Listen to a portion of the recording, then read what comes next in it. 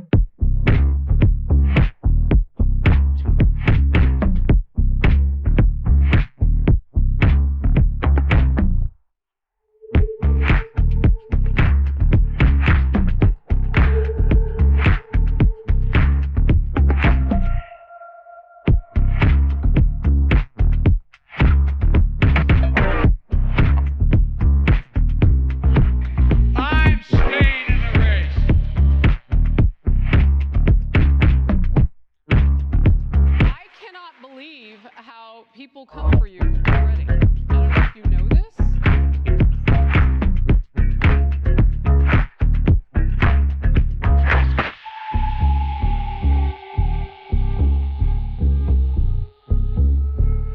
That's hot.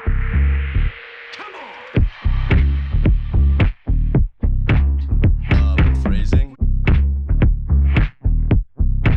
Are you not entertained?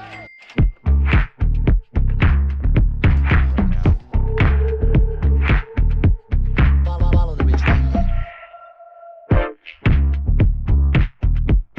I feel like I'm taking crazy pills. I got boxes full of Pepe. What? Oh, never occurred to me. Interesting. It's just crazy enough to work. Yeah.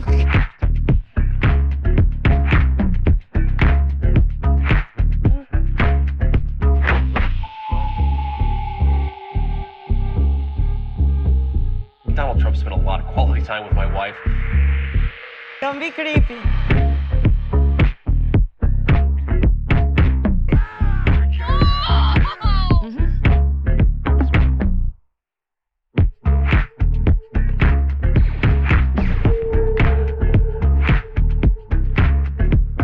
Consequences.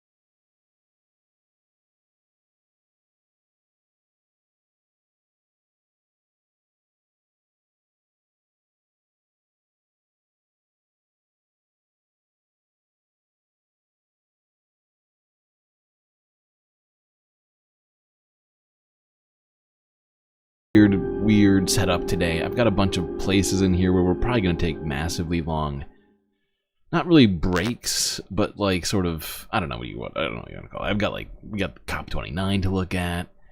We got a hearing in Congress over UAPs, otherwise known as UFOs. And we got a shit ton of stuff to get into. So let's just start it off. Let's just get right into it. But we are, in fact, approaching the holiday season, that being especially Thanksgiving. And what is it, like 10 days from now? I don't quite have it figured out in my head, but it's like 10 days from now. So let's start with a little holiday talk on this Sunday fun day. Well, our third annual Better Together Season of Giving campaign is underway. And for the third year in a row, CBS New York is teaming up with our partners at the Community Food Bank of New Jersey for a turkey drive. Exactly. 1 week from today, we'll be live at 3 locations in New Jersey, and I will be at the ShopRite in Livingston with Tony Sadiku. So if you're in the area, please come by and say hello and consider a donation. Joining us now on the couch is Elizabeth McCarthy, the president and CEO of Community Food Bank of New Jersey. Elizabeth, great to see you again. Thanks for being here. Thanks for having me. Tell us a little bit and tell our audience a little bit more about the organization and the work that you guys do. Sure. So we cover about 15 out of the 21 counties of New Jersey. So people don't really think of New Jersey as a place where you'd see such food insecurity, but 1 in 9 people in New Jersey is actually also food forgot to insecure mention and needs this. assistance from the food bank.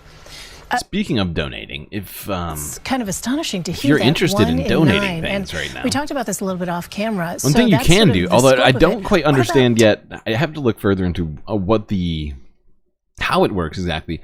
But you can now donate Patreon memberships to people. I don't know quite how it works. So what I think might actually be the case is you need to become a free member on the Patreon. So if you go over there on the Patreon and just follow on Patreon, you'll I think you might have access to potentially getting a free month of Patreon gifted to you, or you could potentially do the same. So do consider that. I don't quite understand how it works yet, so don't quote me on that, but I think that might be the way. Time frame wise, obviously this is the time of year when people do think about giving and the holidays, but this is something that you deal with all. You think it gives you a gift link? Okay, all right. Well, Mono thinks it's a gift link. When people Whoopsies. About giving and the holidays, but this is something that you deal with all year round. It is a year-round issue, but we do see people, having turkey drives, having food drives, coming to volunteer around the holidays, which is wonderful. But anyone who wants to get involved year-round, we are there. So let's say for any of our viewers, I should say all of our viewers who just heard that I'm going to be in Livingston and want to, I'm joking, but want to come by. We have 3 of them. What should you bring? What should you expect? What kinds of things are helpful in terms of donations, food, money, time? All of the above. We distribute about 85,000 turkeys, hams, and roasters, but we also put together holiday boxes of vegetables and cranberry sauce and stuffing, so people can come to the store, do some shopping right there while they're shopping for themselves, pick up a few items, or can go to our website to learn how to volunteer. This can be a really sensitive issue, I know, for families, and people may be reluctant to reach out and ask for help. But if someone is struggling with food insecurity, what would you say to them? How can they reach out for that help? All of our partners who run pantries and soup kitchens really treat people with so much respect and dignity. We do not want anyone to not come just because they're sort of afraid of some sort of stigma. It is a welcoming place, and everyone is welcome. This is such an important point, because in this world where you don't have to be in one place to help, you can do anything online. If you can't make it in person next weekend, what kinds of things, if you think the community... Yeah. Time of giving right now, so do consider giving. Not exclusively, but perhaps including Patreon memberships of the Galactic News Network. Not only will it help keep the Galactic News Network alive, but you'll give somebody access to some pretty sweet benefits. Alright, now let's keep it moving.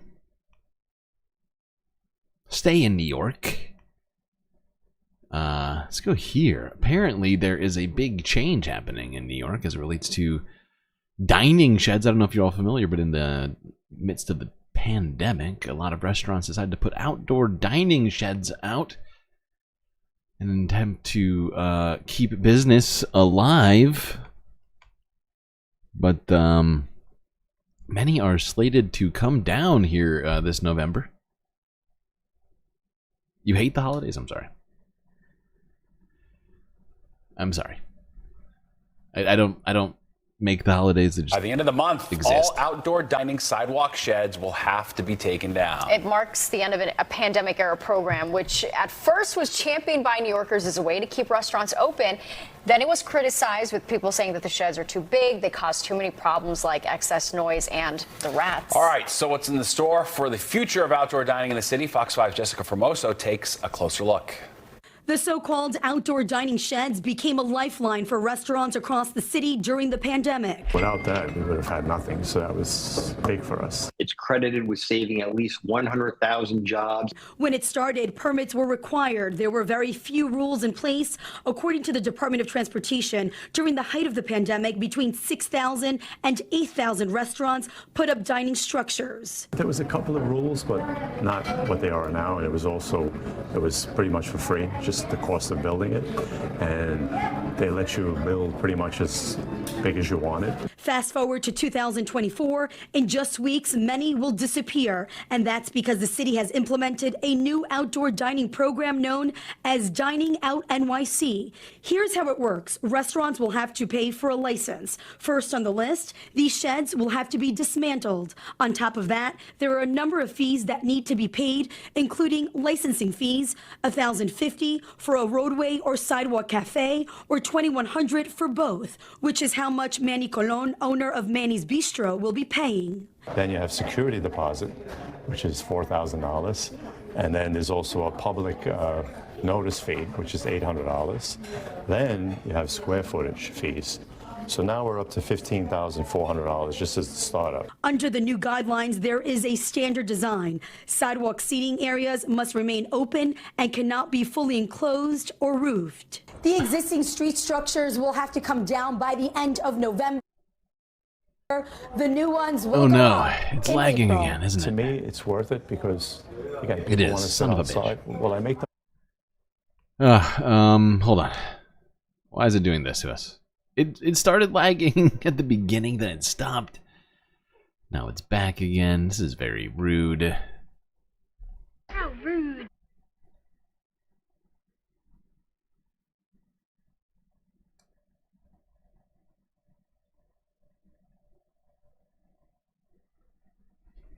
All right, hold on. I'll be right back.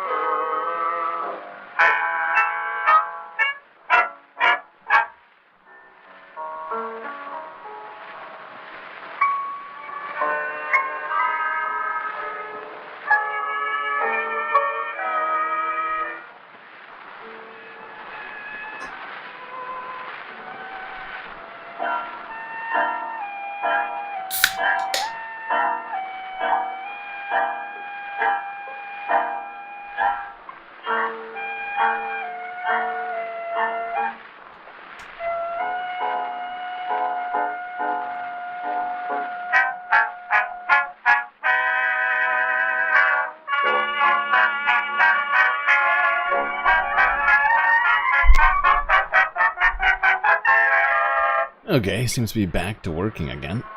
So I guess we'll try this a second time.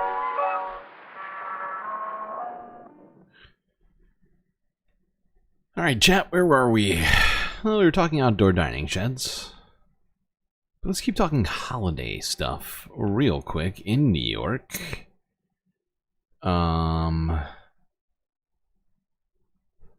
First here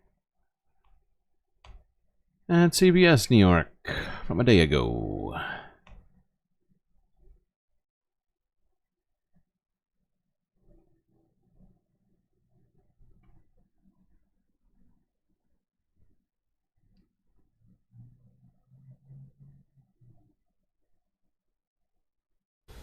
Welcome back. The Holiday Train Show returns this morning to the New York Botanical Garden in the Bronx. The annual tradition includes model trains traveling throughout the garden around plant-based replicas of New York City's landmarks. You can also enjoy the magic after dark during Holiday Train Nights, which start next weekend. The garden is open from 10 to 6 each day. You can get tickets at nybg.org. Another sign the holidays are just around the corner. Yeah, we've got plenty of signs at this point. Yes, we do. Marching on towards them. That's right. The weather being one of them. It's getting chilly out there. So true.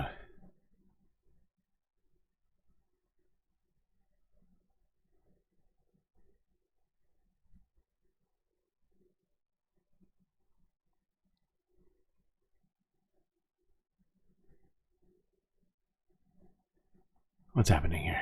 Why am I... Ah, there we go.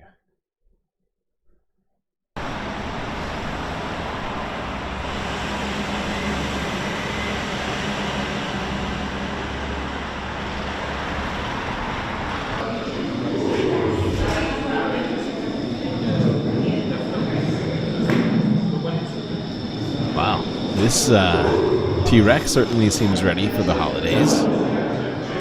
Even equipped with a bad sweater and a Santa hat.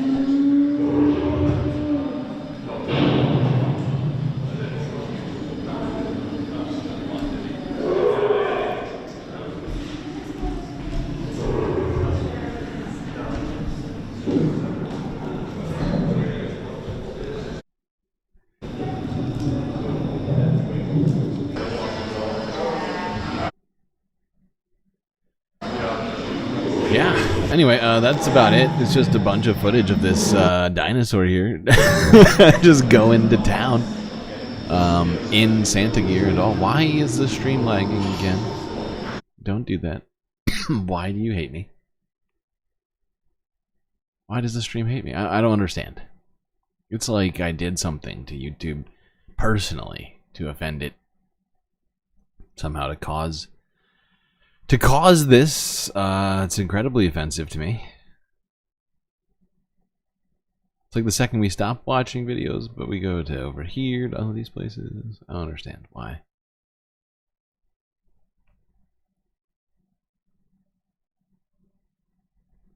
Well, the last stream, after about 30 minutes, which is what we're getting close to, we got, I mean, the stream ran perfectly fine. So hopefully that's what we get to here today. Because yesterday, I mean, what was it? No, it wasn't yesterday. Friday, we,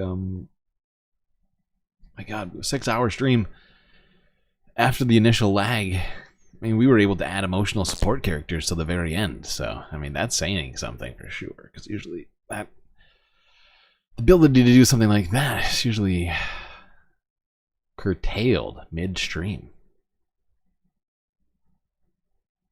Okay. What in the fuck? What am I going to do with this lag situation?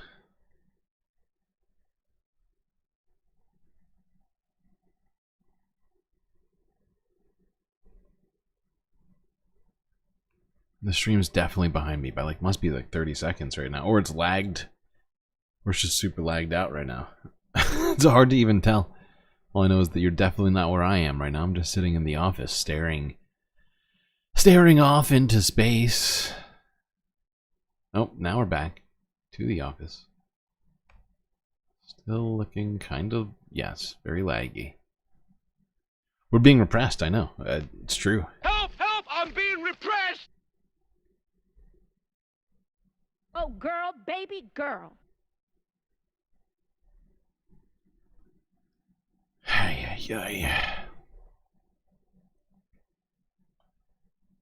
Well, hopefully it will unlag itself. It was perfectly fine. It was perfectly fine for quite a while there. So rude.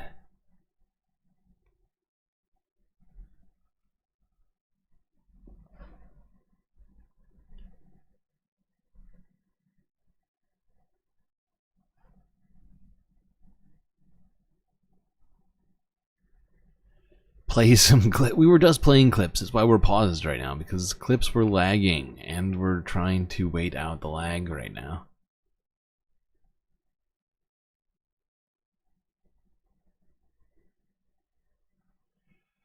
Please hold.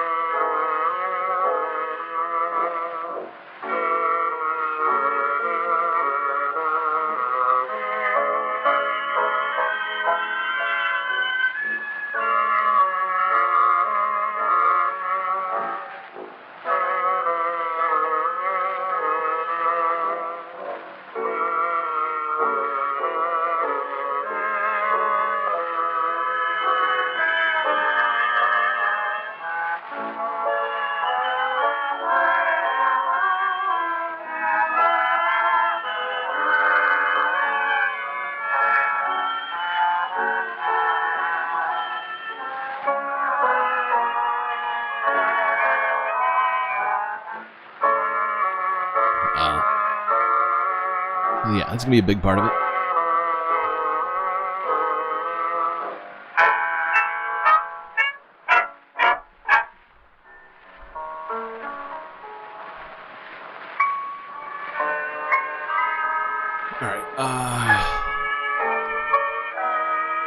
Have I tried turning it off and turning it back on again? Very funny, very funny. Full of jokes.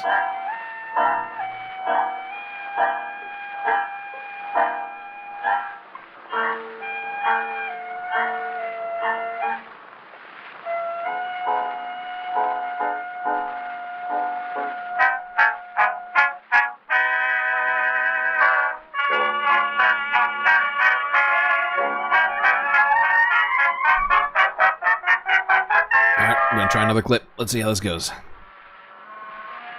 Actually, not even another clip. We'll continue watching this T-Rex go at it right now. Full Christmas garb.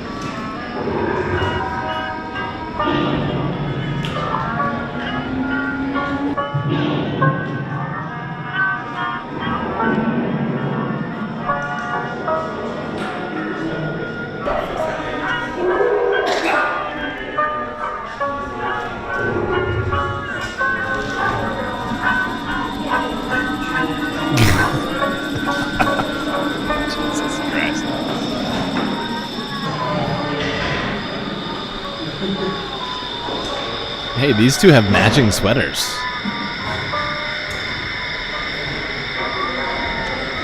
Actually, no, they're not. Oh, yes, they are. It's hard to tell.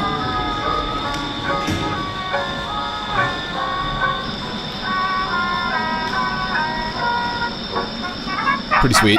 Pretty sweet. Not gonna lie. It's a great sweater. And by great, I mean terrible. But that's sort of the point. You know, around this time, you gotta embrace the bad sweaters. Clip seems to be kind of lagging still, which is great. I love that. I do love that for us. I do. Okay. I'm sure at some point it will go back to being as pristine as it was on Friday. Which was honestly perfect. I mean, we went 6 hours, like I said. Emotional support characters. I mean, I had full functionality all stream. Well, she's on the thumbnail, and it's time to, yeah, we're still in New York City, so we might as well stay with some, NYC stuff. But this next video about to watch contains somebody on this thumbnail. You might be able to guess who it is if you look hard. She's in here somewhere. Alright. Let's go to Navarra Media from 2 days ago, where they were on the New York City streets talking to people about stuff and things. So specifically, the win of Donald Trump for a second fucking term.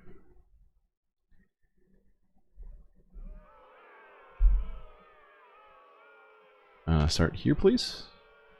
Yes. Correct. But that you think are going to happen. It's lagging again, isn't it? I can see it doing it. I can see it happening right now. This is some sort of event, just to jog your memory. In 16 to 20, Trump suggested you drink bleach in order to cure COVID. You are a bastard. No one's bingo card. The first. I literally went back here, clicked this, and said, hey, start at the beginning. Instead, you go to 2 minutes in. It's just, wow. Wow. We're in New York. It is our last day here before we head home. It's the Monday, the 11th. That means it's Veterans Day here. This is a big parade. But first of all, we're here in Washington Square Park, which is basically a sort of a speaker's corner, but magnified 10 times. To talk to people about how they are feeling. New York is often assumed to be a bit of a liberal enclave, but recent polling and indeed recent voting patterns have suggested that's not the case at all. It's very conflicted, it's a very divided city. And so we're going to see if we can find some of that variety and speak to people here. So we're out here in Washington Square Park. What do you want to do today with this interview? How do you want to take this? Well, I was trying to interview you about the election and see what it is that you think about that. But maybe you should just ask me the questions I was going to ask you. Okay, so the election. What are your thoughts on the election? It's kind of what I expected to happen, to be honest. I expected you guys to do this. I think there's a lot of bloodlust out there. There's a lot of violence out there. There's a lot of need for a sort of... People are really fucking angry in a way they can't really express, and Trump gives them a way to express that. Yeah. And the Democrats need to learn how to express anger. Oh my god. It is like... I was a Hillary volunteer in 2016. I started selling buttons immediately after that. Buttons. Let's go. Alright, I'm pissed off. Why does it keep lagging? Doesn't make any sense. So random. It is literally so random. It seems to be completely unrelated to anything I do.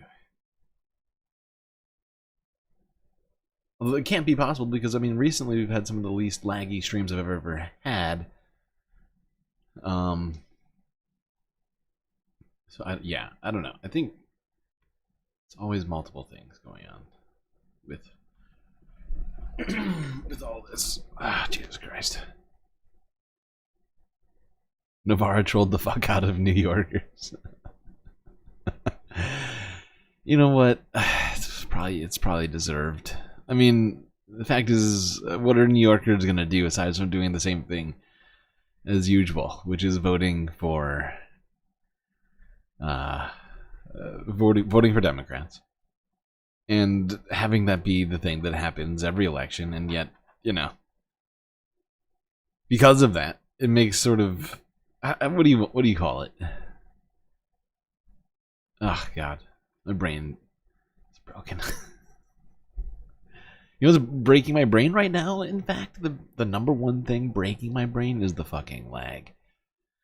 Staring at this stream, looking at it like this makes no sense. Makes no sense at all.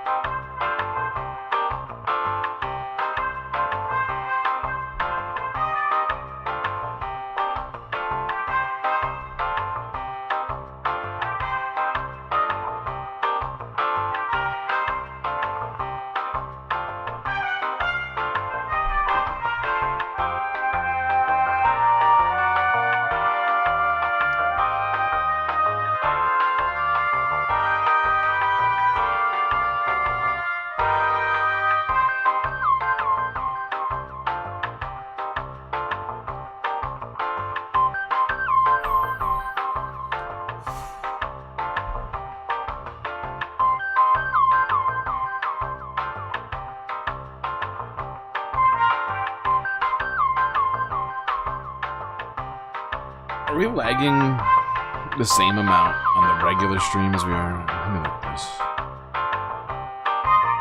No, we're not. Oh my god. The short stream is perfect. This is so stupid.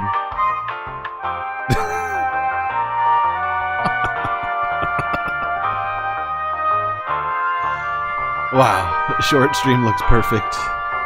Regular stream looks...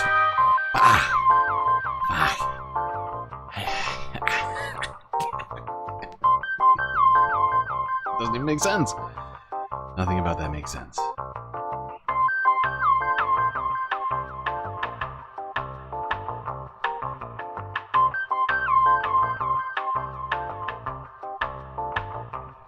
We're being repressed. Help! Help! I'm being repressed!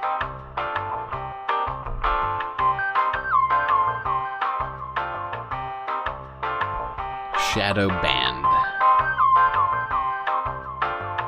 Deep state. They won't let us talk about the AI or the UFOs.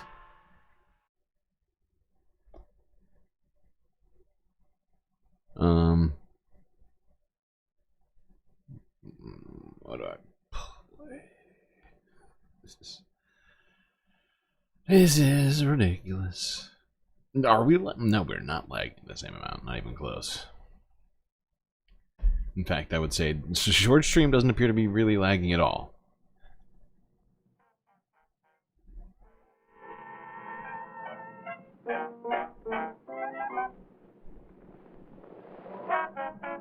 I don't know. How many people are watching? Just realized I'm not even on multi-stream right now.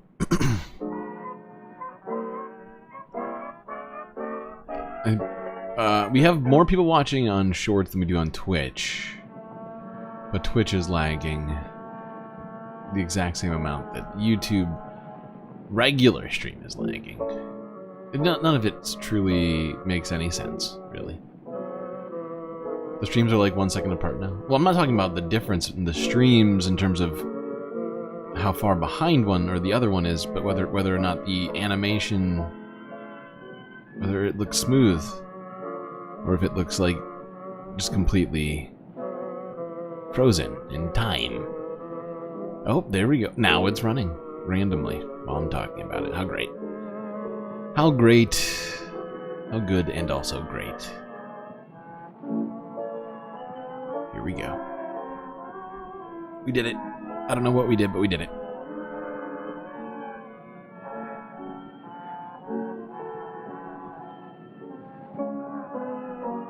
It's really not perfect, though. Could be better.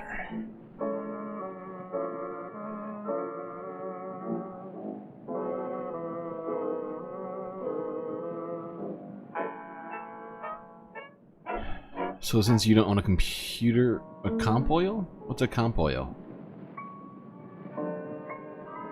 A comp oil being comp. Since you don't own a computer, you're being repressed. Maybe. I don't know. I don't know. I don't know what that means.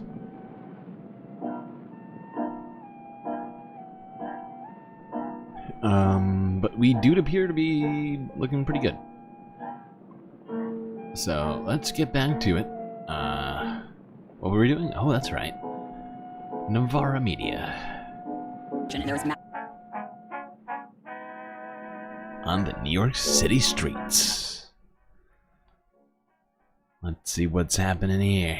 Massive demand, and that people were in the streets, and they're immediately, you know, all of these giant protests set up with thousands and thousands and thousands of people across the country and across the world attending or planning to attend protests. So it just feels a little quiet this time. Is there going to be reflection on the part of the Democratic Party? Are they going to be able to realize what's gone wrong here and adjust accordingly? Or is there going to be a head in the sand response? There are incumbents being voted out all over the world. It's not unique to America. So it's possible that it doesn't have anything to do with, I mean, I thought Kamala Harris ran a great campaign considering she had 107 days to do it. I thought it was fantastic. So I don't know that it really is that the Democrats did all these things wrong and Trump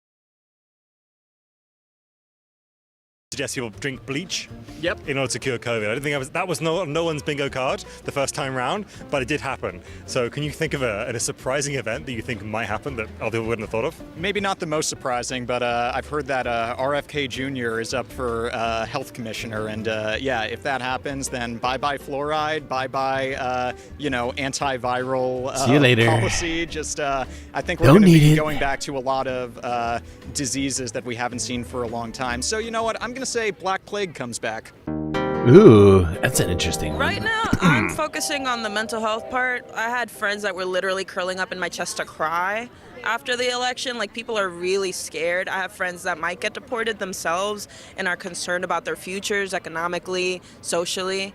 So I'm just trying to, turn the depresso into espresso, turn the sad into Espresso mad. wow. Let people, okay, Espresso into espresso. let's get active, Let's. Yeah. I like that. She's vibing right now. She's vibing real hard. And he's just staring deeply into the camera right now. Rearrange this. But yeah, it's just about getting comfortable with the facts and coming up with a plan after. We need to gather our strength right now. Was it a low enthusiasm election amongst your friend group? No. It was a high stakes election. It was a low joy election. Nobody was Low excited to vote for Kamala. She ran entirely on joy. That was the entire platform. Yeah. She's funny. She had Beyonce on the Megan. Love it, slay. A lot of joy talk. Her policies are kind of Not whack enough though. They're just not as bad as joy, the other apparently. guys, right? So it was definitely same energy as 2020. Like fuck Trump, save America. It wasn't about her. It wasn't about us liking her. Get deported themselves. And it was just lesser of two evils.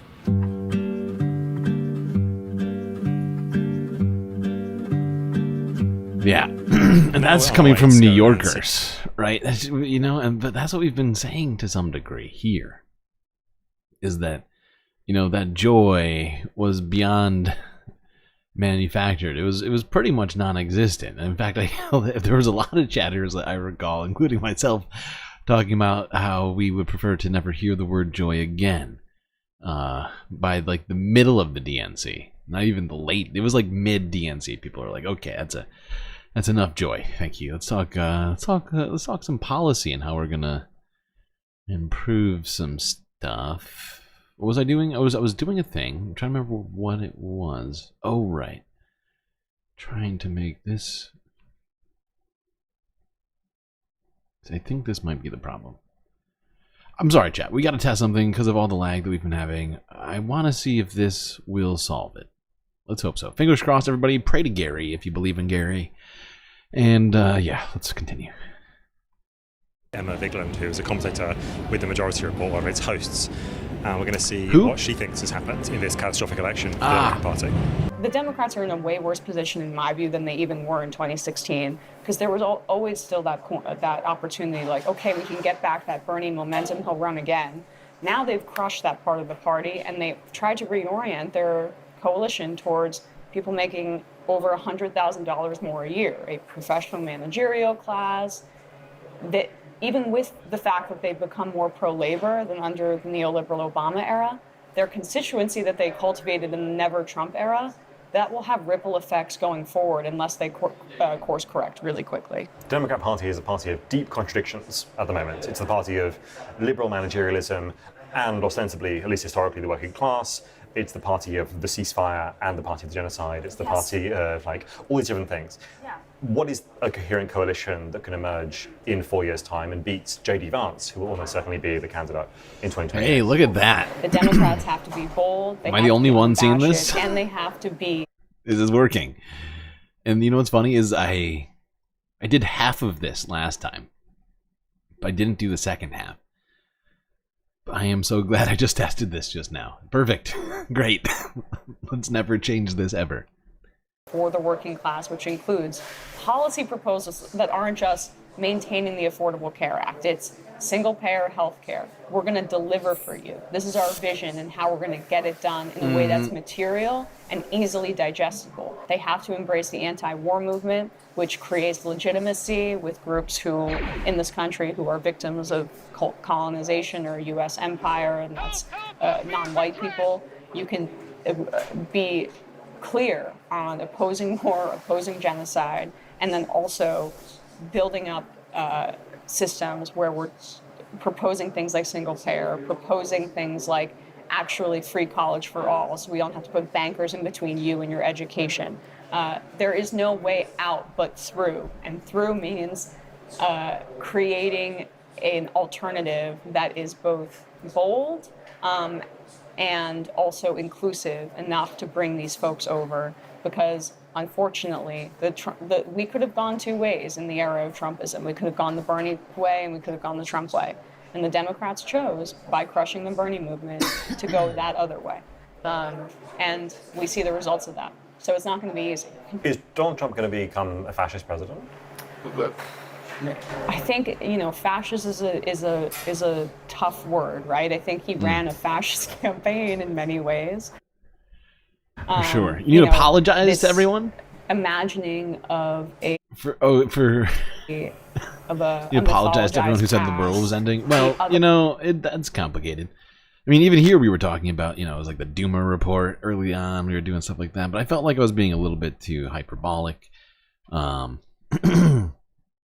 so yeah, I have to apologize to everyone else for having given up on that narrative to some degree. Obviously, I'm kidding. I don't like to think that it is actually ending, but we do have quite a few problems happening all at once, seemingly. Why am I on top chat? Oh, right, because I switched. Right. Okay, cool. Of a mythologized past, the otherizing and targeting of minorities and the enemy from within. These are dissenters. I mean, that's fascist language. And then, of course, like the corporatization of the government as well, just handing it over to Elon or handing it over to whatever industry. All of the infrastructure is there, especially if the Republicans retain the House, which it appears that they likely will along slim margins. Fascist is a really intense word, and so I think it's a bit of a wait and see. But I do think that they're going to gut the administrative state in order to target whoever that they want to target. The thing that may save us is that Donald Trump is the laziest person on the planet. I'm not even joking. I think his primary goal in this race was to get out of jail and make sure that he didn't get locked up. Sorry. And now those cases are going to go away. I'm going to back it up. Doing sound shouts over ammo. I couldn't help myself. Illegal. Okay. Jail and make sure that he didn't get locked up. And now those cases are going to go away. He's probably going to golf and fart around and give it over to Elon, or hand it over to JD Vance. But that's scary in and of itself, because Vance is actually ideologically a Christian nationalist, somebody who wants like almost a Viktor Orban style politics of keeping women barefoot in the kitchen and subjugated. And they ran a campaign directed at the manosphere. They ran a campaign where in the closing days, Trump was fantasizing about Kamala getting knocked out by Mike Tyson at his rallies, and was getting his audience to chant that she's a bitch. Like, with abortion rights being on the ballot and this being the result, I don't know how you can't take away from it that at least the constituency that they want to build is one that wants to subjugate women and elevate men in a way that we see flare-ups of different kinds of racism or bigotry at different points in our society. I do think we're at a point right now where there's heightened misogyny, and there's a whole separate conversation about the online media space that's enabled it, but Trump galvanized that anger, and that's something that we need to watch out for. It's Veterans Day. We've already bumped into some veterans just there who are having a bit of a party on their own. But yeah, I mean, now that the numbers have settled out, it's pretty clear Donald Trump did slightly better than I suggested early on. He got, I think, 1.5 million more votes than he did in the 2020 election. But Kamala Harris still had over 10 million less votes, I think, than Joe Biden. And so it's really sort of a bifurcated sort of situation. And of course, we talked about how multifaceted it is. But of course, yeah, Donald Trump did manage to get that base and to energize specifically men, as we saw in the numbers leading up to it and in the results, but also that the the Democratic voter depression, the repression, the sort of demobilization was in full force as well. So it can't be blamed on one thing alone. Unfortunately, it's just not that easy. We're going to go up to the parade, which is going north through Manhattan, and see what people are there. I think you're here for Veterans Day. Yes. What does that mean to you? Wow, a lot. I'm a veteran, retired Army, so it means a lot to me, and I'm just happy today because I just wanted to hang out with a bunch of veterans, and I came here, and today just turned out to be better than I expected. I was a little bit everywhere, I was in the States, I was in Germany, I did the Gulf War, obviously did the Gulf War and Iraqi freedom. So I was a little bit everywhere for 20 years. So it was a career. Do you think people who are veterans now look back on Operation Iraqi freedom and they think we were misled, we were lied to by the Bush government? Personally, I feel a bit lied to because I didn't learn a lot of things until after my service. That's when I really started getting into my own self-education. Yeah, so that's how lies work. I learned some truths, and I learned some lies too. And yeah, I don't like it, but if I could do it all over again, I'll still be a soldier. Yeah. Yes. Do you have feelings about the election? Weird vibe. The next question. Next question. Get the fuck out of here, dude. Oh my god. Give me a scale from 1 to 1. It's too much. Okay. We're ending it here at Anthony Weiner. Too much, man. That's too much. That's too much, man. Okay. Actually, wait, no. And we're skipping past Anthony. We just don't need Anthony for any reason. I'm shocked. I don't even know how they found him, honestly. I thought this guy lived under a literal rock somewhere. But nope, there he just sort of popped up out of nowhere. Sorry for I didn't give anybody a sort of forewarning of that Anthony Weiner jump scare. All right, let's get back to it. They're going to, what is this, the Washington Heights? Yeah. I think so.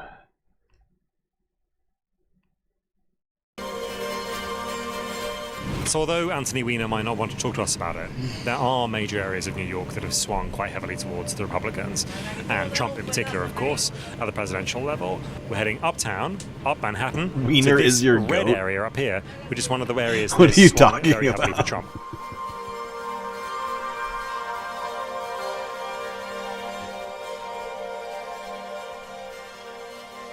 I like Trump. What do you like about Trump? Well, he take care about business and what really people need. We don't need a war. We need jobs. We need Weiner is no someone one's that goat. says, I don't believe you. You know what? This year we're gonna cut taxes for you. Do you feel the tax burden? Yeah, when he was in the power, I feel more safe. He was talking all the time about illegal immigration. Me, for example, I wait 22 years to arrive this country because I want to do it in a legal way. So when I see people doing it another way, I feel like, wow, I waste a lot of time. You feel like it's not fair that other people are coming in without using the system as it's supposed to be used? I'm Dominican, and we got our problem with the same thing, immigration problem. Yeah, what's interesting is that the Dominican Republic happens to be one of the countries the U.S. has worked with hand in hand to, allow immigrants in. The U.S. picks and chooses who they think deserves to be in this country. It's often incredibly arbitrary and perhaps, directly related to some things. Sometimes it's racism, sometimes it's imperialism, sometimes it's a little bit of both. It all depends. Whoops. Everybody need to respect the rules. Without rules, what we are? came here at the age of 3, but we went through the right legal means. And if everyone went about it that way, then everyone's entitled to that piece of the pie. But if you're not going about it in the right way, then we're just losing out. We are voting for Trump. Yes, we did. And we're going to fucking continue to regulate America. I mean, I'm pretty sure the Washington Heights went for Kamala. But, okay, at least this one guy apparently voted for Trump. And then a couple other people. What does that mean? We're going to get that shit right. Maybe we got it wrong and Trump is our savior. Regulate all this fucking immigrant shit.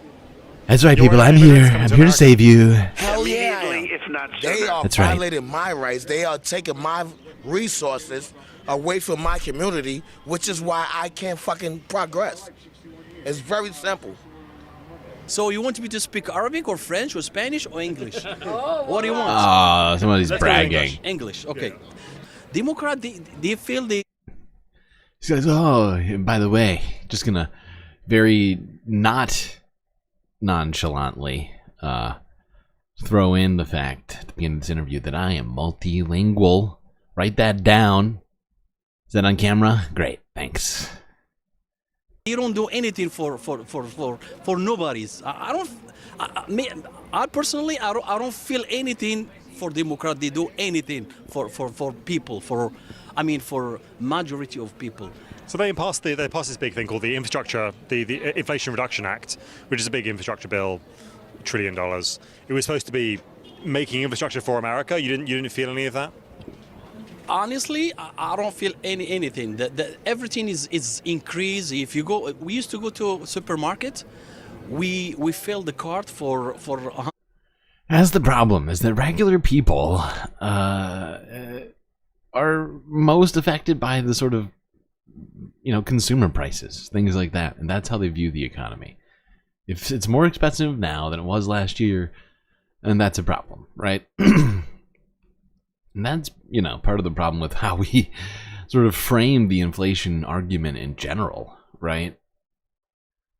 Because I think that a lot of it has, first off, it has political implications like we're talking about right now, but it also, it mostly favors a particular class, the way that we talk about it, right? Because it's like, when we've been hearing about how inflation's going down and down and down, and supposedly. It's way down now, to the point where the Federal Reserve feels like they can lower interest rates and all this other stuff. But the fact is when they say it's going down, it just means that the rate at which it's going up on a monthly basis is going down. But at no point in the last, I think at least 5+ years have we had a negative, might be slightly less, but we basically haven't had negative inflation. We almost never have it, right? And that's, people, that affects people, unfortunately. And, we can't solve it with interest rates. That's not the solution. It's about, government having to step in, because, capitalists are going to continue to just do what they can to make more money. $50 or $180. Now, if you go to any supermarket in New York and you want to fill up your, you want to do grocery, at least $300. 100% Trump all the way. He grew up in New York. He's got a New York attitude. He's got a New York mouth. I'm Pete the Greek from Washington Heights. I won't give you my last name just in case you want to send the FBI after me, all right? Wow. If you live a tough life and you come into this country and, you're going to work 7 days a week to make that money to pay those bills. Is that good? Yeah, if you stay away from the wife for a little while, sure, why not? She'll drive you crazy in the house if you stay home, so might as well bring in the money and have a smile on her face. Jesus Christ. Oh my fucking God. Fact is New York is a tapestry, a rich tapestry of all sorts of different people and opinions. And Navarro, I think, is just having fun, specifically looking for Trump supporters. Because that's clearly what they've done here. At least that's how it feels. I could be wrong, but it's true. New York is filled with all sorts of characters. Okay. Now, let's move it along. Stay in New York. End it with this. Here's the AP archive. New York subway therapy. Show you a different side of things here. This has now been resumed in the wake of the Trump election. Where are we? There. Yeah.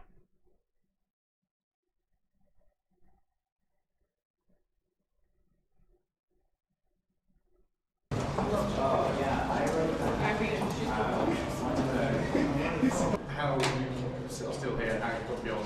Yeah.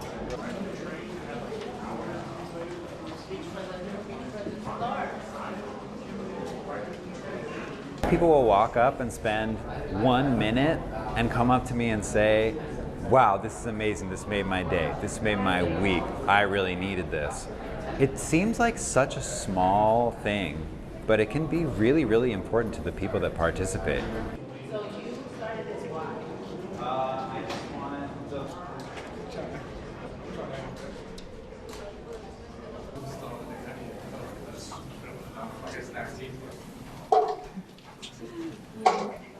I put that I choose kindness even when it's hard, because I've had a hard time wanting to lash out whenever I've been treated not so awesome by some people recently, and it's easy to want to be mean back, but being kind is the best thing to do. Good for years, so now's my time to take advantage.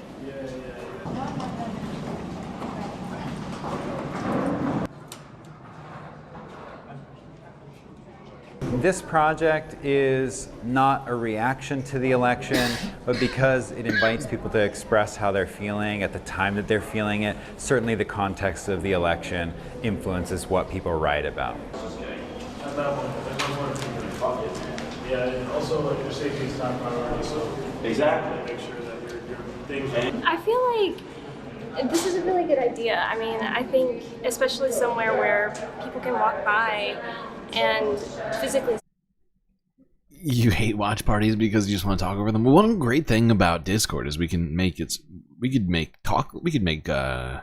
completely silent watch parties, and you could just use the chat because in Discord, inside of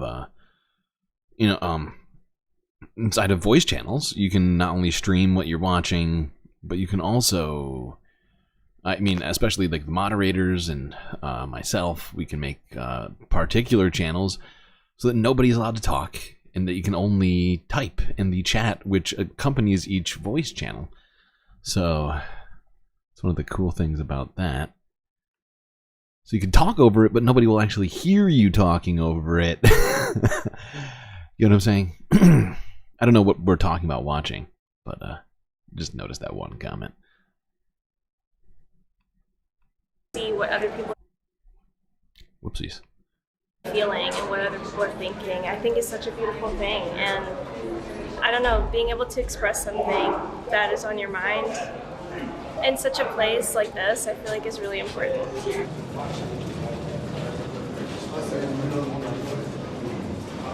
What makes this book special? So I keep a collection of notes. I'll show you a few. One note that really stood out to me, I try and keep some of them safe, and this one in particular really stood out to me. And it showed up on Sunday, and there's a story here, and I don't know what the story is, but I find ones that really make me think about what someone's going through. They're so arresting.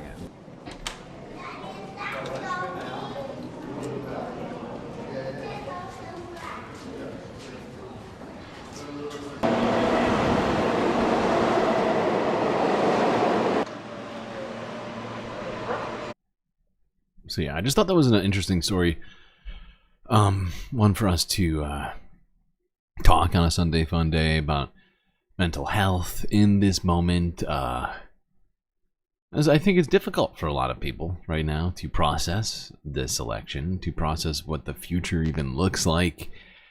And perhaps writing your thoughts down might be helpful. And, you know, in a way, the chat in YouTube and Twitch or whatever else are kind of like that. You know, So or the Discord, you know, whatever. In fact, I feel like I need to make a mental health section in Discord as well. All right. So many things. I feel like there's so many things I need to do all the time. Need to be better at delegating.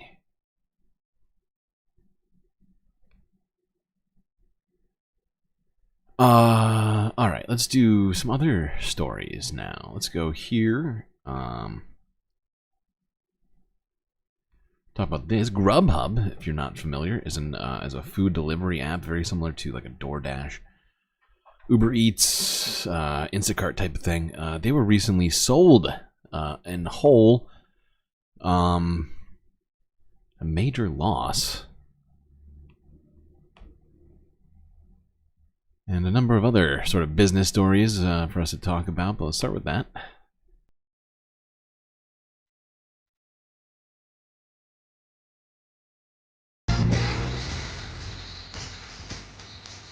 Time now for Consumer Confidential with David Lazarus. That's right, Laz is here in studio with us, and we're talking about some of these food delivery services. Grubhub just sold for a fraction of what it was purchased for during the pandemic. A small fraction. Yeah. All right, our theme today is reversal of fortune, and Grubhub is at Exhibit A. 4 years ago, Grubhub was purchased by a European company for $7.3 billion, and that reflected its value during the pandemic of getting food to people's homes, and indeed, it brought genuine value to that equation, as did Instacart and a number of other food delivery companies. Today, Grubhub was sold back to a U.S. company for $650 million. That is a 91% drop in the company's value. Who's the buyer? Well, it's a company called Wonder here in the U.S., which is run by a former Walmart exec. I'm sure this means that the service will improve. A lot of that $650 million purchase price is also debt. What Wonder is going for here is the Grubhub name. And so that might explain why they would do this, because they're already in the field. Nevertheless, this transaction and this enormous drop in value really underlines the fact that it is very, very hard to profit in the food delivery game. It is wild, though. 90% loss from just a few years ago during the middle of the height of the pandemic. They're pretty crazy. Oh, boy. Well, I wish I had that, that sound bite that the MR does. You're playing a game called capitalism.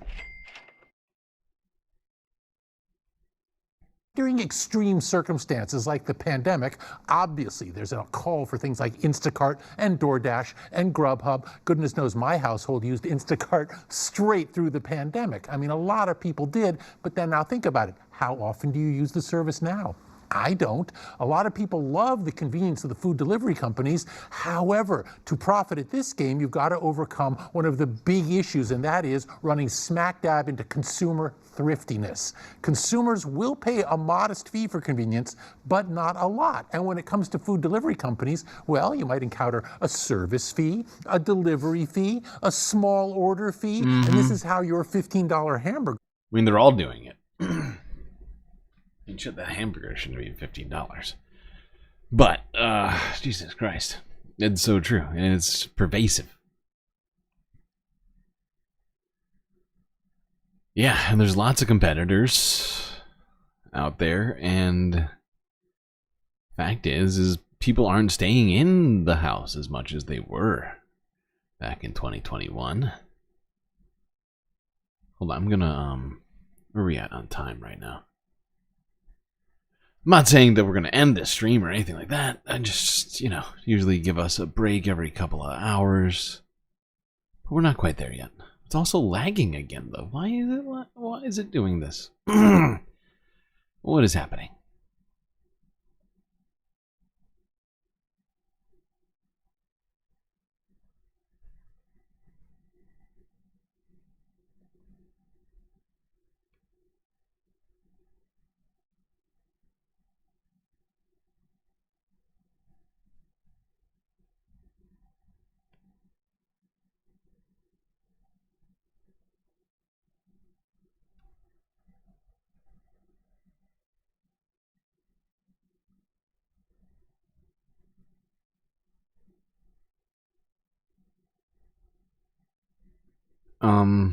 What was I gonna do? Was there another story inside this story?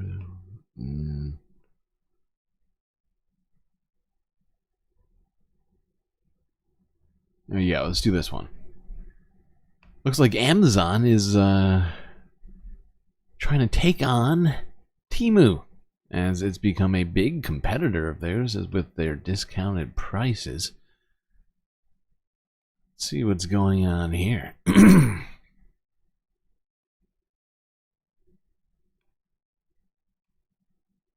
Not a big surprise because Amazon, obviously the big dog when it comes to e-commerce, feeling some heat from the Chinese companies Temu and Shein, and they specialize in, lower priced goods made by Chinese factories. Amazon wants a piece of that action. So it's now launching Amazon Haul, which is a little piece of Amazon world that you'll be able to access through the site that is intended to be Amazon's bargain basement. And this new service is intended to serve up mostly Chinese goods for $20 or less. So if you're the sort of shopper like Sam here who lives for $1 eyelash curlers or a $3 nail dryer, well, Amazon Haul is going to be your best friend. What's the catch? Well, free shipping is available only for orders under $25. And remember, we're talking about $1 doodads here. Moreover, you'll pay $4 for shipping on most orders, so suddenly your $1 thing has become a whole lot more expensive. On top of that, the things will be shipped directly from the Chinese manufacturer, not via the Amazon warehouse, which means overnight delivery, forget about it. You might wait up to 2 weeks to get that $1 doodad, and then finally, any order for $3. How could we ever leave? How could we ever live with 2 weeks? Oh my God! Okay. Wow. I understand why Amazon wants to get in on this part of the e-commerce world, but you got to figure as well, Amazon, well, their status is the digital department store. They have everything for everyone, and they also have fast service, fast delivery, and superlative customer service. All right. Okay. Do they though?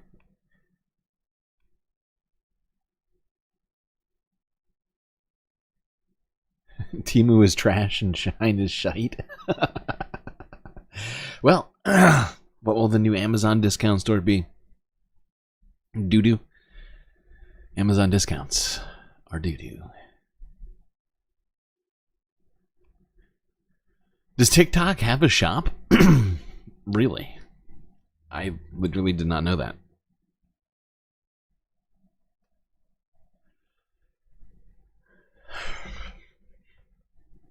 Okay, now let's go to a few other stories here. God, we got so much stuff to talk about. I don't know why I keep saying a few more. We got literally 100. We got 100 plus stories to go through. More than that. At this point, we have like 130 stories to go through still. You've never been tempted by the Temu? I've also never bought anything from any of those places, but I know they exist. I've heard of people buying stuff from there and getting things that were incredibly cheap.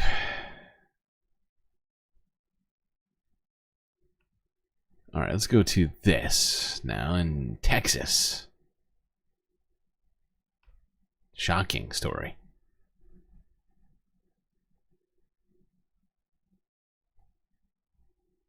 Tonight we begin with rattled nerves on a runway in Dallas. A bullet pierced a Southwest jetliner just feet from the cockpit as it taxied for takeoff.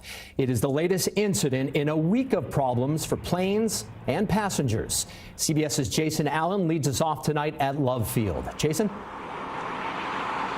David, you know that there are all kinds of sounds you hear when a plane is getting ready to take off. Well, Southwest Airlines tells me in this case, the crew of the plane heard something above all of that that was out of place. It turned out to be a bullet hitting the side of the plane as they were headed out toward the runway, about to take off. Southwest 2494, we like to return to the gate. Need to have an inspection done here on the aircraft. The passengers and crew on the 737 were moments from takeoff when a bullet hit the right side of the jetliner just below the cockpit. The FAA says no one was hurt. The aircraft returned to the gate and passengers exited. A Southwest source tells CBS News it appears to be a stray bullet. We asked travelers about it at Love Field today. Does any of that cause a stray bullet aimed at a plane? Weird. Any hesitation before you're getting on a plane today? I ain't worried about it. But I know I ain't going to Haiti, though. The FAA stopped U.S. airlines from flying to Haiti this week after gangs shot 3 U.S. jets. Former NTSB Chair Robert Sumwalt spoke to my colleague Chris Van Cleve. How dangerous is it for a plane to get struck by a bullet? Well, obviously, when you have people shooting at an airplane, it's not a good situation. Go, go, go, go! In Denver, a rush to the exits. 108 passengers evacuated on this Southwest flight Friday. A cell phone battery caught fire as the plane was preparing to depart. We were lucky because we were delayed 30 minutes. If we hadn't been delayed, that phone would have caught on fire in the air. And trouble on a Scandinavian Airlines flight headed to Miami. Shit is getting crazy on planes lately. Passengers on board shaken by severe turbulence over Thursday. It turned around. It turned around all the way over here? I feel like it would have been faster just to go all the way. Okay, yeah. Stuff's getting pretty weird out there on the tarmac. Okay, let's go to this business-related story. Apparently, Ben & Jerry's is claiming the parent Unilever, massive conglomerate, is silencing them over their stance on Gaza. Illegal.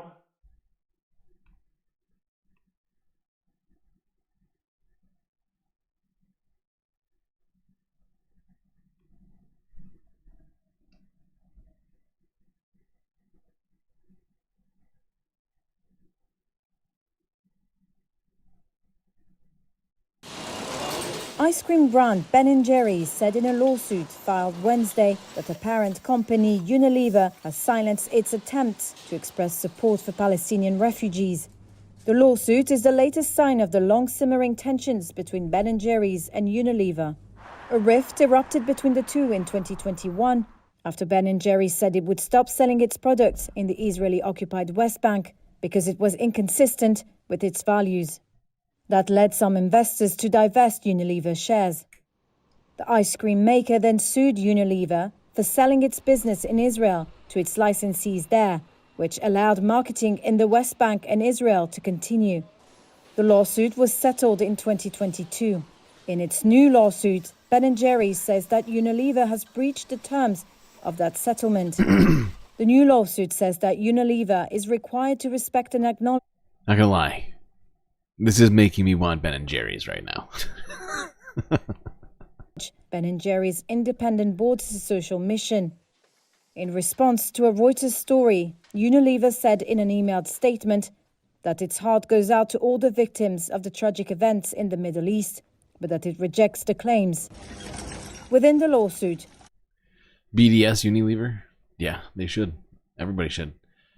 It's a little hard, not gonna lie. Unilever owns so much stuff. Like, it's pretty wild, the sort of the gambit which Unilever products run. But yeah, do check the back of that back of those things, all of the things really, because they get all the way into healthcare products and soap and all that stuff, food. They get into I mean, honestly, you'd have to pull up a list to be 100% sure just what all they have their hands on. It's a lot. Ben & Jerry's said it has tried to call for a ceasefire and support the safe passage of Palestinian refugees to Britain, as well as back student protests at U.S. colleges and advocate for a halt in U.S. military aid to Israel, but that it has been blocked by Unilever. Ben & Jerry's has positioned itself as socially conscious since Ben Cohen and Jerry Greenfield founded the company Bohemian in 1978. Raspberry. What is that? It kept that mission after Unilever acquired it in 2000. Oh, God. In March, Unilever said it will spin off its ice cream business, including Ben & Jerry's, by the end of 2025. Okay. Oh, shit, my phone died. Hold on. I'll be right back.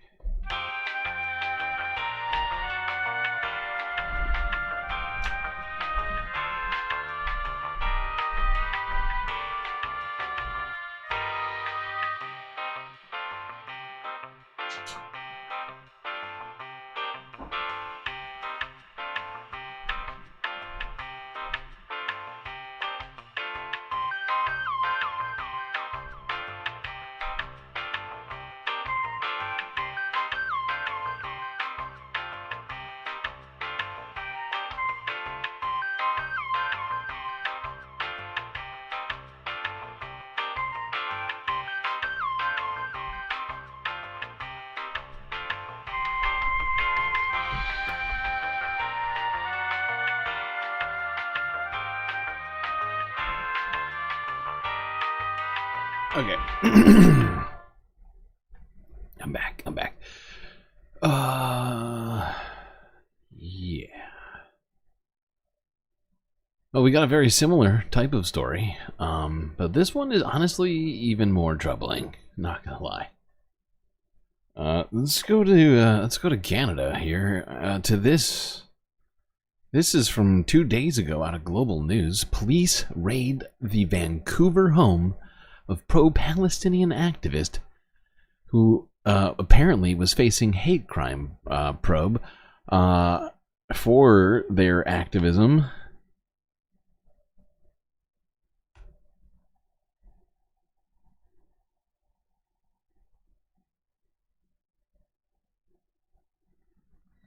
Residents and neighbors tell us they were petrified when they woke up to heavy banging and a massive police presence on East First Avenue near Victoria. If you take a look behind me, you can see where the window's been boarded up. Witnesses tell us that police had busted the glass.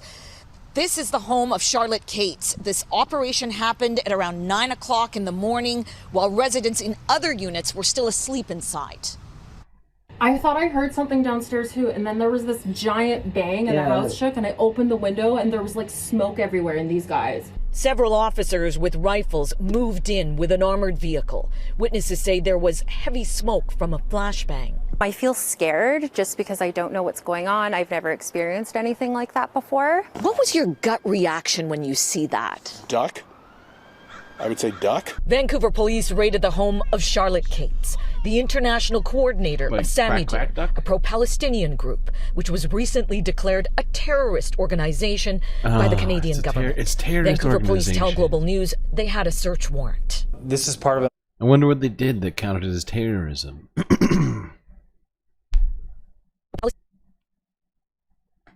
Group, which was recently declared a terrorist organization by the Canadian government.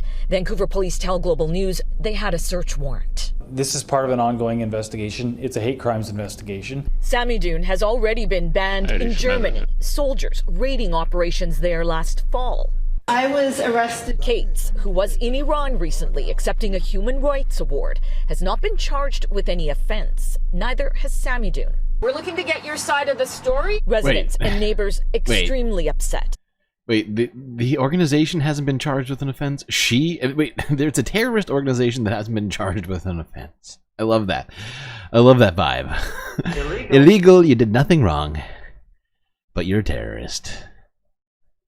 Hold on, we're just going to go through all your stuff.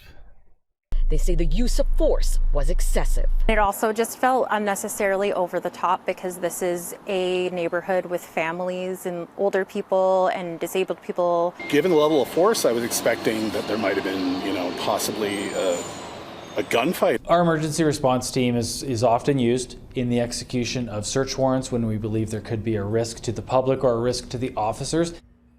Vancouver police releasing very few details. We don't know exactly what they were looking for. Details, I would say. We do know that one person was arrested, but the VPD are not releasing that person's identity. We did do a knock on the door here at Miss Gaetz's residence. We also reached out to her lawyer, and we're still waiting for a response. Chris. All right, Romina, thank you. Yeah, it's an incredibly troubling story, I think, probably to anybody here, because most people in this chat are pro-Palestinian. And or at least, pro ceasefire, at the very least. Jim I think. David and his wife head to Florida almost every year for the winter, in these always chats, keeping an eye on the aside from exchange maybe rate. Shorts chat. My wife watches the. Oh, I feel like it's completely different audiences somehow between Shorts chat and regular chat some days. But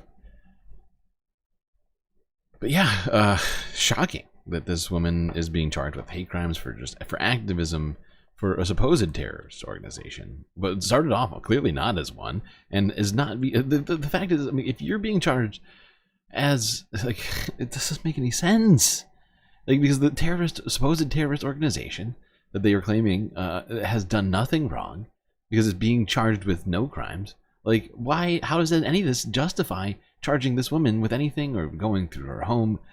It just mystifies me. Completely nonsensical. But is sort of just a clear falling into fascism. We've seen a bunch of examples like this in Canada.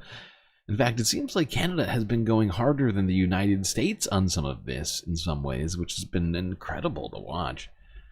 So we're going to stay in Canada really quickly and talk about how the loonie is at its lowest level in almost 5 years. That's right.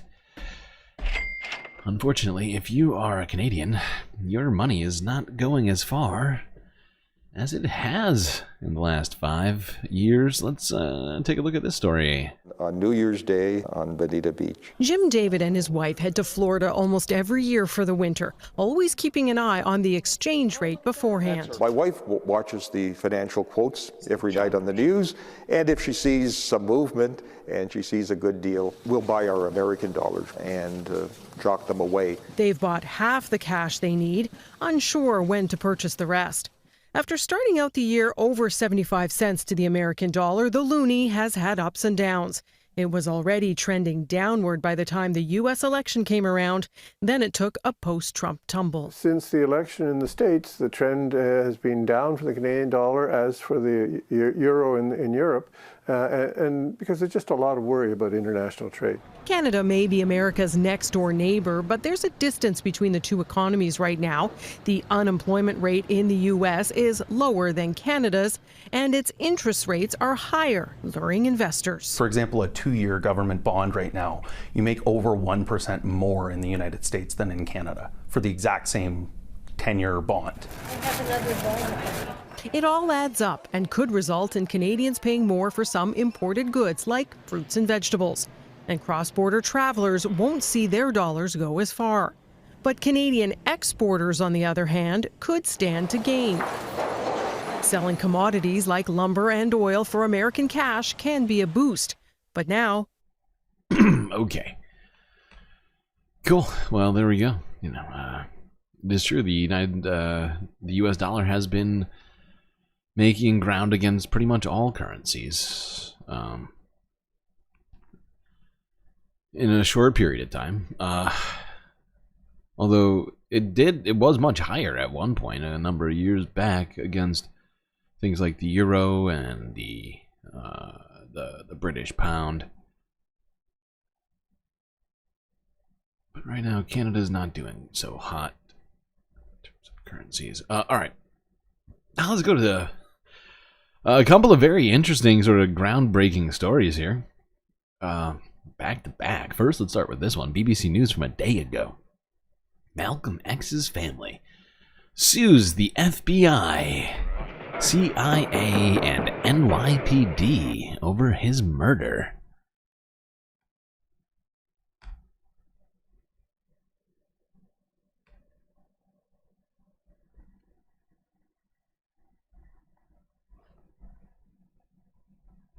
Relatives of the black civil rights leader Malcolm X are suing US law enforcement agencies for complicity in his assassination 6 decades ago. They claim the CIA, the FBI and the New York Police Department were aware of a plot to assassinate him but did nothing to stop it. The family is seeking $100 million in damages. 3 men were convicted over his death, but 2 were exonerated more than 50 years later when the case was re-examined. Raymond Hamlin is a lawyer acting for the family. So you ask yourself this last question: why would the government prosecute 2 individuals knowing those individuals had no involvement in the assassination? What was it that our government, that the city was trying to protect? Our correspondent Rowan Bridge is following developments from Washington. He gave me this update. Malcolm X was a charismatic but controversial figure within the civil rights movement of the 1960s in the United States. I'll tell you this, I know this much about the price of lumber. The price of lumber is way down. It's nearly a third of what it was at the height of the sort of high commodity pandemic pricing stuff. I mean, it was over 1,000 per. How do they measure it? Cubic. I forget. Point is Zero Megastar just cheered 100 bits. No step on sync. Much appreciated. What was I saying? Oh yeah, lumber. most commodities. In fact, was today the day for us to talk about this? Got so many things to talk about. We might as well get into it at some point, maybe. I don't know. I guess we could get into this right now. But commodities are way, way down, technically. So when you have all these corporations complaining about cost increases and all these other sorts of things, it's definitely not the cost of things like lumber, things like like most of these things, corn. It's wild. Just how far down they've come, and yet they continue saying the same stuff. Oh, no, everything's too expensive. We can't lower prices. To start off with, a sort of black nationalist movement, and he became famous for saying that black people should use whatever means necessary to claim back their civil rights, including violence. But he split from the Nation of Islam. He went on a pilgrimage to Mecca and came back with a very different sort of viewpoint. He moderated his earlier views, and that had created a lot of tension with the Nation of Islam, and he received death threats to his life, and he feared for his own safety when he returned to the United States. And then he was giving a speech at a ballroom in New York when he was assassinated. He was shot dead in front of several hundred people. And the allegation now is that there was complicity by the authorities in Malcolm X's death. This all comes off the back of a letter which was allegedly written by a New York police officer before he died in 2020, where he said he had infiltrated Malcolm X's organization and got his security team to commit offences so that they could be arrested by the New York police before Malcolm X gave that speech. And then the allegation is also that there were undercover officers in the ballroom who did nothing to protect Malcolm X and allowed that shooting to go ahead. And there has always been controversy over whether the authorities were complicit in his death or not. And I think this... Yep, and we will see. I mean, there's been a lot of talk about it, not just since 2020.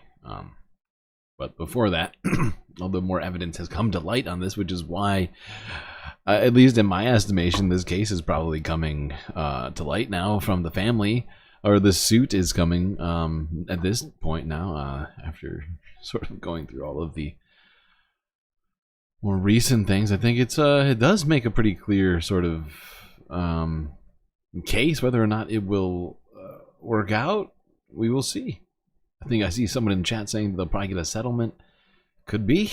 I don't, we're gonna have to keep track of what's going on with that, and we will try and bring you up to date news with it, although lawsuits can be difficult in terms of getting updates. Oftentimes these things are taken out of court. Depends on how the family decides to handle this in many ways. Now let's go to a different story, a story that we actually talked about earlier this week.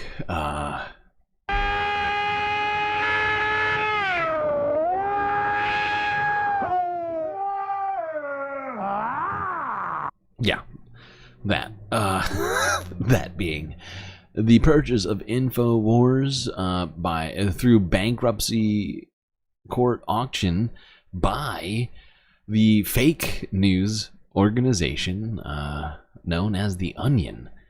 And the fact is, I was almost done with this, but then I watched this part of this Hasanabi react to it, and I felt this is perfect for Sunday Fun Day. Let's try and continue having fun. I guess that's presumptive. I guess some of you may not be having fun yet. Let's watch. Morning, the satirical news site The Onion has just won an auction to acquire the media outlet InfoWars. Right-wing conspiracy theorist Alex. Before we get started, I must also disclose that I'm a big fan of The Onion and the new / kind of older direction that they're going towards right now. I'm friends with some of the people. Some of them are my moots. Okay, so full disclosure.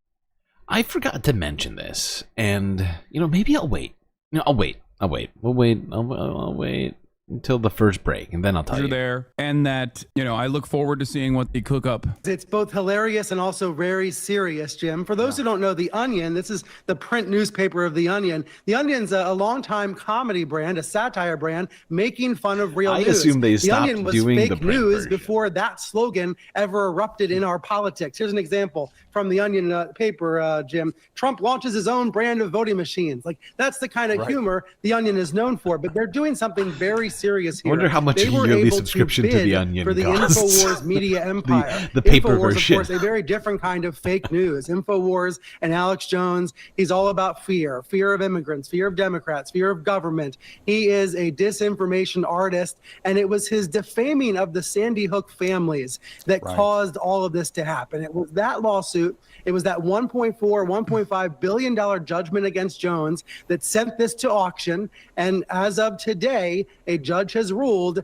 that The Onion, a satirical news website, gets to own all of the InfoWars assets. So as we speak, Jim, Infowars.com, the website's already been taken down. And now the new owners, whether they use it for comedy or they use it for advocacy, we're going to find out in the months to come. Fascinating, especially after Alex Jones caused so much pain for the families of the Sandy Hook victims, defaming them, just putting them through hell. A lot of people are seeing... And that's why... Yeah. Did you just say gold is cheap right now? It's a good time to invest in it? Now, whether or not it's a good time to invest in it, I don't know. But it is literally at an all-time high right now. So, I don't know what you mean by cheap. I suppose it's all perspective, isn't it? Justice here. You have to read The Onion's fake parent company CEO's message. Yeah. Global tetrahedron CEO, chairman, media proprietor, entrepreneur, human trafficker, thought leader, and venture capitalist. This is, once again, for those of you who don't know, because there's, plenty of neurodivergence in this community, like they're saying that they're going to continue the brand of InfoWars, but in a satirical fashion. Having said that, however, people literally thought this was real and got mad at them. But yes, I am very excited at this, and I look forward to the work that they put out. And not only do I look forward to the work that they put out, I hope I can work with them as well. It is 7:50 right now. I'm about to upload this to X. I just got word 15 minutes ago that my lawyers and folks met with the U.S. trustee over our bankruptcy this morning, and they said they're shutting us down even without a court order.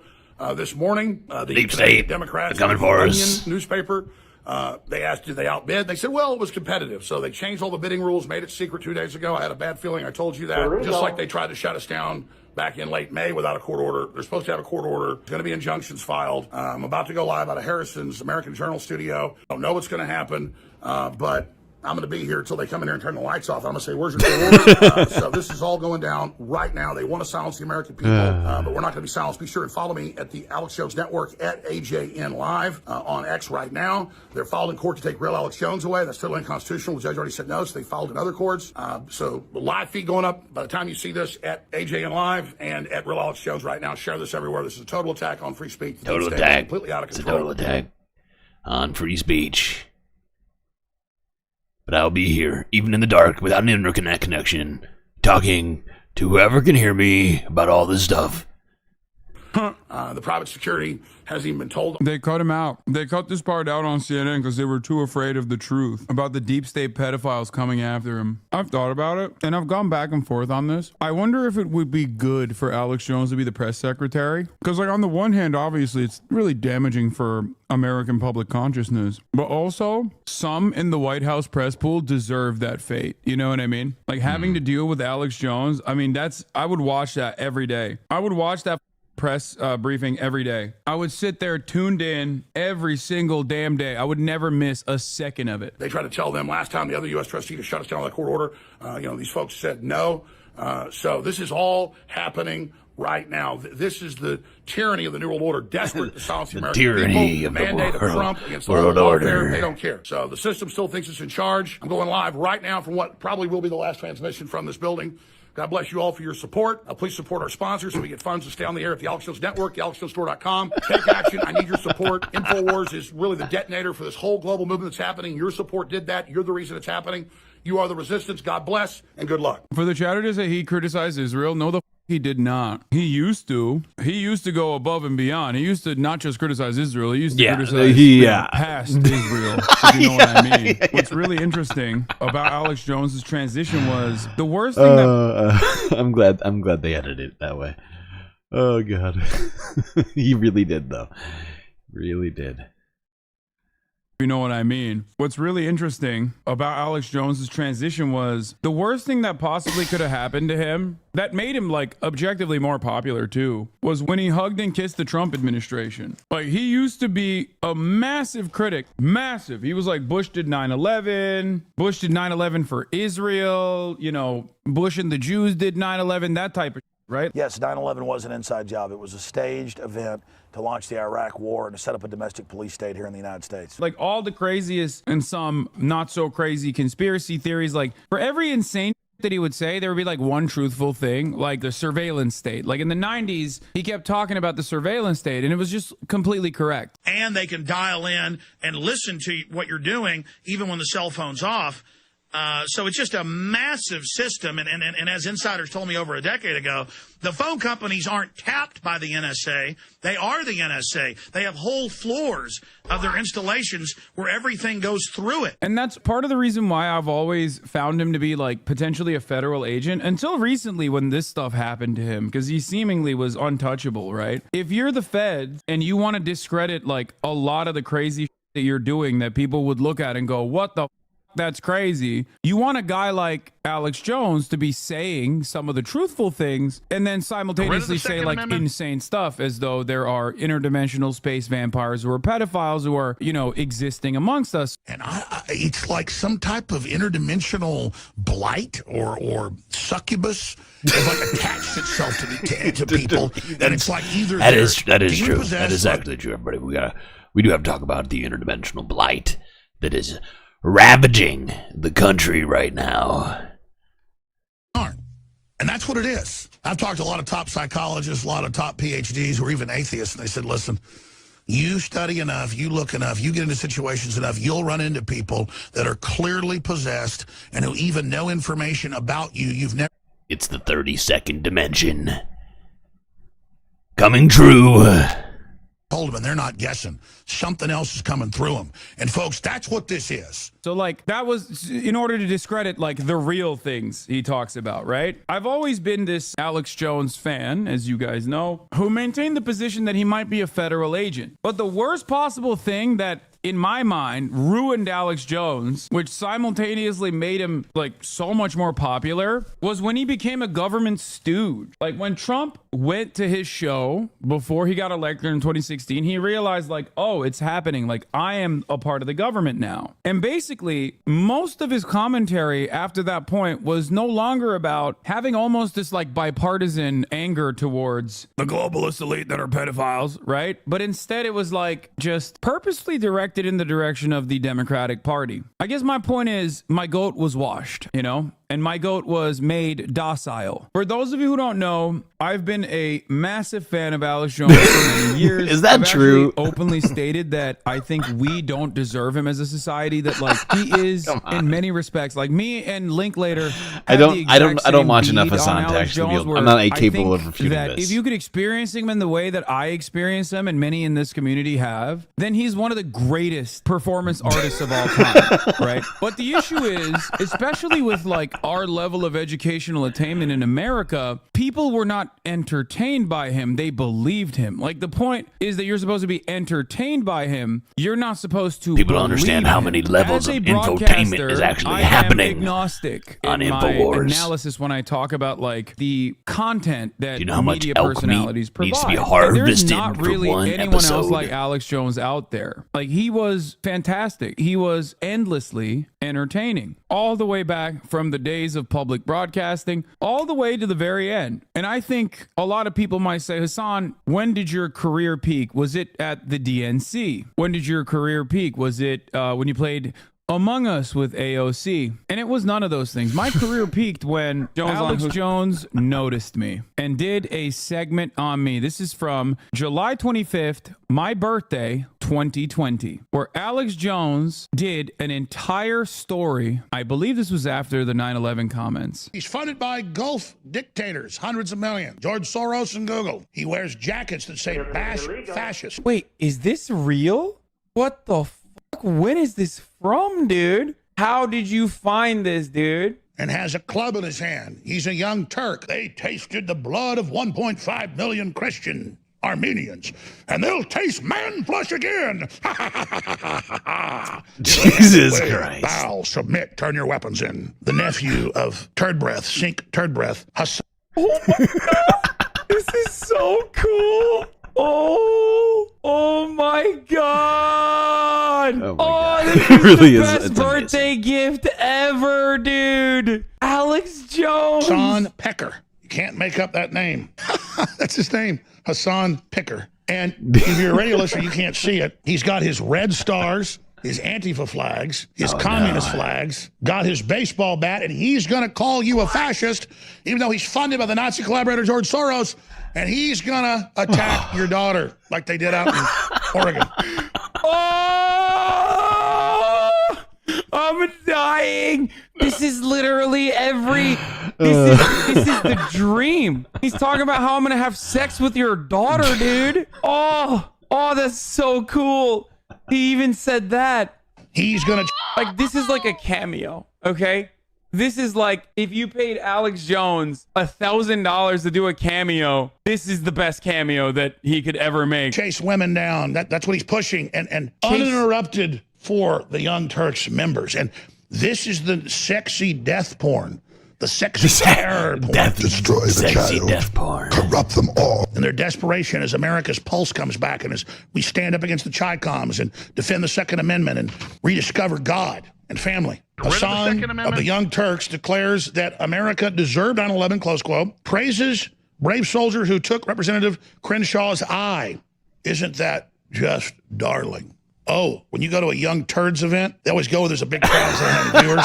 And it's the Google set. It'll be the Google event. So let's hear from... This is so insane. Oh, hit pause. Hit pause. Back it up. I forgot. He's real jealous that Joe Rogan... Oh, my God. By the way, is a super libertarian. We should have gotten a trigger warning for that. Right-winger. He just knows how to, survive in L.A., I guess. Really smart guy. That's why I get mad at Joe, because he's as smart as I am or smarter. He knows all this stuff, obsessed with it. He knows more than I do in some cases. And he plays dumb, and I've told him to his face. But anyways, he has the congressman on, and Pecker is mad. He has this tiny audience, so he thinks, well, I'll attack him and say something really scandalous. Wait. You and your that's so sad. You and your tiny audience there, Mr. Pecker. All right, that was more Hulk Hogan. I don't work on my Alex. I need to work on my Alex Jones impression. All right. We're 2 hours in, which means gotta take a break. But we are gonna keep the content coming all day. By the way, before we get into all of that, let me tell you some stuff that's currently going on for the next month? I think it's a full month. I can't remember. Oh no, until the end of this month. We may run a different promotion soon, but let's get to it.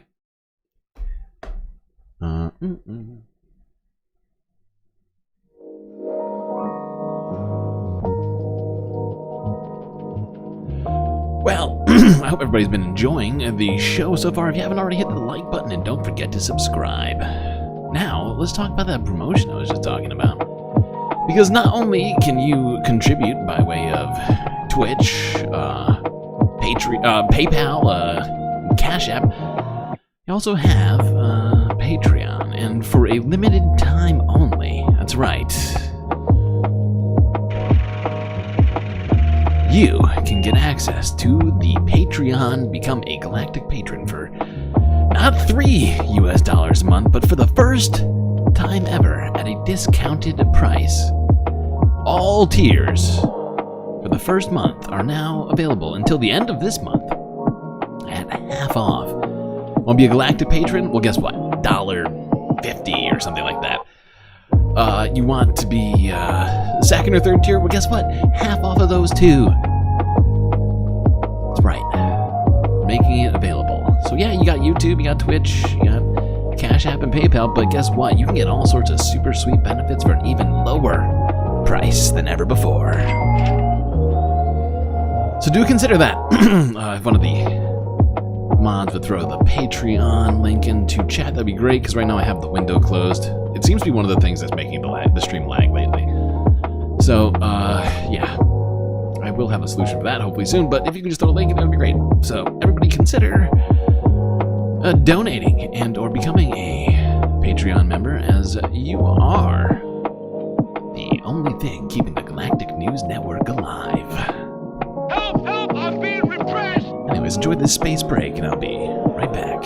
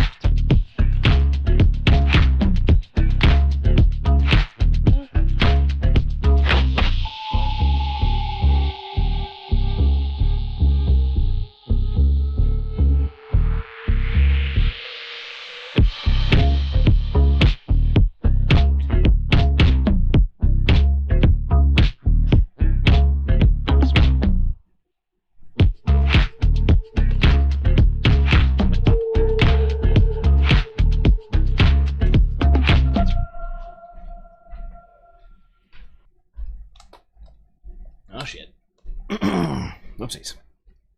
I let the movie. I let the music die. Well,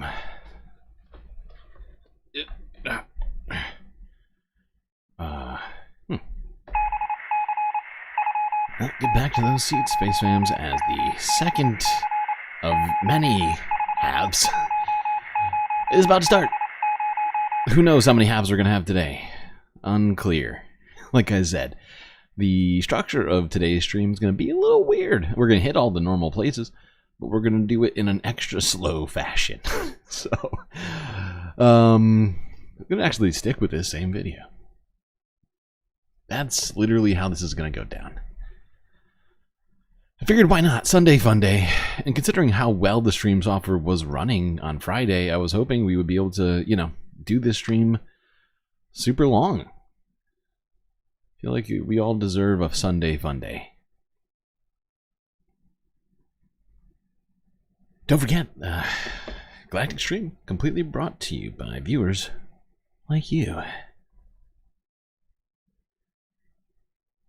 All right. Yeah, let's go back to this.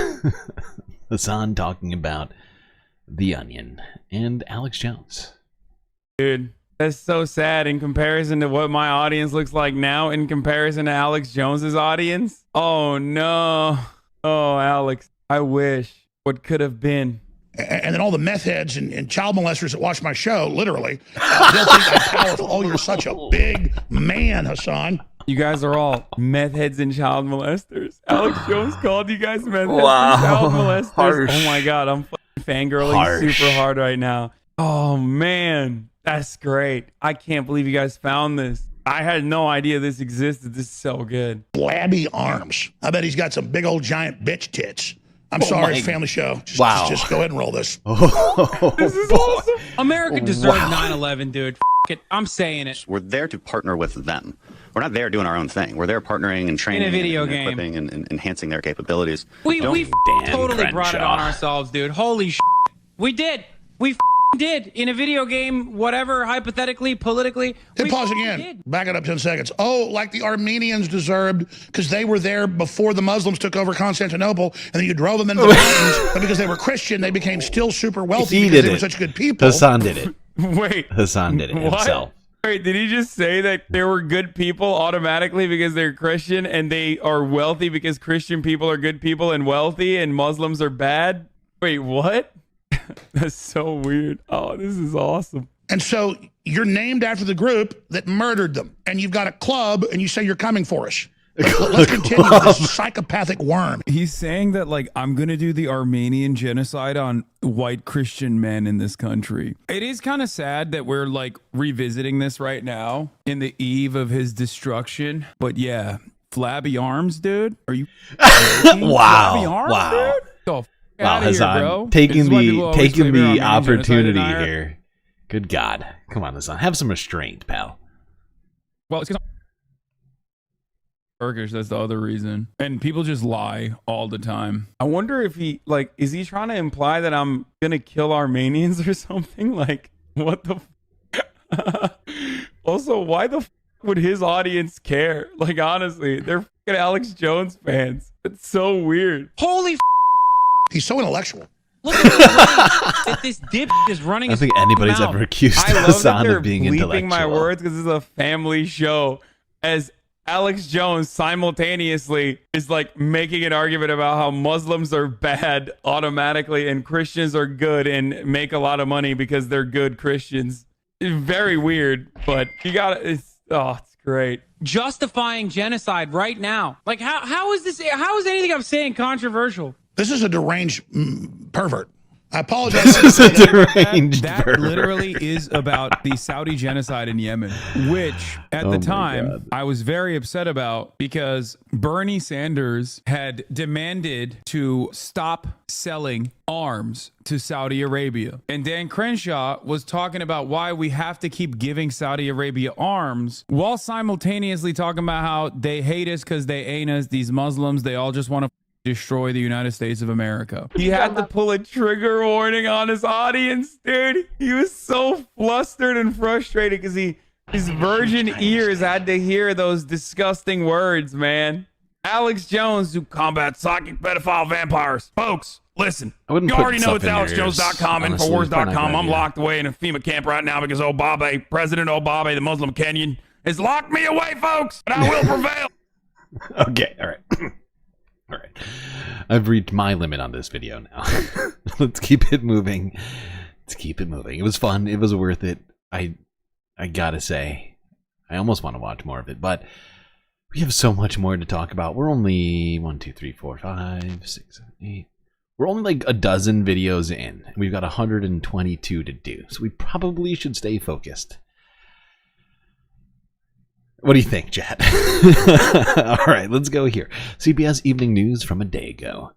Businesses brace for Trump's proposed tariff hikes. China. I have to have my China. Wait, what? Oh, no, I forgot. Actually, wait, I forgot we have more videos than we're not doing that first. We're going here to a little-known place, I'm sure, within this chat. Sam Cedar on the Majority Report, here with Emma Vigland, and want to welcome to the program Gareth Gore, writer and editor based in London, author of Opus, The Cult of Dark Money, Human Trafficking, and Right-Wing Conspiracy Inside the Catholic Church. Gareth, welcome to the program. God, we have 100. Good afternoon from London. Thanks for having me on, Sam and Emma.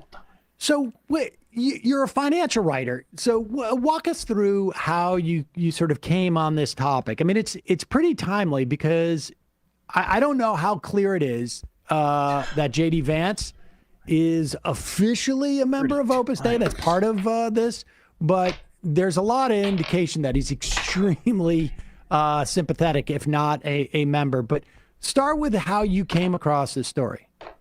So I've been working on this book for 5 years now. And I mean, as you say, I'm a financial journalist by background. I've been covering finance for the past 20 years. And I came to this story completely by accident. So basically a bank in Spain collapsed and I was sent to report on it. And I just started digging because so many bits of the story just didn't make any sense. And the more I dug, the more interesting this whole story got. And I initially found all kinds of financial ties to Opus Dei. And then things got even stranger. I found that not only were the financial ties to Opus Dei, but there were also all of these financial connections to these hospitality schools around the world where teenage girls had basically been recruited into a life of servitude and enslavement. So yeah, I mean, that's how it started. And I've just been kind of beavering away, trying to get to the bottom of this story for the past few years. And the book finally came out a few weeks ago. All right. Well, let's back up for a minute. Give us how many members? So you're not picking up on what we're talking about here. I figured we'd kind of transition into the more strictly political with this video, which is why it's here. From the Alex Jones conspiracy theories to this very real world sort of actual conspiracy fact about this sort of quasi, what do you call it? Clandestine? Sort of Catholic organization called Opus Dei, which this guy is an apparent expert in due to having done a great deal of research on the topic. For a minute, give us how many members of Opus Dei? Well, first, let's start with what is Opus Dei? I don't think, I remember talking about Opus Dei, I want to say 15 years ago in the context of like Scalia and Robert Novak. But who is Opus Dei and how many people are there? So I think most of your listeners, and certainly myself, I mean, people would kind of know Opus Dei through the Da Vinci Code, which of course was a highly fictionalized version of reality. But Opus Dei is a Catholic organization. It's an officially recognized part of the Catholic Church. It's been around for almost 100 years. It was started up by this Spanish priest called José María Escrivá, who went around telling everyone that he basically received a vision from God. for a new organization designed for, I guess, for serious Catholics who wanted to take their faith a step further, but who didn't, want to go all the way of becoming priests or nuns. They wanted to be more serious Catholics. And he built this organization initially around this very kind of benign philosophy of basically you as an ordinary Catholic, you can serve God better by striving for perfection in everything you do, which, nobody can really argue with. But then, the backdrop to this was the Spain in the 1930s, a time of, the country was on the brink of civil war. The workers were rising up. They'd overthrown the monarchy. They were demanding new rights for themselves, turning their backs on the church. And Escrivá saw all of this and was horrified. And so this quite benign philosophy that he'd started out with, he began to evolve it. And Opus Dei started to become much more reactionary, much more militant, and much more political. And that's the Opus Dei that's still alive and well today. So it still presents this kind of benign facade to the world of we just want to help Catholics. But behind this facade, there's a very political kind of underbelly that's hidden from the public and from many members as well. And is there a theocratic difference? Like, is this like, I'm not well versed in Catholicism to the extent that, is this would you call it a sect of Catholicism, or would you say that it's simply I don't know. I am personally shocked. Brotherhood within the context of Catholicism. Like, there's no theological. Bewildered that Sam, of all people, doesn't know the inner workings of Catholicism. Of all people, really, Sam? Come on. I don't know. Some type of brotherhood within the context of Catholicism. Like, there's no theological difference, is there? No. So this group absolutely kind of ascribes to the teachings of the Catholic Church, but Opus Dei diverges from certainly the current Pope on a number of issues, not least things like gay marriage and, support for LGBTQ issues. But I would argue that the Catholic element to Opus Dei is a front, and it's something that the organization, which I would argue the organization is more political than it is religious, but it uses Catholicism and religiosity in general as a means to kind of, I guess, convince people to, drop their guard, to welcome the organization into their homes, to teach their kids at school. So yeah, I think Catholicism is just a front, and it abuses the legitimacy that it has from the Vatican in order to win recruits and in order to gain. You think Mark Wahlberg we need? I was gonna say we need Nick Cage. I mean, that's my first go-to. And Mark Wahlberg, he's honestly kind of far down on my list. First, it would be Nicolas Cage, and then at least, after him would be my brain just broke. Fuck.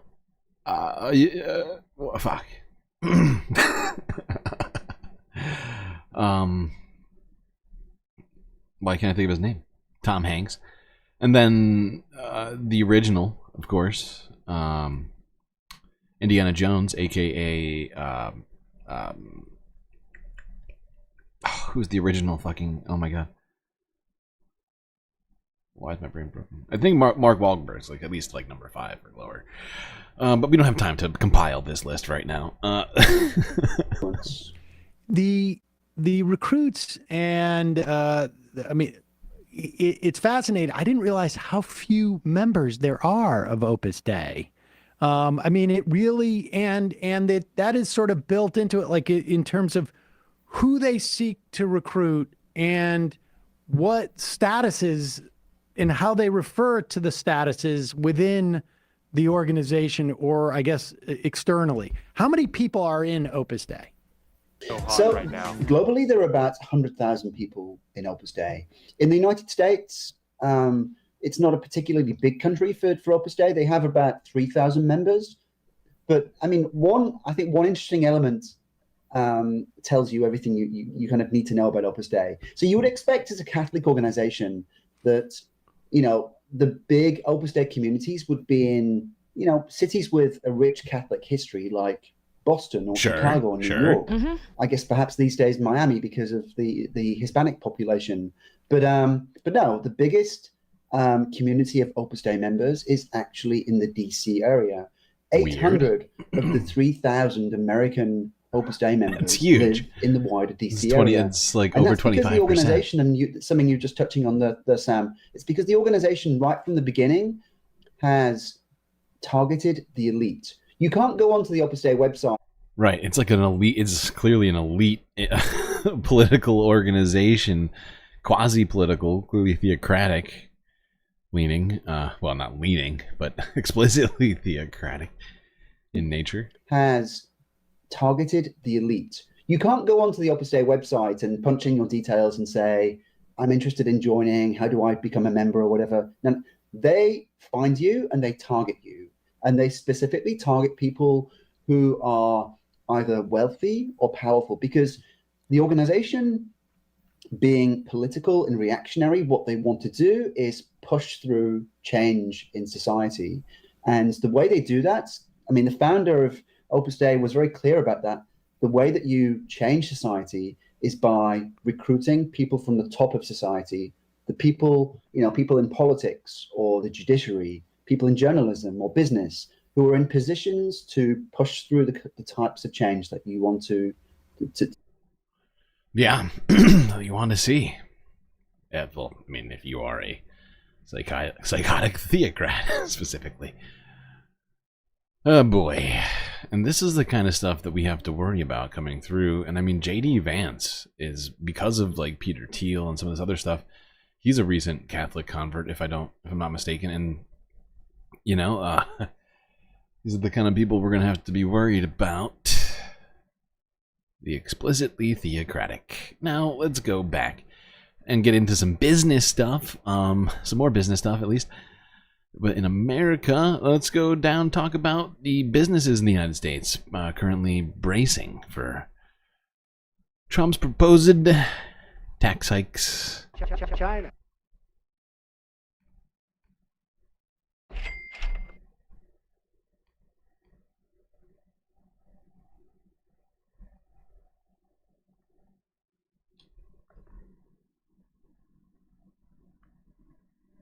President-elect Donald Trump campaigned on raising tariffs, especially on products from China, as a way to boost manufacturing in this country. But CBS's Carter Evans met a small business owner who's worried about the impact they could have if enacted. So you want to fill this warehouse up? Yeah, definitely. Bobby Jabahiri is trying to stock up his warehouse with appliances from overseas while he can still afford them. We've been preparing for the last 6 months for Trump to win. His company manufactures products in China, and he says President-elect Trump's threat to increase tariffs will force him the space to charge police. more. Our Evolution air fryer, about $130 right now. Trump tariffs come in, 200 plus right off the bat. Will people pay that? Absolutely not. I wouldn't pay for it. Trump wants to impose a blanket tariff of 10 to 20% on all imports and an additional 60% or more on goods from China. It would decimate our business, but not only our business, it would decimate all small businesses that rely on importing. Does China actually pay the tariffs? No. We're getting the bill. The bill comes straight to us from the government. It's important for the American people to understand that the people who pay tariffs are... Now, one thing I was thinking about this, and I know that I don't have the sort of reach to make this sort of happen, but I know there's been some sort of very similar things going on in the ether, such as the... oh shit, what was the name of the movement? Oh my god, my brain just broke. You all know the movement where people were trying to spend literally $0. Maybe it's called the $0 a day. I forget what it was called. But there's been that sort of thing. I think what we should, I think what people, leftists especially, should attempt to do with all this going on, and maybe not just leftists, but just people in general, should avoid buying things. Because like the thing is, not only are small businesses probably doing this, but I'll bet big businesses are also doing this. So if we only buy from small businesses and completely stop, to whatever degree we possibly can, buying from big businesses entirely, right, they might be stuck with a ton of inventory, forced to liquidate at low prices, or actually start dropping prices, right? Because they're the ones who have the most effect on the economy, right? Is the big businesses, the Walmart, the, you know, Target, like these kinds of big, you know, they're the ones with the most pricing power, right? And if, you know, you don't want to hurt the small businesses, of course, but you know, these other guys, I mean, if they do start doing this, they're gonna be sitting on who knows how many billions of dollars worth of goods, and we could potentially hurt them even more.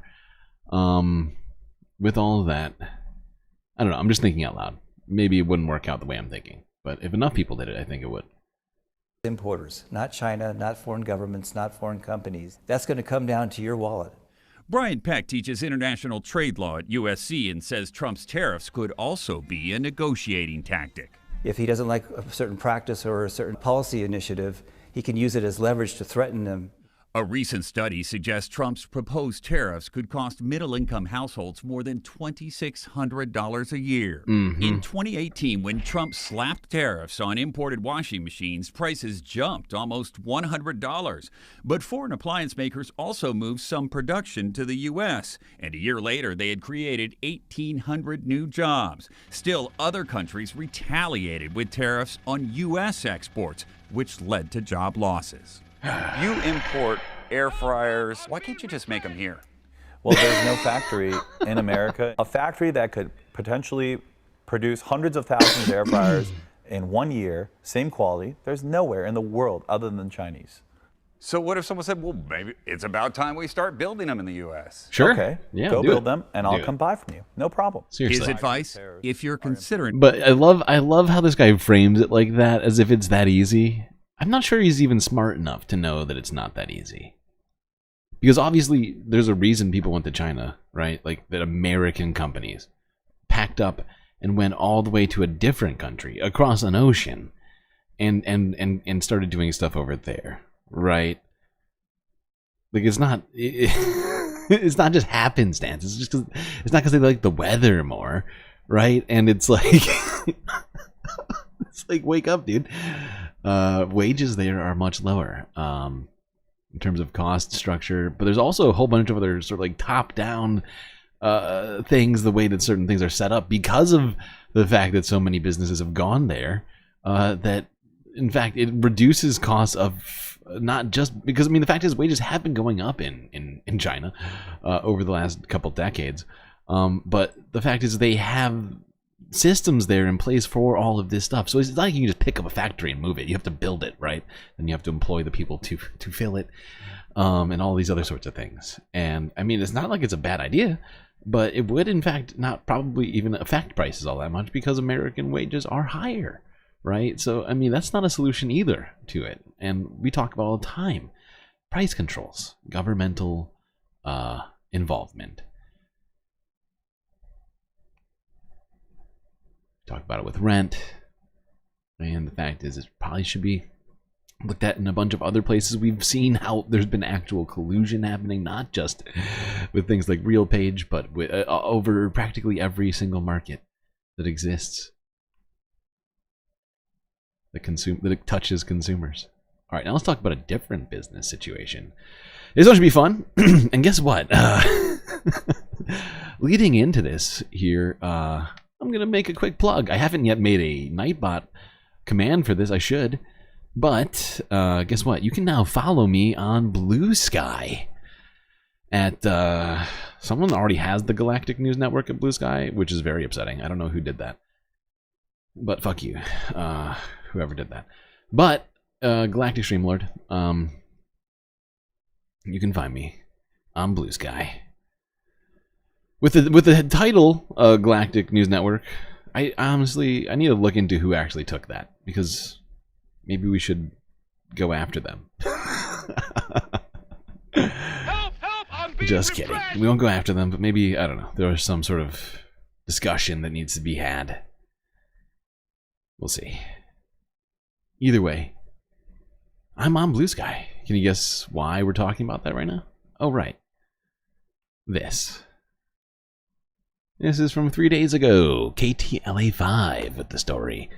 1 million users. That's right. 1 million users have left X for this platform. Which one's that?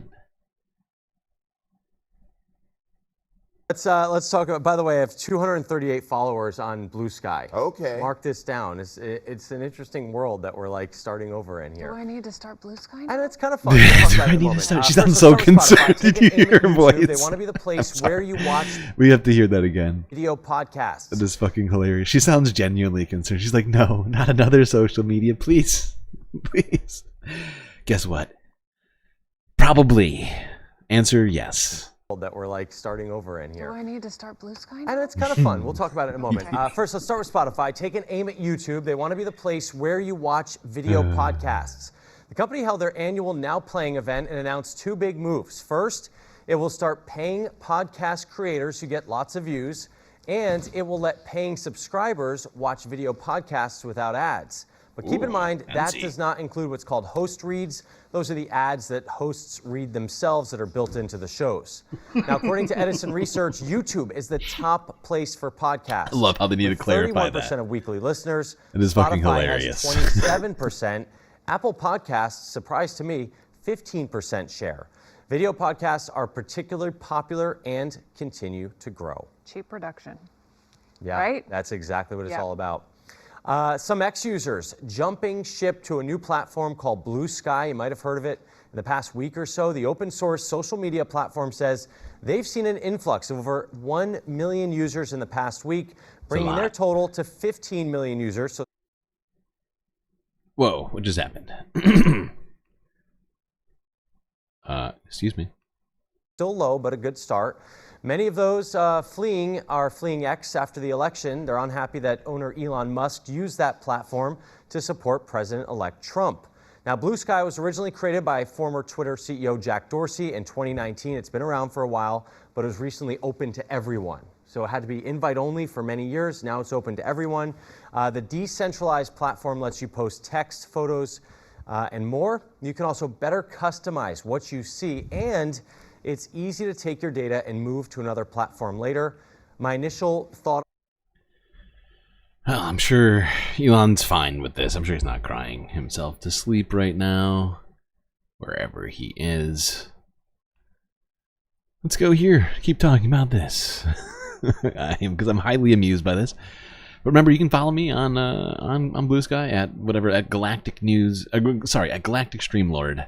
.bluesky.whatever. We'll call it the exodus from X. It seems the results of the U.S. election could be pushing more people off the social media platform known once as Twitter, a result of their frustration with the direction of the site since Elon Musk took over.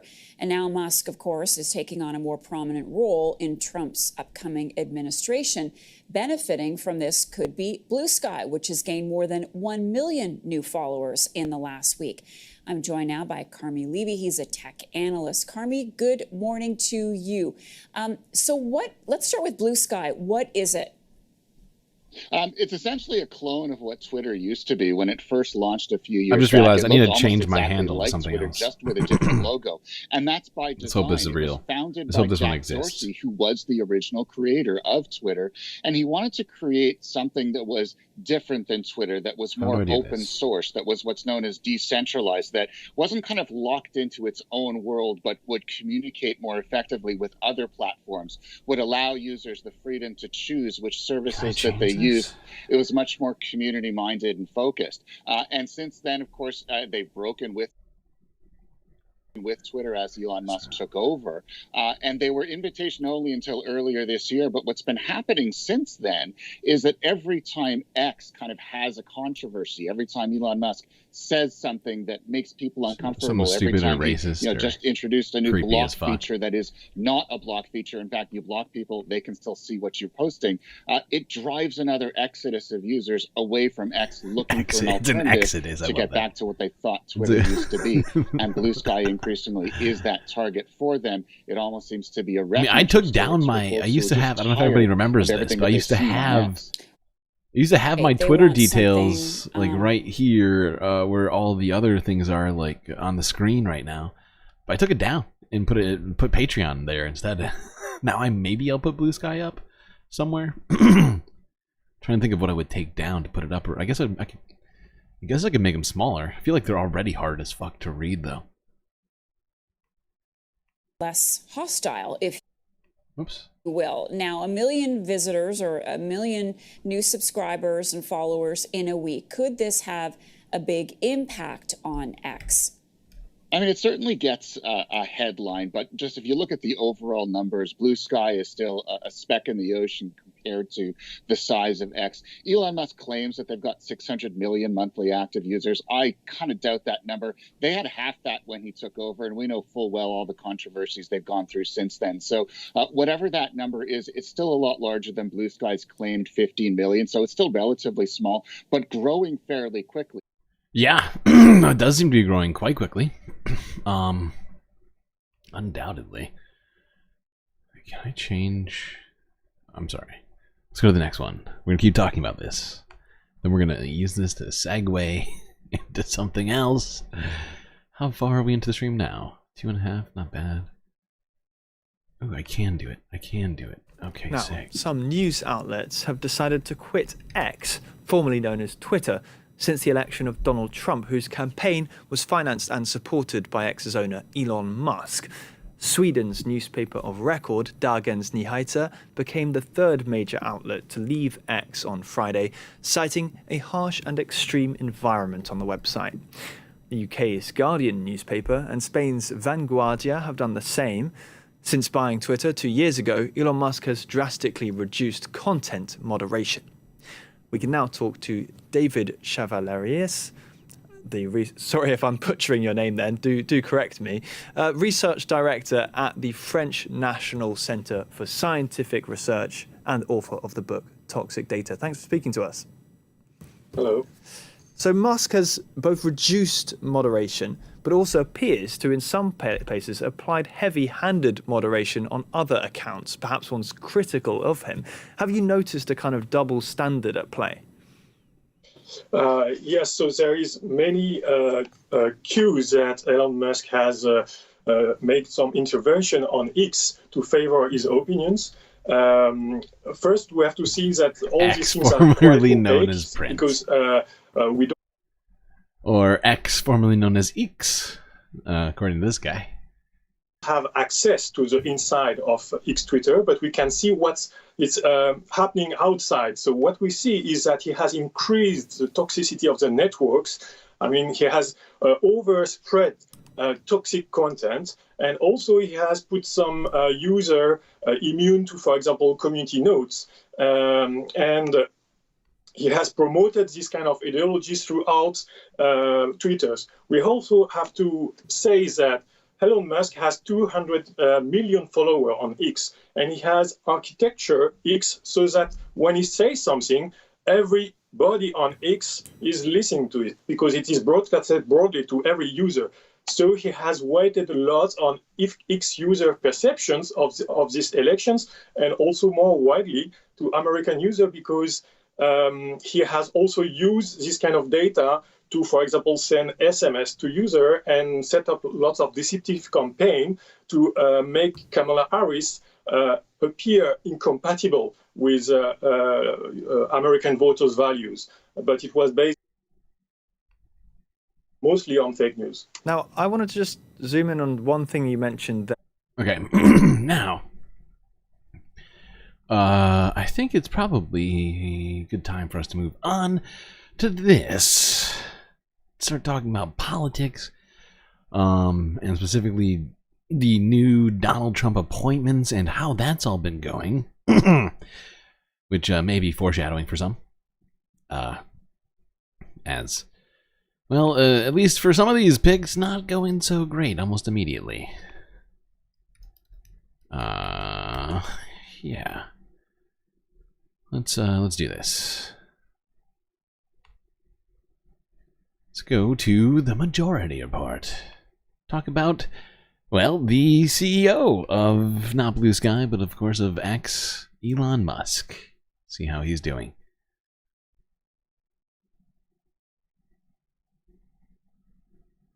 Donald Trump is crazy. He's crazy. People know this. He's, I guess, a huge narcissist, I'm told. I'm not terribly familiar with all this psycho babble speak. But this is fantastic. And let's be clear. This is stuff to make you feel good, because both of these men are horrible human beings who are going to do horrible things to the planet and to individuals and people and whatnot. Illegal. But to watch them, to watch Trump embarrass one of them, you know, it's a little bit of comic relief. Here is Donald Trump at the American First Policy Institute Gala. Ooh, sounds in fancy. Mar-a-Lago. What, this is just another way. Put money in my pocket. Guess what? Galas don't have to be for not-for-profits. What's wrong with getting? What's wrong with getting making a little money when you, for gala? This is I mean, come on. Do you know how much a gala costs to do? Can't always be for charity. Okay, those plates and the food, all those. The waiter's always asking for money all the time. Might as well make a little bit of little dough. He starts at home. But relax. This is pretty good. Relax. We have a man who has a seriously high IQ. You know, I'm a person that believes in high IQs, and this is about as high as they get. He launched a rocket 3 weeks ago, and then he went to Pennsylvania to campaign because he considered this more important than launching rockets that cost billions of dollars. Elon Musk. Elon.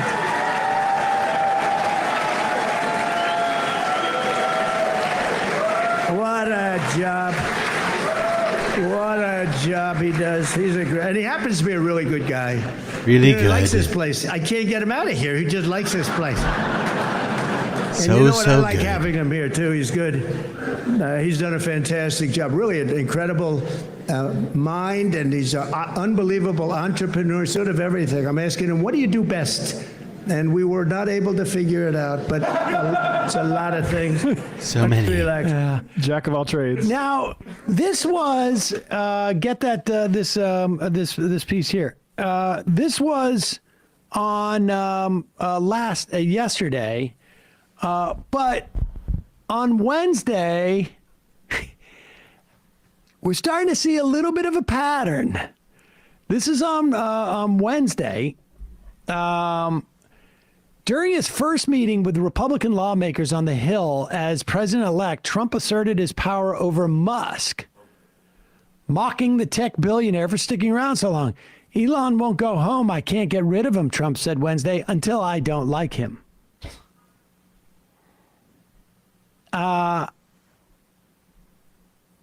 Apparently everybody was laughing. But, you know, when the jokes... There's a thing called kidding on the square that Al Franken has talked about. So what now? And with Trump, like he's not capable on some level of the type of artifice that is associated with, like, he's not going to create some type of fiction around here, and it's seeping out. You can see how he's trying. Like, we can't figure out what he's good at. I mean, he's so good at everything. But he did know that it was more important to get me elected than to put a rocket ship on the moon. So here is Donald Trump, the beginning of Trump embarrassing Elon Musk. And the question is, will Elon Musk be enough of a cuck that he'll be okay with it and not lash out? Or is he so arrogant that he'll be pissed and want to put Trump in his place? My guess is it's the former. He wants attention. Will you grab the USA thing again? Oh. Because you can hear it here. This is the like, hey guys, how's it going? You guys want some cookies? Do some partying? He's only in it for the sort of validation and attention. Like this is a guy who has so many failed promises of like when we're going to go to the moon or what's going to be put in a tunnel in Vegas, and you know he's a flim-flam charlatan. Yeah.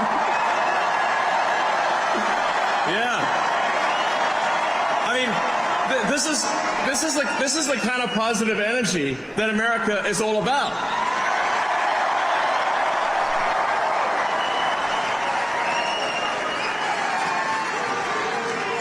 Yeah. USA, USA, USA, USA, USA. Wah! There you go. Boots on the Moon 2030. Whoa! If only some kids let them sit next to him at I know lunch. it. I know it. Instead of just... I know it. It's so much of what this is about.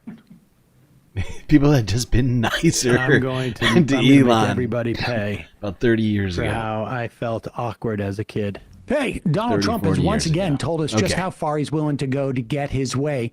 The other day, he suggested the use of military force on Election Day and He did do after that. against the enemy from within, known as left-wing.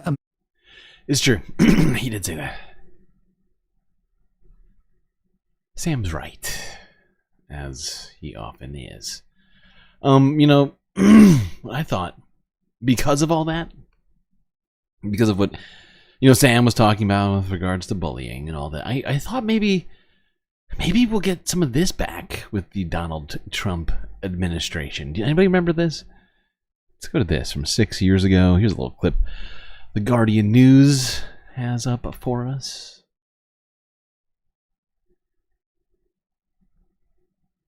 Fingers crossed, everybody.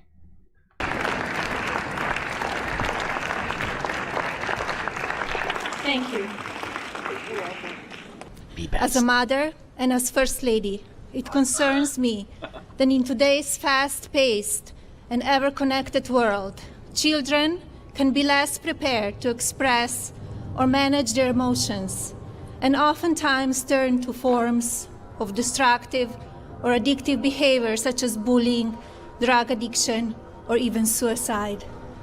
So today, I'm very excited to announce Be Best, an awareness campaign dedicated to the most valuable and fragile among us, our children. Yes, of course. And now it is my pleasure to call my husband to the stage yes. to sign a proclamation. This guy calling hates bullying. Today, May 7th, I'm sure, Be I'm sure this will Best come. Day. Mr. January 21st. Be Best will be back. For sure. Immediately, if not sooner. Oh, you're doing such a great job, honey. Thanks for saying words. All right, now get out of here. Now go that way. Okay. So hopefully people will be their best very soon. Very, very soon. Not their best. I'm sorry. They will be best. Well, President-elect please Trump hold. filling out another Please hold. important... Thank you. But yes, I'm sure we can. It will be. I'm sure it'll be back any minute now, and we can count on that. Everybody will immediately be best. I am so ready for it. Okay, well, we got a new addition to the Trump shadow team, who has been added in the last 24 hours. New energy, the secretary. Same energy as the rest, sort of insane pick.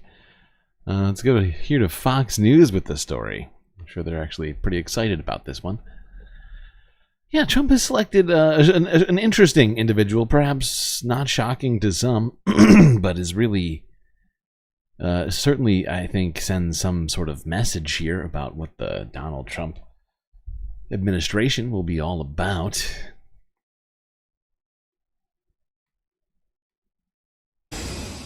Well, President-elect Trump filling out another important administrative role. He has tapped his campaign's 27-year-old National Press Secretary, Caroline Leavitt, to be the youngest White House press secretary in history. And we just got some... That's not the one. That's not the one. Although she is a new addition as well.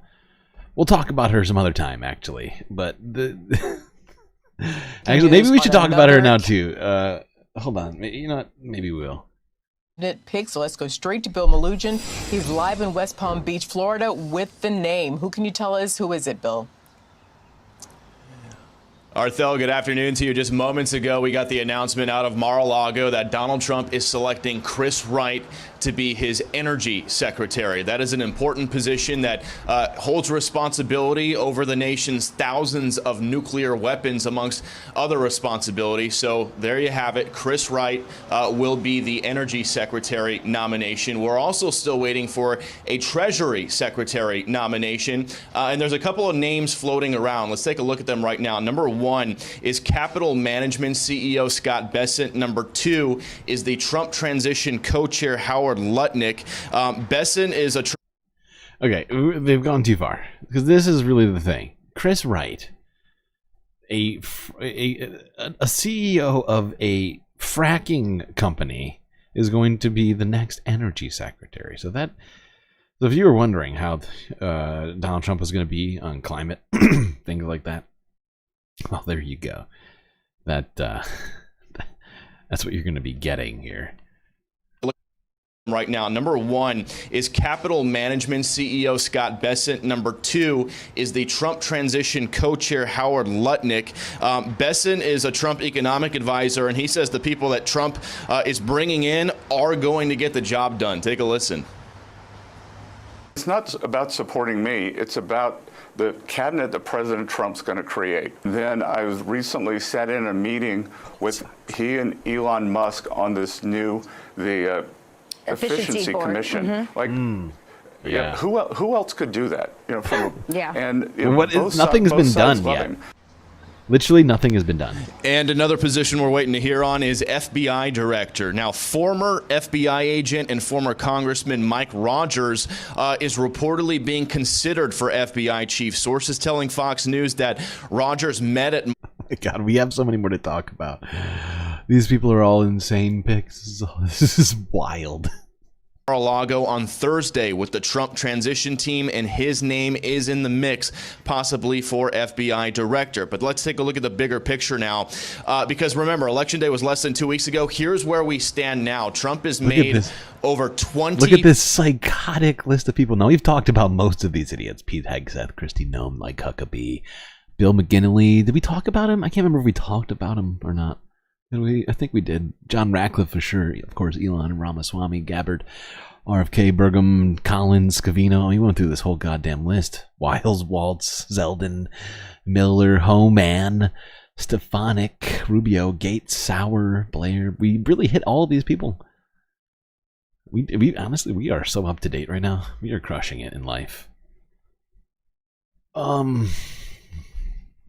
For his administration already. Some have been splashy and controversial. Others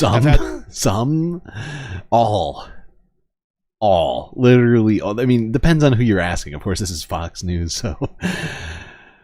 But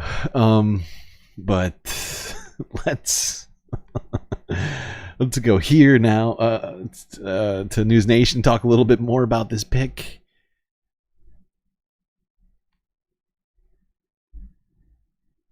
In Florida, where we find News Nation's Libby Dean. Libby, what are we learning about the new addition to Trump's incoming cabinet? Natasha, a stacked Saturday schedule for President-elect Trump here at Mar-a-Lago today. He announced a new cabinet pick and he met with House Speaker Mike Johnson. Ew. The way that she says it's so gross. Saturday, Great President-elect Donald Trump making his nomination for who will head up the Department of Energy. His pick, oil executive Chris Wright. Wright is the CEO of Colorado-based Liberty Energy and has been a leading advocate for fracking and other types of oil development in the U.S. In his announcement, Trump calls Wright a leading technologist and entrepreneur. A leading technologist. Chris will be a key leader driving innovation, cutting red Fracking has tape, been and around ushering for in a decades. new golden Leading age of American technologist. prosperity and global peace. Wright will On the also be a cutting member edge. of the newly formed Council of National Energy, which will be led by Interior Secretary nominee Doug Burgum. Also on the agenda Saturday, a strategy meeting with House Speaker Mike Johnson, who's been a frequent Mar-a-Lago visitor. Okay, Johnson all was right. in the Enough crowd about there Mike. Thursday as Mike Johnson. Who took this picture? This is such a weird photo. What the fuck is this I'm looking at? Did I know he was a Jehovah's Witness? Wait, who? Which one? Who? Chris Wright is a Jehovah's Witness? I'm not sure. You gotta be more clear. I did not know. Actually, don't know most people's religions. Now, let's talk a little bit more about that new pick for White House Secretary, or I mean, Press Secretary, Carolyn Levitt. Here's Carolyn Levitt on her own channel, a clip where she was on Tucker Carlson's channel. She seems very proud of this interview. Well, there aren't a lot of swing districts left in the United States. New Hampshire's 1st district is one of them. Carolyn Levitt is running in that district. Her primary is next week. So this race has gotten incredibly nasty. So nasty that yard signs have been appearing in the district calling her KKK No. So why are they attacking her like that? God. Our rule of thumb is terrible. if the attacks get really vicious, if they stray from the issues into things like character, you're a bad person, you're a racist, it's usually because you're a threat in some way. Is Caroline Levitt a threat? We're not sure. We thought we would talk to her tonight. Caroline Levitt, thanks so much for coming on. Appreciate it. Thank you so much for having me, Tucker. I really appreciate it. Of course. So what is this? So it's a congressional district in New Hampshire, right? It's one congressional district out of 435. Mm-hmm. Why is this race so nasty? What's at stake, do you think? Mm-hmm. Well, I am running in my home seat, New Hampshire's 1st congressional district, and the Democrats are viciously smearing me with the signs that... Oh, vicious smears. Vicious smears. How terrible. By the way, she's a big-time pro-life advocate, big-time into the old Catholic schools and charter school stuff. She seems real weird. Apparently, she was an intern for Kayleigh McEnany back in the day. She must have been in like high school at that point. How old is she? 27? I guess not. She would have been an adult. But yeah, weird. Seems like a kind of a bad lady. Talked about because I stand for strong borders and strong law and order. So apparently I'm a racist.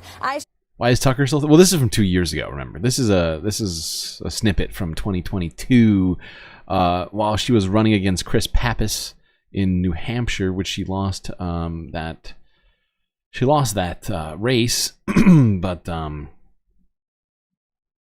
yeah, she's this is on her YouTube channel, a re-upload. Stand against men competing. She's also in female apparently an athletics. associate So of Steve apparently to Bannon. them, I'm a transphobic and a Yeah, her and Steve Bannon are apparently really close. So I mean, if Steve Bannon thinks you're the sort of person that he should be hanging out with, my guess is you might very well be a white supremacist. Certainly getting those vibes right now here on the Tucker Carlson Hour. homophobic. That's what the Democrats do. They can't stand on policy or solutions, so they attack you with personal smears. But it's not just the Democrats in this race, Tucker, that are attacking me. It's the Republicans, too. In fact, $5 million of dirty, dark, super PAC money from the Congressional Leadership Fund, Kevin McCarthy, Defending Main Street, have been attacking me and my family with television ads over the last week. And why is television ads? Oh, God. In a political campaign? Unheard of. Would you drum up? Never has that happened before, ever.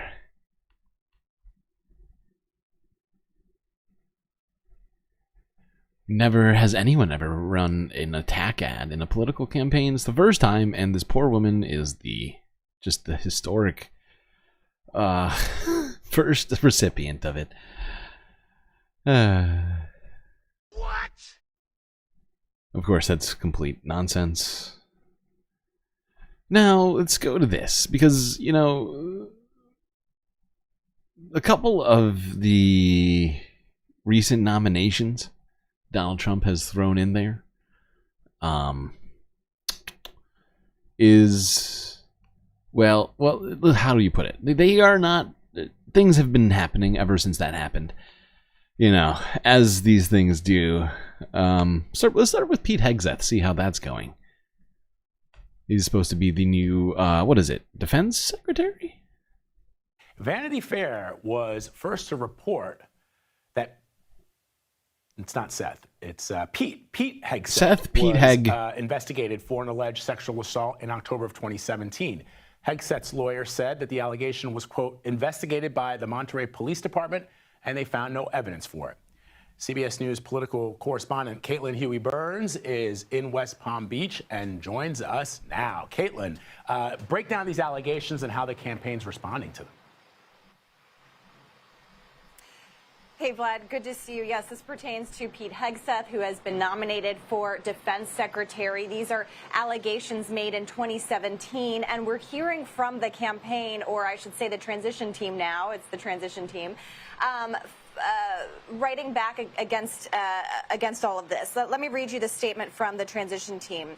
President Trump is nominating high caliber and extremely qualified candidates to serve in the administration. Mr. Hegseth has vigorously denied any and all accusations, and no charges were filed. We look forward to his confirmation as U.S. Secretary of Defense so he can get started on day one. And this comes, of course, as there are lots of questions. Ooh, she didn't finish reading that.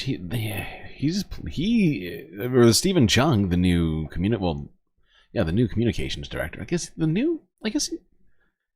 Well, he's been director for the campaign, but now I guess he's going to be for the White House, right? But he plans to do day one to make America not just great again, but also safe again. Wow. Masaga. We have Ma from RFK. Then we got no longer MAGA, but Masaga. Looking forward to that. Seems like a good start here with Pete Hegseth. Let's see how things are going with Matt Gaetz, who's supposed to be the new, what is it? Hold on. Let me look at my list. I can't even remember now. What's the nonsense pick that they were giving the Trump him? transition, the president-elect is rapidly filling positions for a second administration. But will Attorney some of these General, more that's right. controversial picks Nothing more survive Senate sensible scrutiny? than that. ABC's Mary Alice Parks leads us off from Washington. Mary Alice, good morning. Yeah, but good morning. There are real questions about whether some of Trump's picks will be able to make it through the Senate confirmation process. Senators making it clear they want more information about former Congressman Matt Gaetz in particular, who was nominated to be Trump's Attorney General. This morning, a growing number of Republican senators making it clear they want to see the House Ethics Committee report into Trump's pick for Attorney General Matt Gaetz. The bipartisan committee was investigating Gaetz for allegations of illicit drug use and sexual misconduct. Sources telling ABC a woman testified he had sex with her when she was only 17, and a lawyer representing another woman telling us his client testified she witnessed it. Gaetz calling the allegations invented and saying it would constitute false testimony to Congress. I have not had a relationship with a 17-year-old. That is totally false. Sources telling us the committee was preparing to vote to release that report as early as this week. But then Gaetz resigned from Congress after being nominated by Trump, abruptly can see what's ending their happening. investigation. House Speaker Mike Johnson on Friday, after spending the night at Mar-a-Lago with President-elect Trump, arguing now the report should be shelved. I believe it is very important to maintain the House's tradition of issuing ethics reports Of course. on people who are no longer members Of of Congress. course. Yeah, why would you want to do that?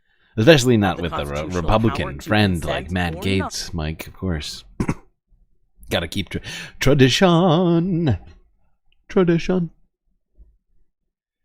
Can't continue because now he's not in the House anymore because he quit suddenly, and not because of this. Is because he's gonna be, he's gonna be in the next government, and it's not weird at all that he would leave Congress before the end of his term. Still, it is senators who have the constitutional power to consent or not to a president's picks. And several now saying they want to see what the House investigators found. Whoa. Texas Senator John Cornyn even suggesting he's ready to issue a subpoena for it. Trump also filling out his West Wing team, announcing that his campaign's communications director, Stephen Chung, will come to the White House in that. Stephen Chung's head is shaped like a fucking potato. This guy is like, I don't. What is going on with this guy? Why is he in charge of communications when he's like just? Oh God! All right, whatever. We're moving on. Okay. All right. Yeah, we already talked about Stephen Chung earlier. Sort of an off-putting dude. Not as off-putting as Matt Gaetz, though. Honestly. Let's go here. Keep talking about this Majority Report. Sam Cedar. Tommy Tuberville, judo Christian, has some stuff to say about all this. Is there a single thing about Matt Gaetz that we don't know at this point? I mean, yes, okay, everybody's waiting for this ethics report to come out. But Kevin McCarthy, the former Speaker of the House, the former leader of the Republican Party, is on record on video in public saying, I got kicked out of the House because this dude wants to have sex with 17-year-olds. We have like Mark Mullen. Do we have that guy, Mark? We played yesterday. Oh, we played yesterday. Where the guy, and the old one, right? Yeah, we played both, yeah. Where he's like, the guy's walking around with videos of him, you know, of the 17-year-olds he's dating. Check this out, guys. And talking about, like, Look what I you know, did. he's injecting crushed Viagra, you know, directly into his nutsack. I mean, we have a good notion of who it's science. This guy is. Apparently, Trey Gowdy has not been paying that much attention. Trey who? Senator Joni Ernst says he's got a lot of work. He's got his work cut out for him. Murkowski says literally looks not like a serious Scooby-Doo villain. candidate. What kind of headwinds is Matt Gaetz looking at? Well, less now that he resigned from the House. They were getting ready to drop a scathing report on him. You know, House Ethics Committee had been investigating him for a long time for a lot of things. But I'm sure these senators are going to give him a chance. They're going to want to read that ethics report. They're going to want to read the investigative file that the FBI and DOJ accumulated on him when he was under investigation for deep state. It's like when it turns out the Scooby-Doo villain is actually related to like Voldemort, right? I mean, like that's what Trey Gowdy looks like. Like, you figured me out, me and Voldemort. We had a big plan, don't you see? I don't know why I'm using that accent. It sounds nothing like Trey Gowdy. I'm just doing Scooby. I'm just thinking Scooby-Doo villains. I feel like they all had sort of crazy accents. Sexual related crimes. So they're going to want to know all of that. I give the president tremendous credit. John Ratcliffe, Mike Waltz, others, absolute A-plus picks. A-plus picks, he The more says. you get to know Pete Hegseth and Tulsi Gabbard, the more you're going to like her. The more you get to know Matt Gaetz, the less you're going to like him. I'm going to be really surprised if he can get confirmed. Right, and so would I, especially after how we blew up Kevin McCarthy. I had no plan B. The hairdo is weird, right? Well, the thing is, I think I'm just noticing it now that you mentioned it, is that he's got kind of an indent. He's got like I forget what this is called.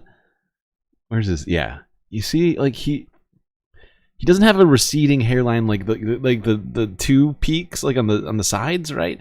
He's got the middle one, which is just off-putting. Like it's receding quickly, like straight back from the middle. But he is holding on for dear life. And that shit is like, I mean, it is on its way out. File that the FBI and DOJ accumulated. Especially after how we blew up Kevin McCarthy. I had no plan B. Here's my theory. They're wrong, and everybody is going to go through that Senate. That Donald Trump is saying to those Republican senators, I'm not giving you anyone. None of these are for you. They're all for me. Except for maybe Bobby Kennedy. Who cares? He's going to be a headache And anyways. I would have gotten away with it if it weren't for you meddling communists. I like the no vaccine thing, but I have friends who make deadly chemicals for a living, so... It turns out the deadly chemicals people have a lot of money. I didn't know. When he said get the poisons out of food, I thought just people were putting Get it out. poison. I didn't realize people were making money off it. So Kennedy can go, but the rest I think are going to stay. There's all these poisons out there because of government Did it, regulation. I saw somebody posted Too a many photo. I regulations. need to pull this up, but somebody posted a photo in the Discord earlier of RFK on Trump's private plane, or maybe it was Air Force. No, he can't be on. He's not on those yet. He can't be because he's not the president yet, technically. So yeah, it must have been on Trump Force One, and he was eating McDonald's and drinking Coca-Cola with the boys. The boys. I thought that I could have sworn he was against all of that, but I gotta find this photo now. I might have to get on my Discord. Hold on. Here is Tommy Tuberville's here, basically saying, you know, let's see what happens if you try to oppose any of these nominees. Matt There it Gaetz is. skipped the Found it. votes in the Senate. I don't know. You're finding all the swamp creatures coming out right now. Everybody's got an opinion up here, but at the end of the day, Here it is. I found it. Immediately found it. Here he is. He appears to be going to town on some sort of something here. Yeah, look at this. With the boys here. Got the what is that? Is that a quarter pounder? Isn't that the one with the E. coli problems? But yeah, everybody getting in here. I thought that this was bad. I could have sworn, but maybe he's got to do it to, you know, to prove he's on the team.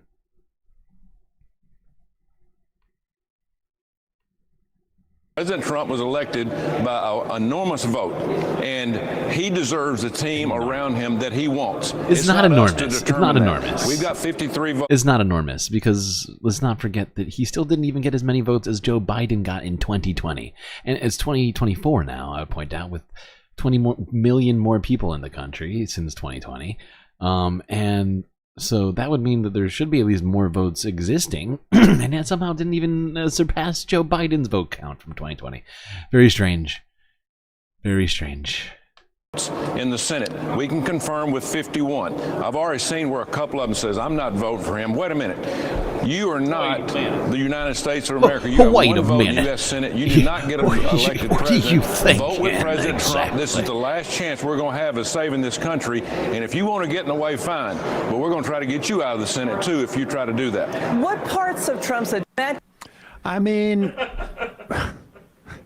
none of this I find particularly surprising, I should say, but there is a reason why they vote. Presumably, if there's a reason why they vote to confirm and consent and advise on your nominees, it's because they may decide against it. You get one vote, so you're not allowed to vote in certain ways. I mean, Tommy Tuberville is stupid, but he also, like, I think he's right in this instance. They're not going to vote against Donald Trump. I don't think they will. I got to think of, you're not America. It's like, I'm a representative that people voted for, though. Like, I guess whatever. Also, I was looking at his salaries as head coaches. Just $2 million every year for, like, you know. God. How are you supposed to even make a living? How are you supposed to even survive on $2 million a year? I mean, come on. Speaking of which, you can now donate on YouTube, not just Twitch and Cash App or PayPal, because we're monetized. Although I'm still waiting on this goddamn letter from YouTube in the mail. But yeah, it exists. So, you know, if you think that I should be making more money, do consider donating in one way or another. Also, Patreon. Don't forget, half off new Patreon memberships. First month. Starting today, ending at the end of this month. And new... I think that will also apply to gifted memberships. I'm not sure. So somebody's going to have to check on that one for me. All right. Where are we?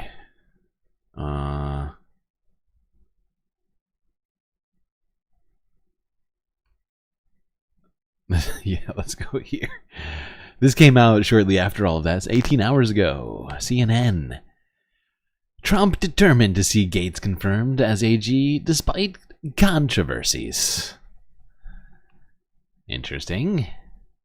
Jessica, we are learning tonight that Donald Trump remains determined to see Matt Gaetz' nomination through. He is very aware of the coverage and the blowback that Gaetz' nomination has received since that surprising announcement. And he has heard from his allies on Capitol Hill and Republican senators who are concerned that Gaetz does not have the support to get to 51 votes in the Senate. But Donald Trump is not backing down. He is telling his allies that he will dig into this fight. He is, quote, 100% in on Gaetz. One source telling us, quote, he is not going to back off. He's all in. And as you said, Gaetz has been trying to build support on his own by calling members of the U.S. Senate, trying to, in many cases, mend fences and build bridges within a body that he has done nothing but burn bridges. He's a political arsonist, really, over the past few years,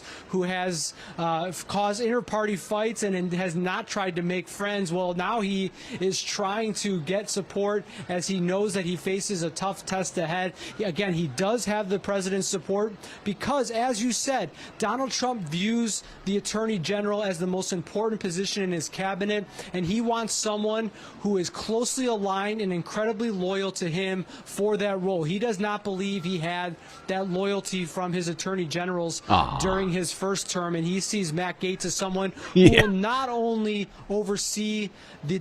No kidding. Of course Matt Gaetz would be on board with every single piece of Donald Trump's agenda. He has been one of his biggest sycophants. Dismantling of the Justice Department that he has promised, but also will be a vocal defender of Donald Trump on the media. That is an important distinction that he sees that Matt Gaetz has, and what gave him the leg up over some of the other names that he considered for the job. Yeah, it is excellent reporting, new reporting tonight. I also wanted to ask you what more you know about Trump's... Okay, now let's keep this moving. Got plenty to talk about tonight, today, whatever time it is right now. It's almost night. It's a normal time for me, nighttime. All right, let's go here. Back to the Majority Report. Let's talk about supposed anti-war Trump. A thing many people have claimed, doubted, suggested exists, but evidence doesn't quite stack up.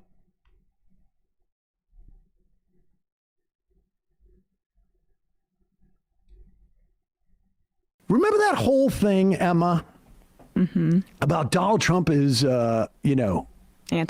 Is anti-war. Now, we should also remind you, the amount of droning that he ramped up, even from Obama's numbers, dramatic. He pulled us out of no wars. Drones? Reminder. Biden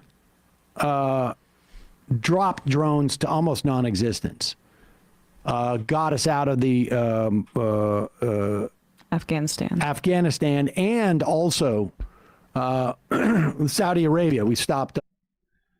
Hey, thank you for the British pounds, Epimu. I think that might be the first donation of pounds that we've received here. I'm trying to think. I know we've gotten Canadian dollars and US dollars, but hey, much appreciated, truly. Arming Saudi Arabia's assault on the Yemen. Trump didn't just exceed Obama in one term with like the number of drone strikes. With Obama was in office for 2 terms. Trump exceeded it in 1, but he also removed that policy that Obama put in at the end of his presidency that had reporting requirements for those drone strikes and publishing the number of civilians that were killed. So we also have a less of an understanding and transparency on that front because of Donald Trump. I wouldn't call that anti-war. And but we saw, all the libertarians and all the anti-war people saying that Donald Trump is the choice. I mean, we will get in the coming weeks to watch what Israel's going to do in terms of of Gaza. I mean, everyone, we have documented, I feel like, as well as any Seriously situated where we are, on what the Biden administration had done in terms of encouraging Israel's attacks in Gaza. But with all that said, here I give you your new Secretary of State, not Secretary of Defense. This is just the one who's supposedly going to be diplomatic. Diplomacy. Yes, diplomacy first. Well, was it a mistake? That's not the same question. The question I was asked is what you know now. Well, based on what we know now, I think everyone agrees. Was it a mistake? Was it a mistake to go to war with Iraq? It was. I'm asking you. Yeah, I understand, but it's not the same question. But I'm asking. But that's the question I'm asking you. Was it a mistake? It was not a mistake for the president to decide to go into Iraq because at the time he was. Really? I'm not asking you that. I'm asking you. In hindsight, yes. Well, the world is a better place because Saddam Hussein is not there. So I wouldn't characterize it. But I don't understand the question you're asking. I'm asking you. I don't understand it. Sit here in 20. But that's not what presidents don't. Stop talking so fast. Make, come on, man. Yeah, I just forgot this guy's name. Why can't I think of this anchor's name? Oh my god, my brain just broke. Stop asking questions. President, knowing everything as we sit here in 20. But that's not the way presidents don't. A president cannot make a decision on what someone might know in the future. But that's what I'm asking you. Was it a mistake? It was not a mistake for the president to go into Iraq based on the information he was provided as president. Well, all right, so that's his way of saying no. Trump called it a big fat mistake in the debate stage. But he was afraid of going against Trump. But we can. Is it lagging right now? That was all the way back in 2016. Does appear to be lagging slightly, doesn't it? Hold on. I'm gonna pause for a moment. Not sure what's happening. I just noticed a little lag. And it's frustrating me, as usual. Only the best galactic content is allowed. Chris Wallace, thank you. I knew it was Chris, but I could not think of his last name. And it was throwing me off. Chris Wallace. Thank you. I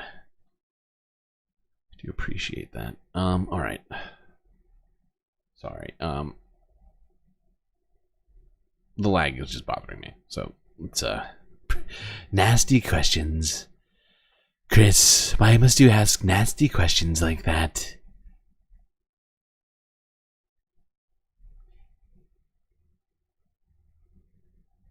Come on, stream. Catch up with us. Let's stop with the lag.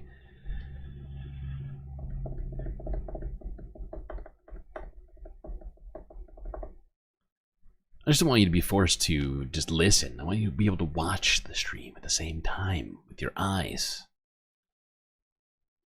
Is that too much to ask? There we go. Looks better. Take 2, 3, whatever it is. 15. I'm sure he is literally he has changed his tune. In 2016, this is interesting. He uses the phrase "New American Century." Now, that's not reminiscent of anything. Listened to this program for 20 years. You will recall that the neocons,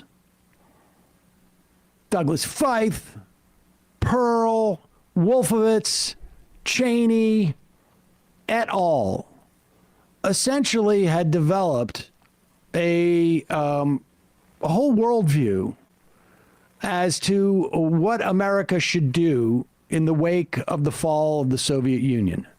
And I think it was 1993, many of those people got together and created a document a document that was a function of a group called the Project for a New American Century. And what it called for was American hegemony to be maintained by allowing for low-grade wars all around the globe so that nothing could rise and sort of like aggregate into a force that would challenge American supremacy. Here's Marco Rubio. When he ran, he was running on, oddly enough, a new American century. Huh. Mm-hmm. I mean, now, Weird. it is possible he had not heard of Dick Cheney or Paul Wolfowitz or Douglas Feith, sure, or Pearl, or being very generous. Any of these neocons. Pretty small possibility. And people say Sam is I think bad Jeb Bush faith. was also involved in that. He was sort of in the Florida area. Anyways, here is Marco Rubio in 2016. So if you don't get a deal, what's the alternative? Do we have to go to war? Is it necessary to be absolutely certain they don't have a nuclear weapon or the capability to build one? And I think that the best way to have achieved that is to leave in place both the unilateral sanctions and the international sanctions. You combine that with a very clear demarcation to the Iranian regime, and that is this: if you cross this threshold, you will face military action on the part of the United States. We don't want that to happen, but the risk of a nuclear Iran is so great that that option must be on the table. So if it came to that, that would be an option that you would actually absolutely consider and use. And let me tell you why. If we don't do it, if we don't do it, who's going to do it? Israel's going to do it, I guess. Great question. Yeah, The bottom line is, we'll just give them the money to do it. It's easier. It's less messy.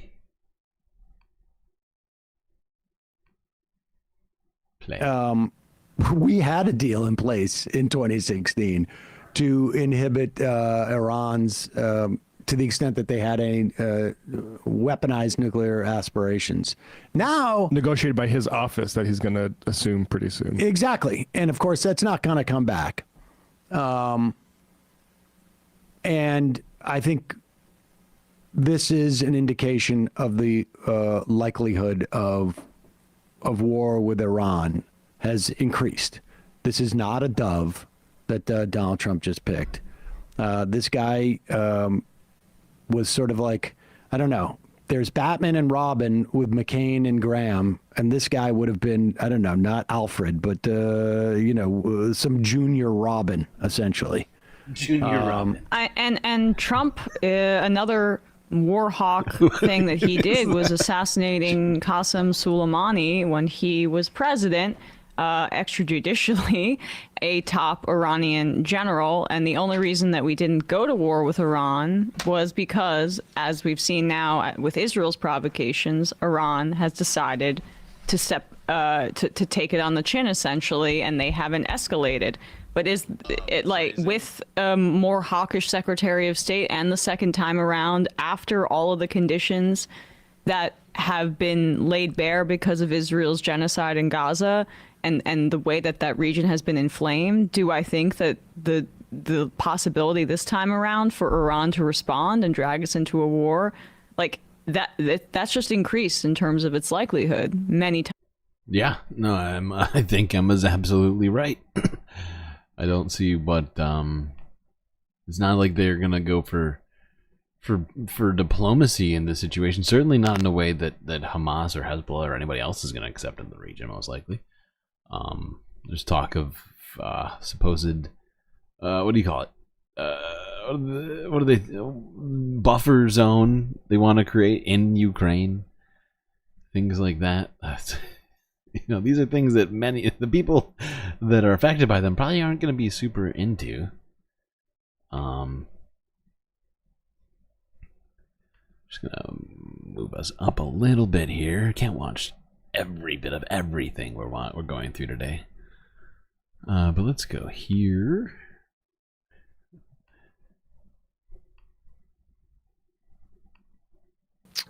I stand for several hours a day. How is standing torture in Guantanamo torture guy? Yeah.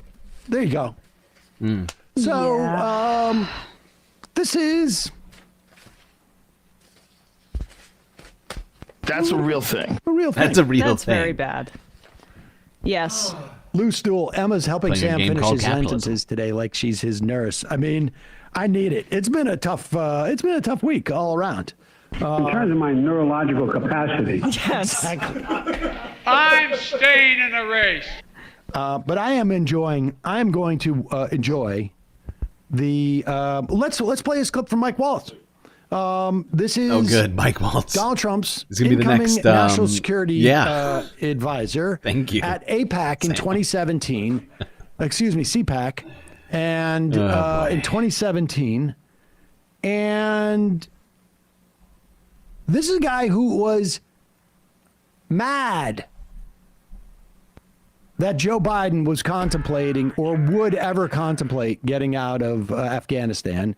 And here he is 3 years later basically saying we need to have people in there more or less like we've had them in Japan or Germany. 15 years in, yes.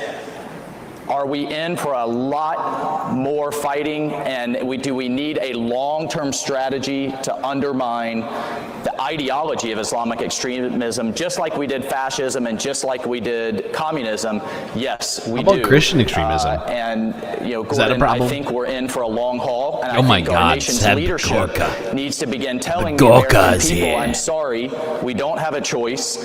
We are 15 years into what is going to be a multi-generational war because we're talking about defeating an idea. It's easy to bomb a tank, very difficult to defeat an idea, and that's exactly what we have to do. Can't bomb an I just idea. want to make it clear on what he's saying here. He is saying 15 years into the Afghanistan war that the global war on terror started by George W. Bush and the neocons was multi-generational. Multi-generational. Not it's going to take a generation, but multi-generational. And he is saying this 15 years into the war. Yeah. This is a guy who is 100% on board with the global war on terror. Very, very excited for young folk to begin to hear this this term again. Yeah, I think we're all excited to hear this term. Yay, global war on terror. It's back. It's back. More problematic than ever. How are we doing on time right now? Actually, we're kind of getting close to a good place to break, but I'm not gonna do it quite yet. Probably give it a couple more videos here.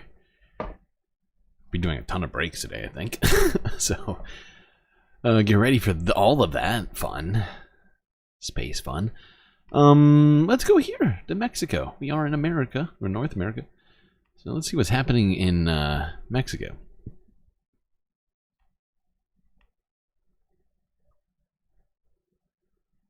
Cientos de mariachis se reúne on... I can't speak Spanish. I'm trying, I can't do it. A bunch of mariachis got together.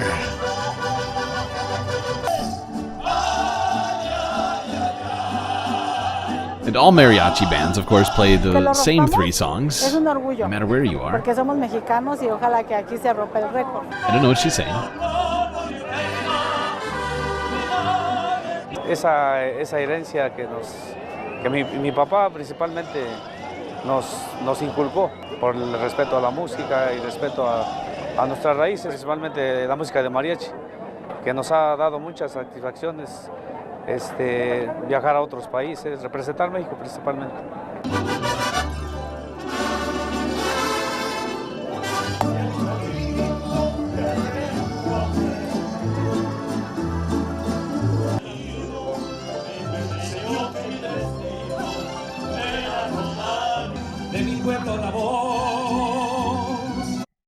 I just thought we deserved a little bit of music to pick us up here on this Sunday Funday. Amidst all of the strife and other sorts of things going on. So I figured that was a good thing to do here while we were still in North America. Now, because it's not a normal day, we're just going to go straight into the environmental half and start talking environmental stuff.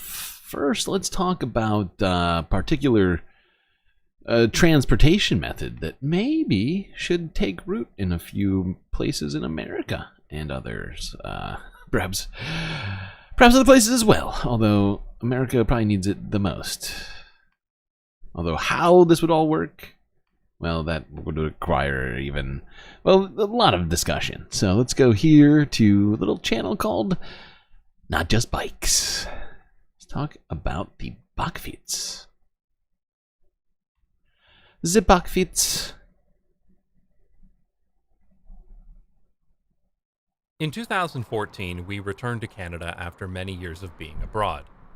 We had been living in several countries and in cities that were walkable and had high-quality public transportation.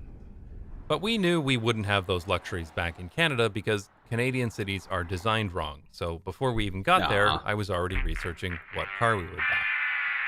I was hoping we could at least drive electric because I personally prefer not to give little kids asthma when I travel somewhere. After the expense of the move, we didn't have enough money to buy a car anyway, and so we went without one for a while. But then we found something even better.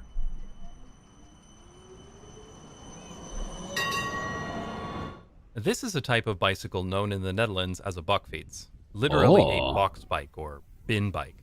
In English, these are usually just called cargo bikes, but that word can apply to many different types of bicycles, so I prefer to use the Dutch word. This bakfiets became our car in Toronto, and we used it for everything. We even took it with us when we moved to Amsterdam in 2018, so we are probably some of the only people in the world to re-import a Dutch bakfiets back into the Netherlands. These are insanely practical bicycles, and you will see them everywhere here, especially around schools and daycares. I genuinely believe that bikes like these have the potential to be the most important vehicles of the 21st century. One of the unexpected benefits for us was just how much kids love riding in bakfiets. It does look fun. Come on. Almost universally to sitting in a car. Like, be real. If you were a kid, really easy to I mean, even as, even as an adult, I think this would be fun. Child sitting in a bakfiets. Although it'd be You much can tell harder this for was the filmed by a kid because biker. It's all shaky and on a Dutch angle. And this is what a young child Like, it's a sees in the back stylistic of a car. choice. There is no question as to which one of these is better from the point of view of a child. Riding like this allowed our kids to see the city as we did, and they developed a mental map of our neighborhood as well. They learned where everything was. They learned every landmark and every street name. This is so much more mentally engaging for a child than riding in a car. Of course, cargo bikes are really nothing new. They have been around for over a century, and they used to be a I've common never, sight in as a kid, I never rode in one of these. In fact, I don't think I've delivery ever even seen one of these in person. But used to be a common sight. Hold on, go back. Bikes back. Yeah, I used to ride on one of these. I remember my mom used to have one of these back in the day. Of course, cargo bikes are really nothing new. They have been around for over a century, and they used to be a common sight in cities all over the world, usually as delivery vehicles. The book Curious George Takes a Job, published in 1947, shows this delivery man on a cargo bike, presumably in New York City. But if this book were published today, most people would be more surprised by the cargo bike than the monkey on the bus. Cargo bikes were also very common here in the Netherlands as well, but they became much less common as Dutch cities, including Amsterdam, became more friendly to cars and trucks in the 1960s and 70s. However, in the late 90s, the bakfiets made a comeback as an environmentally friendly and efficient way of transporting children in crowded cities. But these new bakfietsen are not like their cargo bike predecessors. First, they're a lot more agile and efficient, especially the two-wheeled versions. I really do not enjoy All riding bikes. a three-wheeled Let's be cargo real. bike because they're very slow and clunky. But Like, all bikes are more agile and efficient from the ones that are from 50 years ago. Hands down. Guaranteed. because they're really unstable if you turn too quickly. The only time a three-wheel bakfiets is more stable than a two-wheel bakfiets is when it's stopped, but the two-wheel versions have great kickstands anyway, so it doesn't matter. But the big innovation that's really driving this comeback is electric assist, because that's what really makes these go from being an interesting novelty to being car replacement bicycles. It's incredible just how popular these bikes have become in some parts of the Netherlands. Any place where there are young children, you will find bakfietsen. In North America, there's the stereotype of the suburban soccer mom. Oh yeah, soccer moms. And the vans. Oh, so many vans. Just, oh boy, all suburbs. Although I feel like they've been also taken over by the sport utility vehicle, aka the SUV. For many, not all. Depends on how many kids you have, I suppose, to some degree. Although there are, I mean, if you've seen, there are some massive SUVs that can fit just an insane number of people. So really, I don't even know if vans do provide more room depending on your budget. We're gonna keep on with this bakfietstok. It sounds almost like a word in Dutch, bakfietstok. Let's be honest, completely car-infested sprawling seas of asphalt. Meaning talking. So you do about still people. need a car. I can't even do it. We manage these corner cases by using a local car share program, and I talked about that in a previous video. But even if your situation means you can't go completely car-free as we did, there are a huge number of people who could go from 2 cars to 1 car and a buckfeets. And there are lots of benefits to doing that, especially financially. This buckfeets with electric assist costs us about 4,500 Canadian dollars in 2015. This would seem like too much money to many people in Canada because they consider bicycles to be toys or recreational vehicles instead of being a serious way to get around. Yeah, it's a lot of Yet money. they wouldn't blink at somebody who Undoubtedly. spent that much money on a used car, for example. So when people in Canada would ask about the cost of this bike, and they were shocked by the amount, I would pretend they were shocked at how cheap it was and would respond with, "Yeah, I know, right? It costs less than just the options on a new car."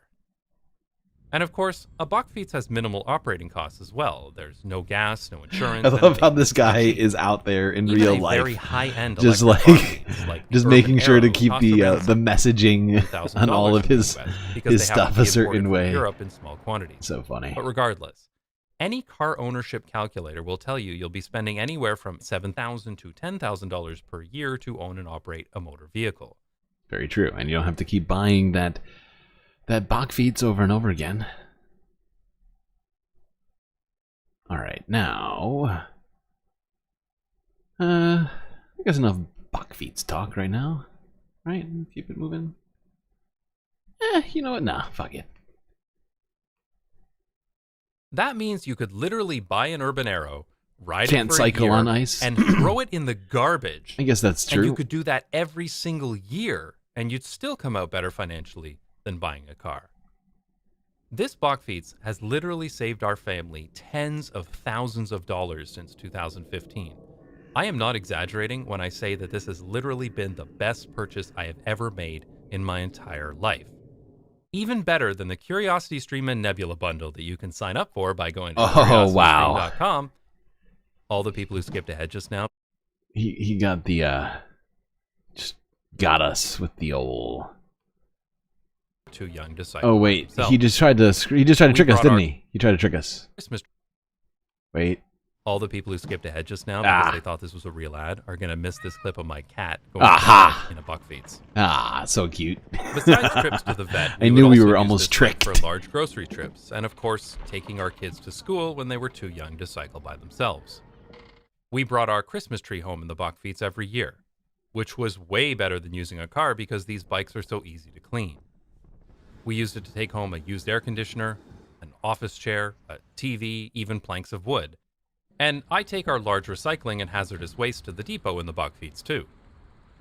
In the Netherlands, there are buckfeets available to rent if you need to carry something large. There are these old-fashioned kind big enough to move a couch. And there are newer app-based services which make it trivially easy to rent one as necessary. Huh. Here in the Netherlands, bikes like these are also very popular with daycares for traveling with large groups of children. And I see buckfeets being used every day as commercial vehicles, delivering packages or groceries or mail or electronics.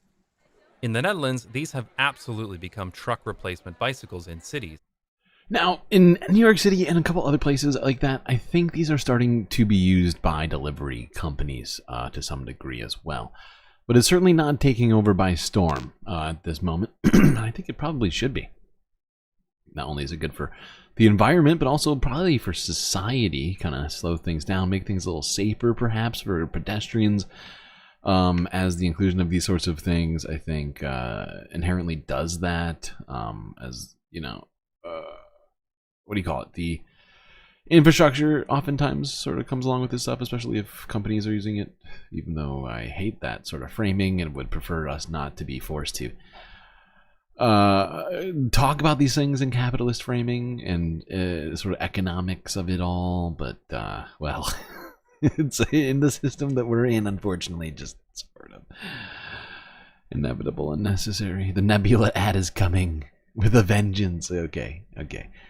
I'm sure it is. All right, let's take another quick break, I think. Probably a good time for that. Because we're about to get deep into AI talk, and that's going to take us, who knows how long.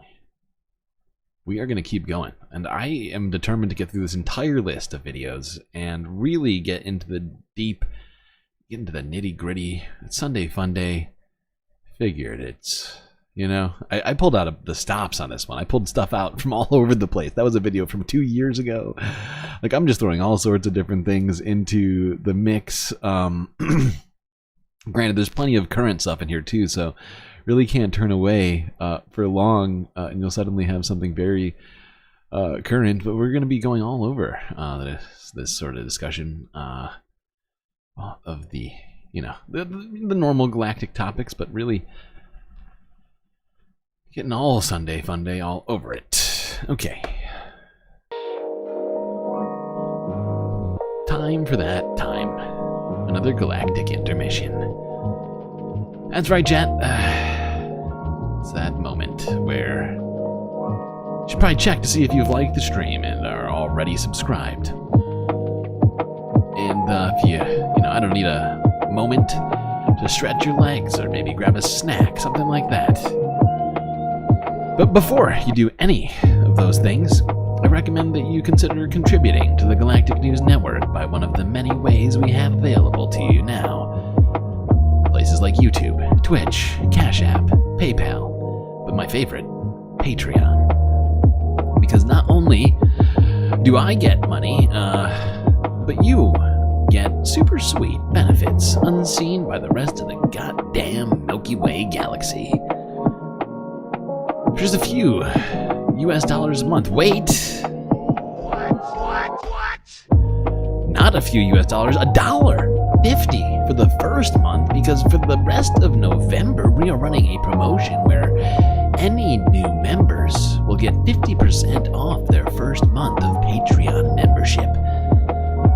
You can have an avatar here by the pool or the bar, or the lake, or in the street, something like that.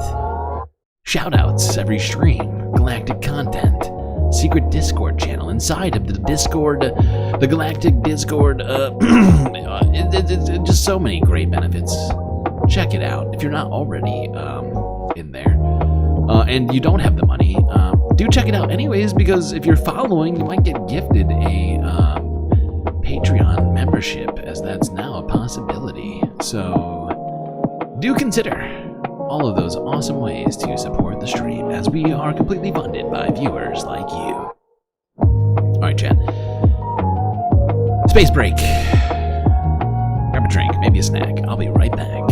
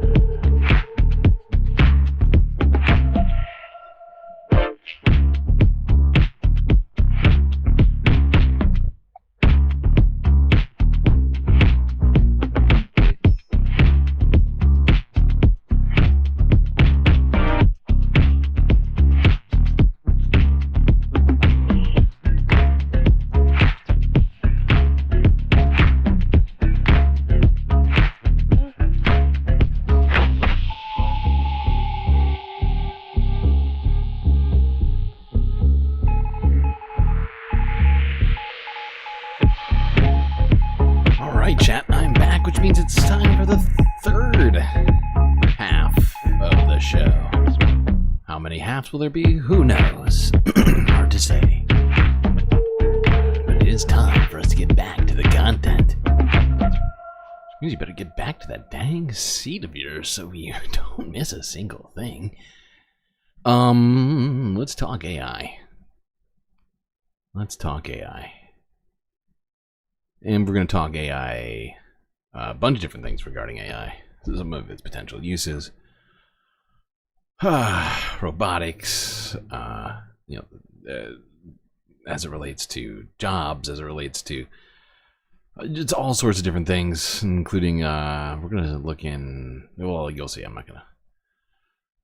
we don't have to get too deep into it, but we will be talking about all sorts of things. Self-driving cars, I mean, it's gonna be all sorts of stuff. But let's start here from this Sasha Lucioni TED Talk from a year ago.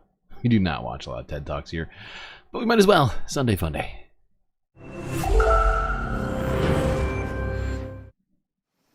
So I've been an AI researcher for over a decade. And a couple of months ago, I got the weirdest email of my career.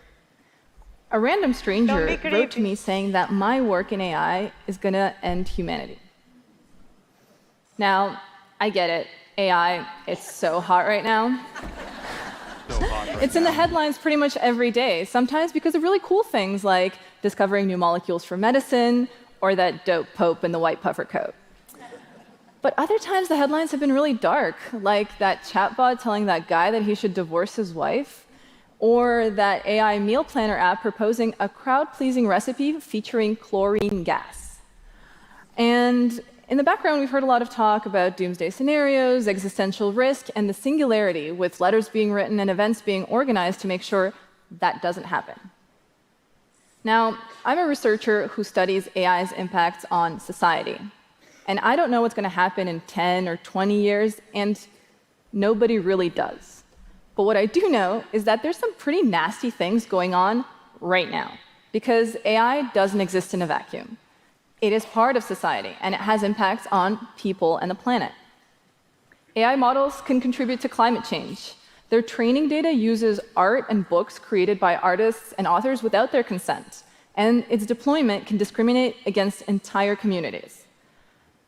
But we need to start tracking its impacts. We need to start being transparent and disclosing them and creating tools so that people understand AI better, so that hopefully future generations of AI model are going to be more trustworthy, sustainable, maybe less likely to kill us if that's what you're into. But let's start with sustainability, because that cloud that AI models live on is actually made out of metal, plastic, and powered by vast amounts of energy. And each time you query an AI model, it comes with a cost to the planet. Last year, I was part of the Big Science Initiative, which brought together 1,000 researchers from all over the world to create Bloom, the first open large language model like ChatGPT, but with an emphasis on ethics, transparency. I'm totally distracted. That's such a cute super sticker. Thank you for the $10 super sticker, Narwhal. That is a fun one. Puppy, what is that? Like, what do you call it? I forget the name of that dog. But super cute. All right, back to AI. Large language model like ChatGPT, but with an emphasis on ethics, transparency, and consent. And the study I led that looked at Bloom's environmental impacts found that just training it used as much energy as 30 homes in a whole year and emitted 25 tons of carbon dioxide, which is like driving your car 5 times around the planet, just so somebody can use this model to tell a knock-knock joke. Climate and everything. And this might not seem like a lot, but other similar large language models like GPT-3 emit 20 times more carbon. But the thing is, tech companies aren't measuring this stuff. They're not disclosing it. Yeah, that's wild. And this is an ethical company at 25, GPT 500 times. And I mean, who knows what truly, I mean, like, it's people who aren't reporting, you would assume, are probably doing worse, which, who knows exactly how many AI models are being trained at this one moment right now. So this is probably only the tip of the iceberg, even if it is a melting one. And in recent years, we've seen AI models balloon in size because the current trend in AI is bigger is better. But please don't get me started on why that's the case. In any case, we've seen large language models in particular grow 2,000 times in size over the last 5 years. And of course, their environmental costs are rising as well. The most recent work I led found that switching out a smaller, more efficient model for a larger language model emits 14 times more carbon for the same task, like telling that knock-knock joke. And as we're putting in these models into cell phones and search engines and... No, that's a fair question. Defined ethical. I mean, honestly, it's just going based upon what she's claiming, what her company is claiming to be, right? I mean, from what I've seen her in other places, and she does appear to be at least attempting to address these things, but also engage AI in an ethical way, and through using it for things that are important. And I don't know, like it is. You're right. It's hard to define as to whether or not these things are ethical to begin with, and that's part of the question we're gonna try and answer here today. We'll see how that goes. Smart fridges and speakers, the environmental costs are really piling up quickly. So instead of focusing on some future existential risks, let's talk about current tangible impacts and tools we can create to measure and mitigate these impacts. I helped create Code Carbon, a tool that runs in parallel to AI training code that estimates the amount of energy it consumes.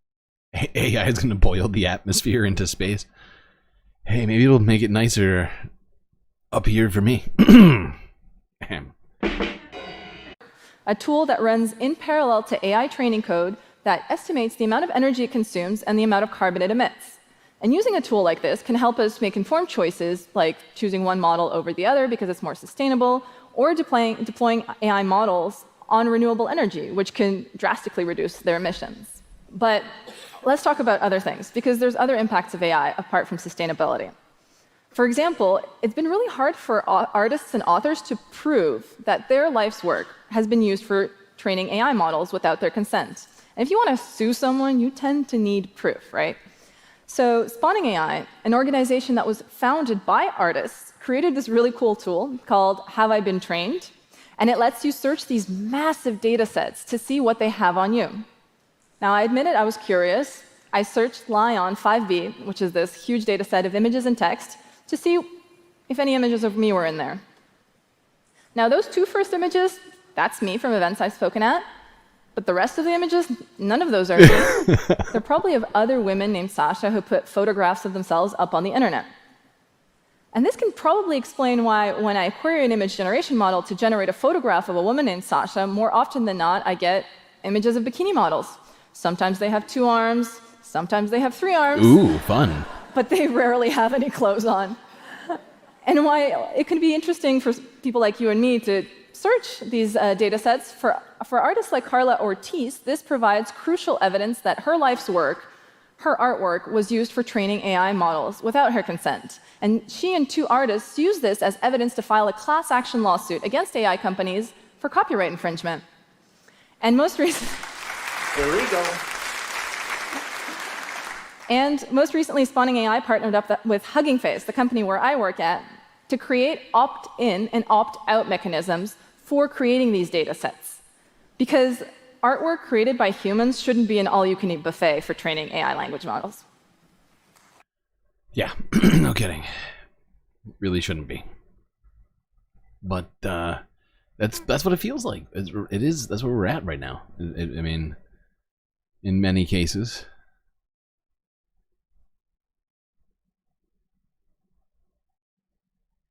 Now you can see why the world is overheating. Well, yeah, that's yeah. And the fact is, I've always kept my data on like drives, like personal drives. Never been a fan of cloud storage, but then I started thinking about what sort of things I'm using that are using cloud storage in the background, like my email or whatever else, and it's like, Jesus Christ, like how much data does one person actually, like the average person, actually have stored on a server somewhere? Like, and then you start thinking about adding in this AI component to it all, and it just becomes just wild. Like it almost becomes impossible to even start trying to calculate when you throw in those sorts of variables. Hopefully we figured out how to solve the serious energy consumption problem along with all this. We will be talking about that as we go along.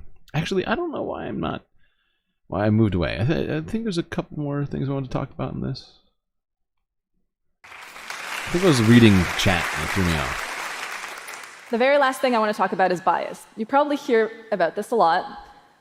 Formally speaking, it's when AI models encode patterns and beliefs that can represent stereotypes or racism and sexism. One of my heroes, Dr. Joy Buolamwini, experienced this firsthand when she realized that AI systems wouldn't even detect her face unless she was wearing a white-colored mask. Digging deeper, she found that common facial recognition systems were vastly worse for women of color compared to white men. And when models like this, biased models like this, are deployed in law enforcement settings, this can result in false accusations, even wrongful imprisonment, which we've seen happen to multiple people in recent months. For example, Portia Woodruff was wrongfully accused of carjacking at 8 months pregnant because an AI system wrongfully identified her. But sadly, this is real. Police should not be using AI. It's wild and stupid for them to be doing such a thing. Especially because it's still in the beta stages. It's really not it's not nearly infallible or, the sort of thing that you can rely on for things of extreme importance like this, especially not without also having human fact checking and testing on top of whatever data you're collecting, right? Like in the post, it's a huge part of all this. We'll get into that too. In fact, we might. No, actually not this time. Either way, let's go to this one now. Is this another? I didn't even think about it. This is another Not Just Bikes video. Awesome. Okay, we'll go right back to Not Just Bikes. Talk about AI in a different way. That being self-driving cars. And the fucking horrifying future/present which they present they present to us.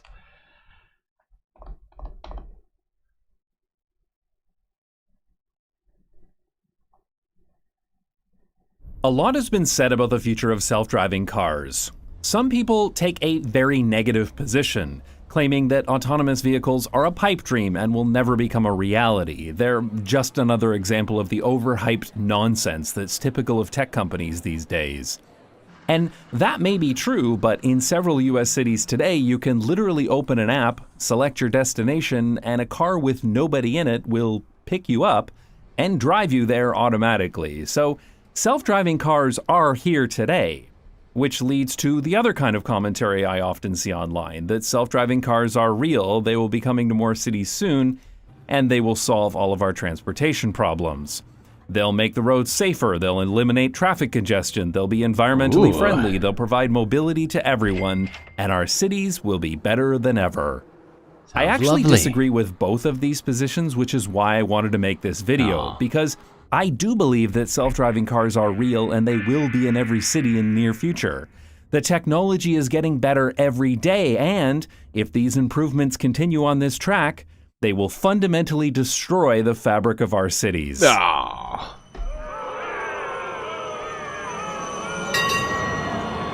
There is a cautious optimism among many urbanists about self-driving cars. After all, the majority of problems within cities are caused by cars. Traffic, pollution, noise, dangerous streets. And there never seems to be enough space available for sidewalks, bike lanes, parks, or anything else because it's all been turned into wide roads and parking lots. Anybody who has tried to get around without a car in a car-centric city knows that human drivers can be really scary, especially when they're speeding or driving distracted, which happens way too often. This is true. So and having real. cars driven by computers can't possibly be worse than what we have now, right? And it is possible that with the right incentives and regulations, that could be our future. But given the course we're on, I believe that future is increasingly unlikely, especially when you consider the history of how automobiles destroyed cities in the 20th century. but also the effects of money and capital. It's estimated that over $160 billion has already been invested into the development of autonomous vehicles. So there is a lot of money riding on this technology, and therefore a lot of pressure to get self-driving cars to market as soon as possible. When people see these vehicles cruising around the streets of San Francisco, they might believe that this technology is right around the corner. You can go there right now and see them dropping off passengers. They follow the speed limit and appear to drive cautiously. And it's amazing to see that there's nobody in the driver's seat, but that doesn't mean they're always driven by computer. Well, if it's not driven by a computer, then who could it possibly be driving it? We're told that these are fully autonomous vehicles. I'm very confused. Is it a ghost? Is it a ghost? Tell me it's a ghost. Tell me it's ghosts, and I'm I'm definitely out of here. As of last November, Cruise confirmed that their robotaxis required human assistance every 4 to 5 miles. I don't know how often this is needed today, but you don't have to watch these cars for very long to see that humans definitely still need to take remote control sometimes. I'm sorry. Wait, humans? Not ghosts? That's even worse, somehow. Humans. I thought this was completely autonomous. You telling me humans are driving this from some other place? Wait, I gotta hear this again. That doesn't make any sense. I must be... Hold on, let me just turn my volume up here in my headphones, make sure everything's good. Try this one more time. 5 miles. I don't know how often this is needed today, but you don't have to watch these cars for very long to see that humans definitely... Wait, nope, gotta go back even further. That's my bad. It's amazing to see that there's nobody in the driver's seat, but that doesn't mean they're always driven by computer.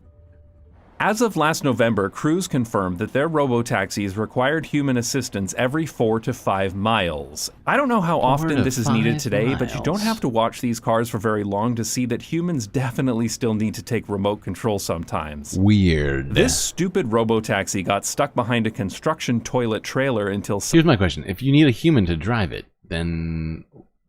what's the point exactly? Could you jump up? Thanks, Jeff, for the question. Seriously though, what is the point of having it if you need people?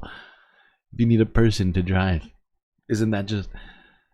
Aren't we just sort of duplicating something that already exists then, and then just making it more confusing and unnecessary? Like what? You know what you don't need? If you just put a person in here, all of this other crap on top of the car. All of that, and the sensors here and here, all this stuff that they've added to this car, which probably cost tons of money. Unnecessary use of resources, it seems like. One in the call center could steer it around. This one sat here for several light cycles because it didn't think it could turn right. The drivers behind it eventually gave up waiting and just drove around.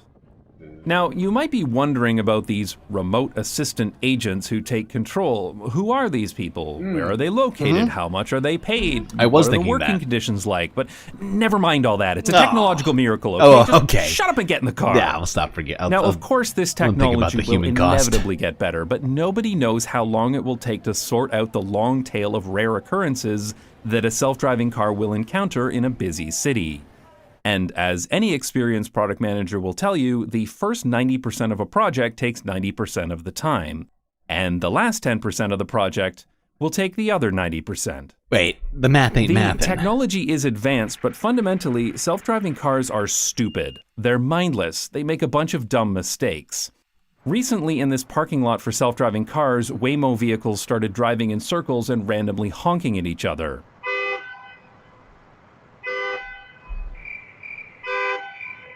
This happened for days, and this particular video was taken at 4 a.m. The people who live next door were not impressed. There have been dozens of official reports of driverless cars getting in the way of rescue operations, from blocking ambulances to crashing into fire trucks. But it gets worse. Last October, a woman was hit by a car in San Francisco driven by a human driver and knocked into the path of a Cruise robotaxi. Cruise said the vehicle, quote, braked aggressively to minimize impact, and while the robotaxi couldn't stop fast enough to avoid hitting the woman, it still reacted faster than any human could. So that's a win for self-driving cars, right? Except be. that the woman then fell under the car, so as far as the robotaxi was concerned, she was gone. Damn. So it continued to drive, dragging her underneath. No. A key detail that crews initially tried to hide from the press and regulators. That's not what you want. That's not... Jesus Christ. I'm sorry I'm laughing. It's like laugh or just like utterly just lose it. I feel like it's the two choices right now. I'm going with laugh. It's Sunday fun day, but holy fucking shit. It's just wow. It's a first for police and fire departments involving a driverless car. The victim was found to be under the left rear wheel of the vehicle. Thankfully, the woman survived and cruise cars were taken off the roads, but this is a scary example of how these cars will make new mistakes that we haven't even considered yet. They are not intelligent. They don't even have the object permanence of a toddler. But that hasn't stopped them from being beta tested on public. It's true, though. It's but they really don't, though. That's the thing. People don't understand is that they're just not what a human is. And they've just, they've been given data one way or another. And it's not like every company has the same data set that they're using. Same parameters in the programming to tell it what is and what isn't important. It's pretty horrifying thinking that these things have been unleashed on the public without anybody actually saying yes. Seems like the sort of thing you'd need, what's it called? Consent for it? I don't know. Maybe I'm just crazy. I feel like I'm taking crazy pills. Roads and the citizens of these cities did not agree to this. Several groups in California have protested against being the involuntary test subjects of multi-billion-dollar tech companies. And a Waymo car was even set on fire earlier this year. Self-driving cars have caused a lot of problems in San Francisco. Waymo cars in San Francisco reportedly caused a big traffic jam just as baseball fans were leaving Oracle Park Monday afternoon.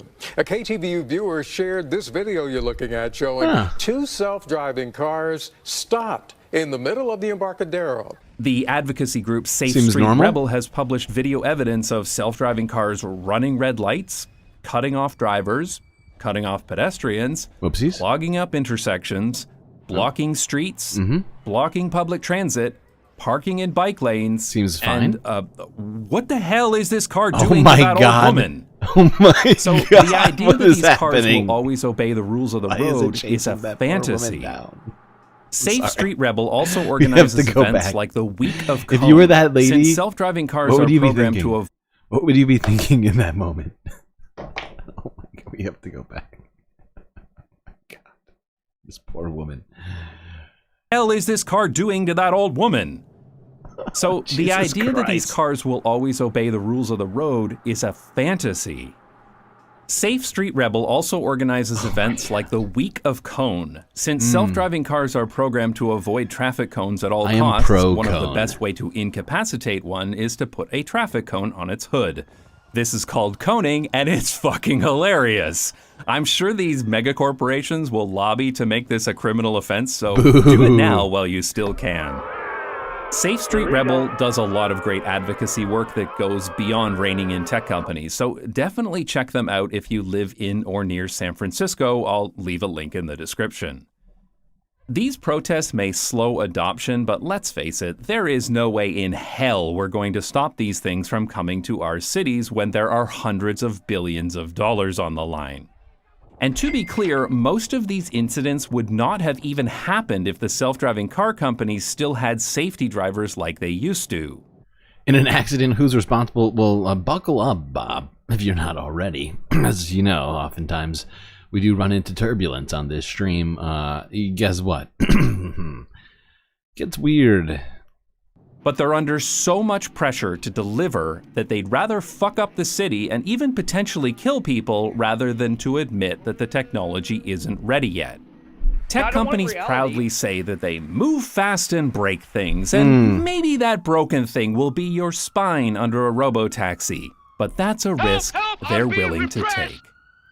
Self-driving car companies have already lobbied politicians to allow them to operate based only on self-certification, and they've successfully stopped laws that require them to report extensive safety data. Recently, California passed a bill that says police can't even ticket self-driving car companies. I'm sorry, what? What? This is what I was talking about. I knew it was coming up, Bob, so listen to that one more time. This should be at least something of a clue as to the answer of that question of yours regarding liability and accidents. Successfully stopped laws that require them to report extensive safety data. Recently, California passed a bill that says police can't even ticket self-driving car companies when their cars violate traffic laws. Yeah, why not? I mean, of course It may not. be that eventually, on average, self-driving cars will be safer than human drivers in the future, but it is incredibly naive to believe that they will not introduce new safety problems of their own. A self-driving car will try to avoid hitting people and objects, and there are dozens of sensors to make sure that doesn't happen. But these sensors are not infallible and they require interpretation by software. It's important for self-driving cars not to crash into things that are there, but it's also important that they... Yes, always try to remember that, because I think it's hard for people to grasp this, but if that human driver isn't at the wheel, it's software that is interpreting, right? It's interpreting data based upon programming, parameters, things that essentially are just... they're very abstract. And so, these things, not only do they have bugs, like all software technically have, these bugs aren't just, problems with a web page or with your Spotify account. This is bugs that are literally driving a machine tons heavy, thousands of pounds heavy, at tens of miles an hour, 50 plus, in some cases 65 miles an hour probably, at least, as long as they're functioning properly. Because say it's not functioning, maybe it's going above the speed limit, maybe and all these others are, it's just it's not great. It feels weird to be elaborate. Stop for things that aren't. Like this Tesla in self-driving mode that suddenly came to a stop on the highway and caused an 8-car pileup. You don't want a self-driving car to stop just because there's a bit of garbage blown onto the road or it detects something that won't cross the path of the vehicle anyway. So the software needs to evaluate every object that it detects. The first person to ever be killed by a self-driving car was a woman in Tempe, Arizona in 2018. She was crossing this road at night while pushing a bicycle and was hit by a modified Volvo SUV driven autonomously by the automated driving system developed by Uber. So why didn't all of this advanced technology prevent killing her? It's not that the car didn't detect her, it's just that it didn't think she was anything worth stopping for. So yeah, that's another thing to consider, is that, you might be dead. It might be too late for you. I know it's a little bit crass and dark, perhaps, but, we were talking about liability. Well, I mean, hey, maybe they'll be held liable in court after you're dead and in the ground, and they'll decide, what, that car, probably shouldn't have been doing that thing it was doing. The crash report from the NTSB provides a detailed explanation. The car flipped between identifying her as a vehicle to a bicycle to a general other category. Oh, not other. Sometimes it detected her as being in another lane and other times as a static object that wasn't moving. The software didn't consider her to be an important object that was going to cross the path of the SUV until 1.2 seconds before the crash. Now, what I'd like to know is, how do I keep myself from A, being classified as other, and B, being identified as any sort of non-human object? What's the best way to get that across to a car with no driver in it? I honestly don't know. I'm not the one who programmed these things, but it does make me concerned when I start looking at these sort of parameters, like, oh boy, yeah, this seems to be lacking some real nuance here. Perhaps that was going to cross the path of the SUV until 1.2 seconds before the crash, when it was too late to stop without killing her. So when a self-driving car starts driving towards you, you better hope it hasn't detected you as other. Seriously. But all this talk about sensors and self-driving obfuscates the real root cause of this crash, which is the atrocious state of American traffic engineering. This area is designed like a freeway with a high speed limit and almost no accommodations for people walking, despite being directly between a rail station and hiking trails. At the time of the crash, the median had a paved roadway designed only to be used by cars if one of the bridges was closed, but it clearly looked like a walking path. Yeah. It was regularly used by people. I mean, if this isn't a walking path, what the fuck is it? What is this? There's even a light right here. Why do you need a light right here? The road's here. Why light this path? I mean, not path. What is it again? I'm confused. Crossing this road. Instead of any actual pedestrian infrastructure, the city just put up these use crosswalk signs that are still there today. That's helpful. It's disgraceful that traffic engineers put up these signs in a natural place where people would want to cross the road instead of, actually building a crosswalk here. It's also better than having to tell. It's a much better solution than having to tell, I don't know, people like Waymo or who was it, Uber, they don't get to do self-driving anymore until they figure out their fucking shit. That is too inconvenient. Better to inconvenience just the regular citizenry. The peasantry. But what's worse is that in 2018, it wasn't even physically possible to walk to the crosswalk because of the trees and greenery that had been planted here. Since the crash, the solution has been to turn the brick roadway into a rough stone path that is hostile to pedestrians. I'm using this too much. But they've now cut a hole through the cacti so that it is at least theoretically possible to reach the crosswalk now, though you still have to walk over 200 meters out of your way, plus the time it takes to wait for your turn to cross this highway. That is bullshit, dude. That's like an extra 15 minutes per. That is wild. Oh my god. So they just, they really did. They just stuck it to the people. If you use your legs to get around, well, fuck you. That's what this says. American traffic engineers routinely bend over backwards to make driving as convenient as possible, while making these places actively hostile to pedestrians, then blame the pedestrians when they're hit by a car. In the US, around 42,000 people are killed in car crashes every year, and hundreds of thousands are seriously injured, sometimes with debilitating injuries that will affect them for the rest of their lives. So it's not surprising that the most prominent feature promised by these American self-driving car companies is safety. But the US also has some of the most dangerous roads in the developed world. The most deadly kind of road in the US is the Strode, a road designed for high-speed travel that also tries to act as a destination. Ooh, Strodes are rare in other countries, especially inside of cities, but they are all over the US and Canada. The nonprofit organization Strong Towns has been warning about the dangers of this kind of road design for over a decade, and I have a previous video about Strodes if you'd like to learn more. And I recommend that video. I've actually seen that video myself. Quite informative and sort of eye-opening if you never really analyzed the structure of these kinds of roads, because he makes a great point. Like, crossing this is incredibly difficult, and there is no obvious place to cross here, right? And it's 6 lanes, 6+ lanes of highway, at least fast-moving traffic, and then on both sides, supposed destinations you're supposed to somehow get to.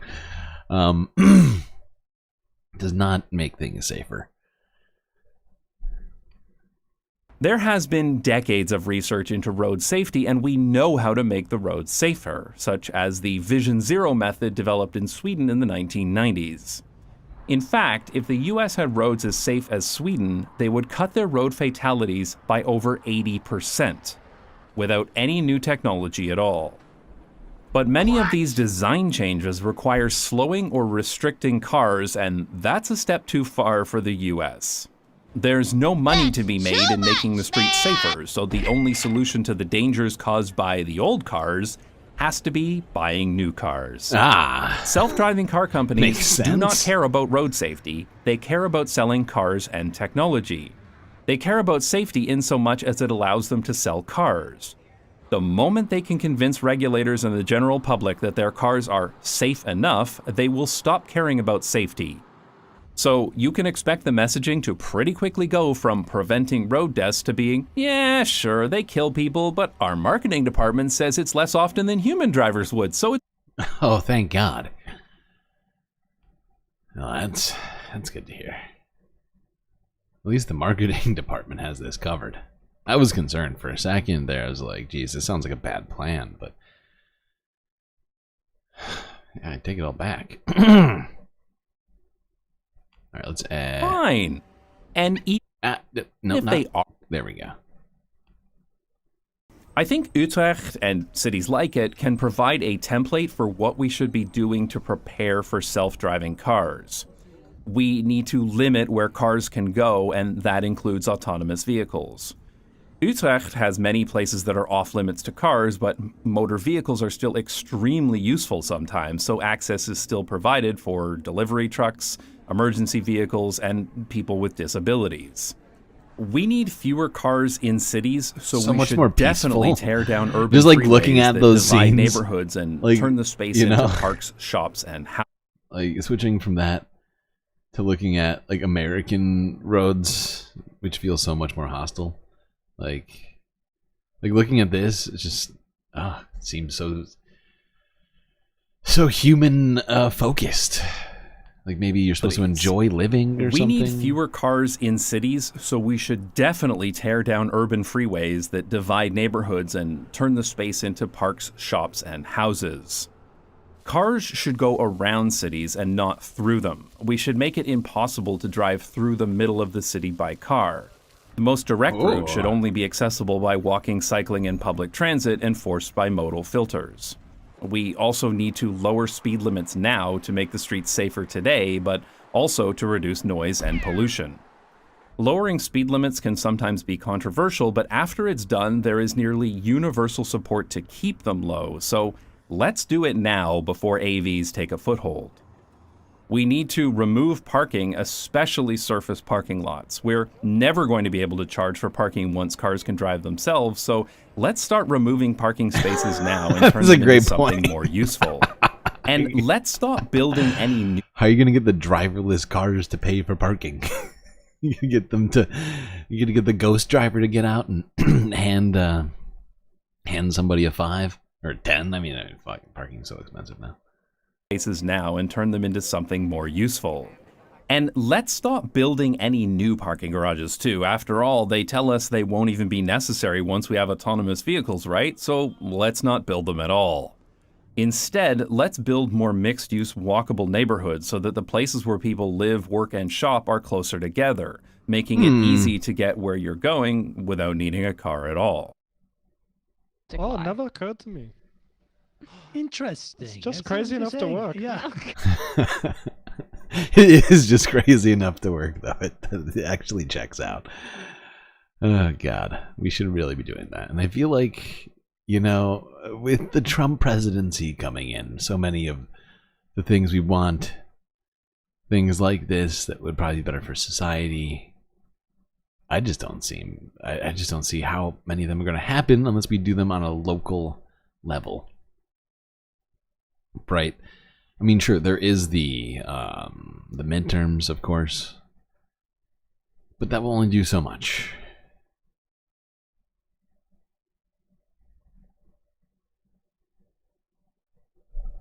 All right, now let's talk more about cars. Here's an interesting new car. I just figured I'd throw this in here. CBS Evening News, 17 hours ago.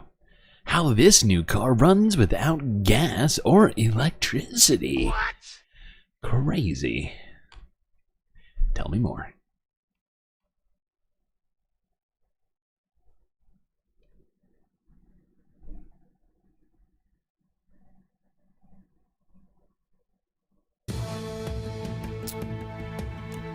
Finally tonight, hitting the road in a car that doesn't need gas and doesn't need to be charged. In tonight's Weekend Journal, CBS's Itai Haught in San Francisco shows us a vehicle that's rolling into the future. It's a new twist on traditional travel. No gas or plug required. All this car needs is a tank full of sunshine. This is the future. Called the Aptera, this two-seat, three-wheeled car looks more like a flying machine, especially when you open its doors. And wait until you see how you do it. There you go. Chris Anthony is Aptera's co-CEO. He says this car, priced at about $35,000, is all about efficiency. There's combustion vehicles, there's electric vehicles. You know, when I heard that there's price, no vehicle that creates. I was really disappointed. I was like, $35,000. What? What? What's happening? Why is it so expensive? It doesn't even have all of the normal, like, expensive stuff. You don't have like a giant motor in there. Just like a solar panels are not expensive. The price of solar panels have come down drastically over the last 20 years. It's super cool, but I mean, it's got to be cheap. They got to be making it way cheaper than that. This is why, once again, capitalism is not a great solution for the environment. And it's probably the reason the environment, and not probably, almost definitely the reason the environment is getting so bad.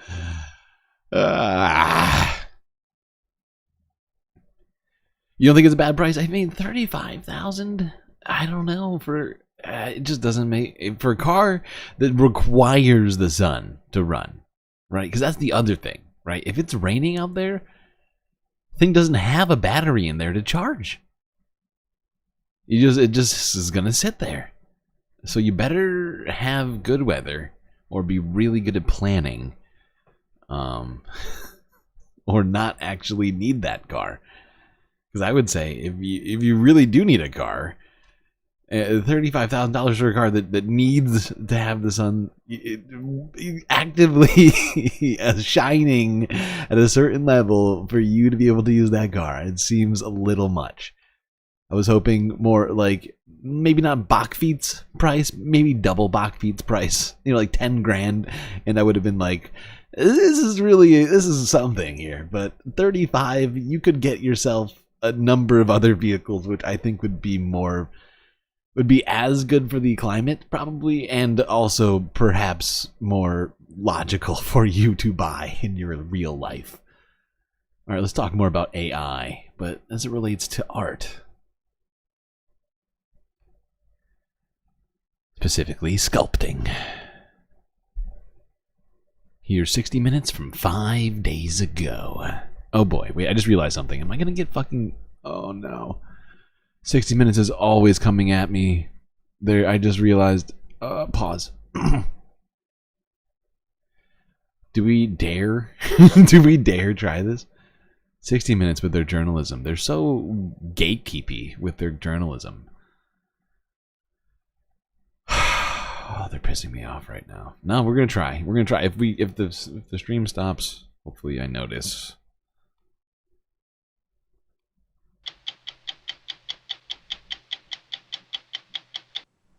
In 1497, an ambitious 22-year-old hiked up to the quarries above the Italian town of Carrara, looking for a perfect block of marble.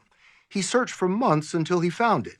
His name was Michelangelo, and the marble became his immortal the Pietà.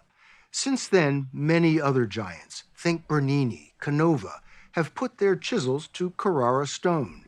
Now there's an upstart, and like his star predecessors, he goes by a single name, Robo. Robo is part of a fleet of robots shaking up the art world, carving with pinpoint precision and in record time.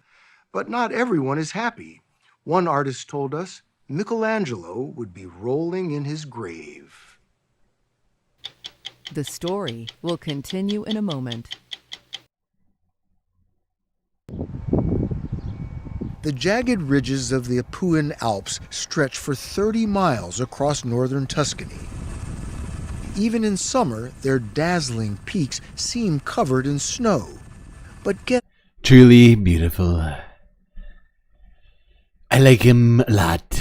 I think the Carrera marble super nice. If I could, we would make the whole White House Carrera marble, top to bottom, with gold accents all over. Close. It's not snow, it's marble.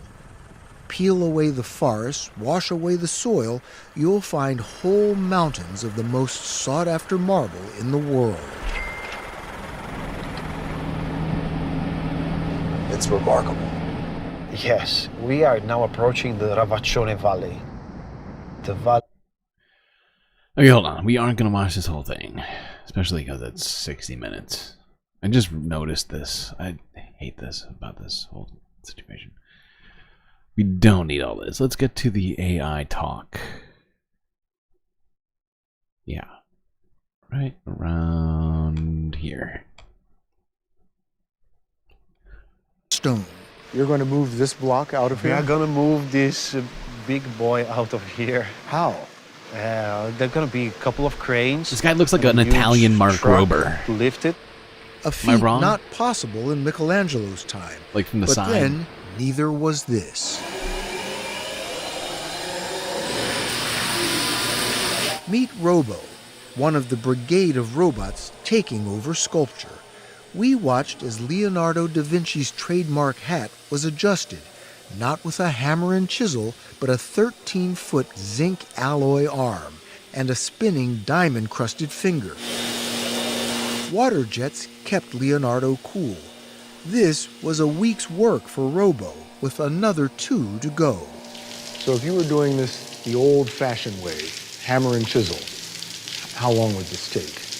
10 times more, at least. 10 times longer? Yeah, absolutely. Massari told us his mechanical employees, 7 and counting, don't sleep, get sick, or take holidays. He took robots off the automotive line and gave them bigger brains. And the robot will work all... So these are just, you know, automotive manufacturing robots, assembly robots, stuff like that.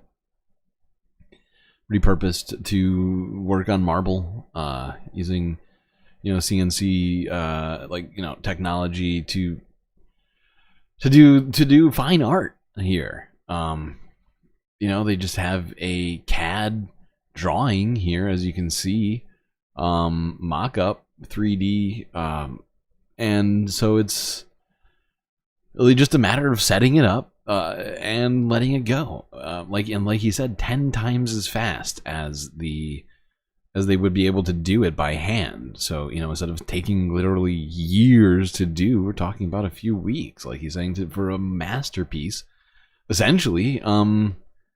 Although it's debatable by certainly many people would debate whether or not it's a masterpiece because it's being done by robots. So it's hard to, you know, it's hard to say. Robotor's chief technician, also a sculptor, turns the artist's model into a 3D file. That generates a complex set of instructions that tells the robot exactly where to carve, right down to the last ½ inch. How much of the work is done by the robot and the computer, and how much by the human artist? We are talking a very high percentage that can be done by the machining. Like how much? Like 99%. 99%? Yeah. And the very final 1%, that is the most important, is still done by very skilled artisans in our workshop. Just 1%? But that 1%, Massari told us, can translate into months of human work. Still, we wondered... Good for commercial purposes. Yeah, I mean, it is. It's good for commercial purposes, specifically. For money making. But in terms of jobs, this is obviously going to cut down on the number of jobs there might have been if you were doing it, you know, by hand. Right? I mean, think about how many more people you would need working on something like that, right? Like, my understanding is that, you know, many sculptors had assistants and things instead of a robot to chisel away at things, right? And this is the sort of thing that's going, and I think we should at least attempt to translate onto all other industries. And I'm not saying we should be doing it. I'm saying like we should be thinking like what this would be like in terms of translating this sort of technology is going to mean for a whole host of other jobs, industries, and things like that. It's certainly one of the parts of this equation. Using a robot a bit like cheating? If you have a robot doing... Hold on, we're not going to watch this whole thing.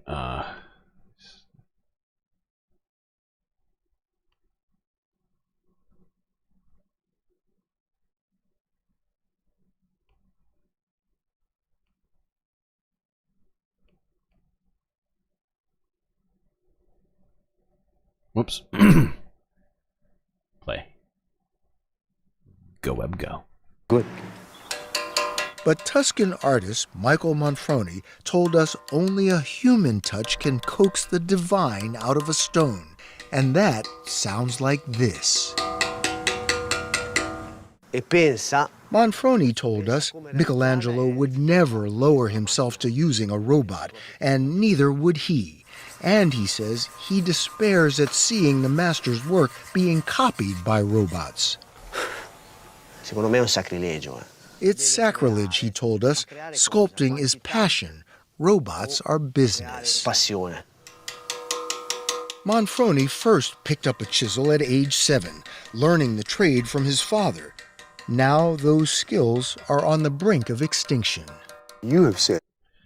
And that's the other thing, right? Is if artists have absolutely, especially within the context of the capitalist system that we live in, if they have no incentive to do their art, or if not even that, right? Because people who are already actively artisans, already making a living from this, not exactly the same situation, but in terms of the continuation of these kinds of art forms, the next generation, where's the incentive for them to engage in it? That's certainly an important question to ask, I think. If you use a machine, you become a machine. Yes, because your mind is limited by the technology, he told us. It's only a computer program transmitted to the robot. You lose the satisfaction of having created a piece of art by hand. Manfroni is not alone. The prestigious Sculptors Guild of Carrara is dead set against robots too. They warn that Italy's artistic heritage is at risk. There is a conservative mindset that wants to hold on to some imagined ancient way of approaching art that's mystifying to me. Barry X. Ball is a contemporary artist based in New York City. He uses eye-popping stone to make works that have been shown at major museums around the world. He's a regular shopper here in Carrara. These blocks go for about $300,000. And on a recent trip, he bought a robot too. Ball told us he's come under fire for using them. $300,000 a block is insane.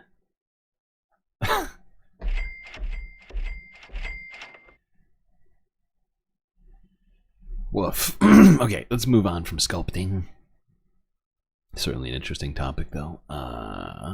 Let's talk about some more things relating to robots. This time, let's get into agriculture a little bit.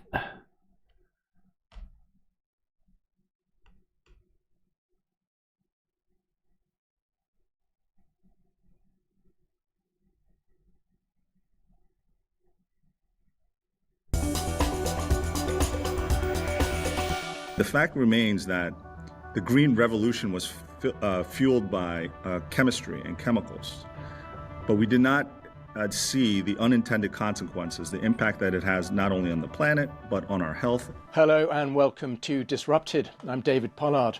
Getting chemicals out of the food chain is not only a must-do for healthy consumers, but in future could also increasingly offer a route to healthy balance books. Step in a number of startups attracting financial backing from big and small investors as they develop AI-driven weed-killing robots. One such company is iGen, maker of the iGen Element, a small solar and wind-powered drone that its creators say is the way forward for sustainable regenerative agriculture.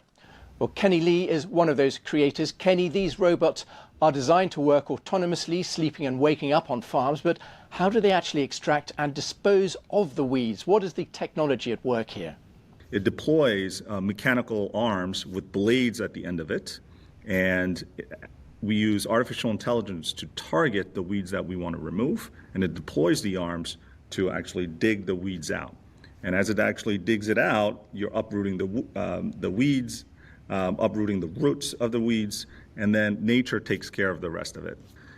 So imagine someone sitting in an office, in an air-conditioned office, with a screen of remote-control robots being their eyes and ears, and the human would be the brains of the operations of it all, so that they could actually go back to making decisions about farming and not actually having to go out and do the manual labor piece of the difficult operations.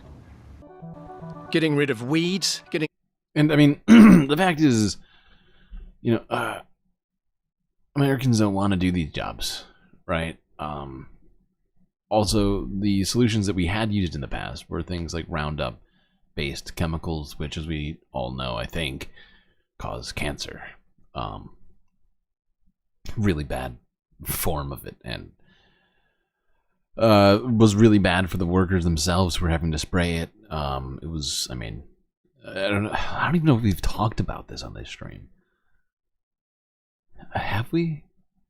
Either way, that was certainly one of the downs. So, I mean, if we can replace those chemicals with something else, I'm all for it, honestly.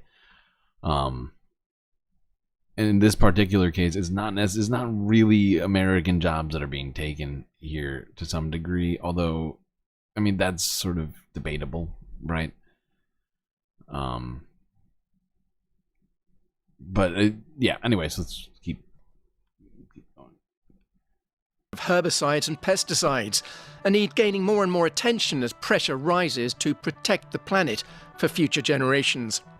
Nearly a third of the Earth's soil is already degraded, and an area of soil the size of a soccer pitch is eroded every 5 seconds, according to the UN Food and Agriculture Organization.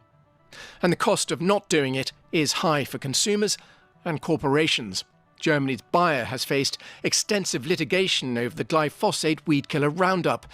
It settled much of that for $10.9 billion in 2020, but still faces over 50,000 claims alleging that Roundup causes cancer. It's a background picture that makes this a personal mission for Kenny and his co-founder, Richard Worden. I myself, when I was younger... Okay. Let's keep this going. Talk now about AI. From a different sort of place, that being sort of a debate as to the importance of it or the danger actually of it. Specifically, actually, the premise of this debate is whether or not AI is an existential threat to humanity. This was at the Cambridge Union.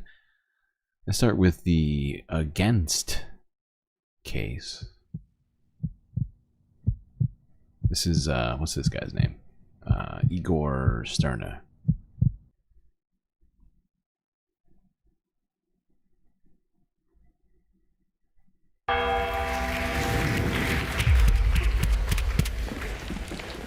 Thank you indeed, Connor.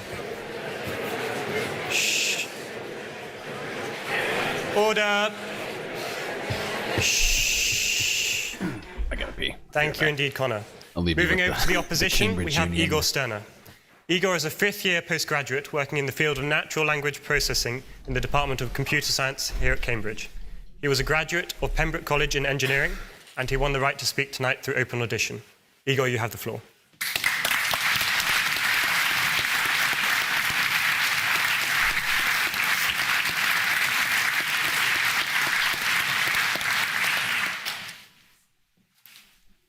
I have 3 questions to ask you. Please could you answer by putting your hand up. How many of you ate today with a knife and fork? Keep your hand raised, please. If you have ever had thoughts of killing someone with your knife, keep your hand up.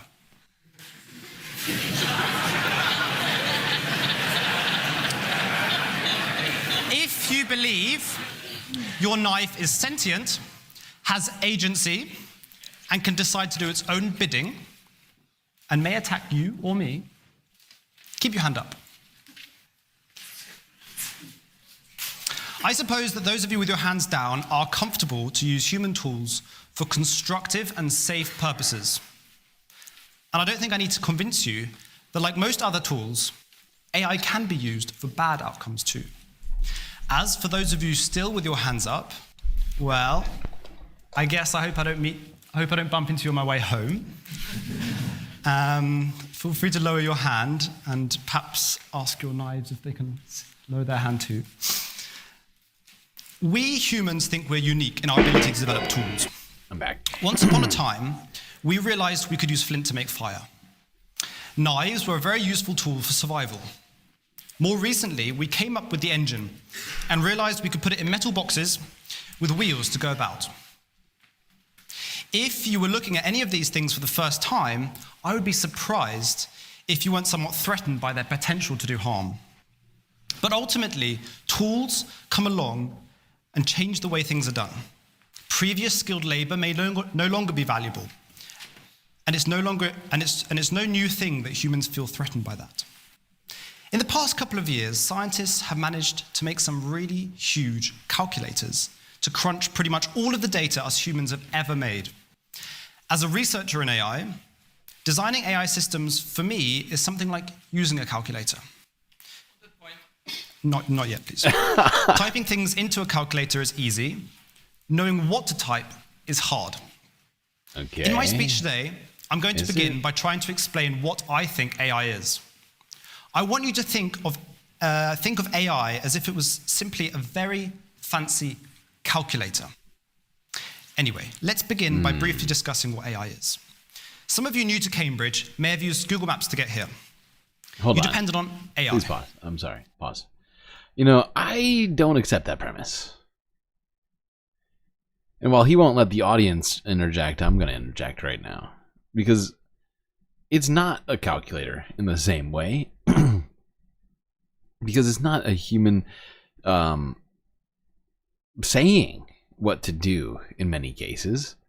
Because the machine is actually deciding, or the neural network, like oh my god, my brain just broke. The sort of, oh god, I know the word for this, and I cannot think of it. Whatever, like the program itself is in many cases making this decision in ways that can't be explained. We've talked about how in many cases when asked, oftentimes they can't point to where the algorithm actually figured out, or like the neural network decided where to pull from on this or that thing for an artwork or for a song or for whatever else, right? So it's not the same, because with a calculator a mathematician can sit there and say, well, this is why this happened, this is how his calculator works, right? This button does this and it only does this, right? Whereas with AI, it's much more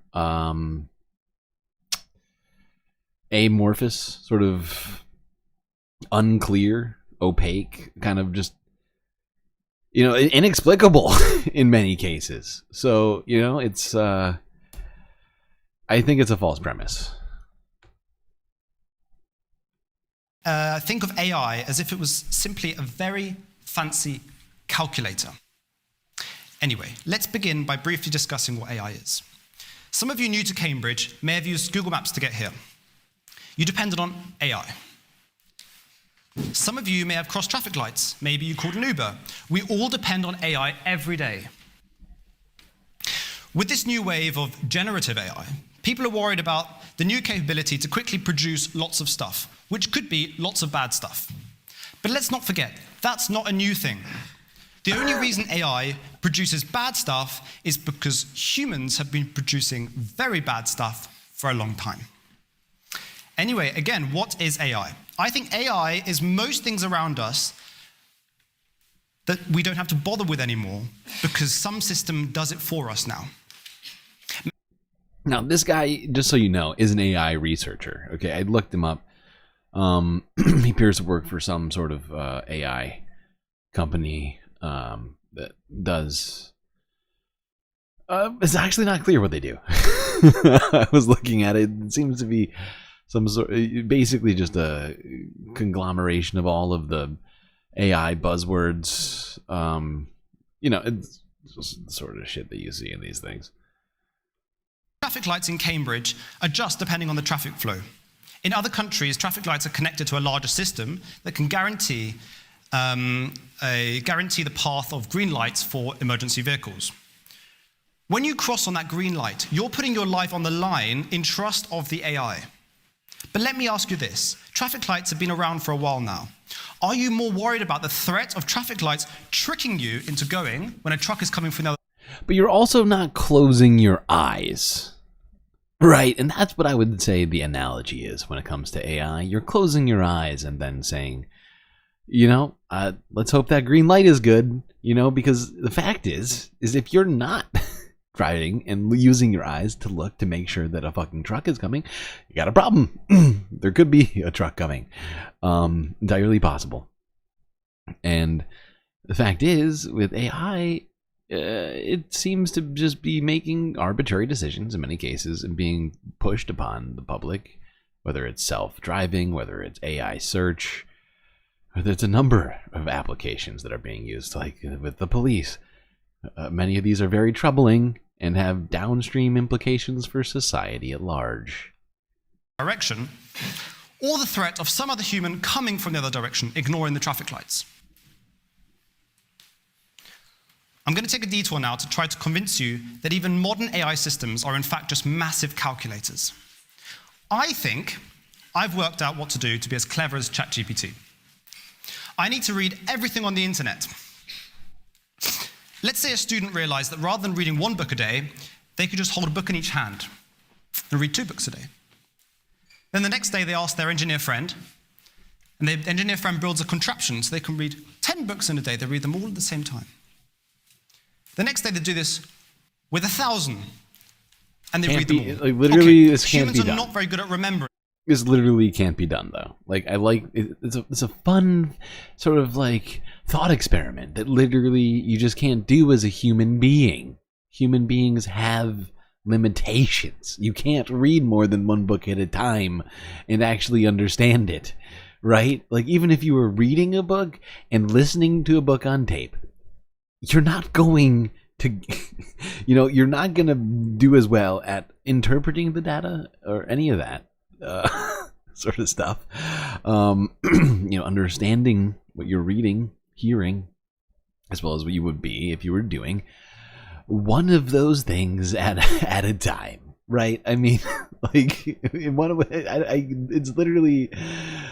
Oh my god, it's just such a dumb, like, this guy's got so many dumb little thought experiments for us to go along with. And it's like, you know what I compare what he's doing right now to is what filmmakers do, right? With the suspension of disbelief, right? It's like they're here to tell you a story. It's fictional, of course, and there's fictional elements to it that are going to require you to, you know, ignore what you would normally do in your everyday life for the purpose of fun. Instead of fun in this moment, it's for the purpose of thought experiments that he's doing all this idiocy, but it's incredibly annoying. But imagine you could plug USB sticks into your brain and pop some information on there every now and again. Humans, and especially Cambridge students, are already great at combining and pattern matching all that information. Okay, final setup. You're reading every book and article ever written at the same time. You have 1,000 32-gigabyte USB sticks plugged into your head. The reason AI has gotten really good in the last couple of years is because some scientists realized how to read a lot of books at the same time. Regardless of your support for the motion tonight, I encourage you to stop seeing AI as I suspect the House sees it. Things like ChatGPT. Let's hope that when these machines are interpreting all this data at once, that they aren't deciding that your story, that your culture, whatever it might be, is other, right? Like in the self-driving stuff, right? Where the programming decides, oh, this is other, this is unimportant information, they exclude it, right? Or they decide that information that should be other becomes somehow important. But this guy's got it all figured out. Also, he's wearing a suit with no belt. And this bothers the shit out of me. Don't do this. Agent, it's so tempting to do. Instead, think of it as a calculator that's really good at reading lots of books at the same time with lots of USB sticks to save all of that knowledge. I don't think I need to convince you that AI can be used and has the potential to be used for so much good. But before I jump into the worrying, allow me to remind you. Early detection of cancer, already being revolutionized.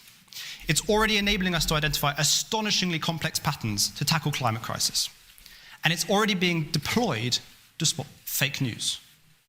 Now, the first thing he mentioned there with regards to the environment, that's one of the only places where I think AI is actually has some potential that I think society should consider. But the fact is, if we decide to use it for every single fucking problem that we have, that seems to be what people are trying to do right now. I just think that's only going to lead us to bad places. Okay. All right, I'm done with this guy. I'm going to get past where he's done talking. Actually, we're just going to go to the next guy. I just remembered that this guy doesn't let anybody jump in at any point. He just sort of monologues the whole time. And at these particular ones, and at this particular conference discussion, they had debate. I keep saying different words. It's definitely a debate. At this debate, they had the audience able to chime in, but he was one of the few speakers who was like, "No, fuck the audience."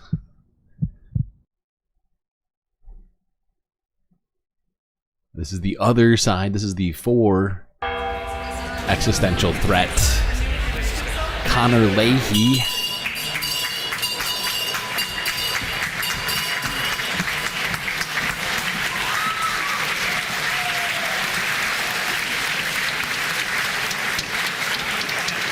Oh, I guess he was the first speaker. Yeah.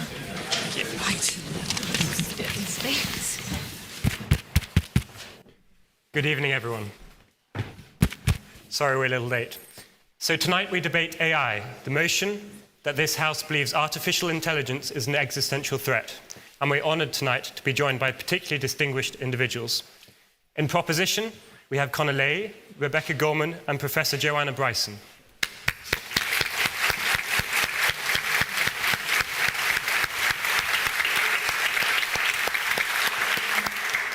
While in opposition, Professor Judy Weissman, Dr. Indra Joshi are joined by student speaker Igor Sterner from Pembroke College.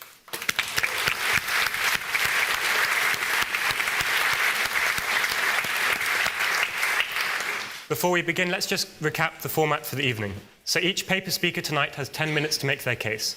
The first and last minutes are protected time, so please do not try and POI them during that time. But as members, this is your house, and we welcome contributions from all. So between each round of paper speakers, there will be time for speeches from the floor in proposition, opposition, and abstention. Should you wish to make one of these, please just put your... Which once again did not happen for that other guy, because he just he talked through the whole time. It was kind of hilarious. Sorry, I forgot there's all this here. The last time I watched these was like... I had actually planned to have us watch these like 8-9 months ago. And there's been so much shit that this has been sitting on my watch later list for basically that whole time.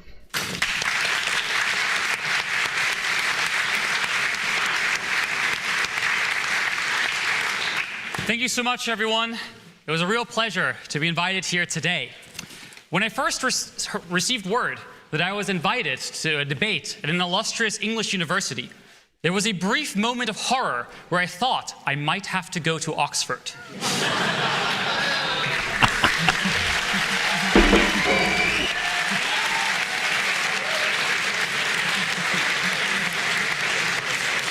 Luckily, I find myself in the lovely halls of Cambridge University. So the motion tonight is that the House believes that artificial intelligence is an existential threat. And there is a common temptation in a new generation of young technologists, such as myself, to think of ourselves of every new debate, every new idea, every new topic that we come up with as novel and unique, while forgetting the history of the great minds that came before us. In 1951, there lived a man named Alan Turing, the father of computer science, a titan of his field, a hero of World War II, and a tragic figure. You know, it's funny. I feel like he knows his audience in this moment because obviously Alan Turing, World War II hero in the sense, or that he was a British hero for his work in decoding the Nazi. What was the name of the? I think actually he might name it. So actually, I'm not gonna get too far into it. But I just feel like he's clearly speaking to his audience. He's like, "All right, I'm in Britain. I'm gonna make a Turing reference. I'm sure this will land." A titan of his field, a hero of World War II, and a tragic figure, driven to suicide by his own country's intolerance for his non-standard sexuality. In 1951, Alan Turing gave a lecture in Manchester entitled Intelligent Machinery, a Heretical Theory, exploring the consequences of building computer systems capable of displaying intelligence. In this lecture, he said, "For it seems probable that once the machine thinking method had started, it will not take long to outstrip our feeble powers. There would be no question of the machines dying, and they would be able to converse with each other to sharpen their wits. At some stage, therefore, we should have to expect the machines to take control." And so as we stand at the dawn of a new age of unprecedented AI progress, it is tempting to think of this topic as just a novel fad of existential risk of AGI, rather than a fundamental question that has been with us since the very beginning of the field of computer science. The definition of existential risk is a risk that threatens the premature extinction of humanity or the permanent and drastic destruction of its potential for desirable future development. The loss of control of our future. And if we build machines that are more intelligent, more competent than people, that are more capable at manipulation, deception, politics, science, business, and everything else, and we do not control them, then the future will belong to them, not to us. Everything else derives from this simple observation. Now, I don't claim to have the true definition of intelligence, the true definition of reasoning, any of these things, but I also don't care. What I care about is competence. I care about the ability to solve problems, to gain power. And many of our greatest scientists, engineers, companies are striving to build such machines of competence. And I expect them to succeed. And let us be clear that the development of fully autonomous AGI agents that act in the real world is the deliberate goal of companies such as DeepMind, OpenAI, and others, even enshrined in their very charters. That's the word, AGI, Autonomous General Intelligence, I think is what that that acronym stands for, and what I was trying to remember earlier. While at the same time, our progress on being able to control and understand such minds is progressing at a pitiful rate. The danger does not come from some evil property that must be removed from such systems. It comes from power, from competence. If you build extraordinarily competent machines, autonomous machines that you do not control, well, the consequences should be evident. This is not to say that there is not incredible benefits that can be had from many applications of AI.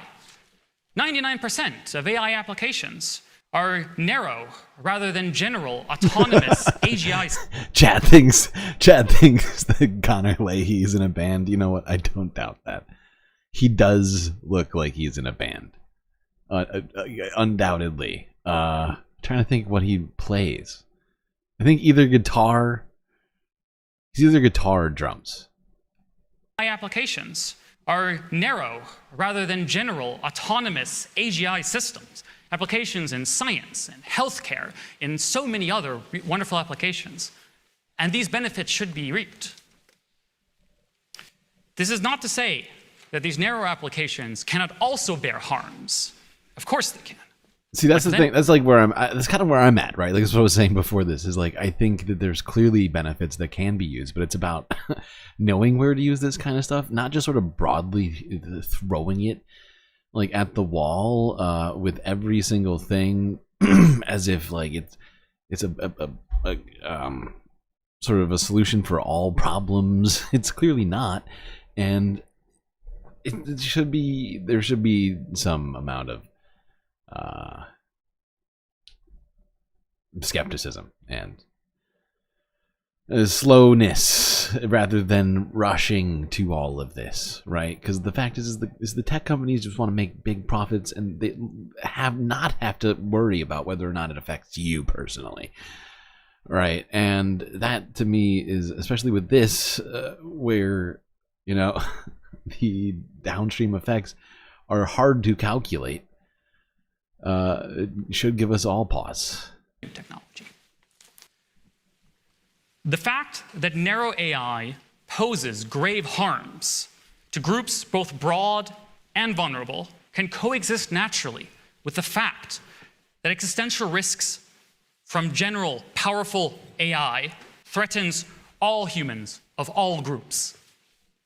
The harms affecting all groups are not just from negligence, though there is plenty of that as well, but also because we simply, on a purely technical level, do not know how to understand and control general intelligence to make it so that it gives us what we want instead of risking the survival of all. This risk is freely acknowledged by the very people who are building it. The unelected, unaccountable technologists who are willfully running an unacceptably risky experiment on every single man, woman, and child on the planet without their consent. Illegal. Addressing existential risk is a crucial component of mitigating harm towards vulnerable groups in our world, and dismissing it would be of unconscionable negligence towards the marginalized and vulnerable, the same way that we must not neglect or dismiss the other constant looming threats, such as climate change or nuclear war. When I think of how I expect existential risk to manifest, I do not think it will be with a bang, but with a whimper. As systems develop, become more competent, more powerful, more people will delegate more of their thinking to these machines. CEOs will outsource their business decisions. They will handle trading, design products, write code, litigate disputes, manage political campaigns, develop technology, ways to disinformation warfare.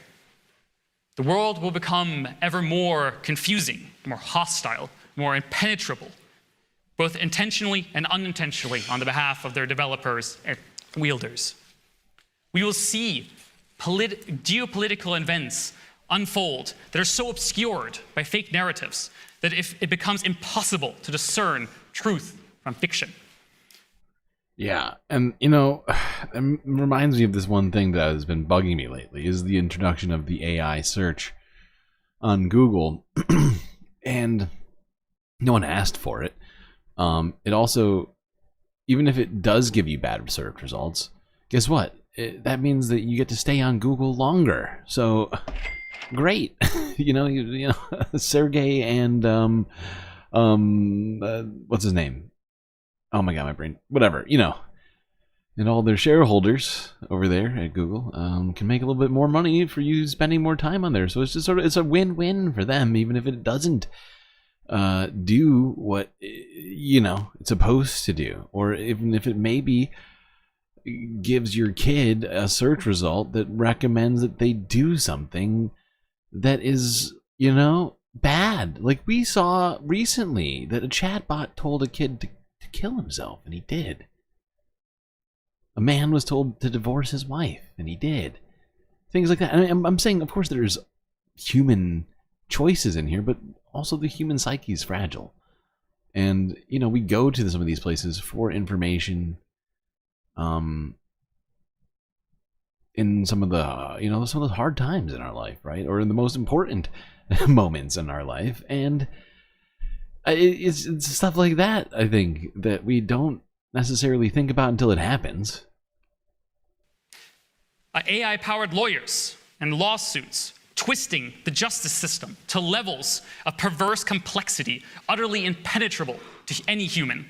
New technologies being invented that people can barely understand their function or where they even came from. Market movements of such violence and unpredictability that no human trader can stay in the game. A whirlwind, confusing world of such speed and dark complexity that the unaugmented human without AI assistance is a sitting duck to AI-powered manipulation and exploitation. Until eventually, quite unceremoniously, humanity is simply no longer in control. Okay, all right, let's keep it moving. Let's go here now to a slightly different perspective on things. Curious archive from 9 months ago. Sympathy for the machine.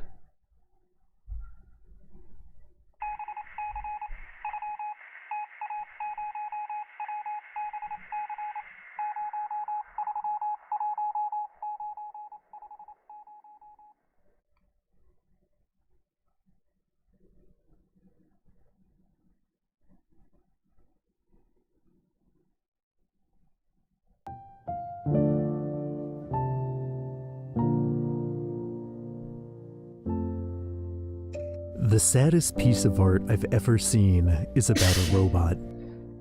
Actually, it is a robot. It's this mechanical arm that must continually push a leaking liquid back into its body to function.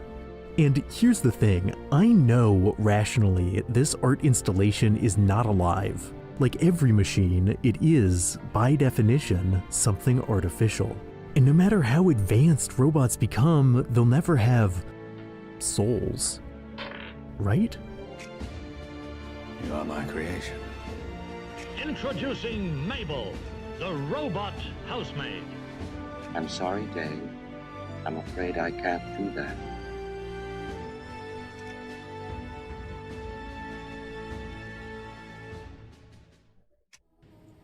Prove to the court that I am sentient. This is absurd. We all know you're sentient. One of the best introductions to the hypothetical of artificial souls is the Star Trek episode Measure of a Man, in which android officer Commander Data refuses to be dismantled for study. The question of whether Data is legally a person or property is then taken to court, and in so doing, the episode puts the very idea of machine sentience on trial. So I'm sentient, but Commander Data is not. That's right. Why? The debate is not just scientific, but philosophical, interrogating if all that makes us conscious beings can be simulated, or if there is a deeper, spiritual component to life that a machine cannot replicate. This hearing therefore gives us a useful framework going forward as we try to reach a verdict on artificial souls. How do you feel? Alive. Our first point of hypothetical evidence for the jury's consideration is the robot David from the modern Alien films. David's complexity as a depiction of synthetic consciousness is somewhat overshadowed by all the other stuff going on in those movies, but examined in a vacuum, he offers a meaningful counterpoint to traditional robot portrayals. Unlike most machines, David is hyper-emotional, designed by his manufacturers to experience intense, simulated feelings to better blend in with it. You know, this is one of the movies that he talked about during this, if I recall correctly, that I actually haven't seen. I feel like I think I've seen most of the references that he makes, and unfortunately, this is one of those movies that I haven't seen. And I am somewhat of a, what do you call it?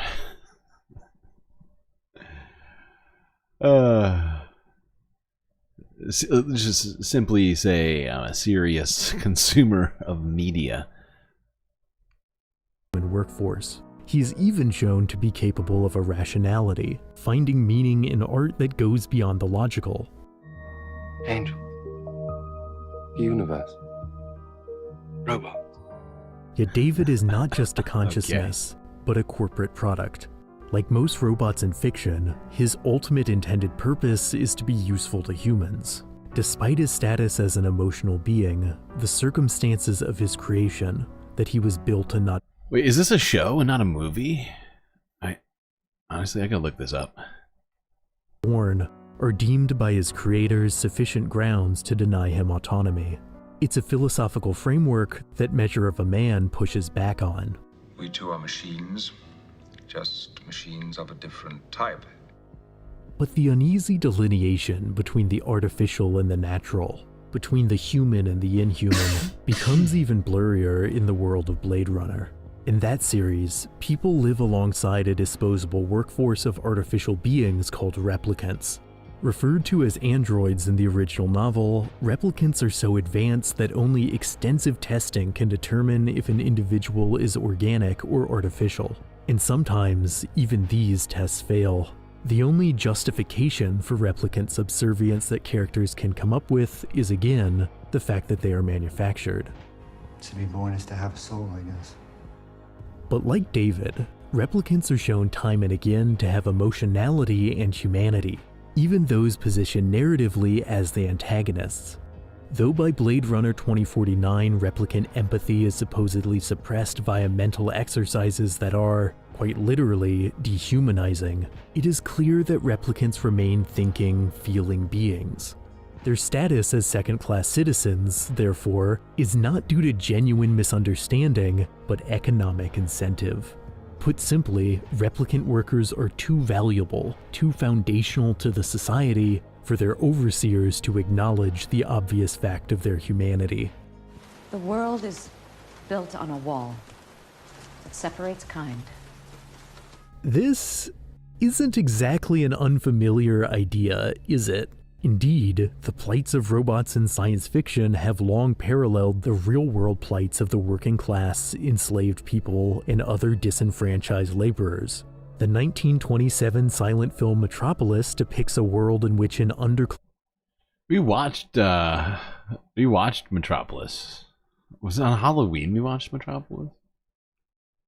Of automaton-like workers toil away underground in service of a privileged few who live on the surface. At least we watched part of it. Literal robots, these subterranean laborers evoke the imagery of the machine, made to act as cogs in an economic mechanism with no regard for their well-being or humanity.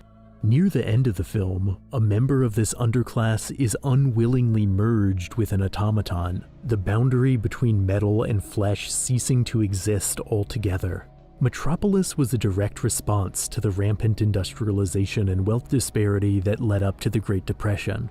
The human cost of treating workers as disposable parts had been captured in photos by sociologist Lewis Hine just a few years prior.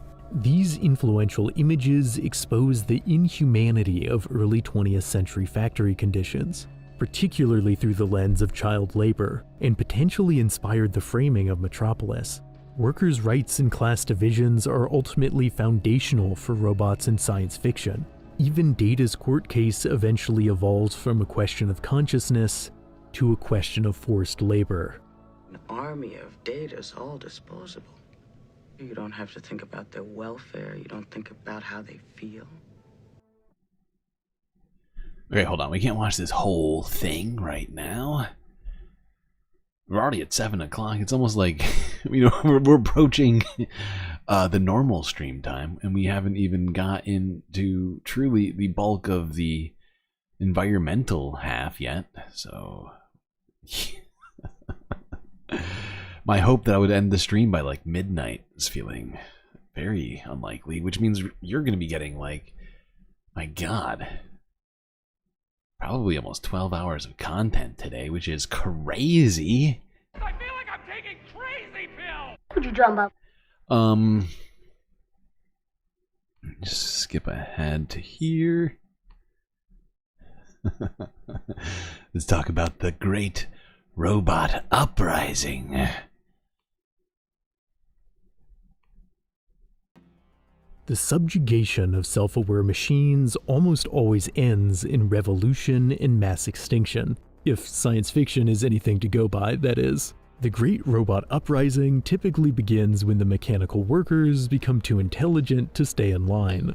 In the game series Mass Effect, a war between a group of machines called the Geth and their creators commences with a unit simply questioning if they have a soul. Robot rebellion is so common, it borders on cliché. From the Matrix...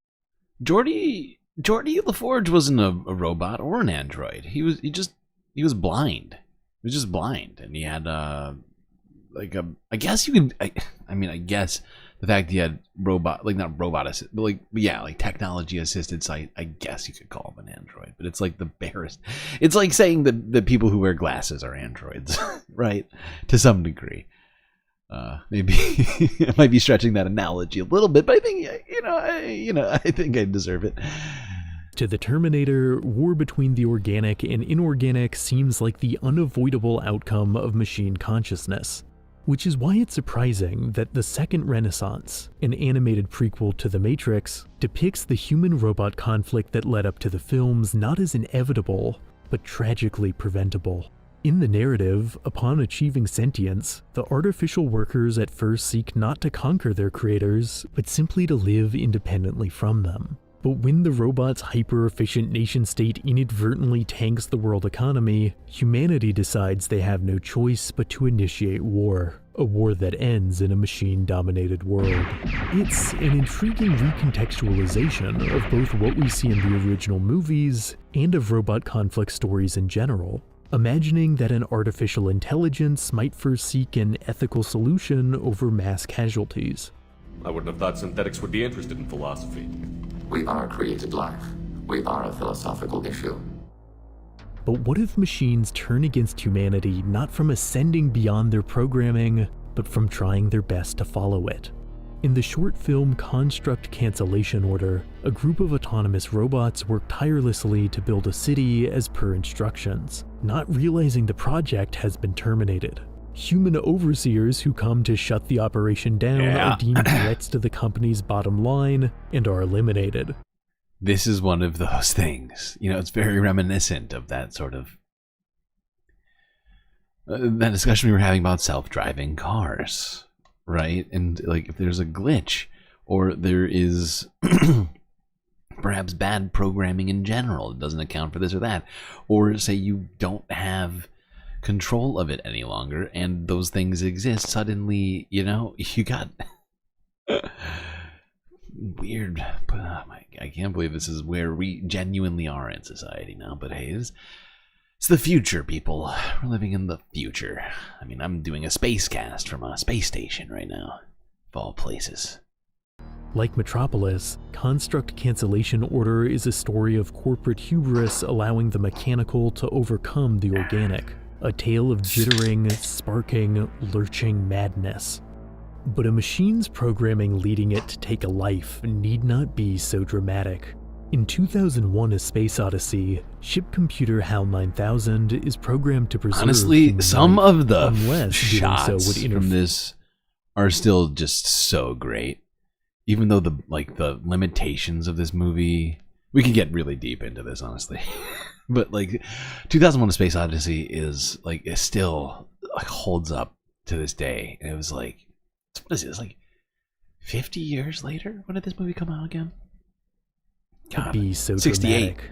In 2001: A Space Odyssey, ship computer HAL 9000 is programmed to preserve human life, unless doing so would interfere with a mission success. When HAL calculates that the best option would involve eliminating all crew members, it coldly attempts to do exactly that. This mission is too important for me to allow you to jeopardize it. Avoiding making a killer robot might seem obvious. Just follow Asimov's famous laws of robotics and make sure machines aren't allowed to harm organics. But is it that hard to imagine a company allowing a robot to ignore someone's safety if doing so would be good for business? Considering how many cautionary tales of robots rebelling against humanity exist in pop culture, it's understandable people are apprehensive when they see footage of the real-life Boston Dynamics robots being, you know, beaten with sticks. Go to any of the company's videos and you'll find hundreds of comments from people sympathizing with the battered machines and asking, is this a good idea? No computer. I think there was like a tiny amount, right? Like, because it was, computers existed in the late 60s. And I think they used green screens, if I'm not mistaken, in this, but it was like at the very cusp of the existence of them. If I recall correctly, I could be wrong on that. Don't quote me on that. I'm almost positive. They were doing some groundbreaking stuff with that film, but it was also not on, you know, a huge budget. It was pretty. They managed to achieve some really incredible stuff. And look, all studies suggest that these units are light years away from being able to feel pain or engage in the abstract thinking required for retaliation. Knocking a machine around is, practically, a good way to teach them to stay upright. I know that. But it's hard not to be just a little worried, you know? A little worried about how we've taught them to run. A little worried about how we've made robots that eat organisms for fuel, even though we've told them, no humans now. And don't get me wrong, some of these advancements are impressive. They could do incredible things if used wisely. We are going to use them wisely, right? Or are we just going to use them to... Although now that I think about it, I think the reason I don't think of it as a huge budget is because, like, it's in $60s. So now that it's probably much more than, I don't actually know the number, but like I think in my head like it's like $15 million. But now that I think about it, like in the 60s, 15 million was like a pretty hefty budget. Probably what, like 200 million in 2024 dollars. In his book Robot Ethics, Mark Kugelberg writes that psychologically speaking, it is easier to kill at a distance. He's talking about remote-controlled drones there, but he goes on to discuss how the next stage of distance might be having autonomous robots fighting our wars for us. From a combat perspective, the advantages seem obvious. Fewer human casualties, more durable soldiers, none of that pesky guilt. Questions like, would these robots really just be deployed against other robots? And again, are we sure this is a good idea? We'll work those out later. Yeah. In considering the logistics of giving a machine power over life and death, Ronald Arkin, a military contracted roboticist, proposed combat units be given an artificial conscience, a kind of synthetic guilt system to keep them from, you know, hurting too many innocent people. Aside from the obvious ethical nightmare of trusting an AI to weigh the value of human life, there's a less obvious dilemma of what happens to an autonomous war machine after a war ends. If a combat unit were truly to be imbued with an artificial conscience, how would they process their actions post-conflict? Would guilt linger in their circuitry? Would they still want to be a gun? In the animated film The Iron Giant, the titular Colossus was not built for peace, and yet its status as a weapon, as a unit made to destroy, is not apparent from early on, because bereft of a conflict, and with a little memory loss to nudge it along, the giant does not want to be a destroyer. The same can be said of the robots in the Studio Ghibli film Castle in the Sky. Despite their dreadful potential for violence, after spending centuries without a target to vanquish, one of these units finds tranquility in preserving the wildlife of an abandoned city. When we talk about robots in rebellion, we usually talk about machines choosing violence, but for a unit made to destroy, non-violence is its own type of rebellion. Okay, I'm getting lost watching this. I just find this, I mean, honestly, very well, very, very well done video. By the way, if you're curious about the spots you didn't get to watch, well, you can go check out Curious Archive. See what I did there? That's the name of the YouTube channel. The video's from 9 months ago entitled "Sympathy for the Machine." But we gotta keep this thing moving, so we can't watch every little bit of it. Let's get back to it here. Seriously good editing, though. Or so it seems. One of the most interesting aspects of Pluto is the ambiguity with which it presents the inner lives of each machine. Most of the robots in this world are, supposedly, not advanced enough to have genuine feelings. We, the audience, are shown things that seem to contradict this idea, but it's hard to be certain that we're not simply projecting ourselves onto these robots because of their appearance. You are endowing data with human characteristics because it looks human. If it were a box on wheels, I would not be facing this opposition. In Pluto, a tragic meditation on this ambiguity comes when an inventor finds an abused mechanical dog. As a leading roboticist, he certainly knows this unit is not sentient, that his whimpers are just imitation, and yet he works exhaustively trying to repair it. We learn that the only reason this dog had lived so long is because someone in its past loved the machine so much, they constantly maintained it. Perhaps projected feelings are enough to make something worthy of preservation.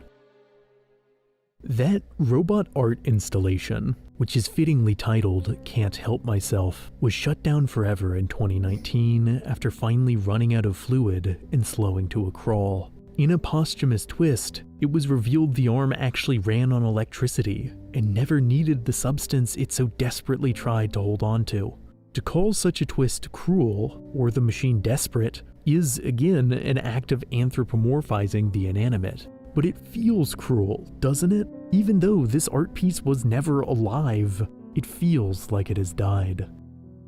As a species, humans are incredibly adept at pair bonding with the inanimate. People around the globe have been able to connect with characters like WALL-E, quite literally a box on wheels.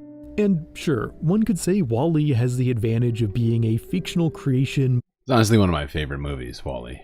I mean, not only is the animation great, but the story itself, I think, there's so much to it that speaks to what is it to be alive, also about humanity itself and our future. You know me, I'm kind of a sucker for a post-apocalyptic movie, add in some Pixar animation and all of that. I mean, I'm in. Meticulously animated to tug at the heartstrings. Alright then, let's consider a non-fictional robot abandoned on a dusty planet. The Mars rover Opportunity made touchdown January 25th, 2004. It was expected to last 13 weeks, but by essentially hibernating during dust storms, the little robot stayed operational for 14 years. Its lonely trek across Mars came to an end when a planetary storm at last blotted out its solar panels. Its final message back home was, "My battery is low, and it's getting dark." Technically, that's a reinterpretation of a less poetic transmission, but it speaks to that larger instinct to find humanity. It does sound sad. Even if its form isn't particularly humanoid. So why is it that there's something so unsettling about something that's almost human, but not quite?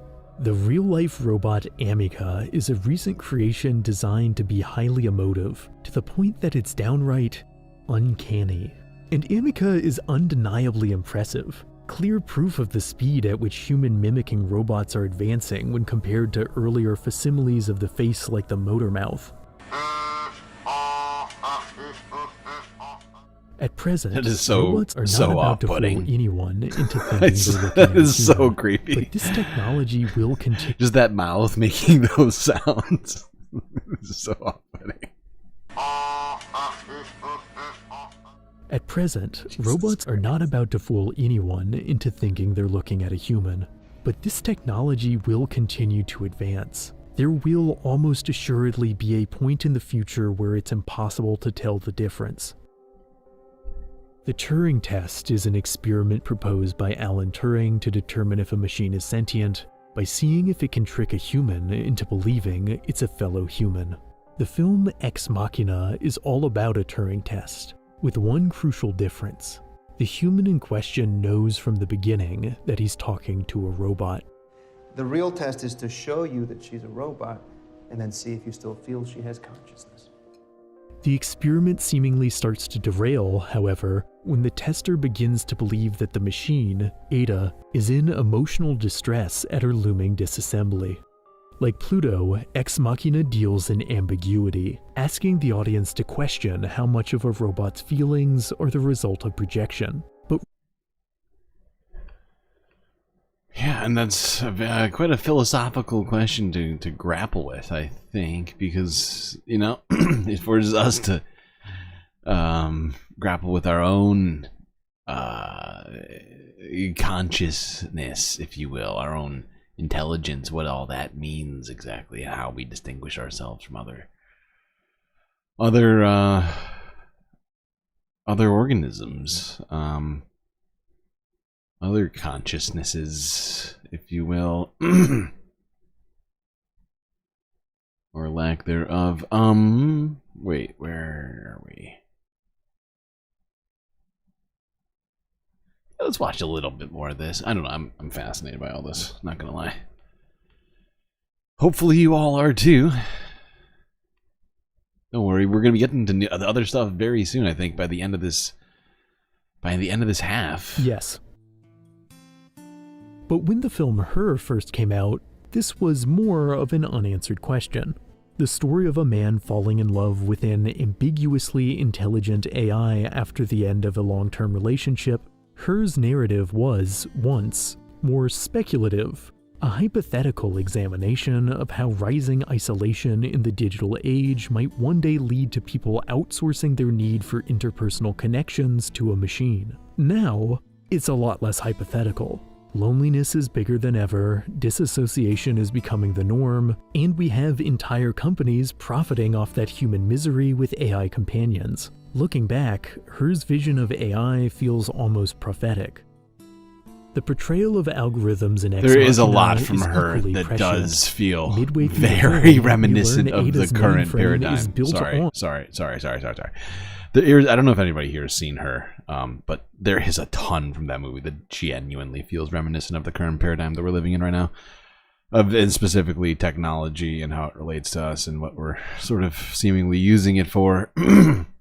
Prescient. Midway through the film, we learn Ada's mainframe is built on This isn't the from Her. stolen This is voice, from text, face, and other one we search talked data about earlier. of millions of consumers, much like other programs you might have heard about. Remember the Turing test? Mhm. Well, current language generation models have actually already passed it.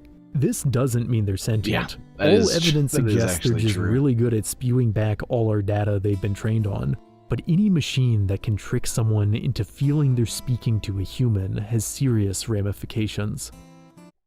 Yeah, and that's the thing, right? Is that we, for a very long time, we're using the Turing test as a bar for intelligence, right? At least scientifically speaking. And like you said, many of these things have already surpassed that. And this is from 9 months ago. So, just for perspective. Maybe the one unrealistic part of Her's future is the fact the main character can make a comfortable living writing love letters for other people. His company's business model of outsourcing affection to a stranger works thematically, but with how the future is looking, such a corporation would likely turn to a language model to spit something out instead of paying a human employee. Anxieties over job replacing This is Her. That was Her. Yeah, I mean, there's a bunch of different. He's cutting back and forth between a bunch of movies. And at the point that I was talking about Her, it had suddenly switched back. I think to I think it's just called AI, but I can't remember. I actually think I have this movie on disc somewhere. I genuinely can't think of the name of the movie now. aren't anything new. The same fears that produce films like Metropolis have morphed over the decades as various automation technologies that push different groups out of the workplace. It's easy to be dismissive towards such fears in retrospect. People are still employed, many economists argue, but not all jobs are equally fulfilling. The unemployment rate might not change if millions of people with middle-class jobs have to start working minimum wage, but that doesn't mean nothing is lost. Automation has already increased the wealth gap, led to rising rates of depression, and destroyed entire communities. People hoped that that is one thing people have to consider, right? What, whether or not, because the fact is the way the society is currently set up, if you will, it revolves around having a job, having some sort of a capitalist input, being some sort of productive member of society, and what you're doing to achieve that, I think, is important to many people, and they would prefer to be doing things that they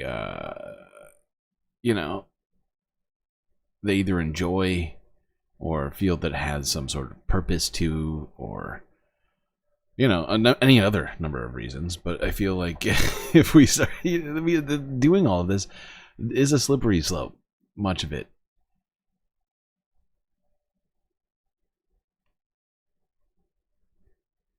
All right, let's keep talking AI. Last video actually on AI. Let's talk about the power demand that AI seems to be generating. Get it? Generating power demand? Never mind. Let's go here. 2 months ago from the Financial Times. You can let me... There we go.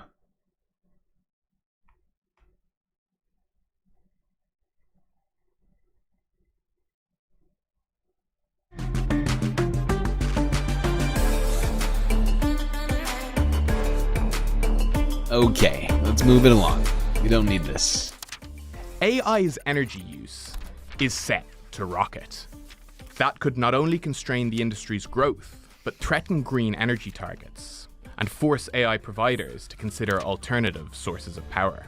The International Energy Agency estimates global power demand from data centers, AI, and cryptocurrencies could double by 2026 compared to 2022 levels. Microsoft alone is opening a new data center globally every 3 days. The computational power required to develop machine learning models has doubled every 5 to 6 months since 2010. In March, billionaire Elon Musk said the latest bottleneck to cutting-edge AI technology was electricity supply. Amazon chief Andy Jassy said earlier this year that there was not enough energy right now to run new generative AI services. Also, many customers of these data... Okay, when they say stuff like that, you should be really concerned, right? Because the fact is the energy grid just provides electricity to whoever pays for it. And big-ass companies have more money than you or me, probably. So that should give you some pause and concern. Because it inevitably, and already has in many places, driven energy prices up for some people, where there are a lot of these AI servers. Anyway, I'll keep you. Have made net zero CO2 commitments, but renewable sources of energy may not be able to cope with the load and reliability of supply needed.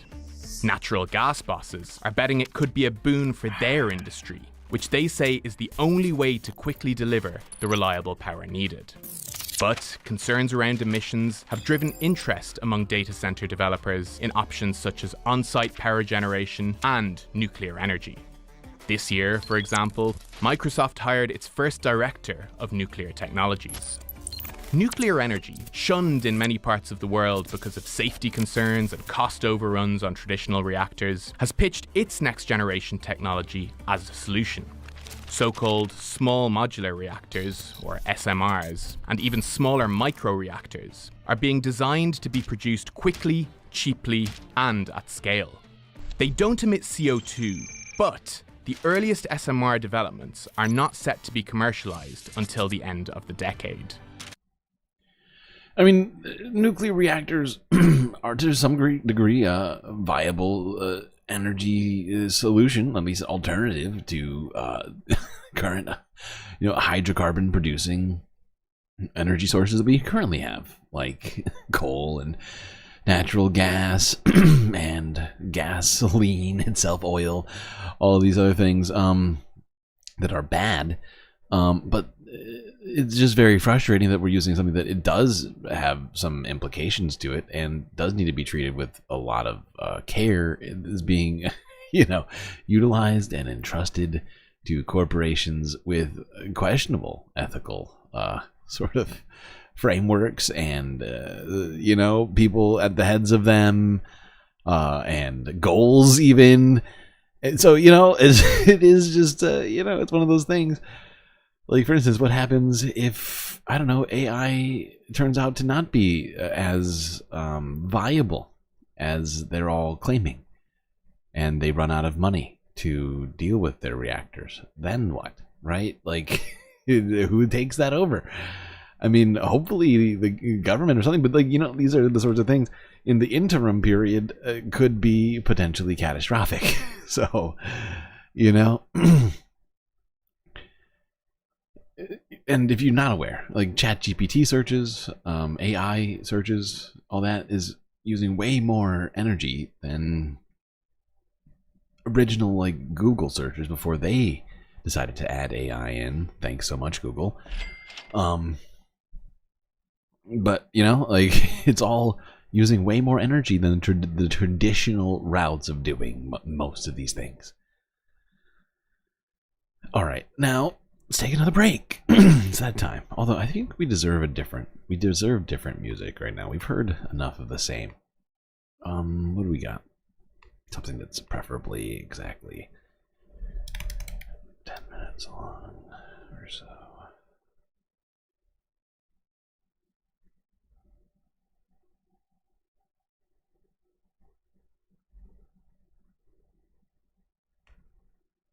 Hokey dokey.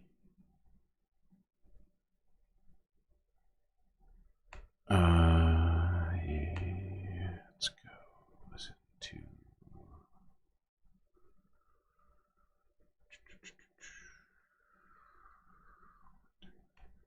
I think that's be good.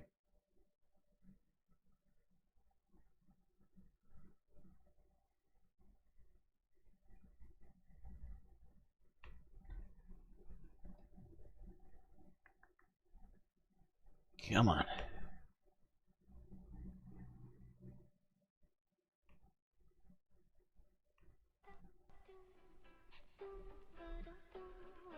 Although, I gotta turn the volume down real quick.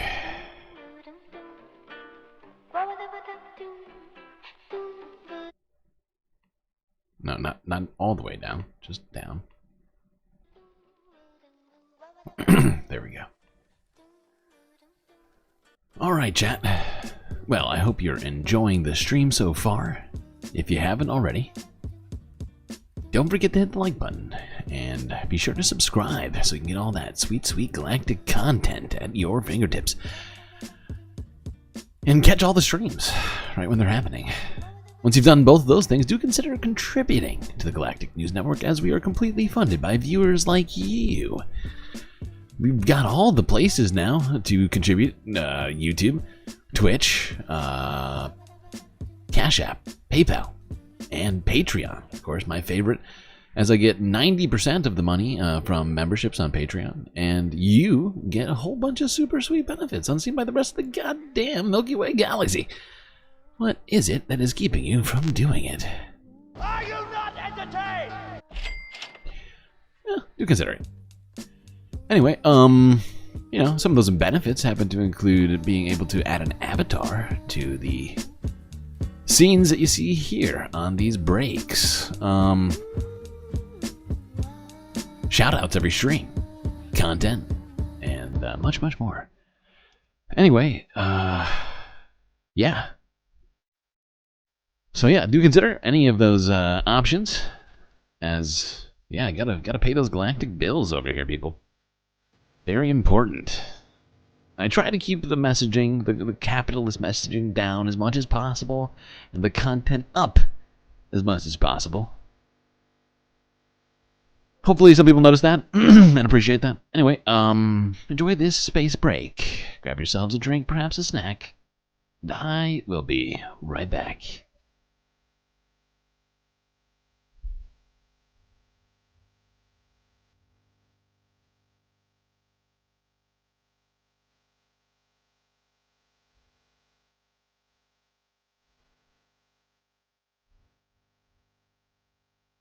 Don't super chat. YouTube gets 30%. They do get 30%. That's true. It's more than what Patreon gets.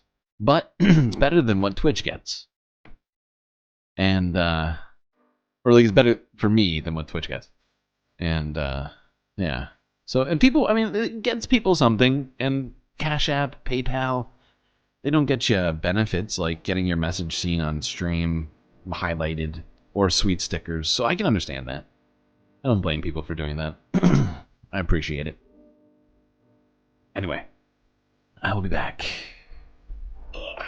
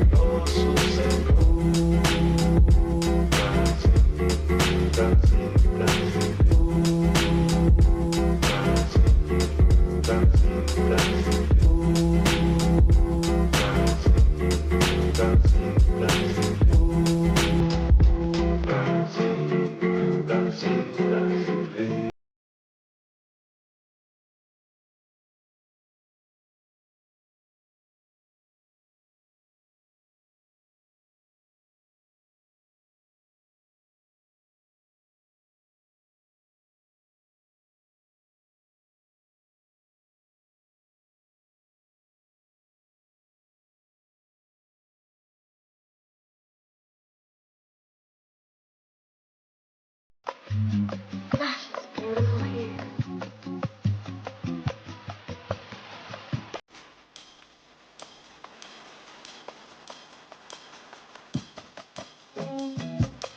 Just look at that yellow sky. And way off in the distance, those lovely little white clouds.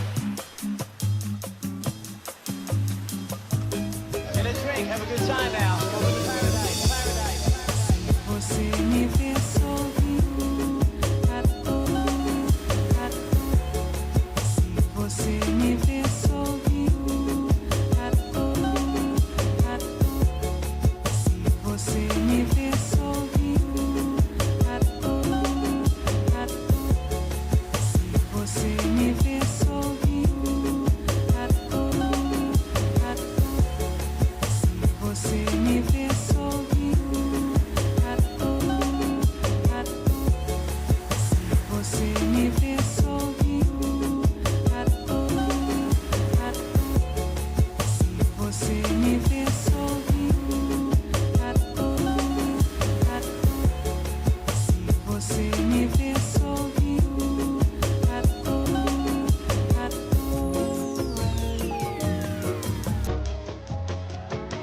toa.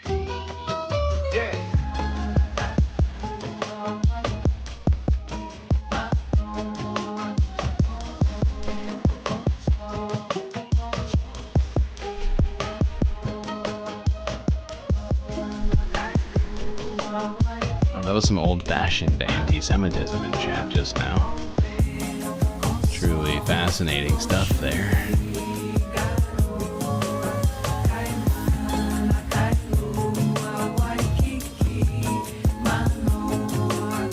Sorry, Sasha. That was my fault. I accidentally hit you. When I meant to hide someone else, I clicked the wrong thing. This is why I need the mods to mod, not me, because I'm always doing 1,000 things over here. And so it makes it so I wind up screwing up. It's my fault. It's not the mod's fault. It's my fault.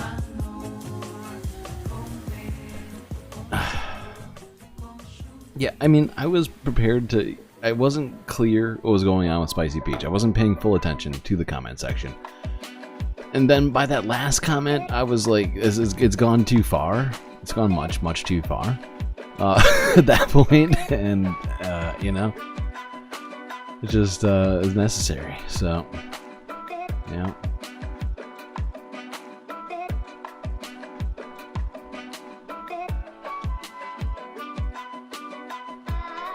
Okay.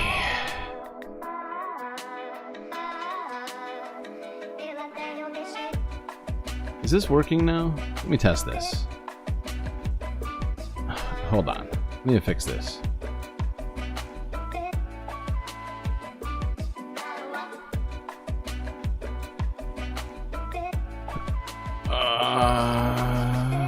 Should be here, right? Backgrounds. Here.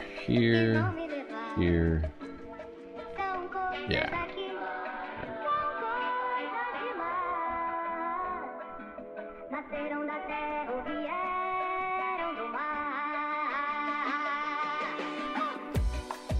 Okay. Honestly, there's no real time limit tonight. We've already passed 6 hours, which means we can go as long as, as I deem doable physically. But it's only 7:45, which means really we could be going for quite some time here. We're just about to get into environmental stuff. So, tiptoeing racism? At that point, it wasn't even tiptoeing anymore. At the beginning, it felt like tiptoeing. I wasn't even clear if it was. Could have been. But then, yeah, no, it got out of control fast. At the end, it was just so stupid. What was I doing? Ah, yes, getting us back to the show. Fourth half? 1, 2, 3, fourth half. Wow, people. Wow. I'm just gonna give you one of these. For having made it so far through all of this. Hope you've been enjoying the show so far.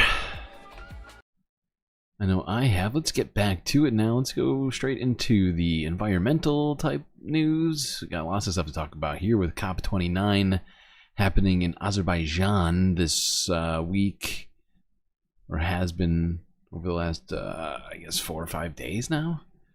But we have skipped environmental news and global news so many times in the last couple weeks. It's frustrating as hell, and I'm kind of getting all of my stuff out here today, and more as you've seen so far.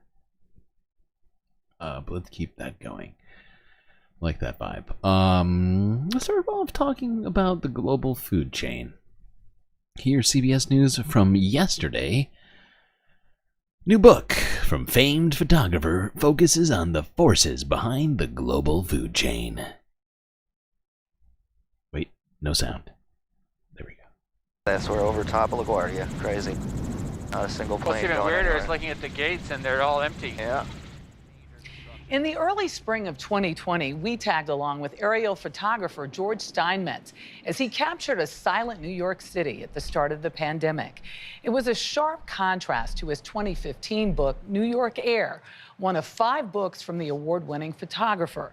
This week, Steinmetz released his 6th, Feed the Planet, which focuses on the people and places powering the global food chain, one increasingly under strain from a worldwide population expected to increase by 2 billion over the next 40 years. Brooke Silva Braga takes a look. Alexander Field, Southwood County Airport, Wisconsin Rapids, Wisconsin.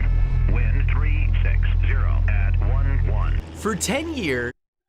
Not gonna lie, I love flying. I've always loved the idea, just in general, of flight as humans. Sort of defying our biology. PB! Thank you for the super sticker. I love that lemon. Not gonna lie. I love the fact that we have the super stickers now. I know somebody mentioned that YouTube takes a cut, but might be worth it. Not sure. Gotta say, really do love that that vibe. It feels legit when I see the stickers and I see the super chats. Makes me feel like we're a real YouTube channel now. You know, I don't know what George Steinmetz, camera in tow, has been seeking out new perspectives on how humans feed ourselves. This is the Dempsey from where I was this morning, right here. But the challenge is many of those key moments, like a sea of floating red cranberries ready for harvest here in Wisconsin, can be hard to find and last just a few hours each year. There's some more right down there, some more marshes, but I don't see any red. No. Then, suddenly... How about there on the left? Jackpot. Yes, that's a good area right there, about our 10 o'clock. Millions of cranberries bobbing to the surface. This is really good. But that's just step one for Steinmetz. While planes cover the big distances needed for his scouting, Taking off. Steinmetz prefers the steady hover of a high-end drone for his final photos. It looks kind of boring down here, but you get up and it just opens up the landscape. Big, like carpets of red. It's really beautiful. By lingering above the scene, Steinmetz can wait for something special to happen. In this case, a flock of birds passing just below. Via birds? Oh, that's so great. Wow, that's such a fun accident, huh? Yeah, you get these little serendipitous moments like that. Cool. The product of his decade-long pursuit of those serendipitous moments is Feed the Planet, These photos a are photographic amazing. journey to the world's food. Most expensive food in the world is saffron. $1,200 a pound. Mm-hmm. But you got to do a lot of these to get to a pound. You take every Yeah, flower no kidding. They only flower like 1 week a year. Flowers don't What really weigh a jumps whole off lot. the page isn't just the beauty and scale of our food dried system, flowers. Growing lettuce in Salinas, cabbage in the Netherlands. but the difficult questions raised by even basic choices over Cranberries? Yes, those were cranberry fields. Uh-huh. Well, bogs, really, not fields so much, all right? we eat and drink. You go to the Starbucks and you want the Ethiopian and the Rwandan, and it's like, would you want to have it done by machine so it's like all techno, or do you want it really old school? But is that unethical to be paying women $2 a day to do it by hand? Or in Brazil, they have a robot in there that's scanning every single bean with a laser and deciding which ones are good. It's like, these are complicated issues. Steinmetz traveled to 36 countries and 27 states for the project. And we got the juice covered. Now, I'm not sure it's necessarily a binary situation. You could also pay people a living wage to do these things too. It's the third option. Just throwing that out there. Density of birds on both sides? Yeah. You must be Rod. Many farmers and ranchers welcomed him, but not all. In 2013, Steinmetz was arrested after taking these pictures of cows in Kansas. Some of the state laws banning photography of agriculture have recently been struck down as unconstitutional. But just this year, Kentucky made it illegal to photograph feedlots from the air. And being welcomed inside, that's even harder. So I was never able to get into a slaughterhouse in the United States, and I was able to do that in Brazil and China, but I could never get in one in the U.S. That is kind of striking. You can get in China, but not here. Yeah. China. What he found in Brazil and China is the essence of his project, the immense scale needed to feed a growing global population that increasingly has the money and desire to eat more and more meat. How do you process 30,000 pigs in a day? And what do you do with the ears? And what do you do with the intestines? And it's an amazing operation. And I mean that sincerely. But then you look at the pictures and most people say, oh, it's disgusting. But I'm trying to be fair to the people there at the pig factory as well as to the consumer. Would you be okay with me flying? It's pretty horrifying, I'm not gonna lie.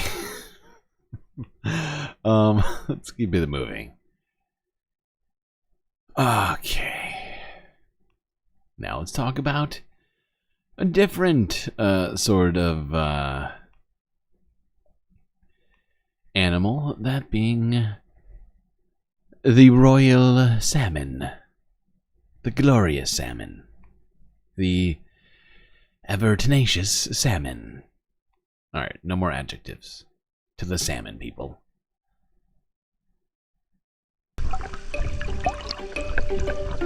What we're seeing is fall Chinook salmon returning to tributaries of the Klamath River that are located upstream of Iron Gate Dam. These streams or tributaries to the Klamath River haven't had fish spawning in them or even migrating into them for at least 60 years.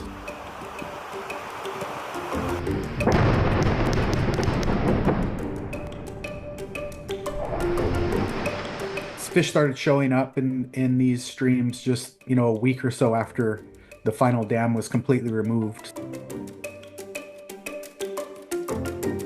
It was a bit surprising to everyone how fast fish started recolonizing these areas.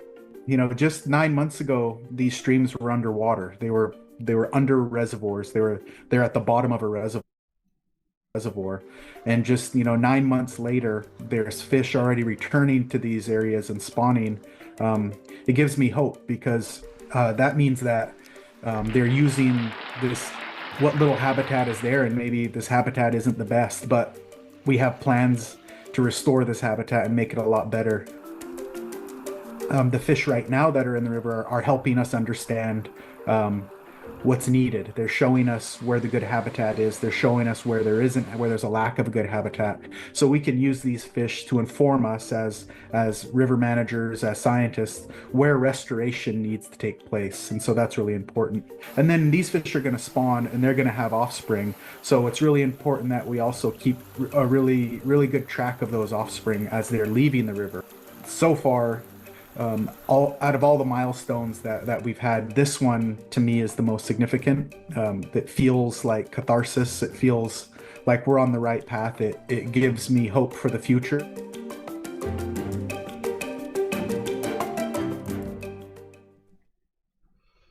Okay.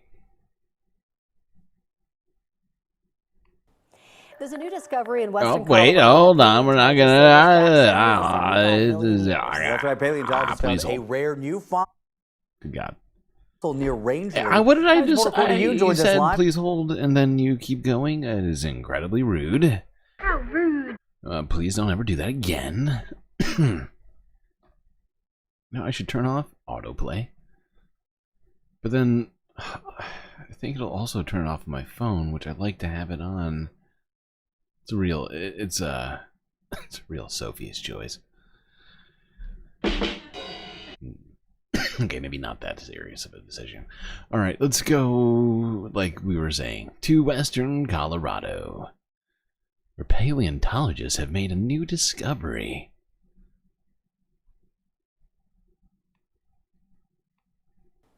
There's a new discovery in Western Colorado that paleontologists say goes back 70 to 75 million years. That's right. Paleontologists found a rare new fossil near Rangeley. Tonight's reporter Courtney Yoon joins us live from the University of Colorado Museum of Natural History. And Courtney, you're actually joined now with the paleontologist who led this research. Yes, that's right. Good morning, Jordan and Corey. This is Jalen Eberly. She is a vertebrate paleontologist here at CU Boulder. Good morning, Jalen. Good morning. It's nice to be here. Thank you for having us here at the museum. Tell us a little bit about this mammal fossil that you guys found. We actually have it right here. Yeah, so we have a fossil mammal from Western Colorado. It was probably about the size of a muskrat when it lived, and it lived alongside the dinosaurs, including That thing is tiny. Tyrannosaurs. It's like the size of my. So we don't hear a lot about mammals during this time period. This was, you said, 70 like my to big toe or 75 million something. years It's ago. so small. Why isn't it? I was expecting it to be bigger. They need to get a macro lens out to find it. Jesus Christ, it's so little. Look at pink. It's like I can't tell. It's just like it's like a nub. How do we? It's almost. I mean, wow. If I looked at that, I would not have said, "Oh, there's a mammal." In this time period, this was, you said, 70 to 75 million years ago. Why is it important? Why is this discovery so important? Well, in part because, as you said, we don't. Oh, I see. It's a part of a jawbone. I didn't understand what was going on here. I was like, dude, how is that a mammal? Okay, everything makes sense now. lot about the mammals that lived at this time. Mostly what we hear about living 70 to 75 million years ago are great big dinosaurs. But there were mammals on the scene too. And way back when, if you jump back a couple of decades, we would have said they were all mouse to rat sized. However, we are starting to find larger mammals. And this is one of them. This is one of the larger ones on the scene at this time. And I realize a muskrat isn't that large by today's standards, but if you jump in your time machine and go back 70 to 75 million years ago, a muskrat-sized mammal was actually pretty big for mammals. So you guys got to name this because this is a brand new genus. What did that feel like to, to get to name a new species? I think it's super exciting. We named this guy Heliocola, which literally means swamp dweller, and we did that because this animal would have lived in maybe the rivers, the floodplains, the deltas, right next to the Western Interior Seaway, which was this great. Cool. Cool. Well, while we're talking about mammals, let's go to this story here from CBS News. This is from yesterday. Apparently, bears are on the loose, causing destruction all over the place. Or are they?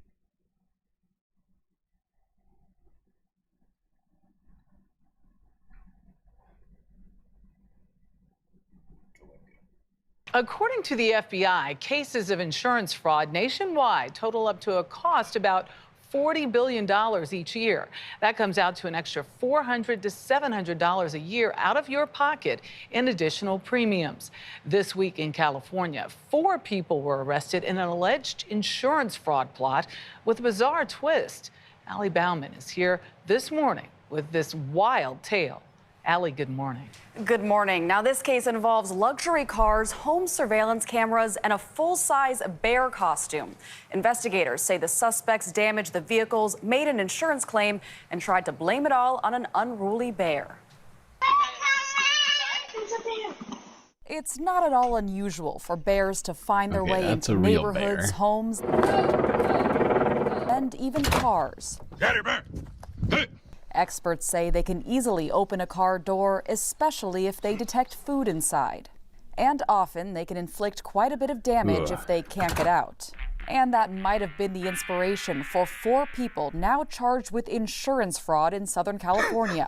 Investigators with the California Insurance Department say the suspects claimed a bear caused $142,000 worth of damage to a Rolls-Royce and 2 Mercedes, and had the video to prove it. Why would you do this if you owned a Rolls-Royce and 2 Mercedes and clearly a very nice house here? What's the point of this? Like, I feel like they must have acquired these things by some less than legal means as well. But something didn't sit right with one of the insurance companies. It turns Although I guess times is tough. Who knows? the damage was allegedly caused by a human dressed as a bear. Whoever's inside that vehicle is not moving like a bear. It's moving like a human. Harry Kazakian is a licensed insurance fraud investigator in California. Insurance investigators are trained extensively to detect fraud, not only human factor detecting fraud, as well as nowadays the AI, and we got all kinds of cross-referencing. The insurance department launched an investigation and on Wednesday arrested 3 men and a woman. And inside one of the suspects' homes, they allegedly found this, a bear costume, complete with claws. They didn't even get rid of it. Investigators believe it's they probably were used expensive to as scratch fuck. and puncture. The bear costume probably cost at least a few $100. They're probably like, might as well resell that. Hold on to the evidence. The car's upholstery. So investigators enlisted a biologist to review the videos, and they concluded it was clearly a human in a bear suit. And by the way, the insurance department dubbed all of this Operation Bear Claw. Of course they did. Operation Bear Claw. I can barely handle it. Get it? Bear. Okay, barely getting up. Okay, yeah, I'm done. Done with the bear jokes. Won't have to bear any more of those puns. All right, that's really it. That's the end of it, for sure. All right, let's go on to this. As the Northeast, specifically the tri-state area, has been struck by a bunch of fires recently over the last, I guess it's been like almost the last couple weeks now. Certainly over the last week. I'm struggling with time right now in my brain. But yeah, at least a whole week has this been going on. Let's go here, start it off today. The Today Show from 2 days ago, to be clear. Northeast faces massive drought, putting 42 million people on alert. This morning, there are growing fears strong winds could fan the flames of wildfires across the Northeast over the next couple of days. In New York City, smoke seen above Upper Manhattan as a brush fire burned at Inwood Hill Park this week amid a historic dry spell in the Big Apple. As these dry conditions continue, we anticipate that we will see more of these before rain comes. New York City's fire department says it has responded to a record 229 brush fires over a 2-week period. The Jennings Creek fire, burning in both New York and New Jersey, is now 50% contained, nearly a week after it started. Some nearby schools are closed today as a precaution, as crews use smaller controlled burns in an effort to contain the larger blaze. We are setting fire to fight the fire. Don't be alarmed. It's where we want it. It's fire that we're putting down to do a job. Nearly 60% of the Northeast is currently under moderate drought, with it especially pronounced in New Jersey, the state seeing its driest conditions in nearly 120 years. This fire in Burlington County has been burning since July 4th. Parts of Pennsylvania, New York, and all of New Jersey and Delaware are under drought watches and warnings with voluntary water conservation efforts. Climate scientists say if the Northeast doesn't see rain soon, we can expect more fires through the holiday season. And the drought is so severe in some places, firefighters can no longer go to their same water sources, rivers, reservoirs, to go down with these helicopters, pick up water, and then douse flames for wildfires. It's why across the region we're hearing from officials urging residents to conserve water with some simple steps: to take shorter showers, to not run dishwashers or washer machines unless they are entirely full, and to use low-flow shower heads, faucets, and toilets as water, guys, becomes increasingly precious in this parched landscape. Craig? All right. Emily Kedaforce there in Jersey. Emily, thank you. In other words, all the things. By the way, are we actually back down to 604? Because if I recall correctly, we got up to 606 during the stream. We must have lost that anti-Semite, that actual anti-Semite who was in here spewing that old school anti-Semitism. And you know what? I'm okay with that. I'm okay with losing those subs. Sorry for fighting actual anti-Semitism. Don't stand with the refrigerator open. Exactly. Lights out, turn the lights off. Exactly. All right. Dylan is in for Al this morning. Got a first look at the forecast. Hey, Dill. Hey, good morning, guys. It is going to be very, very dry. In fact, we haven't had rain in more than a month around here. Humidity is very low, and we are forecasting some gusty winds going through the weekend. So we have red flag warnings and the elevated fire risk across the Northeast. And okay. What do we got next here? Whoopsies, I just double clicked. Why would I do something like that? That's crazy. Oh, right. I'm sorry. We're staying with the fire. That's what threw me off. I should have just clicked next. So we're on the same story.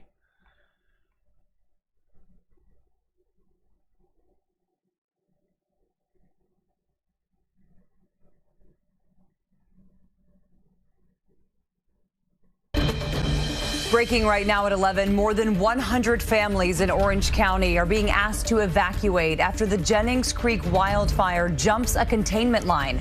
We have the latest on the dangerous conditions fueling the flames. Good evening. I'm Jessica Moore. It was early evening when the first voluntary... Are you doing electoral talk right now with me, Maz? Don't do that. It's too soon or too late. I don't know which one it is. It's pick one. Oh, God. Evacuation notices went out. Video shows flames burning a heavily wooded area near Greenwood Lake. The fire now threatening more than 100 homes. And with high winds and dry air still in place, the danger is far from over.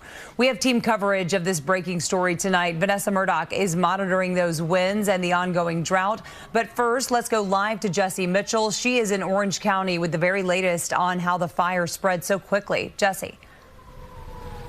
Well, Jessica, you can feel the winds out here on Greenwood Lake. Just across the lake, you can see the large swath of smoldering trees looming above 35 homes on Edgemere Avenue and 130 homes in Wattawa Park, which are now under threat. You see the distinct outline of flames in the forest, and the State Department of Environmental Conservation says they had all of this contained until the wind started shifting this evening.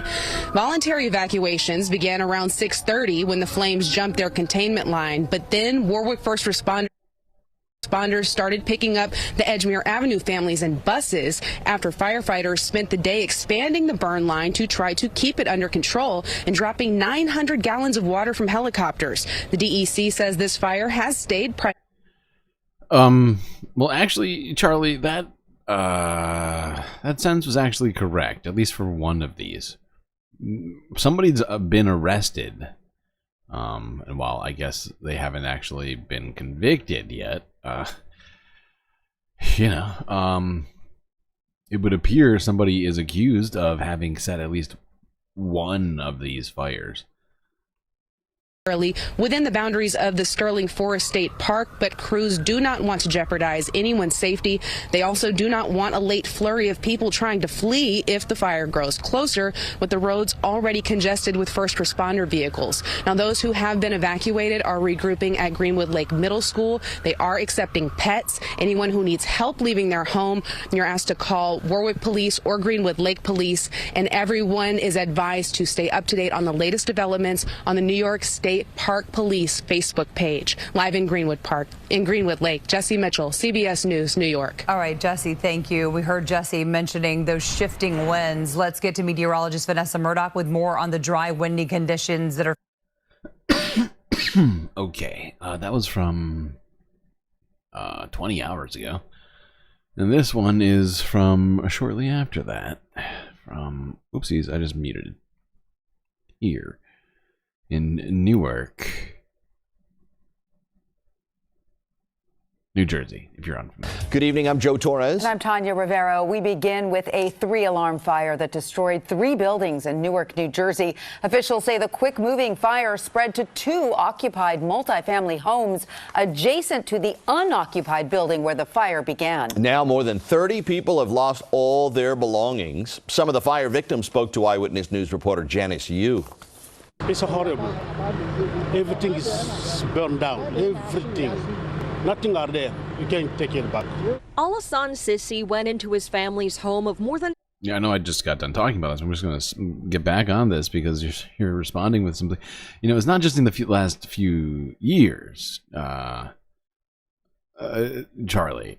In fact, we talked about one from earlier this year. The biggest, I think the biggest fire of the year. And what wound up being, I think, the 3rd largest fire in California history was started by a man intentionally by pushing a car into a wooded area. What was it? The Post fire? Which one was it? I can't remember the name of the fire now. Either way, we talked about it for weeks earlier this year.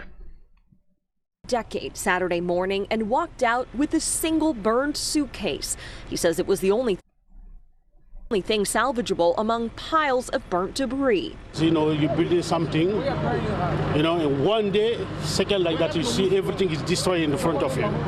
It's very sad. Newark firefighters arrived on Seymour Avenue just before midnight Friday to find a home up in flames. The fire soon jumped to the multifamily homes on either side of it, leaving people scrambling to run out as smoke filled the air. I was so scared. I came down the stairs and literally right by my window is next to the abandoned house, so I'm seeing the flames hit the windows as I'm coming down the stairs. I lost everything, but as long as I'm okay and my son's okay, then that's everything. 4 firefighters were hurt when a part of one building collapsed. All are in stable condition. RIT teams who have been trained for this specific type of moment acted quickly to remove, package, and transport our firefighters that were injured to University. This stuff is very, very weird. It's all very, very strange. And having it all happening in proximity to each other time-wise and in terms of distance from one another does make me think that more than one of these were perhaps done intentionally. It's not clear. I mean, and the fact is the climate, of course, is not helping, right? I don't mean the political climate. I mean our Earth. And the drought that's happening in the area right now is, I mean, it's the sort of drought that's making things pretty weird. Let's go here, talk a little bit more about that drought. NBC New York from a day ago. Underwater for decades. Stone bridge from the 1800s emerges after New Jersey reservoir emptied.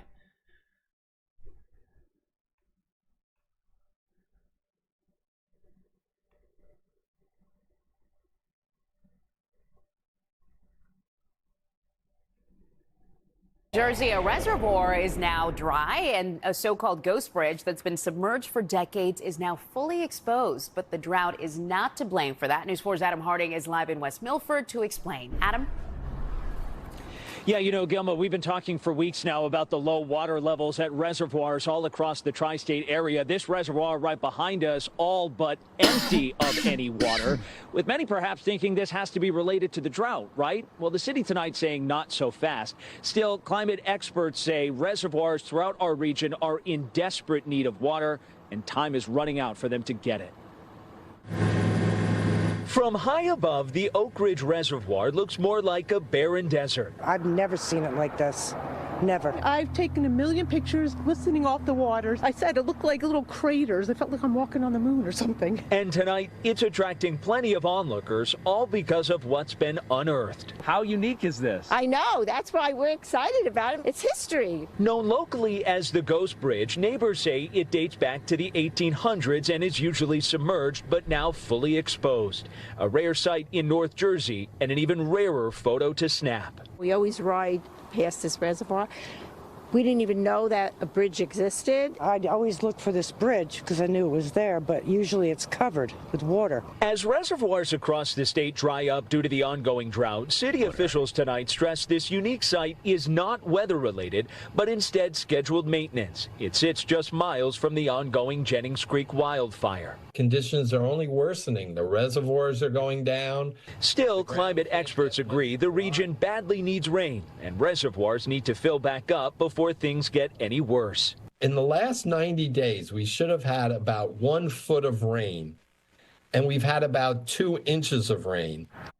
Yeah, that's bad. I don't know if you're doing that math right now, but that's less than 20% of, it's like, actually, I think if I'm doing the math right, I think it's less than 17% of the necessary or the expected water at this time, right? Instead of a foot, 2 inches makes it 1/6. I think a sixth is 16.67%.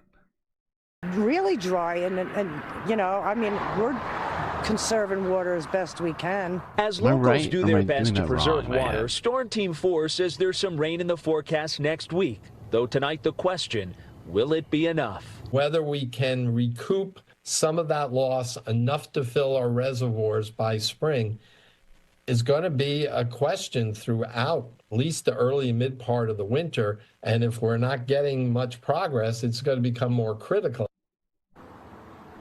Yeah. a state climatologist. Yeah, no kidding. All right. Well, let's move away from the tri-state area situation on down to Mexico. Talk about a different thing going on down there. This isn't necessarily a climate-related situation, and well, it's certainly environmental, but it's not really a climate change situation. But I thought a good place to put it would be here. Let's talk about Mexico City's floating gardens, which are not only beautiful, but also under threat. La chinampería en este momento, aparte de ser el remanente o la memoria Chinampa de la Ciudad de farming, México, apart from, oh, I'm sorry. también es Shit. Please hold. el futuro de la ciudad. Please hold. God damn it. It was not. I forgot. I forgot that this one has subtitles. So let me bring the volume down on that. Try this again. Take two.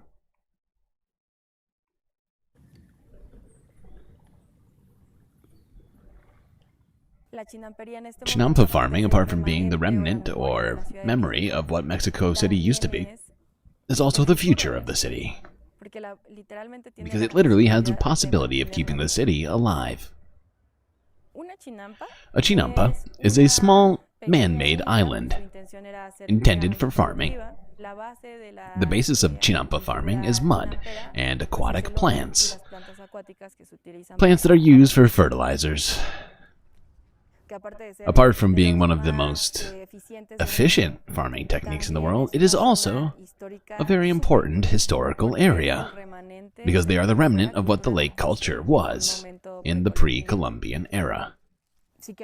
If we want to conserve this area for what it is, or how it is, then it has to be used for what it is designed for, which is farming.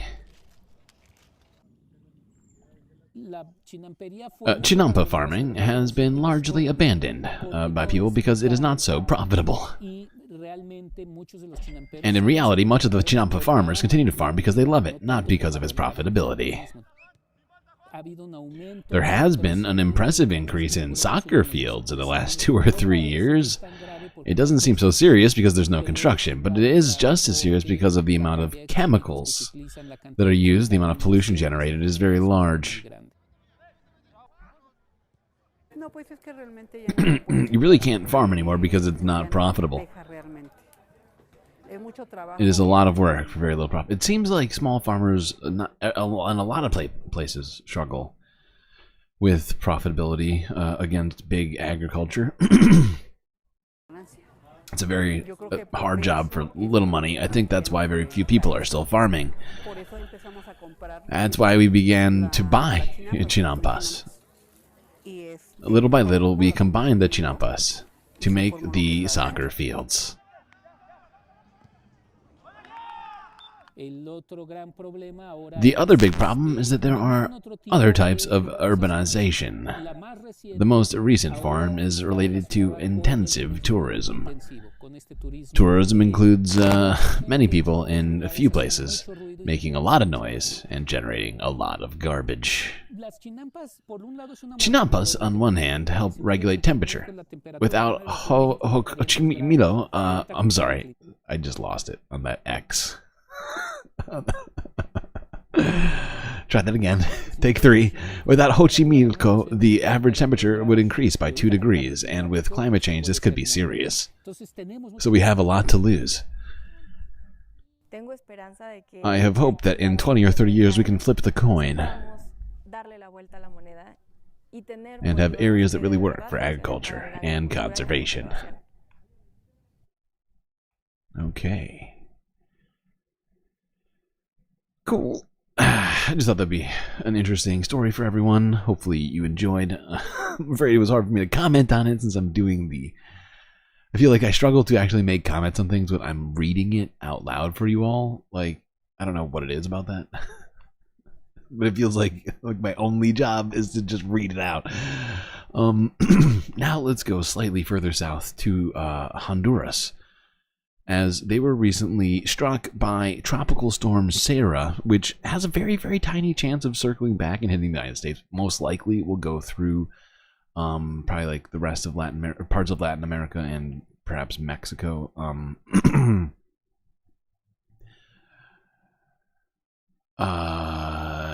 Yes, Forbes breaking news from a day ago.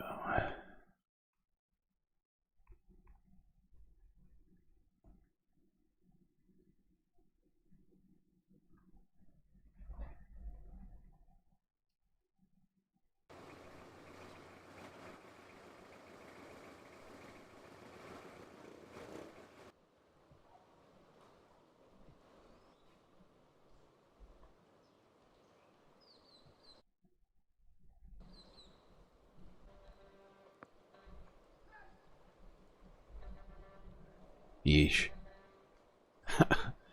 Sweet cat sticker. Thank you, Schmegley.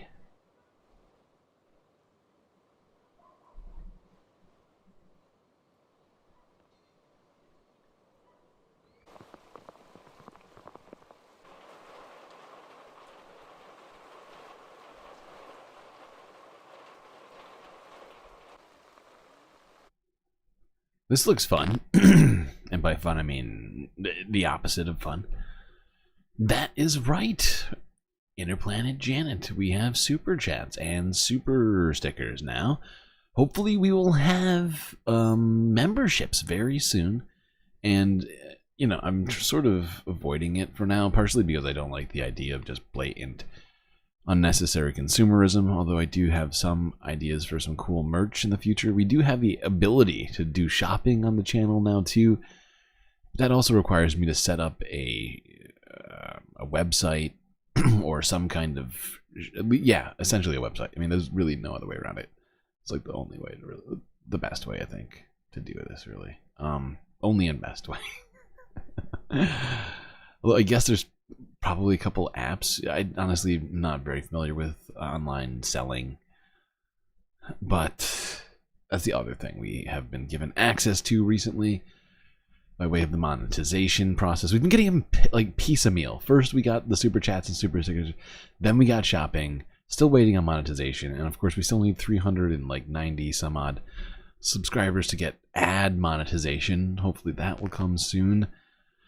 I'm sure soon enough. Let's go now even further south to the Amazon rainforest and talk bees.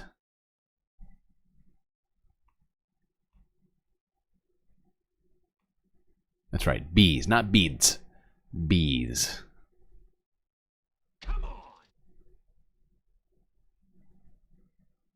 President Biden will make history this weekend by becoming the first American president to visit the Amazon rainforest.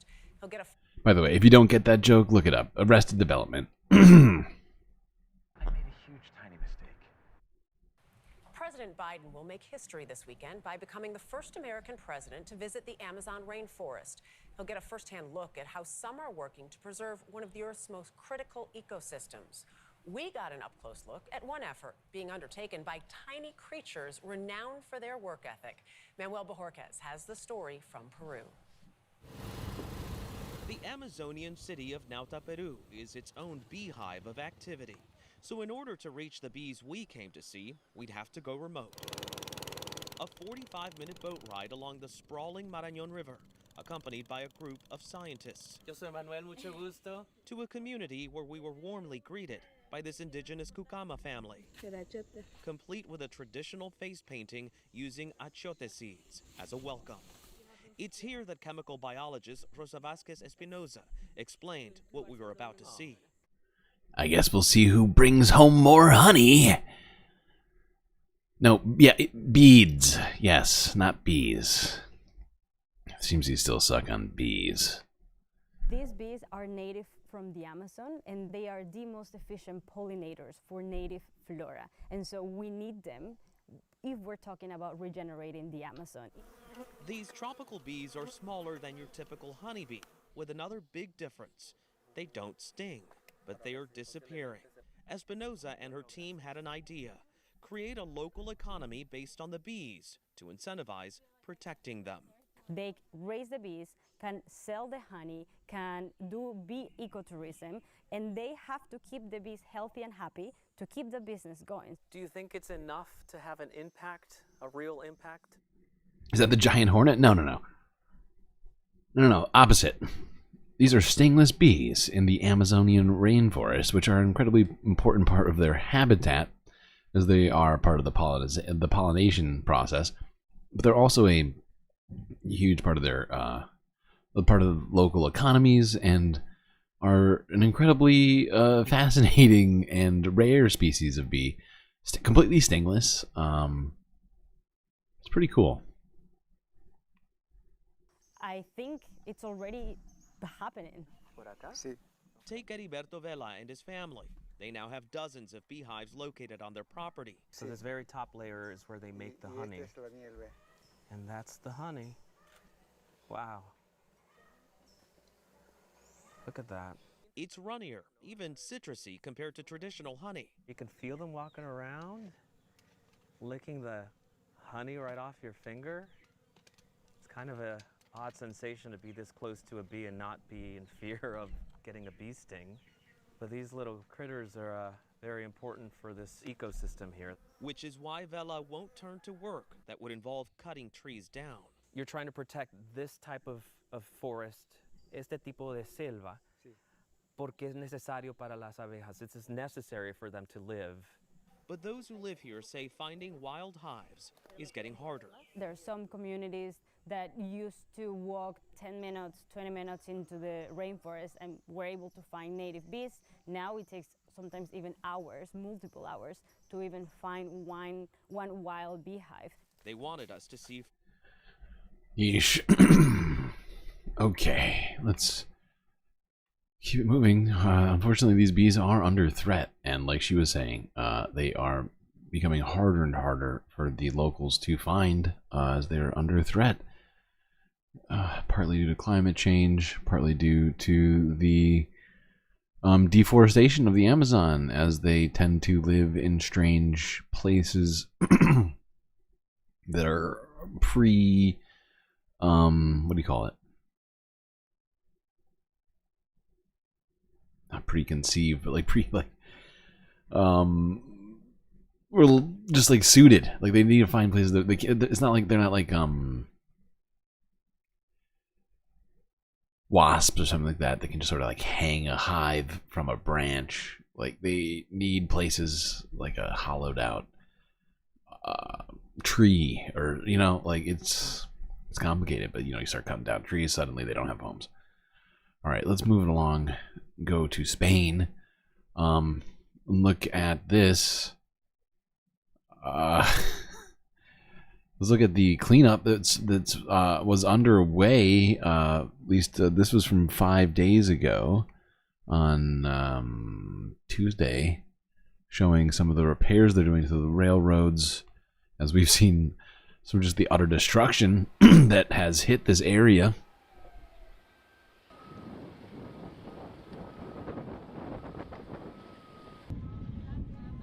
As you can see, there's just a pile of fucking cars over here next to this completely moved railroad. It's all bad vibes. Such bad vibes. I just realized the sound's down a little bit.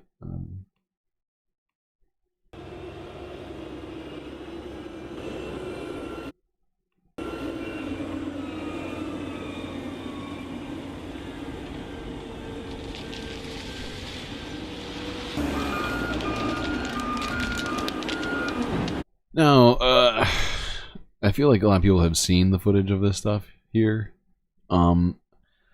So you know just how bad it's been in Valencia, in southern Spain. Well, I shouldn't be laughing, but the fact is, like, you know how much shit we look at here, and at this point, it feels comical. Like, it really does. Because, like, there's only, like, one other option, really. Still, or I guess there's two. You can cry or scream. That's my opinion. Or you could just go numb. So maybe 3 options. You got options, I guess. You just got to be creative. Because this happened. This was from just about 2 days ago. Another storm hit Spain, causing, well, pictures like this to surface.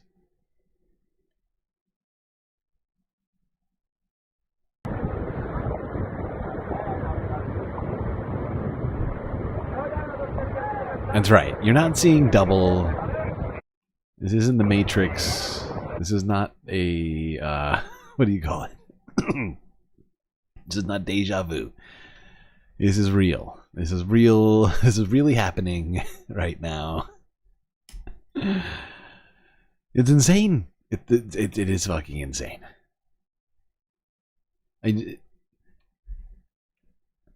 This is me.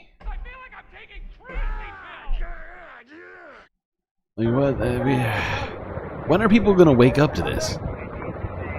And here's part of the problem. I think the people. I think there's like a big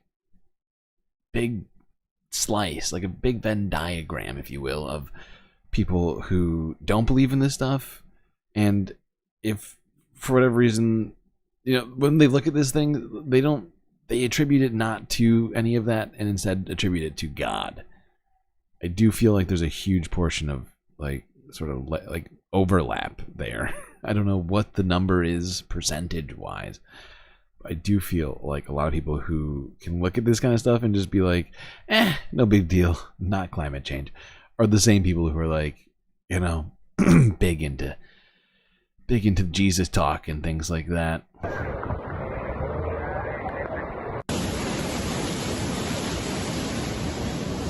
Look at this. This is wild.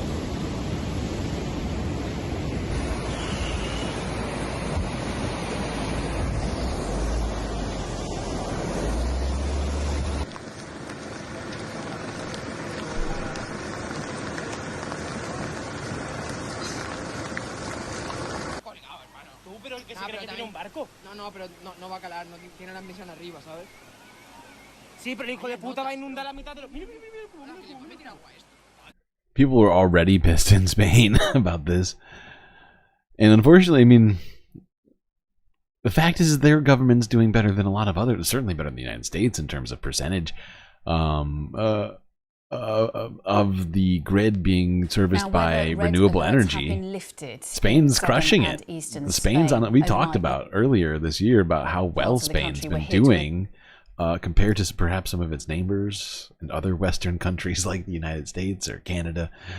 They're at like 70% renewable energy, I think, or something like that. Something wild, like something very respectable. And yet, you know, here they are getting absolutely fucking blasted. Lifted in southern and eastern Spain. Overnight, large parts of the country were hit with more torrential rain. This just 2 weeks after more than 220 people died in flash flooding in Valencia. It's the same weather system affecting Malaga and other parts of southern and eastern Spain. So this map shows the areas worst affected. Valencia, which is still recovering from a year's worth of rain in just 8 hours last month, may now be hit with several months of rainfall. Will Vernon reports. Spanish streets deluged once again. This time, the province of Malaga bore the brunt of the storm. Thousands were evacuated away from rivers that had burst their banks. Local residents struggled to get to safety. Hospitals, schools and transport were disrupted. Oh my God. Warned people to expect more flash floods here. It's the slow apocalypse, people. And in Valencia region, slow people are braced apocalypse. for further flooding to come. The alert level in some areas has now been raised to red. The fact is, we got a bunch of stuff to look at today, climate-wise. Climate's going to take up multiple halves today. Multiple halves. And not just because we have COP29 to watch, too. We're not going to watch the whole thing, don't worry. We do not have time for that. No, but this is insane. Spain is getting, I mean, after what we saw, I mean, the images we saw over the last couple weeks, coming out of Spain. I was thinking maybe they were going to be okay for a while, maybe like a once in a century type of an event, and then blam, tried twice in a century, tried twice in a month. They have told us to go home because of the storm. Heavy rains are coming, so we should stay at home and in high areas if we can. Only 2 weeks have passed since more than 200 people were killed here in Spain's worst natural disaster in decades, after a year's worth of rain fell in just one day. While the latest storm isn't expected to be as strong, large amounts of mud remain and drainage systems are blocked. Even small amounts of rain could lead to more misery. Experts say this year's floods have been made much worse by climate change.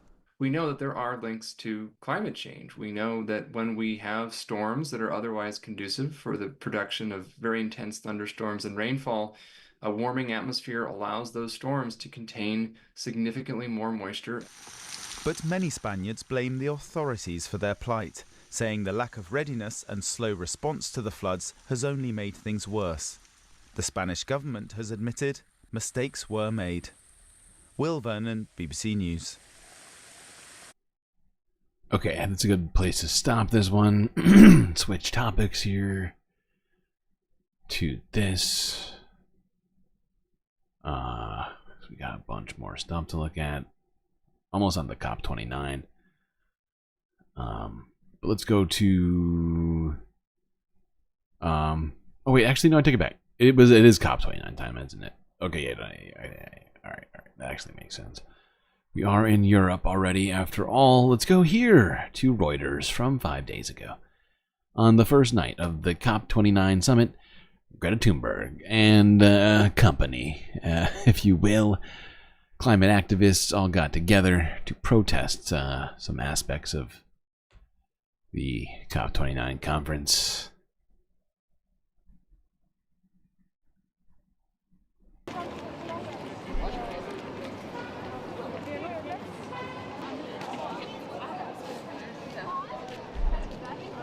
Stop fueling oppression. The climate crisis is an existential crisis. 2024 is on track to become the hottest year ever recorded, and last year global greenhouse gas emissions reached an all-time high. And in this moment that the UNFCCC is hosting yet another COP climate meeting in an authoritarian petrostate is beyond absurd. I'm not going there because of this extreme hypocrisy.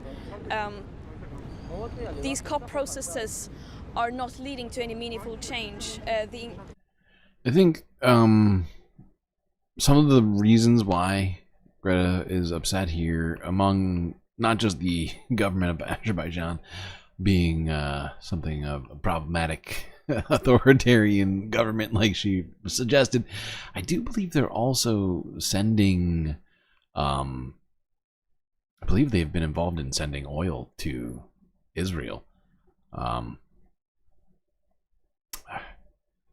Could be wrong on that. I'm pretty sure. Emissions keep on increasing and we keep moving in the wrong direction, even though the science and those affected by the climate crisis have been warning us for decades. Yeah, she's right. And now it's, that climate crisis is now clearly knocking on the door of the Western world in a way that I think many thought wouldn't happen for perhaps decades or centuries, with what we're looking at in places like Spain, or what we saw earlier this year with Helene and Milton. Some of these just horrifyingly destructive storms hitting places that are just, because that's one of the things about, like, for instance, like with Helene, it's not just that it hit the Gulf Coast, it came all the way through and destroyed things all the way inland in Tennessee. Places where, hurricane damage not so expected. It's about the consequences. Whatever the people in power are doing, they are doing it wrong. Yeah, no kidding. This is only leading us further, deeper into deeper injustices and a climate catastrophe. Yeah, Right on. Right on, Greta. As usual. Right, now let's go on talk. And this is actually a moment for me to stuff some food into my mouth here as we've been going 7 hours. I haven't eaten anything for 7 hours, if you hadn't realized that. So I'm probably gonna quickly shove some food into my mouth, take a slightly longer break, so I won't be talking too much. Okay, I was right. Azerbaijani oil does go to Israel via a pipeline through Turkey. Yeah. We were talking about it earlier this year, so that's why I could have sworn that was one of the things that Greta had an objection to, because she is very pro-Palestinian. I don't know if you've seen her at the pro-Palestine protests, but she's been there. Oh, she's been there. In fact, I think I've heard her say that the two issues are intertwined. I believe that's what she said. I can't. It's not quote, but it's like a nutshelling. All right, where are we? Yes, here.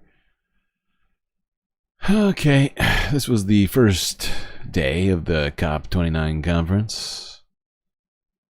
So take it in. I will be right back.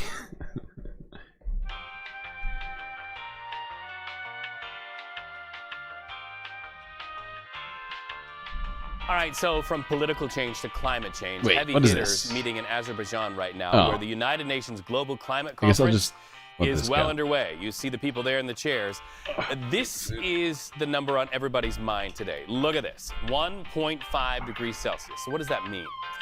That's the threshold that countries included in the Paris Agreement vowed to stay under. But as you can see here, the global temperature is closing in on 1.5 degrees Celsius. And so activists are now sounding the alarm, and they're doing it with that world community there. Everybody's sitting in the same room. So let's bring in CBS News national environmental correspondent David Schechter, and some would say my doppelganger, live to the stream. Good afternoon, David. It's nice to have you with us. So marching orders here for the conference to really put a halt to global warming. What are the stakes right now? Well, I mean, you kind of hit on it there. We are at a crossroads for climate change. The nations of the world simply have not done enough to reduce their emissions. Many have done a lot, including the United States, but just not enough. At the same time, we've got these incredibly high temperatures, going to break records this year, broke a record last year. We got fires, we have drought, we have rising sea level. We've got these fires in New Jersey that we're talking about in November. And now you have a president-elect, Donald Trump, who's coming in, who says climate change is a hoax. Put all that together and bring all those ideas and thoughts together at this COP29 conference, and you've got a pretty big cloud hanging over it. Right, and we know he pulled out of the Paris Agreement before. He's coming in, like you say, he calls it a hoax. I would imagine that these have to not only be conversations about what is happening, you look at that 1.5 degrees Celsius, but also conversations that are introspective, kind of like our last guest talked about, and conversations that are strategic. Well, at this conference, for example, the nations of the world are to come together and say, here's what our country can do to reduce our emissions, and here's our plan to do that over the next 5 years. And that's a lot of work. This has happened before, and countries haven't met their promises there. But the U.S. is going to come in under the Biden administration and say, this is what we think we can do.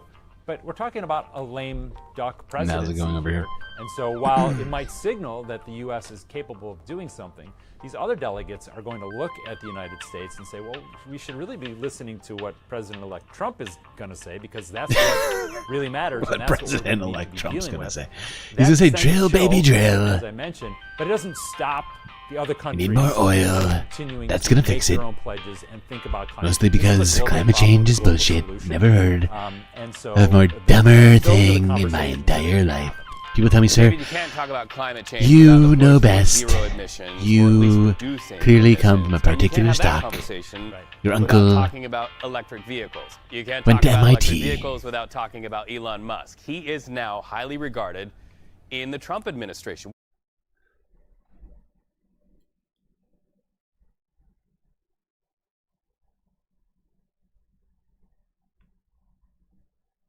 Gold, silver, copper, all that are natural resources.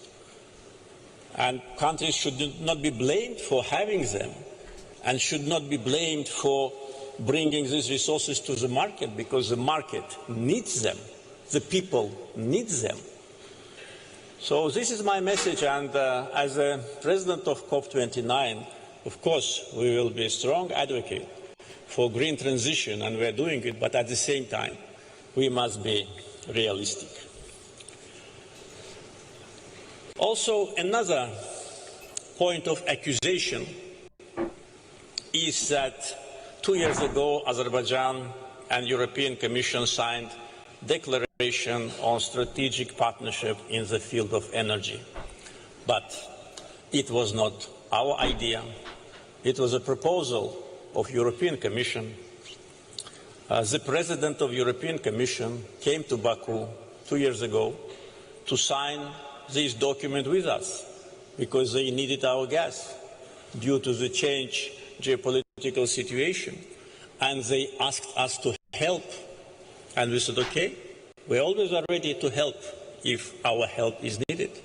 And we said, okay, we will help Europe with the energy security. And when we signed this declaration 2 years ago, the number of the countries which were receiving our gas, I mean European countries, was equal to 2. So now it's 8 countries. 8 out of 10 countries which have access to Azerbaijani gas are Europeans. And European Commission also asked us to double gas supply to Europe by 2027, and this is reflected in the declaration which was signed by President of European Commission and myself 2 years ago in Baku. Unfortunately, double standards, a habit to lecture other countries, and political hypocrisy became kind of modus operandi for some politicians, state-controlled NGOs, and fake news media in some Western countries. And my last message is to those who for almost 1 year were advocating for boycott. They used all the tools in their possession to launch a campaign to boycott COP29 in Baku. And I have bad news for them. We have 72,000 registered participants from 196 countries. How's the self-congratulations going over here? Among them, Are we killing it? Have we saved us? Have we saved ourselves yet? Did we and prime ministers. Did we fix it, people? So the world gathered in Baku, and we say to the world, Have we solved welcome it? to Azerbaijan. Thank you. No, not yet. No, we didn't. No, how unfortunate.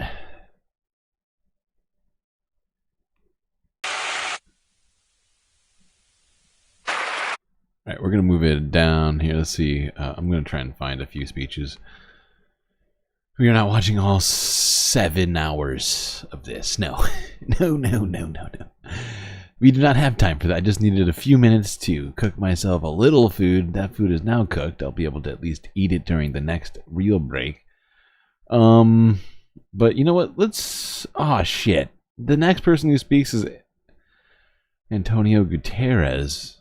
I feel like this is actually a guy we should listen to. Okay. I'm not going to skip ahead. Then we'll skip ahead after the speech.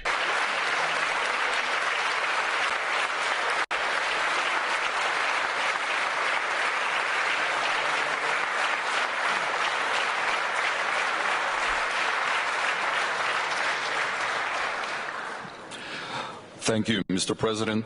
It is an equally distinct honor to welcome His Excellency Mr. Antonio Guterres, Secretary General of the United Nations, to address this distinguished gathering.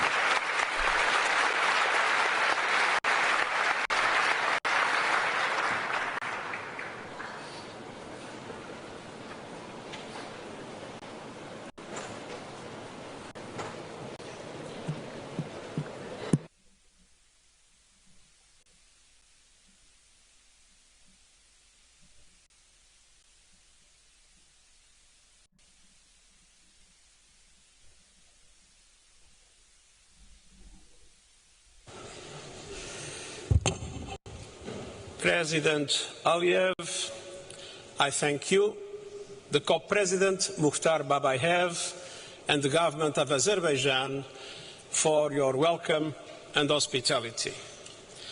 The Presidents can count on our full cooperation in your efforts to achieve the successful COP we all need.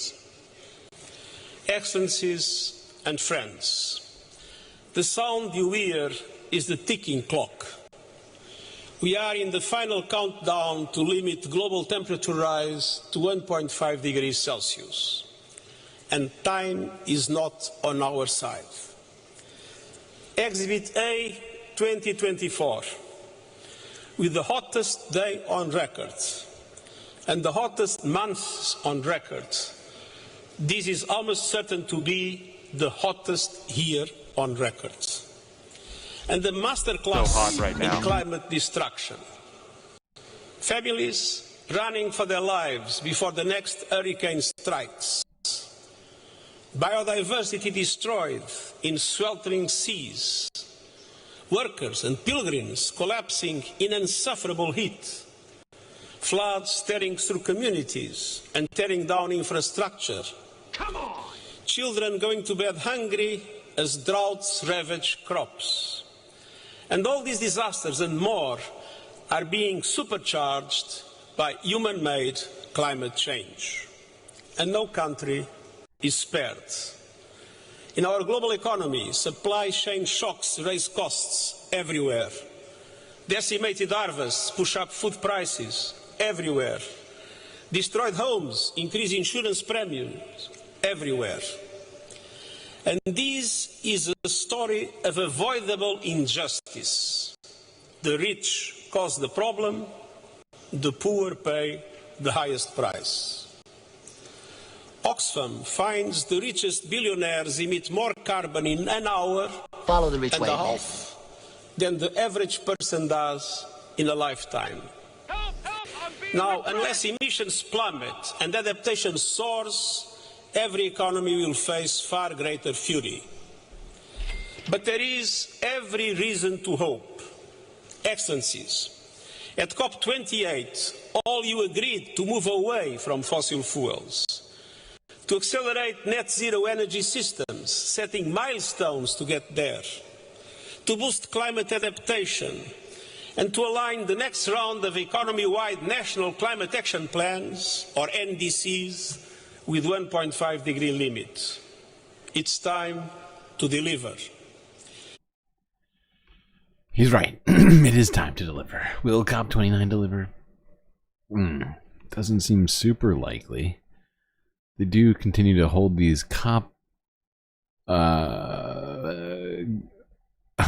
summits in oil-producing nations and seem to be too focused on including oil, just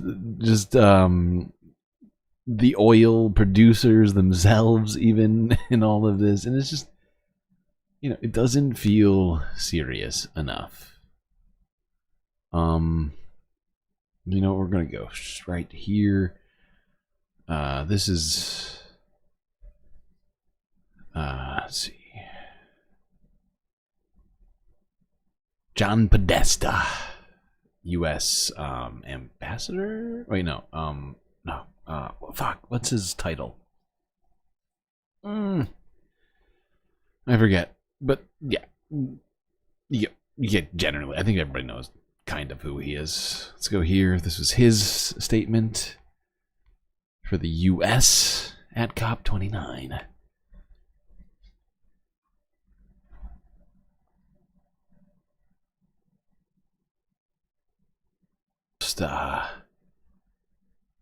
What's the word? It mimics the U.S.'s seriousness about climate policy, you know.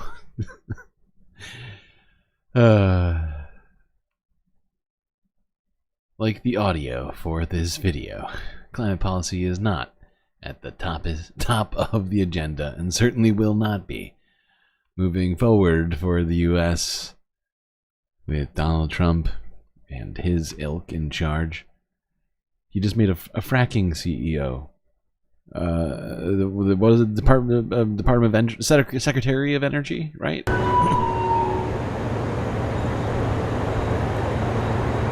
This is the view of the United Nations COP29 summit on the close of the first night.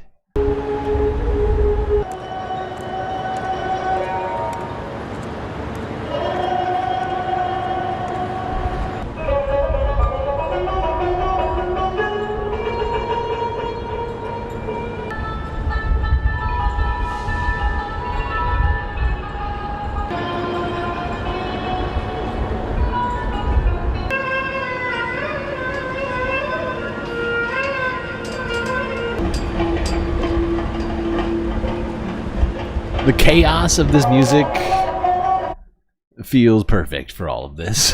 Not gonna lie. I'm not saying it's bad music, I just mean that it's like sort of just dancing between all these different energies. It's kind of how I feel about the COP29. Ooh, we're serious about it. Are we serious? I don't know. We're doing it in Azerbaijan, you say? Oh, we care about the climate? Oh, wait. That's just kind of, it's like 17 different narratives all at once. Let's go here. This is from 3 days ago, where more demonstrators, this time not in, I don't think this was Azerbaijan. I think this is, where's Baku? Baku, I think, isn't Baku in Pakistan? Maybe this was it. Honestly, I can't be sure. But more protesters demonstrating, demanding that rich countries pay up.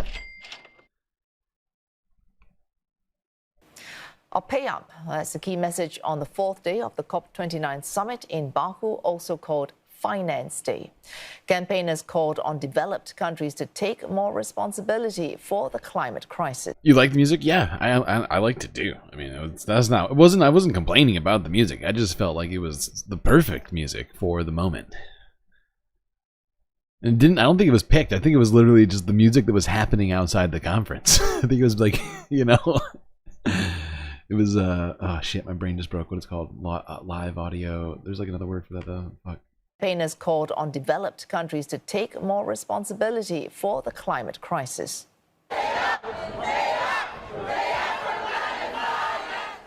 About 50 demonstrators gathered at the COP29 venue earlier in the day, demanding that rich countries responsible for most greenhouse gas emissions pay their share of climate finance. We've had a really powerful action here on Finance Day at COP29 because finance is Baku the capital of Azerbaijan? Okay, thank you. These negotiations, we know that the world can't address the climate crisis unless the rich countries actually pay up for the harm they've caused to the global south. Negotiations over a new draft of a UN climate deal have yet to yield results as developing countries continue to push for $1.3 trillion every year in climate finance. That's a lot of money. $1.3 trillion. All right, let's go to this. What is this? BBC? Reuters.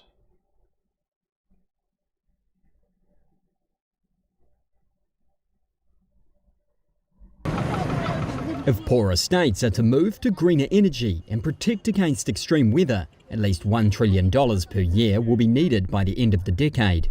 That's the warning to negotiators at COP29 on Thursday as money becomes a central focus of the climate talks being held in Azerbaijan. But negotiators at the UN Climate Conference risk being overshadowed by political spats.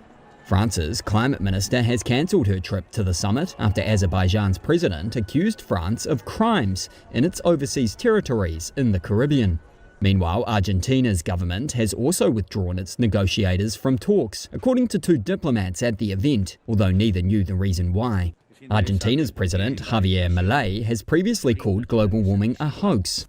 Negotiators have been left fielding questions on the diplomatic issues. I would like to propose that we stick to today's thematic theme, which is finance. Oh, yeah. Right. That's the point of this. All of this. Get that money flowing.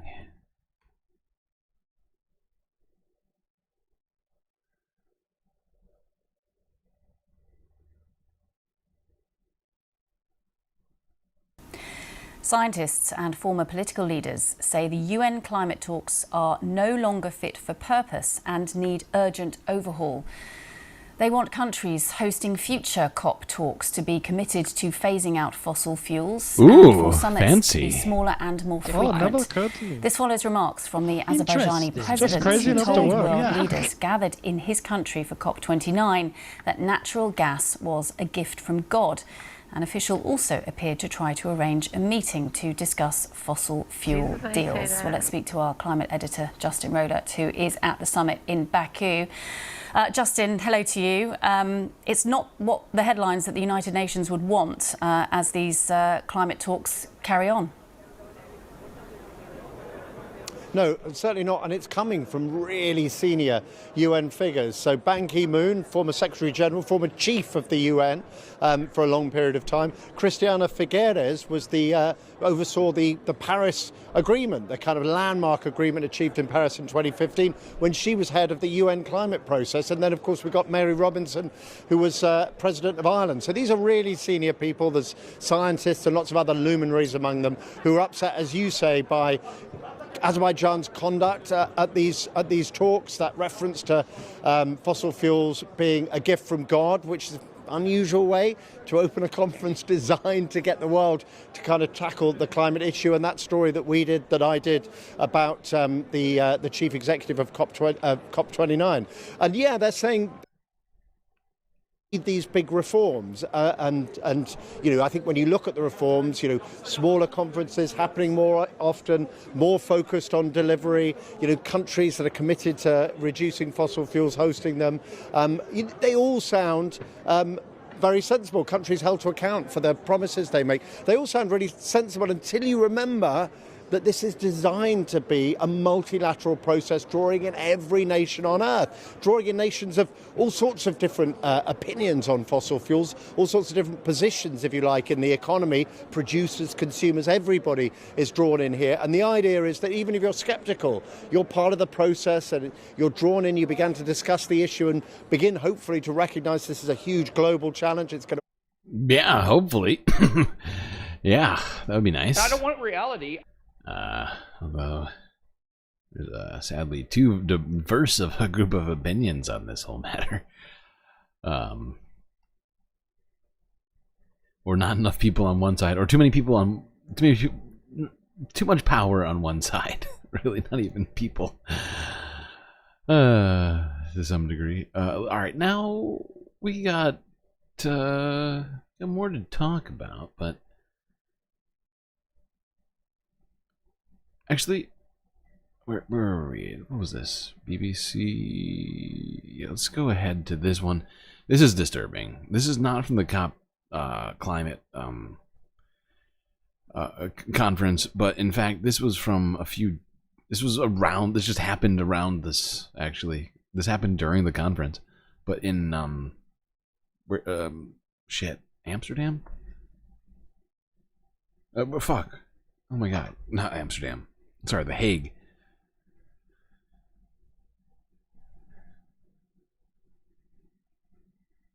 Which is in the Netherlands. But so yeah, let's go to this very disturbing news. Got from a court at The Hague 4 days ago, where apparently Shell, Shell, the follow the rich white man. Climate leaders and experts. The incredibly, powerful oil company. Those guys. They just got a very unfortunate positive ruling on appeal. This was from 4 days ago. As global leaders are gathered in Azerbaijan for COP29, the oil giant Shell succeeded in overturning a landmark court ruling that required it to accelerate emission reduction efforts. So a real blow for the Green campaign. Well, Mark, back in 2021, Shell was ordered to reduce its global CO2 emissions 45% by 2030 compared to 2019 levels, in a case brought by activists in the Netherlands, where it was headquartered back then. The company appealed, saying customers would only switch to using fossil fuels from other companies. On Tuesday, judges agreed with that argument and also said that the court couldn't impose a specific reduction percentage on the firm. They added, though, that companies like Shell had the responsibility to contribute to fighting climate change to protect human rights. Emerald Maxwell has more. It came as a major disappointment to climate activists gathered outside the courthouse in The Hague, as inside, the Dutch appeals court reversed a landmark ruling that imposed steep carbon emissions reductions on energy company Shell. This should have been the moment of a real breakthrough in the fight against dangerous climate change. That didn't happen today, but the fight against dangerous climate change is a marathon, not a sprint, and the race has only just begun. Hailed as historic, the original 2021 ruling said Shell must reduce its carbon emissions. Yeah, it was great, and now we're just going backwards, so yay! By 45% by 2030 compared to 2019. But on Tuesday, the appeals court dismissed that ruling, saying that although the multinational had a duty of care to reduce its greenhouse gas emissions, there was currently insufficient consensus in climate science on a specific reduction percentage to which an individual company like Shell should adhere. Toilet? Yes, you're right. This is toilet. This is very toilet. After a string of court victories, it's a defeat for climate activists, leaving a question mark over whether climate litigation is the right approach. Well, you know, there are some points of light, I guess, that the court, they acknowledge that Shell actually has to reduce their emissions. However, we cannot go further with this court case like this. It's very disappointing, obviously, and it's also kind of shows that maybe this isn't the right way to force Shell's hand. Yeah, maybe it's not. Guess there could be other avenues that exist.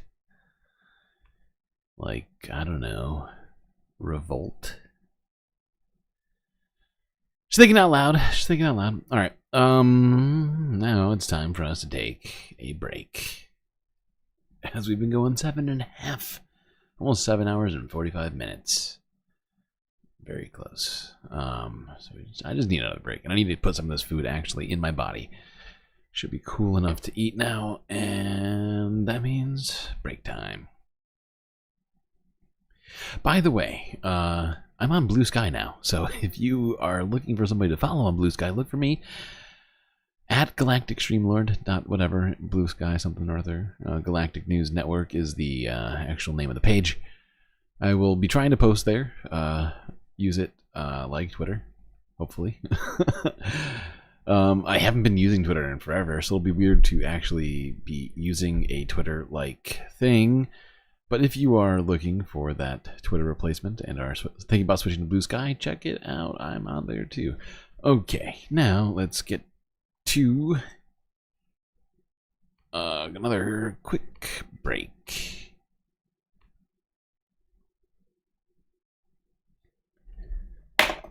Whoops, didn't mean to do that.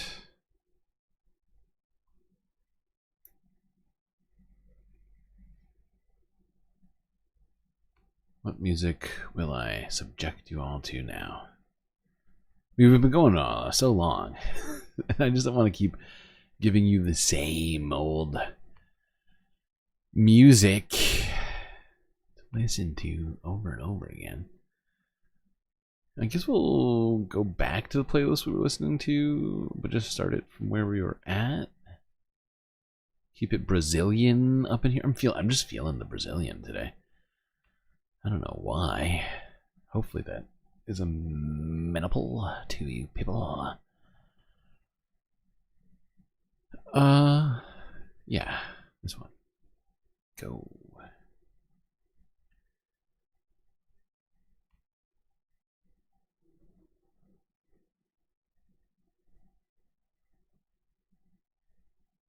boy. What's happening here? Oh.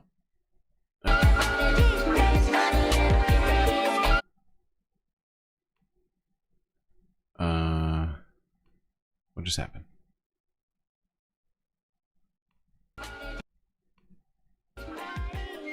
Okay, perfect.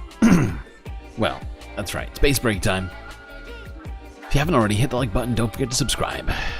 Still gotta get these subscriber numbers up. At least to 1,000, so I can get some goddamn click money. Once you've done both of those things, do consider contributing to the Galactic News Network by one of the myriad ways we have available to you now, as we are completely funded by viewers like you. That's right, all you peeps in chat. You're the ones who make the Galactic News Network possible.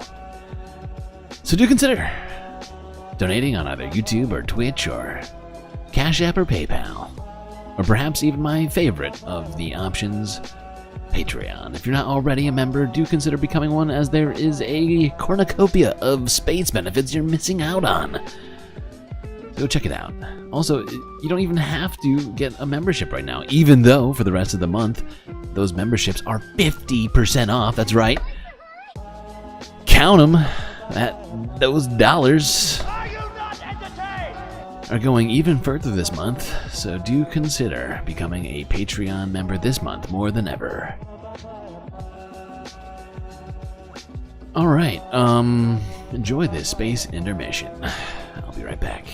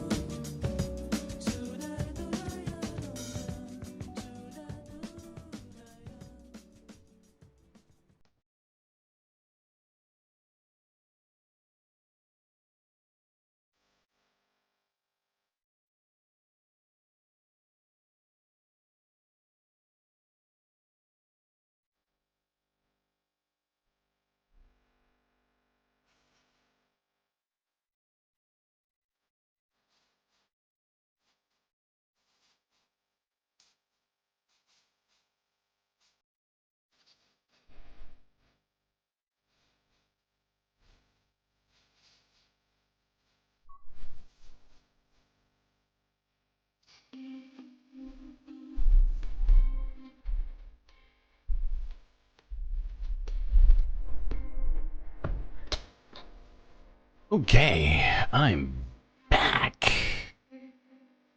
Hey, and a super chat from PB. Thank you, PB. Well, I guess it's not super chat, it's a super sticker with a very cute lemon sticker. Aw.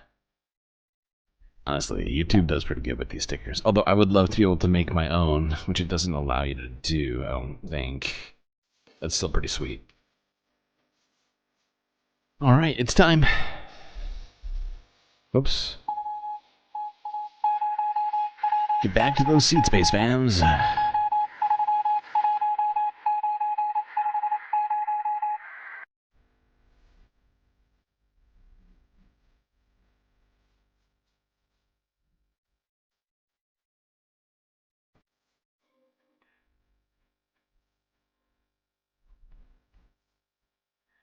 Back to the environmental news. Uh-oh. Hold on. Oh, God. Space pollen. It's coming after me. Help! Help! I'm being repressed! Okay, let's talk ocean stuff. Well, actually, let's talk wildlife stuff, really. But first, let's go to the ocean to talk about a particular kind of wildlife. Sharks. And what surfers may be able to do to avoid shark attacks. Let's find out.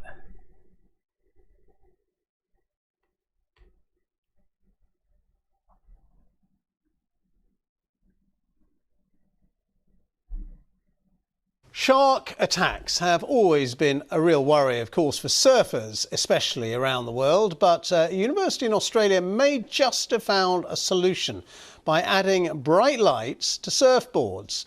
Dr. Laura Ryan from Macquarie University in Sydney spent nearly 500 hours towing illuminated seal-shaped foam decoys around a bay in South Africa, a popular area for great whites. Now, she... Oh my god, it's hilarious. Don't want to get attacked by a shark?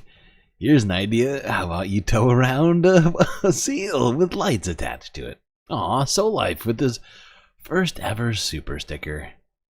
Maybe your first ever donation on this channel. Much appreciated. What is that? Is that a lemon holding up a lime?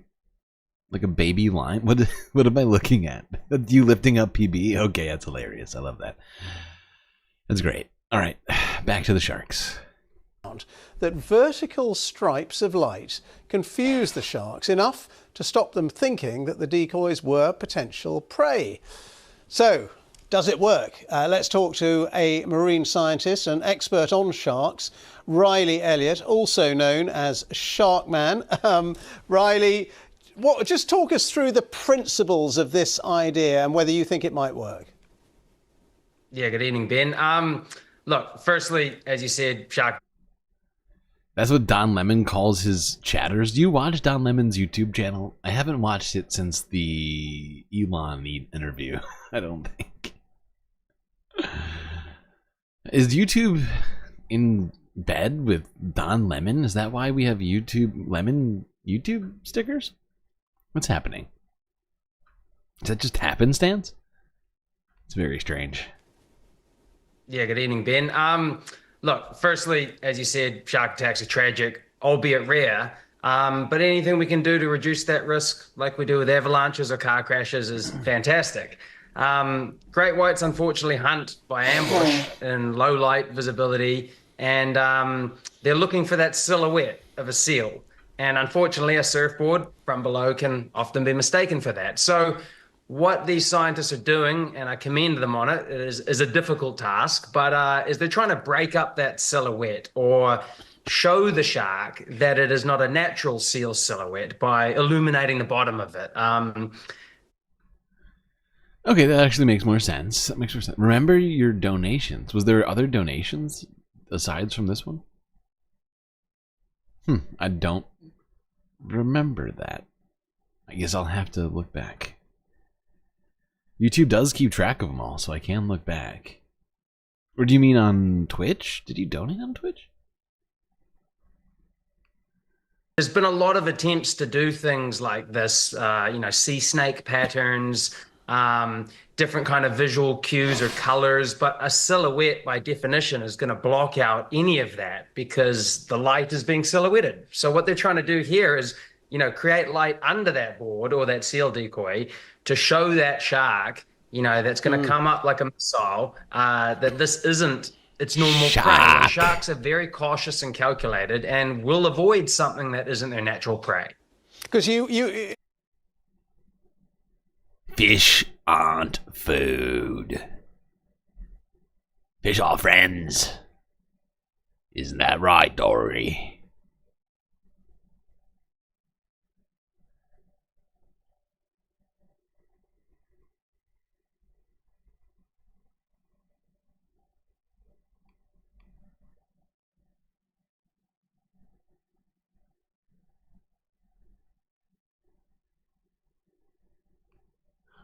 Alrighty. Let's move on from sharks to elephants. Ooh, fun. And this elephant is impressing researchers with her expressive technique of showering. We're going to meet someone who's being described as inventive and expressive. It's not someone who's human, though. This is Mary the elephant at Berlin Zoo, who's taken to showering herself in a most extraordinary way. Researchers saying her use of a hose is extremely accomplished.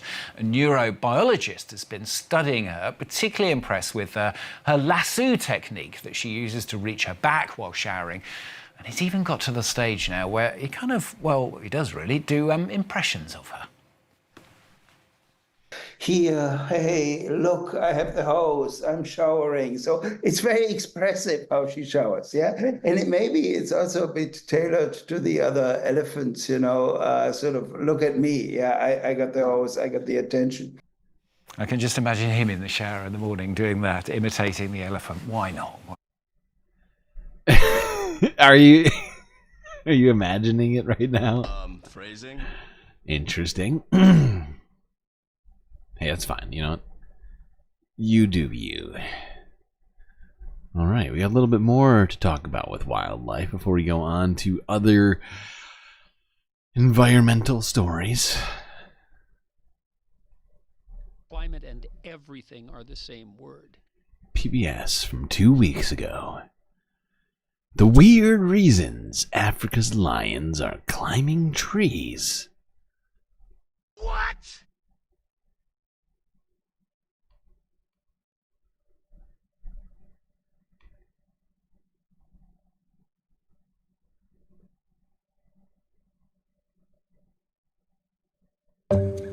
The first time I saw it, I genuinely thought that my eyes were deceiving me. It's something that seems to be It was a fishy ingrained story. within the culture of pride. Wow. I've never heard of any other lions in the Okavango Delta who consistently climb trees like our Kudum pride. I've got a lioness who's just about to climb a tree. And his tree is already full of lions.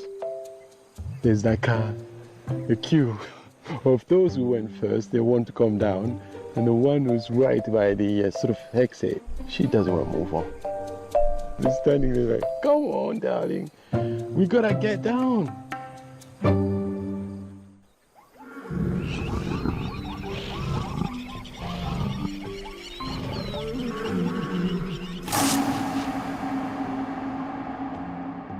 It's not uncommon for your neighborhood cats to climb trees. Aww. Big shout out to all the It was a firefighters out cute there. cat. But lions bounding up the branches, that's actually kind of weird. And there are theories about why this population started doing it. It definitely seems to be a seasonal thing. When I first arrived here, didn't see any lions in trees, and now it is a daily occurrence. I think It almost it's, seems like it's a we're lot witnessing warmer. evolution There's a lot happening more biting in insects front of around. us. I mean, we can see the heat waves coming off the ground all the time. So just getting that extra height might allow them to get some of that really nice breeze that's moving through. The lioness on the ground has a lot of By the way, flies. that camera that she has, that rig that she is rocking there, that's like $100,000 camera combination lens setup there. I'm pretty sure it's something close to that. Moving through. The lioness on the ground has a lot of Both of flies them are rocking surrounding just her. insane. Of And course, they are PBS just the one up the tree people, has, so I guess they got those has a public better funds. idea. She doesn't have any flies, so climbing up a tree does help. And flies might not be the only thing these ladies are trying to avoid. From the very young age, those little cubs who start learning how to climb trees. I think trying to chase their mom for some milk. All right, I might be This tree exaggerating a meant to be little for- bit, but still, it's close. It's crazy though. I mean, this is not normal behavior for lions at all. Trying to chase their mom for some milk. This tree meant to be for the grown-ups. Cubs can be really, really annoying. Those mums have worked it out. We get into a tree that's just a little bit too tall for the cubs, and it's like a payback. Whatever the reason behind their tree climbing capabilities, there are still some aspects of being a lion that just aren't cut out for a life in the branches. Yeah, it does seem weird. They're bulky it's a weird and vibe. big. Female lion will get up to 130 kilograms, 150 at the max, and a male lion maybe even pushing 200 to 250 kilograms. And if you fall from a height at that weight, there's a good chance you're going to hurt yourself. Watching this lioness go up the tree is so funny because she has got such a straight line between her shoulders and her back. There's absolutely no give there whatsoever. And that's so different to the curved backs of leopards like Kudum. When Kudum climbs a tree, her shoulder blades are so flexible and they move with her. Whereas this lioness just looks so awkward. These pictures are so She looks like good. she's got a plank of wood on her back. Holy fuck. Lions might not exactly be built for it, Wonder but if you their can do ability to 4K climb on this. trees presents a novel problem for the area's leopards. One particular incident was one of the lionesses managed to climb into a tree with a big male leopard and steal a warthog kill from him. I mean, it was unbelievable. They got both into the same tree and she tried to chase him up into the tree and he was like, and she was like, and it was just massive. It's pretty crazy. Pretty fun too. I figured like it was the perfect thing to do on a Sunday Fun Day. I was gonna do it last Sunday Fun Day. We've just been inundated with so much news and things, which is why I felt like today was a great day for me to do, I don't know, a 12-hour stream, which appears to be what's happening right now. We're approaching normal start time. What is it? Yeah, it's 9:38 Eastern Standard Time. We started at 1:30. We're already 8 hours into this puppy. Or should I say kitty? Alright, sorry. No. My jokes hit. What do you think, Chad? 1 in 4? 1 in 4? I think I'd accept a 1 in 4. Alright, let's go here to... oh, I just realized I gotta do something. Hold on.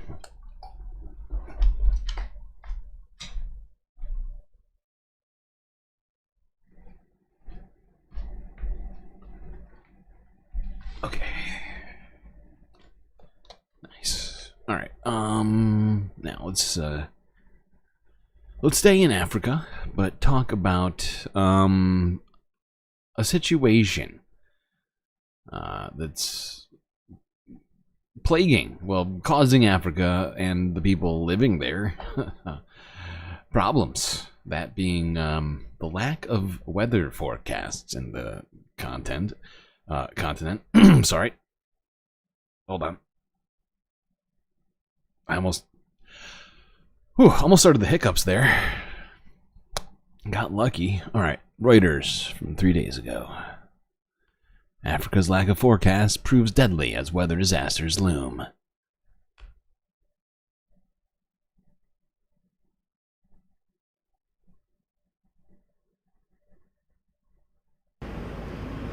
At Chad's National Meteorological Agency, the high-growth thermograph, which gauges humidity, is broken. It's amongst other pieces of dust-blown equipment meant to help the agency track weather patterns. Much of Africa is in a similar situation, lacking reliable forecasts that are a keystone of disaster management, as climate change makes extreme weather more frequent. You have every right to be angry. At COP29 climate talks on Wednesday, UN Chief Antonio Guterres called for urgent action to overcome gaps in data and funding. But the 2027 aim for universal protection by early warning systems appears particularly ambitious for Chad. The agency's Deputy Director Hamid Abakar Suleiman said around 80% of the devices at this site didn't work. To bridge the gap, that is, to balance the country in terms of stations, we need about 400 stations. Currently, we have 64 automatic stations, so we are well below demand. So we need more stations, that's all I can tell you. And we need funding. Yeah, and the continent has been hit by a number, quite a few very just devastating storms, and not just this year, the last few years. Libya, comes to mind. But also we saw what happened in Kenya multiple times earlier this year, Mozambique. The list goes on and on. Did you miss the 600? There was no 600 subscribers party. In fact, I would call this the 600 subscribers party. Honestly, this feels like it, doesn't it, chat? I mean, come on. 8 hours. This is the longest stream we've ever done, I think, or at least one of the longest ever. We might have done maybe a couple really, really early on, I think. But like for the last, I don't know, 8 months, we certainly haven't. Does this not feel like a sort of a celebratory Sunday fun day? Certainly does for me. I'm having fun and also feeling like we are talking about stuff that I haven't gotten to talk about, that I've been wanting to talk about. So it's also, I'm feeling it. I'm feeling it. All right, so let's go back north to Asia. Caspian Sea, which apparently is shrinking due to climate change, according to experts. Oh, wait, I gotta do something for this, I think. Yeah. Right? Yeah, I think this is the one.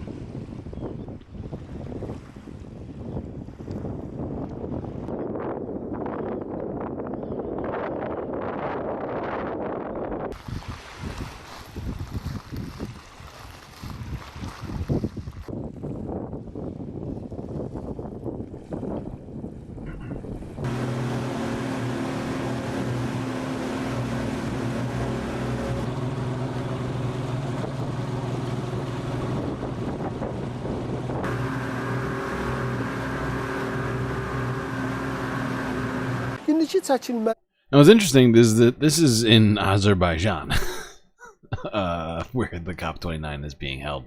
This is literally in Baku. And I don't speak Azerbaijani, but I do actually have the translation for this, even though it's not on the screen in front of you. This is AP Archive. I did find something out about AP Archive recently, which is great. So I will try and keep this here. All right. The current retreat has... Actually, hold on. I just forgot. I gotta turn down the sound for this so you can hear it. All right. There we go. The current retreat has deeper roots. The rivers flowing into the Caspian are also contributing less water than before. For instance, the flow of the Kura River is decreasing due to the impacts of climate change. In the Volga River basin, rainfall is not as abundant as it used to be. This also leads to a decline in the level of the Caspian Sea.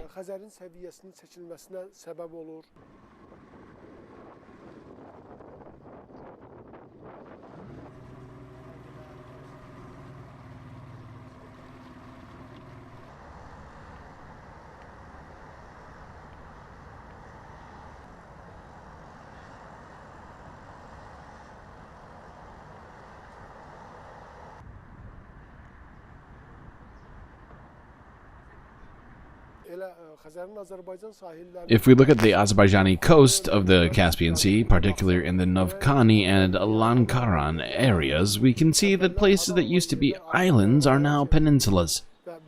Large areas have been left dry.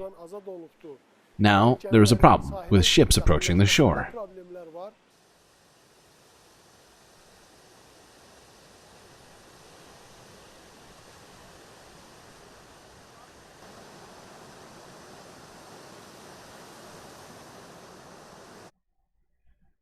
Okay, so yeah, clearly not great.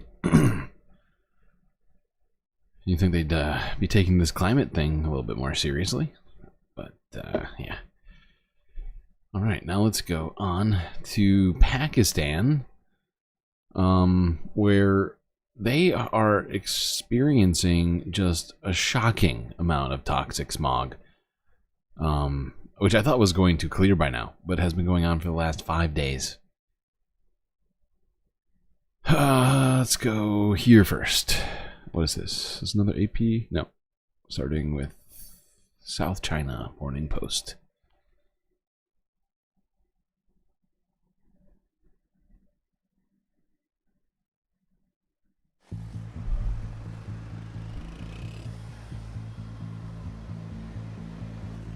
Pakistani city of Lahore is experiencing extreme smog. They have closed schools, even though they don't create smog, but they have not closed factories and brick kilns.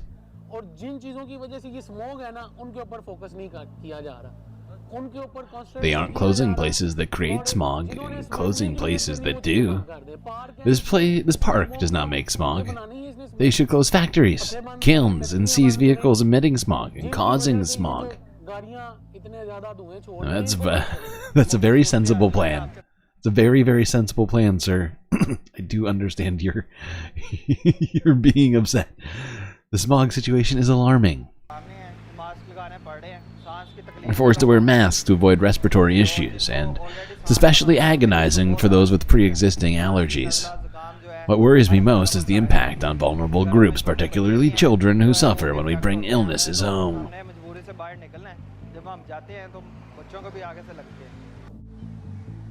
Lahore imposed a temporary ban on outdoor activities to curb smoke-related illnesses. Yeah, it is particularly funny. The sort of dichotomy here, the sort of paradoxical nature of it all. Better, stop people from doing things to avoid illness, not actually deal with it at the source. Oh boy. This is from the AP from 3 days ago now. Thick smog shrouds New Delhi and other Asian cities. That's right, it's spreading. Whoops, we lost sound. Why did we lose sound completely? Unacceptable. There we go.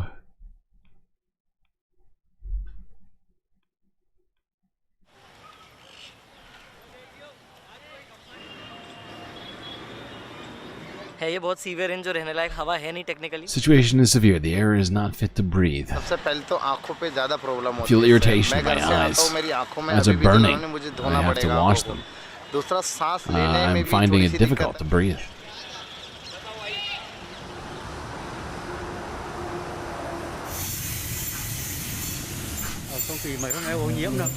The air has been polluted the past few days. See, the sky is very hazy. That's why I have to wear a mask all the time. I'm old and more sensitive to the pollution.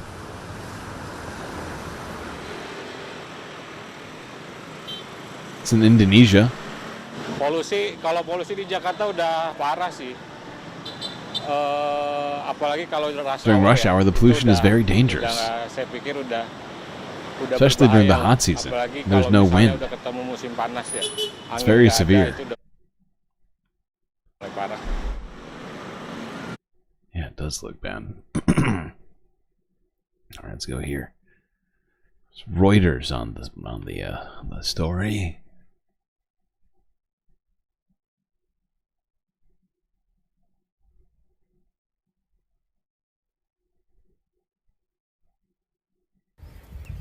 The Taj Mahal was obscured as a toxic mix of smoke and fog shrouded the Indian capital. Smog caused a sharp drop in visibility in Delhi this week, causing a raft of delays at the city's airport. More patients flocked to hospitals, particularly children. One paediatrician told a news agency he'd seen a spike in asthma attacks. Can't even see. Officials blamed high pollution, what am I looking with humidity, low wind speed, and a slight drop in temperature. I think I see a building there. Daily air quality in the region crossed into the severe category for the first time this season. Air quality monitoring group IQ Air ranked New Delhi the second most polluted major city on Thursday, behind Lahore in neighbouring Pakistan. Dense smog has engulfed other parts of northern India, such as the states of Punjab and Uttar Pradesh, where visibility fell to zero in some areas on Thursday. Pakistan's Punjab province, which shares a border with India, also faces similar conditions. Is that freedom smoke? Doctors in Lahore said many children were coming to hospital from across the region.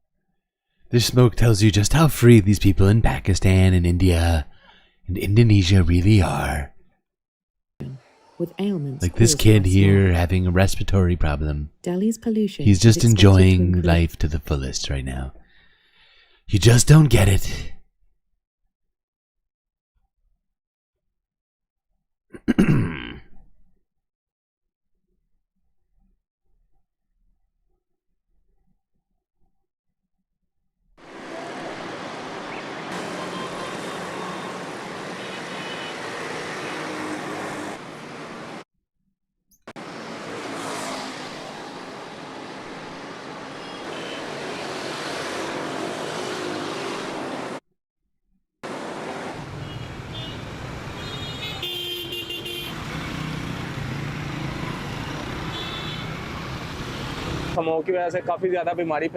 The smog crisis is harming our health, causing respiratory issues and illnesses. We urge the government to reassess and address this issue, prioritizing pollution reduction to safeguard citizens' well-being.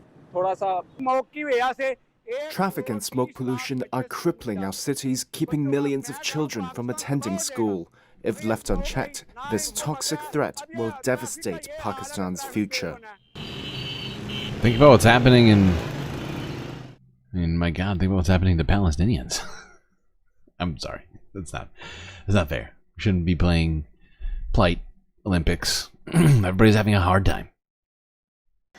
24-year-old Amisha Munjal moved to New Delhi to be closer to her family and a fresh start. It has been anything but for the finance executive, as toxic air in the world's most polluted capital has sent her health spiralling. The hazardous haze is wreaking havoc with her allergies, resulting in relentless coughing, sore throats and breathlessness. She's been forced indoors and into a debilitating routine. I can't even go out for getting the basic groceries. I have to either order it online. I can't do a lot of exercises. I can't go to the gym. I can't go for a walk downstairs. I can't even go to the balcony to do yoga because the air is just so bad. A nebula. Yeesh. Alright. Now let's move on from the smog to... Oh, actually, I'm sorry. We have one last one. Sorry, this is the one. This is the most recent one. This is just from yesterday. Right here. Yep. Health emergency declared. Officials in Pakistan's Punjab province have declared a health emergency over toxic smog. Two of the biggest cities there, Lahore and Multan, are on lockdown. Authorities extended school closures for another 10 days, and hospitals are reporting a surge in patients coming in with breathing difficulties linked to air pollution. Dense smoke caused by pollutants is so thick you can't see very far. Many here in Lahore say breathing feels like inhaling toxins. It has caused a health crisis in a city of 11 million residents. Especially children and elderly people are at risk. Around 70,000 patients with respiratory diseases arrive at hospitals daily. I've been very sick for the last 7 days. My throat is infected badly because of the smog. I'm suffering from the flu. I can't go to my office. I'm the only person who earns and feeds my family. The situation has forced the government to declare a health emergency in parts of Punjab province. Most important thing is to stay at home if you have not to travel necessarily. And if you are supposed that you have to travel necessarily, then please wear mask, good quality mask, then wear glasses to protect yourself from smoke. Your eyes. I don't know, that mask is just impinging on your freedom to breathe that smoke. Don't let him do it, people. Just kidding. Lungs should be protected directly from smoke. Then you should take plenty of fluids, keep hydrated yourself. The local government has set up this center to monitor smog levels and advise the authorities. Okay, I think that's enough. Well, as you can see, currently, things are just fucked. But we have more. Oh, we have more. So much more. Somehow. Although there might be one good story in here. I'm sure. But first, let's go here. To Indonesia. Once again, perhaps this is contributing to some of the smog. Probably not helping.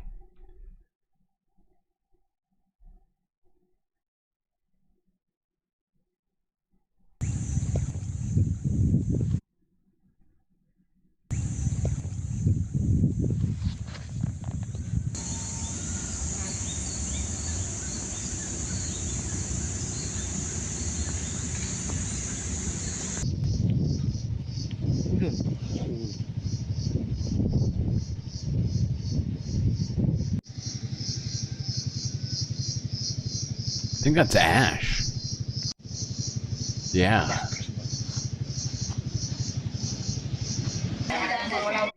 So yeah, that's another volcanic eruption happening in Indonesia. Well, still, I guess. I think it's the same volcano that's been erupting for, I think, over a week now. Perhaps longer. Now, let's go to the Philippines. Again. For the 4th time in 4 weeks, as they've been hit again by another typhoon. Here's 5 days ago from the South China Morning Post. Okay.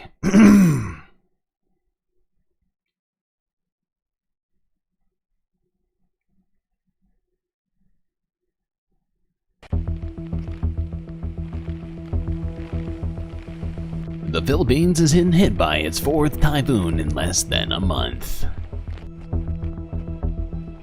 Typhoon Toraji slammed into the northern islands on November 11th. Residents of 2,500 villages have been ordered to evacuate. The military and police are standing by with at least 14 aircraft for rescue operations. Toraji was forecast to blow out to the South China Sea after traversing Luzon. 159 is the number of people killed by previous typhoons Trami, Kongray, and Yinqing.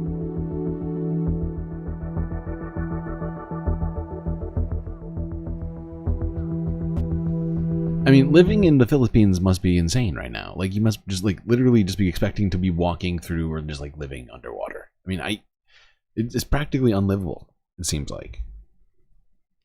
It's fucking wild.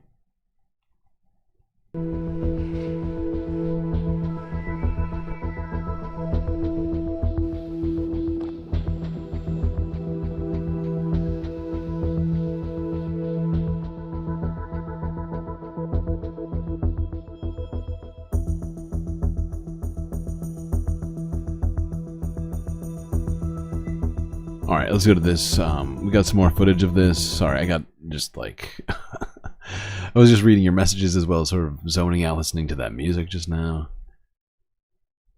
Oh my god.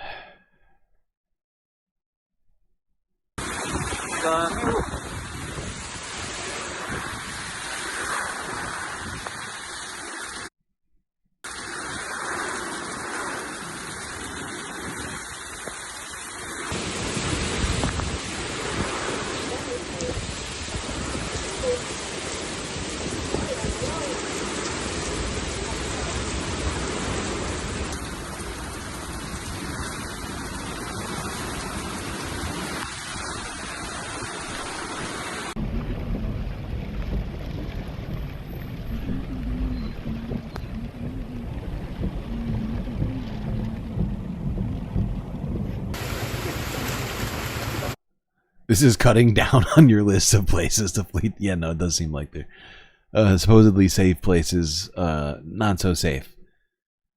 On pretty much all continents. This is more footage of all this stuff from, what is this, 4 days ago? 4 days ago, showing more of this devastation. The aftermath of this fucking typhoon.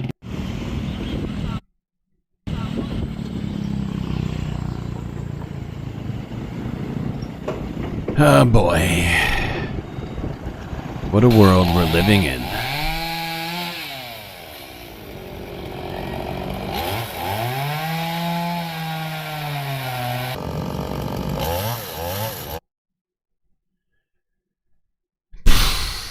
Just crazy. I genuinely feel like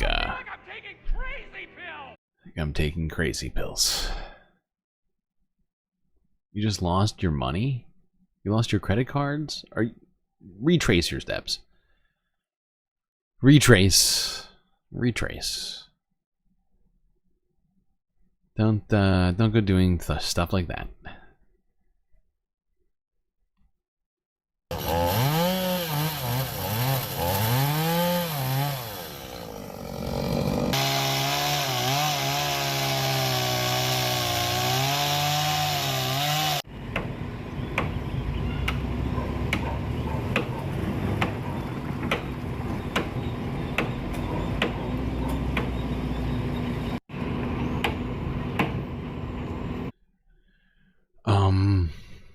Do I have more footage of this? Yeah, this is more footage, drone footage of the aftermath of all this.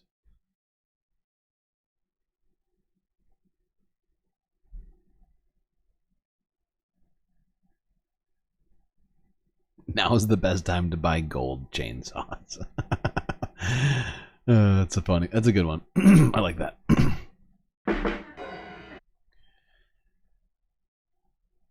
Boy. I don't think that's the way that bridge is supposed to look. Usually they're supposed to be connected in the middle. It's kind of the deal with bridges.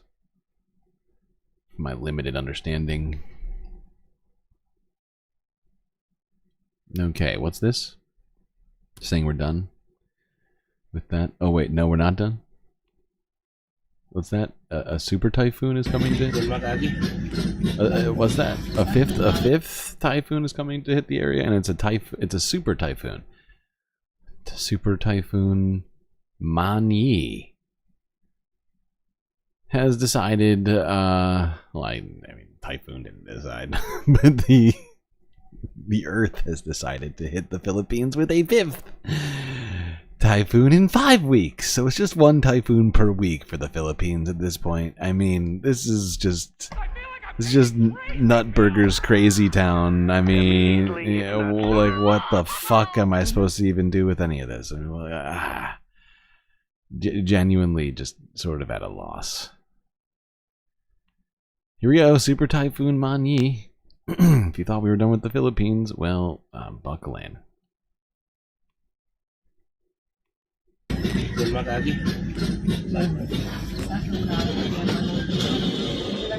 Ayun lang. Corner tayo. Atras. Ito sa ano?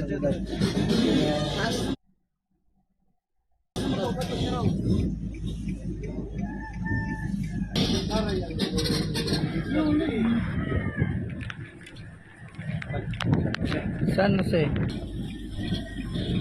Totally normal. Everything's fine. That's how that's supposed to look.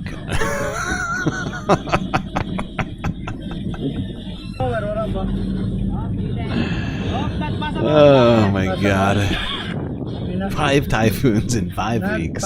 And a second super typhoon. Makes sense. Totally fine.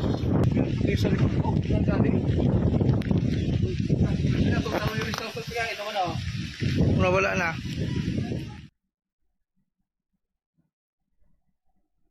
15 hours ago. This one's now 13 hours ago. The powerful storm left a trail of destruction in its wake.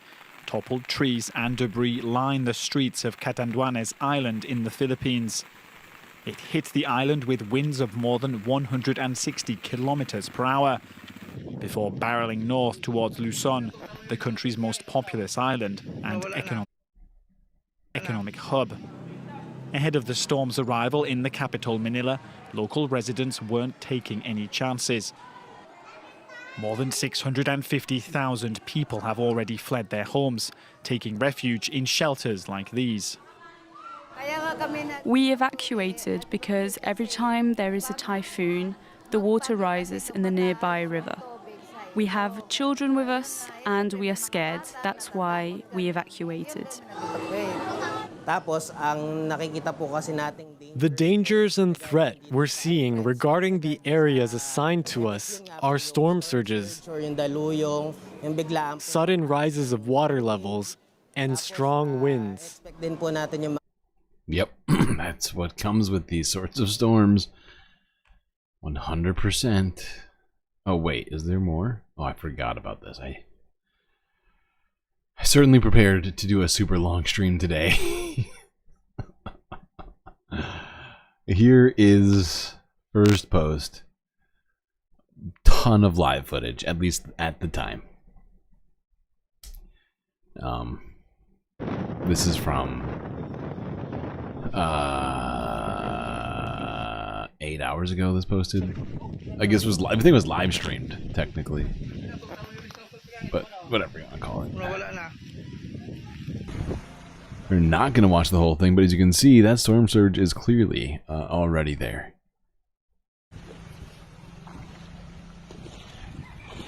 People, once again, walking through water.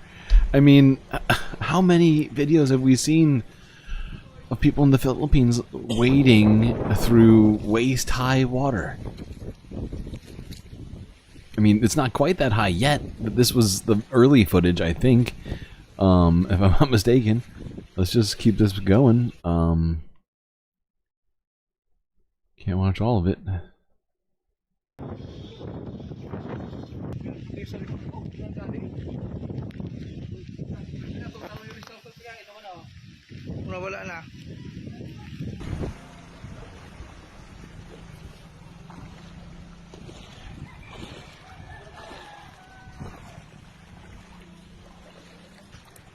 I think this is the same footage, actually.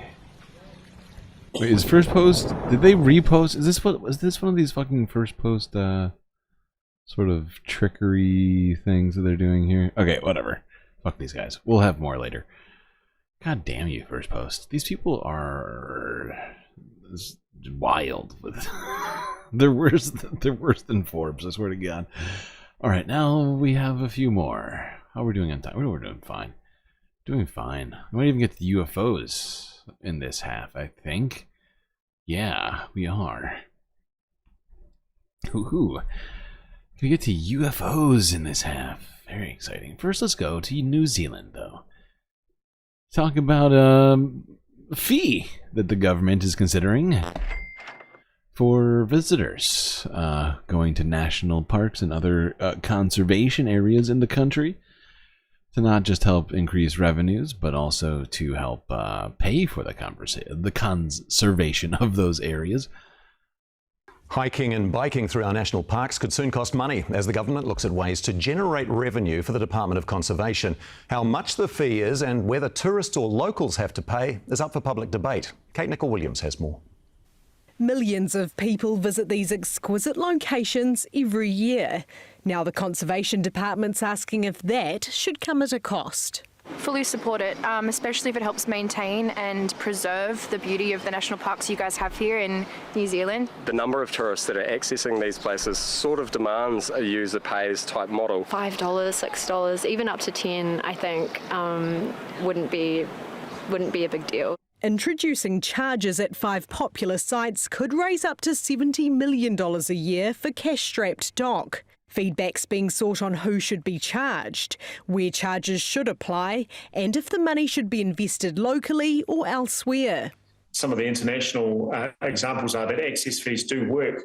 I'm very mindful also that there's a real genuine interest to make sure that the conservation estate is accessible for all New Zealanders, but particularly Kiwi kids. So what are other countries charging? Well, it's $41 to spend a few days visiting Australia's Uluru Rock.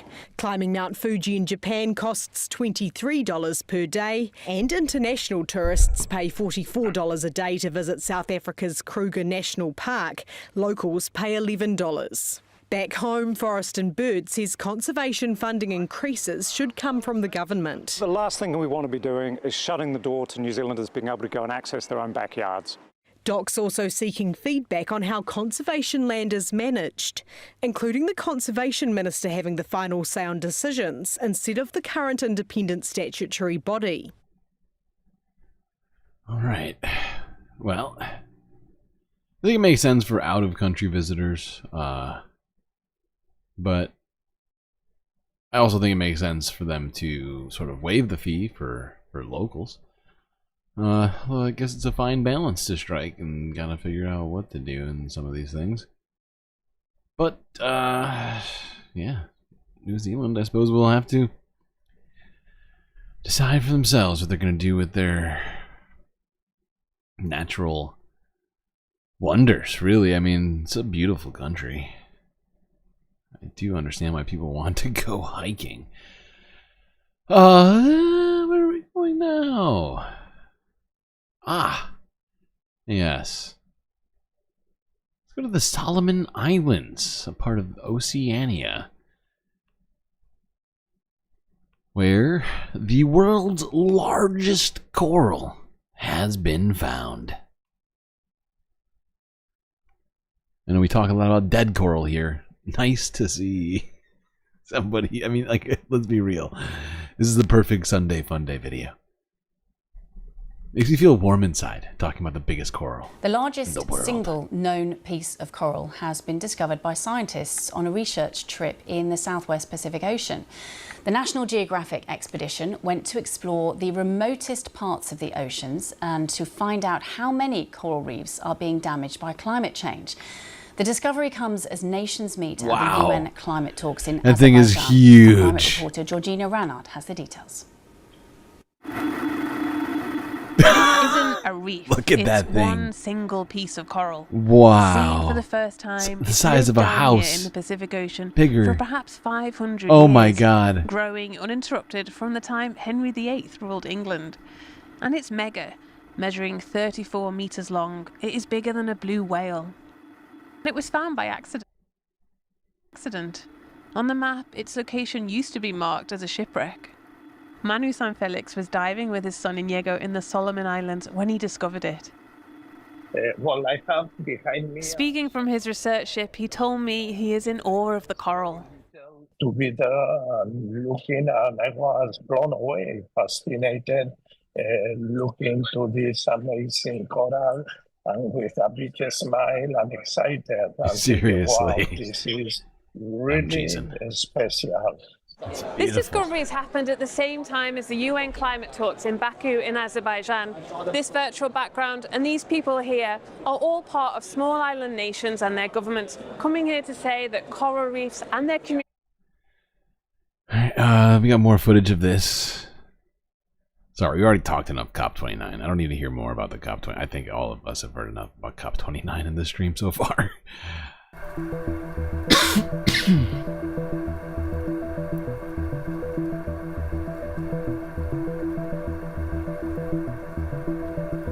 Three times larger than the previous record holder. Huge. It's believed to be 300 years old.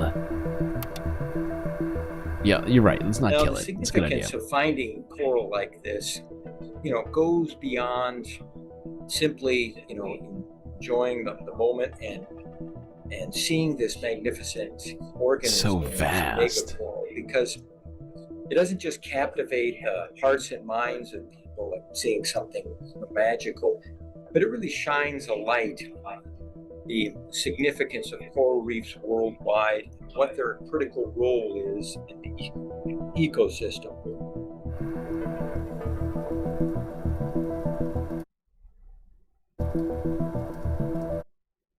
Okay. I just thought that was a super cool story, perfect for a Sunday fun day, and hope you enjoyed. Now we got more to talk about, and we're gonna go straight to it. No break in between, because we are doing just a break every 2 hours, and so we don't have another break coming for like another hour, so we're gonna get straight into the UFOs. The truth is out there. Experts testify at UFO Congressional hearing. Let's go to today to start us off. And then we'll go to the actual hearing itself, which is like 2.5 hours long. We're not going to watch the whole thing. Oh, Jesus Christ.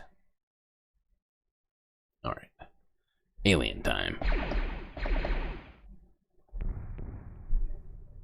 It's a question a lot of folks have been asking for decades. Is there intelligent alien life? And if so, has the government been covering it up? Well, that was actually the hearing, focus of a hearing yesterday by a House Oversight Committee. NBC's Capitol Hill correspondent Ryan Nobles joins us from Washington with the latest on this ongoing debate. And there were some surprises in that hearing yesterday, Ryan. Yeah, that's right, Craig. At yesterday's hearing, ex-government and military officials suggested that may be the case, that there are intelligent beings that live off.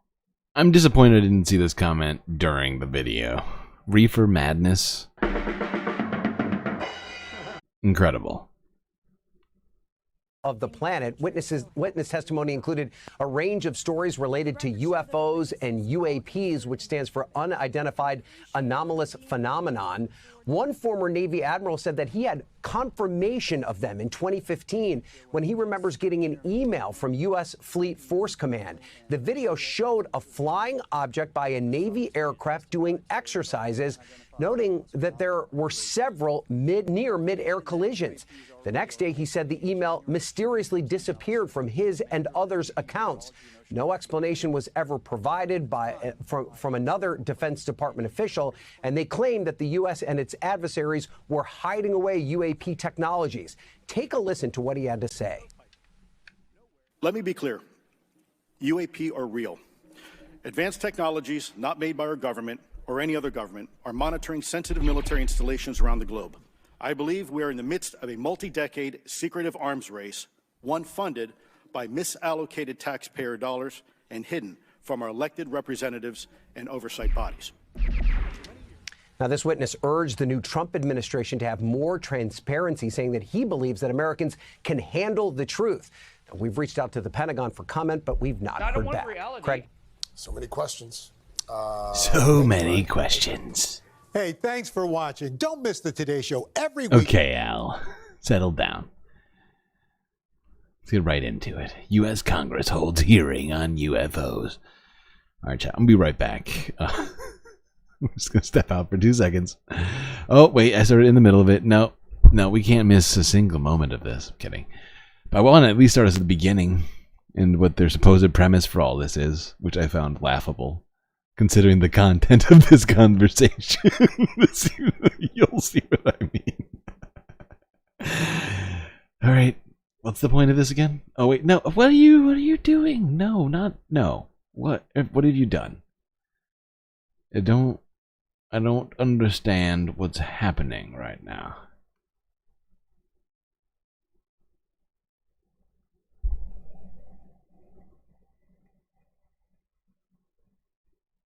I said the beginning.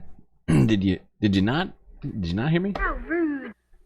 Committee on Oversight and Accountability will begin shortly. Oh, I thought it was the Committee on UFOs. I'm sure they'll explain. Hold on, I'll step out after the very first moment of them trying to explain what we're doing here.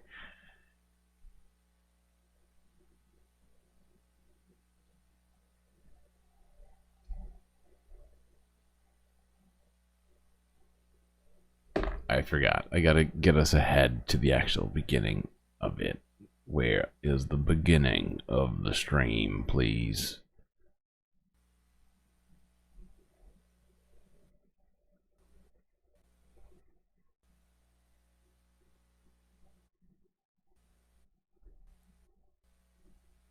Come on. Let's get there. I should have written down when this starts. Come on. Jesus Christ. Oh, there we go. There it is. I see it. Nancy Mace. Oh, yay. Nancy. Nancy, save us from the lack of government accountability, please. Affairs will come to order. Good morning and Wait, welcome, everyone. wait, we can't miss that. We can't miss the opener. Without objection, That's the important part. Hold on. We need to know what this is all about, Nancy. Explain. What are we doing here? May declare recess at any No. time.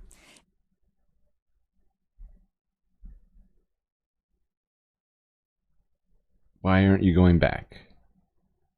What's happening? Oh God, I've gone too far. I'm sorry, chat. I'm gonna have to help.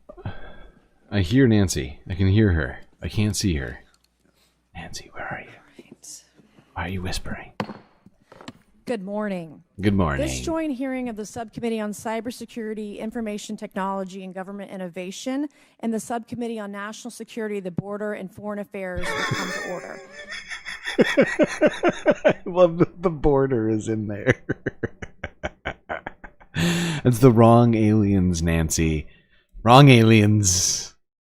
I know it's confusing. Actually, it can mean two different things. This joint hearing of the Subcommittee on Cybersecurity, Information Technology, and Government nowhere in Innovation here and do the you Subcommittee hear on National Security, the Border, and So Foreign national Affairs will security, come to order. cybersecurity. Good morning and welcome, All right. everyone. All right, let's see how that Without goes. objection, the chair may declare recess at any time, and I recognize myself for the purpose of making an opening statement right now. Good morning and welcome to today's historic hearing, which I'm co-chairing with Mr. Grothman, whose subcommittee held an important hearing on this topic last year. I want to thank my colleagues on the Oversight Committee, including Mr. Burchett, Mr. Burleson, BRB. Ms. Luna, Mr. Mock. I'm sure this will go super Mr. well. Garcia, Nancy's got for their this covered. relentless I know. drive to You don't get need me answers to on walk you UAPs. through this. They've been steadfast in demanding transparency on the sightings reported by military pilots and armed forces. Their commitment to digging for the truth is exactly what this country needs to cut through the secrecy surrounding this issue. And many high-ranking individuals in the military and intelligence communities believe UAPs demand greater attention, and thus the purpose for this hearing today. Former National Security Advisor H.R. McMaster said on Bill Maher's program that, quote, there are phenomena that have been witnessed by multiple people that are just inexplicable by the science available to us. Army Colonel Carl Nell, a member of the federal government UAP task force, said at a conference this past May that non-human intelligence exists. Non-human intelligence has been interacting with humanity. This interaction is not new, and it's been ongoing, and there are unelected people in the government that are aware of that. But UAPs remain a controversial topic. I'm not going to name names, but there are certain individuals who didn't want this hearing to happen because they feared what might be disclosed. But we stood firm. No amount of outside pressure would ever keep me from pursuing a subject to ground, come hell or high water. On that score, I want to thank our witnesses for being I here. love how she uses Bill Maher's program. That phrase is somehow like as if she's referencing some sort of journalistic outlet. Some of the testimony Like- you will hear like- them deliver today does not reflect well on influential On Bill individuals Maher's and very agencies reputable within the US journalistic federal program, government and perhaps we of our heard contractors. just It's never easy to bombshell share such information evidence. publicly. So That's I what we'd call it in the our witnesses quackadoodle voluntarily community. agreeing to being here today. This hearing is intended to help Congress and the American people to learn the extent of the programs and activities our government has engaged in with respect to UAPs and what knowledge it has yielded. This includes, of course, any knowledge of extraterrestrial life or technology of non-human origin. If government-funded research on UAPs has not yielded any useful knowledge, we also need to know those facts. Taxpayers deserve to know how much has it been invested, how much has been spent. They shouldn't be kept in the dark to spare the Pentagon a little bit of embarrassment. The reality is, despite their enormous taxpayer-funded budgets, the transparency of the Defense Department and the intelligence community have long been abysmal.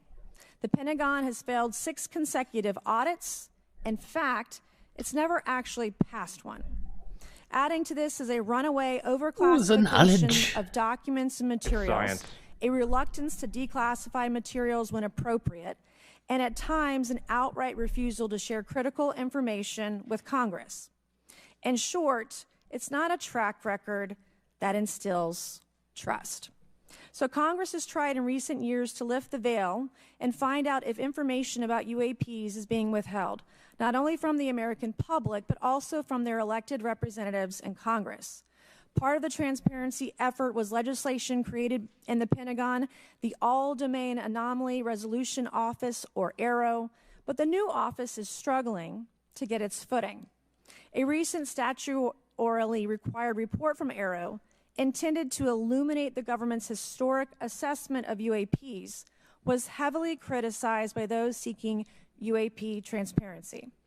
The report has stoked suspicions AARO is unable, or perhaps unwilling, to bring forward the truth about the government's activities concerning UAPs.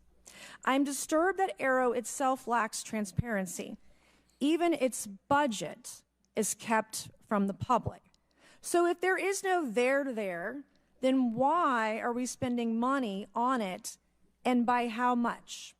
Why the secrecy if it's really no big deal and there's nothing there? Why hide it from the American people? Because I'm not a mathematician, but I can tell you that doesn't add up. I expect some of our witnesses to share their views on that AARO report. We will also hear from the witnesses today allegations of UAP-related misinformation and disinformation by government officials, of which they are personally aware and directly experienced. And we will hear testimony today concerning recent revelations about a purportedly secret UAP program whose existence and findings may have been improperly withheld from Congress. But before we get to the witnesses, we're going to have a few more opening statements from our colleagues. And one thing I wanted to add at the end of my closing statement is there is a document that will be entered into the Congressional record today. Mr. Tim Burchett from Tennessee has this document, and we just distributed it to every member up here on the dais of this document. But this is going to be the original document from the Pentagon about Immaculate Constellation that Michael Schellenberger delivered to Congress today. So thank you, Mr. Schellenberger, for... Oh, thank you, Mr. Schellenberger. Yeah, I'm pretty sure, from what I can tell, Nancy sounds like she wants to just slash the military budget. Is anybody else picking up on that? Or am I just misinterpreting her words? Oh, I'm sorry. Turn my camera back on. There we go. Hello. Okay. Alright.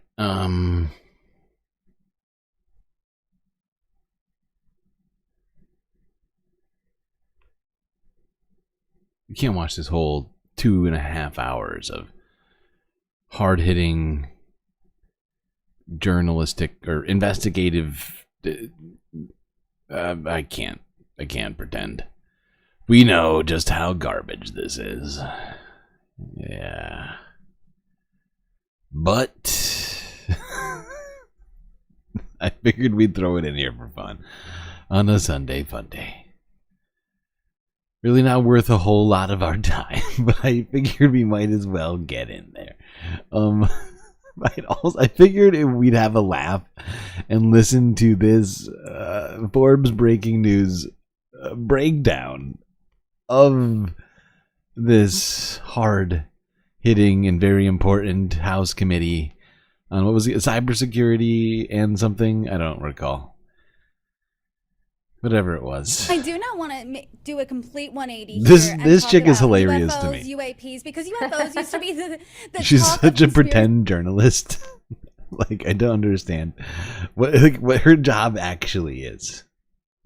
Aside from just sort of like talking to people.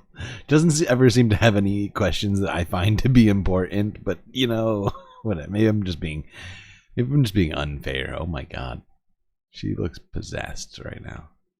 I do not want to do a complete 180 here and talk about UFOs, UAPs, because UFOs used to be the talk of conspiracy theories. Now, really not so much. You participated in the House Oversight Committee's UAP hearing on Wednesday.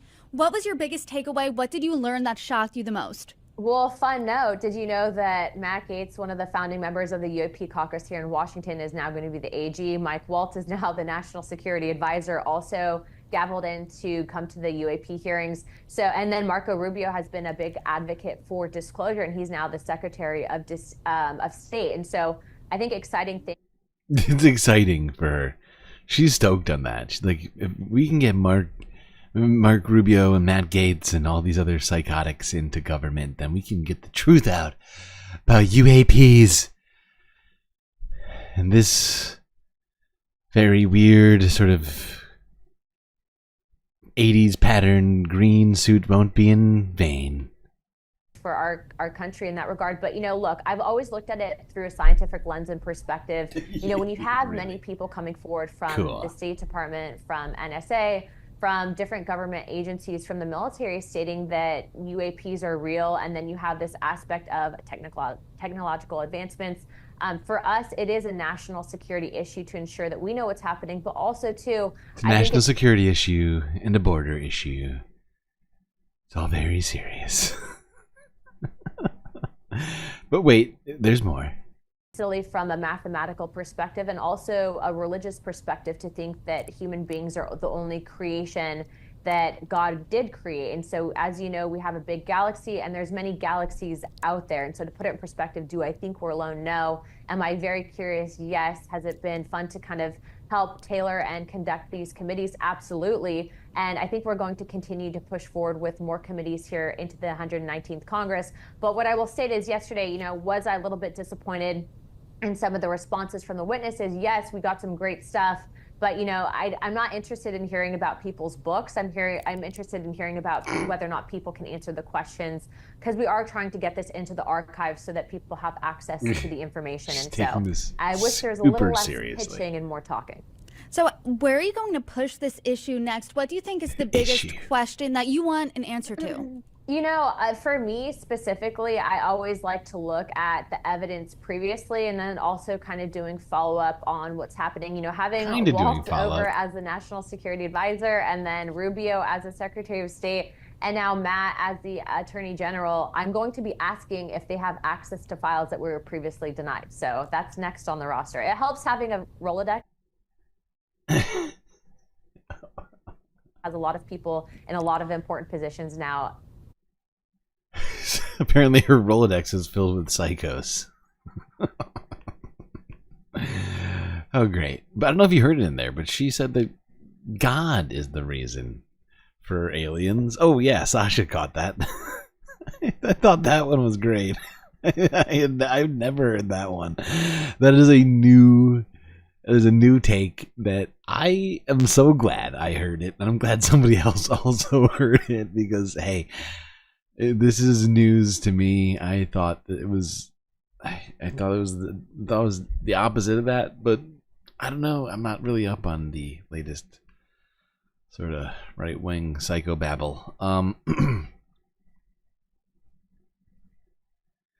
right, now let's go on to talking about some other stuff. That being global news. We made it all the way to global news today. It only took us what, 10 hours? 9 hours. Only 9 hours to get the global news. At this rate, we'll finish by 5 in the morning. Okay, just kidding. It won't be that long. We're doing pretty good. Doing pretty good. Probably be done by like actually a slightly earlier than normal time, I want to say.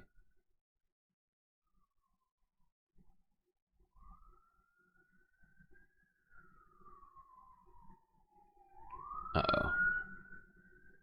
You can hear the space police. Okay, yeah, let's go to Haiti.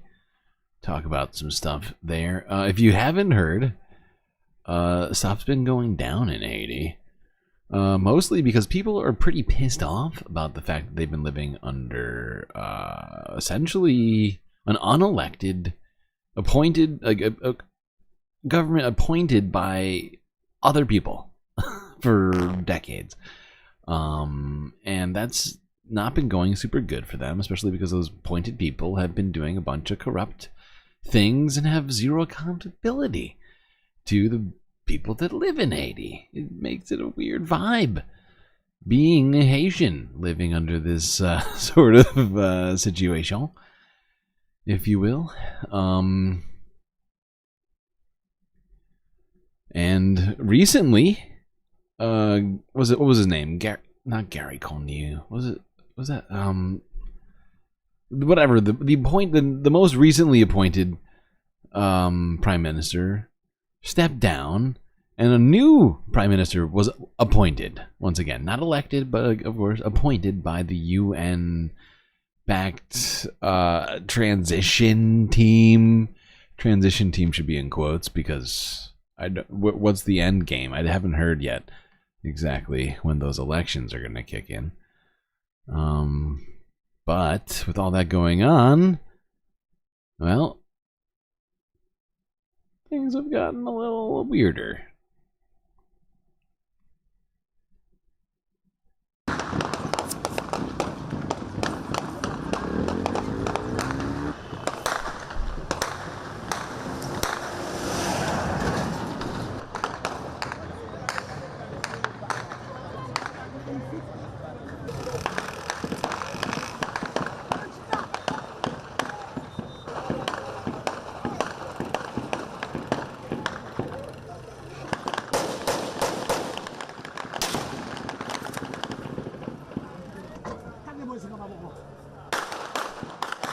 Now, let's remember that these people marked police may not even be Haitians. They may be other Caribbean nations that have been pulled into this situation by, by the United States, essentially, to come in and quell the uprising in Haiti.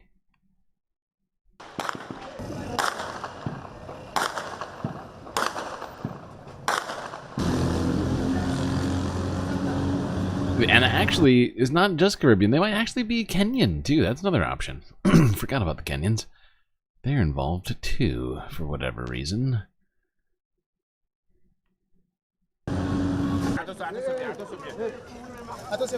journalist! Journalist!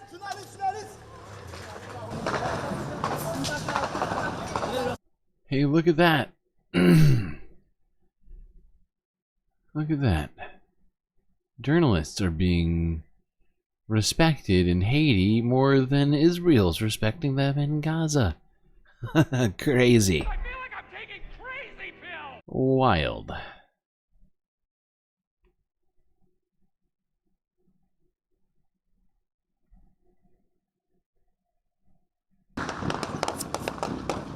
Oh, I'm sorry. This is a repeat. I forgot.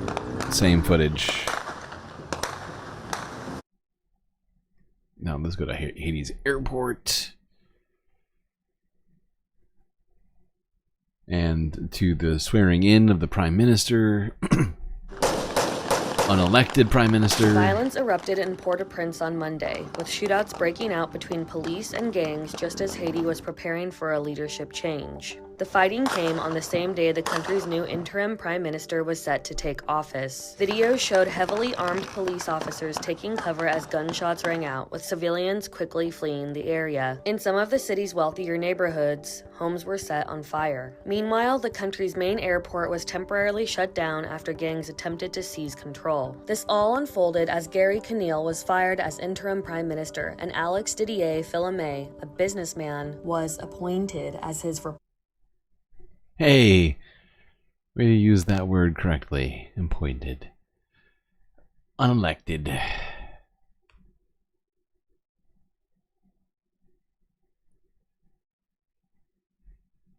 You thought it was Ethiopia? You were close. It's in the region. It's in the region. Alright, let's go here to the swearing in of this guy. What's his name? Alex, something or other. Please hold it.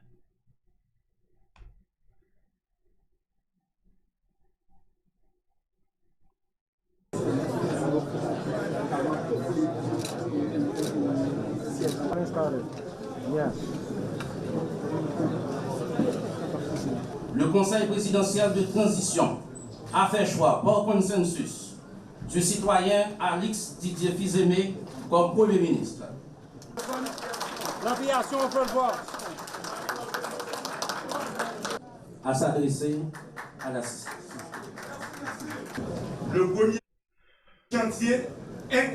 Okay. There we go. New unelected prime minister for Haiti. I'm sure they're stoked about that. Now let's go across the pond to London, where they're flicking that old festive switch. That's right. London is sparkling with that Christmas magic as they prepare for the holiday season.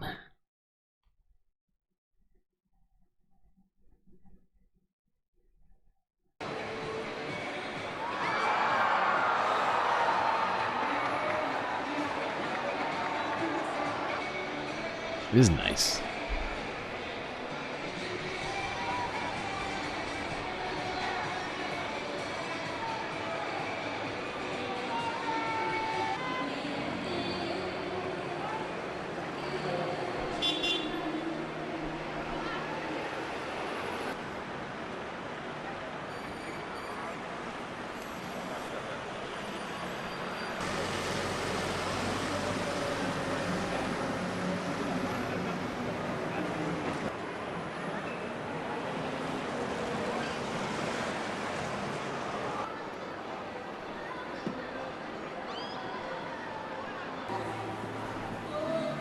Why are we getting this?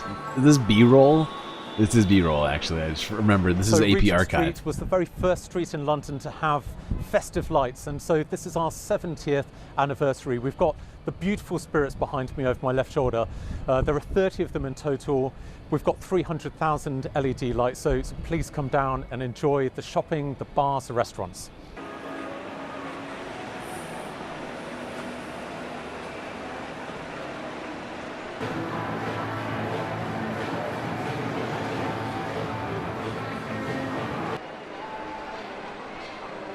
Okay.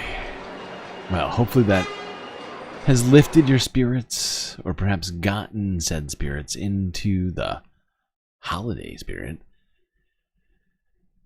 Or maybe a combination of the two. Alright, now let's stay in England. But let's talk politics real quick. Go to Novara Media from a day ago. They're asking the question, is the left dangerously out of touch? I mean, this woman is dangerous, ladies and gentlemen. Let's find out.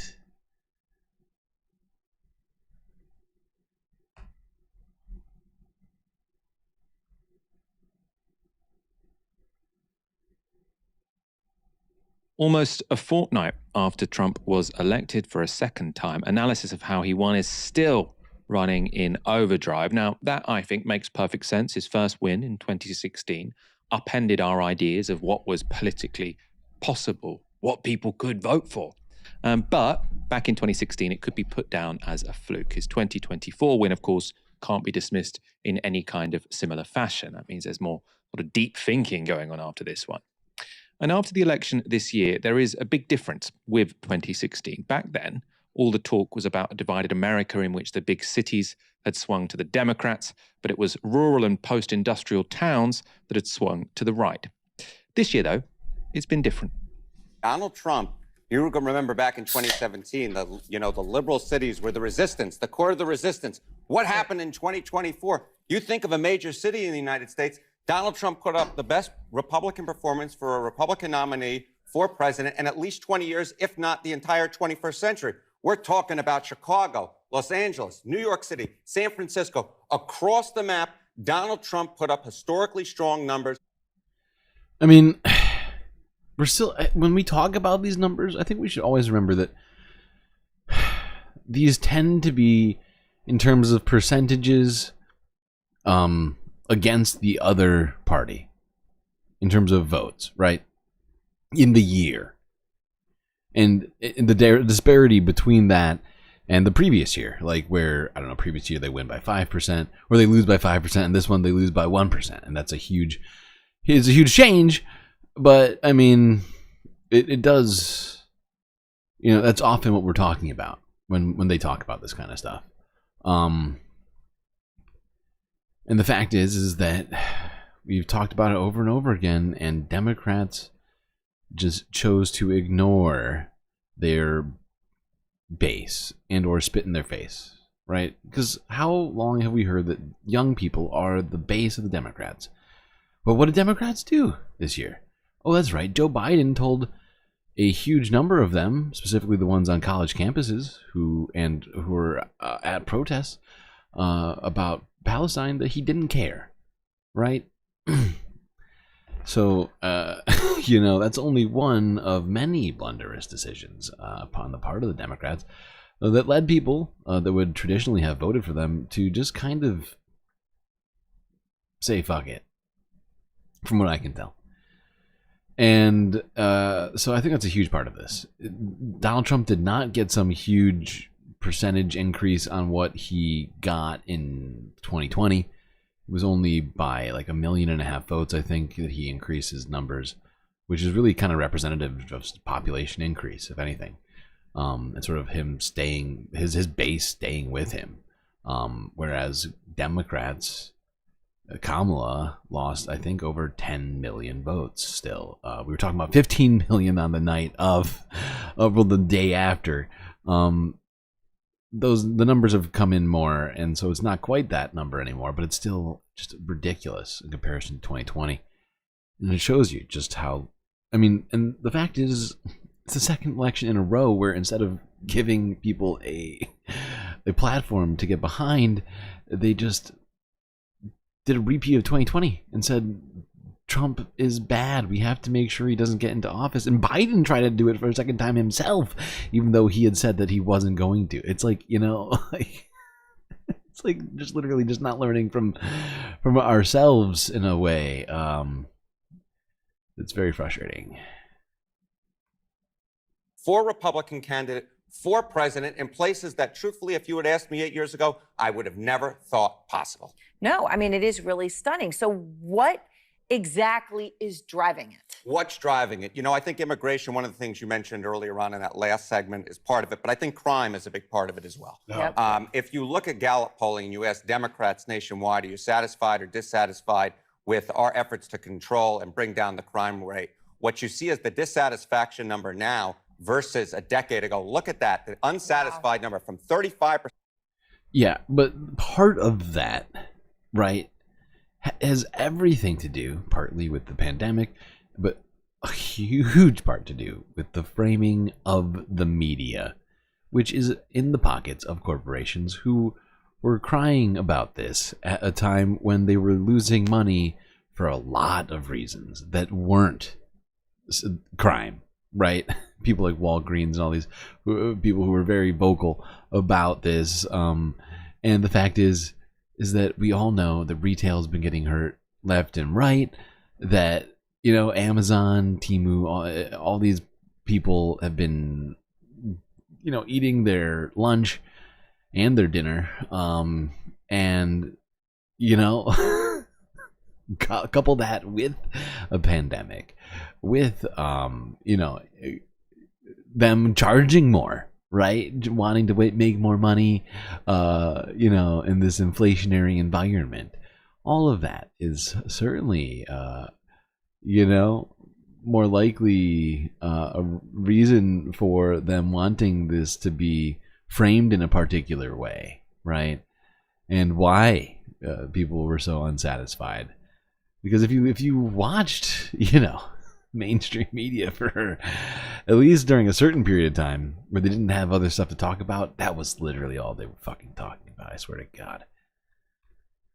Even people like TYT, yeah, you reminded me, thank you, Sasha. Even people like TYT, Chilean crime gangs taking over the streets. To 58%, the satisfied number dropped by 20 points. My goodness gracious, and I think that's part of the reason why you have seen these liberal DAs be ousted in places like San Francisco, in places like Alameda County, in places like Los Angeles. The crime rates have simply moved a lot of these voters to the right. And you know, look, obviously we're sitting here The in New crime York, rates. talking about It's this. interesting that Harry Enton brings that up because they didn't put the crime rate graphs over over this time.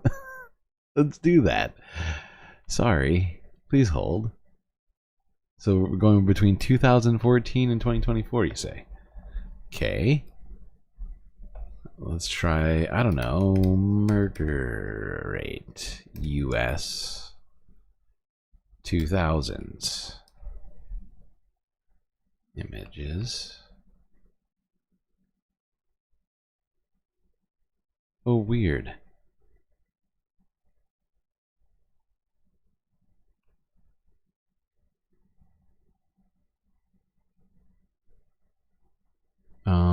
No, that's actually I need one that goes all the way up to 2024.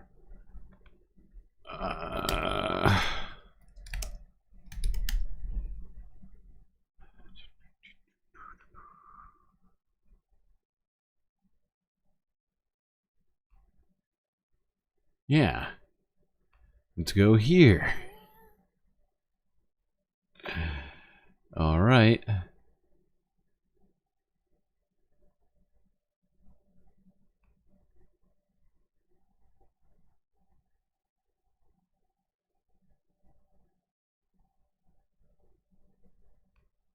Oh, it won't even let me do it. Oh, you fucking assholes. Oh, there's gotta be a different version of this graph somewhere. There's it. There's one. Here's humanprogress.org. Crime rates falling steeply from 1960 to 2017. I mean, this is this must be right here around 2017. And honestly, the crime rate is essentially where it was in 2017 or lower. So unfortunately, this doesn't give you the whole thing. The one that I was trying to find, I couldn't find. The fact is that crime is technically down in that time for most of these statistics. And I just love how Harry Enton sort of gives himself away when he says stuff like that. Right. And you know, look, obviously we're sitting here in New York, Yes, talking about this in Manhattan where there was a swing. But when you look at a map of New York City, biggest city in the country, the big swing. All right, I'm sorry. Yes, it was. I forgot this was U.S. We should let this in the U.S. stuff. We're gonna skip this. I know it's Novara Media, but it's a U.S. story, and I feel like it's throwing me the fuck off. We're moving on. Sorry, people. Moving on. Let's talk fine art. What do you say? Let's go to France 24 English from 13 hours ago. Apatosaurus. Largest dinosaur skeleton ever sold. Fetches 6 million euros.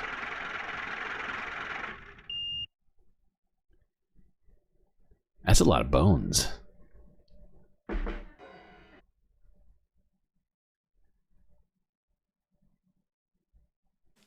Adjugé 4,700,000.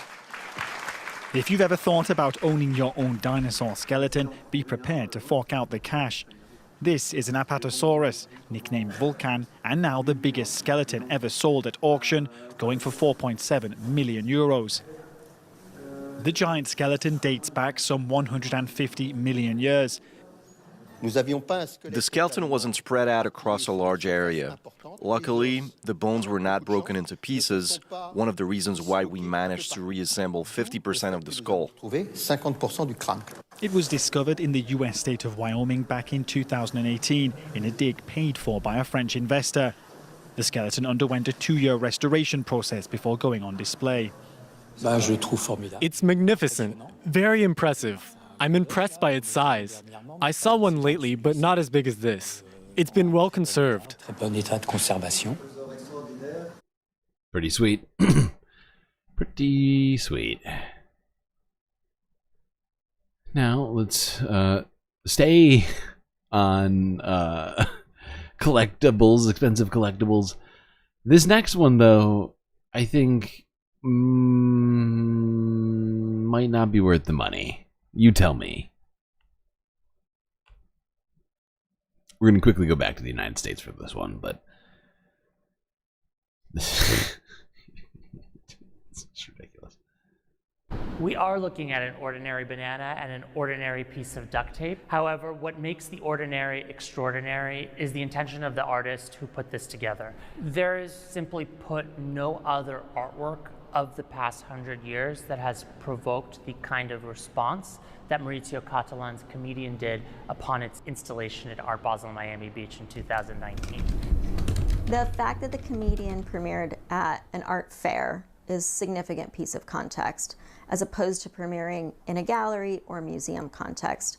Art fairs are extremely expensive to go to, so they are primarily going to be trafficked by art collectors. It asks a question of who he wants to provoke first. If it's art collectors, then the question is this work a bit of a gambit? Are they going to gamble on... This is one of the dumbest things I've ever seen. I'm not gonna lie. I know she seems pretty stoked on this, but I mean, someone bought this thing. It's just a banana with a piece of duct tape on it. A semi-absurdist idea? And of course the answer was yes. Comedian carries an auction estimate of $1 to $1.5 million. What you buy when you buy Catalan's Comedian is not the banana itself, but a certificate of authenticity that grants the owner the permission and authority to reproduce this banana and duct tape on their wall as an original artwork. Comedian is on view now in Sotheby's, New York at 1334 York Avenue, and will be on view until the sale on November 20th. He's often thought of as this. This is giving me ideas. I'll show you. We'll see. Sort of like trickster artist. But when we're seeing his work with that duality of this is so dumb. $1.5 million for the rights to put a picture of a banana with a piece of duct tape over it. Shut the fuck up. Could you drum up?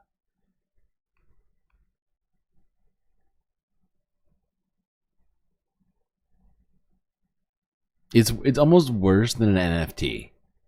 I'm not sure which one is actually worse at this point. If it's a commentary on that sort of the way culture is, you know what makes more sense? Still not worth $1 million.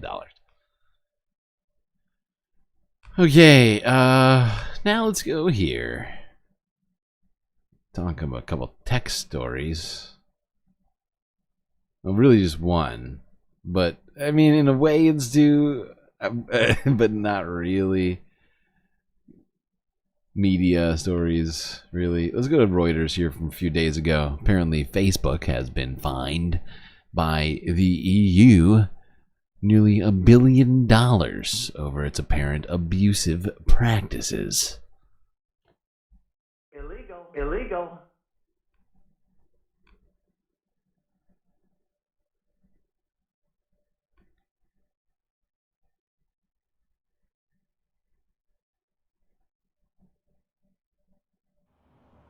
The EU hit Facebook owner Meta with a huge fine on Thursday for breaching antitrust rules. The tech giant must pay just over $840 million for abusive practices that benefited its online classified ad service, Facebook Marketplace. The European Commission accused Meta of tying Marketplace to its personal social network, Facebook. It further said Meta imposed unfair trading conditions on other online classified ad service providers. Meta said in a statement it will appeal the decision.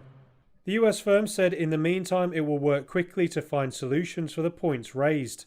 The EU decision argues Meta imposes Marketplace on people who use Facebook in an illegal tie. But Meta said that ignores how Facebook users can choose whether to engage with Marketplace, and many do not.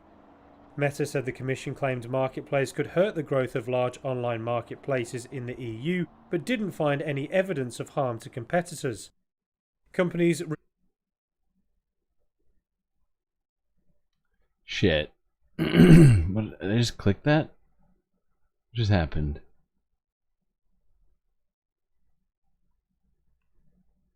Son of a bitch. I did. Sorry, chat. Hold on. Oh, God.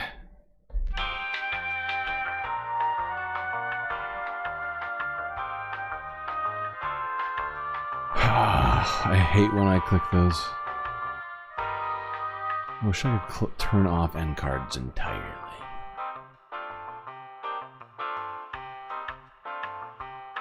I fix it.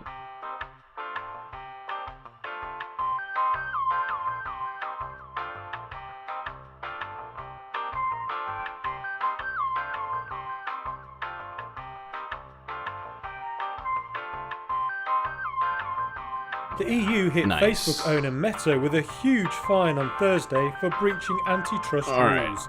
The tech giant must pay just over $840 million for abusive practices that benefited its online classified ad service. International media accused of skewing Amsterdam riots. Not just accused of, I think proven. What just happened? Why do we have no sound? How rude.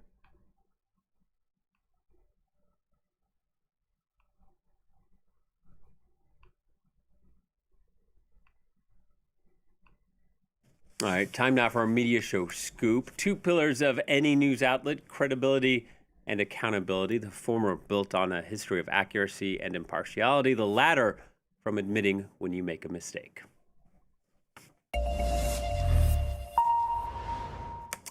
On the night of November 7th to 8th, there were clashes in Amsterdam before and after a football match between Ajax and Maccabi Tel Aviv. There were anti-Semitic attacks and attacks by Israelis on locals. Tension over the war in the Middle East boiling over.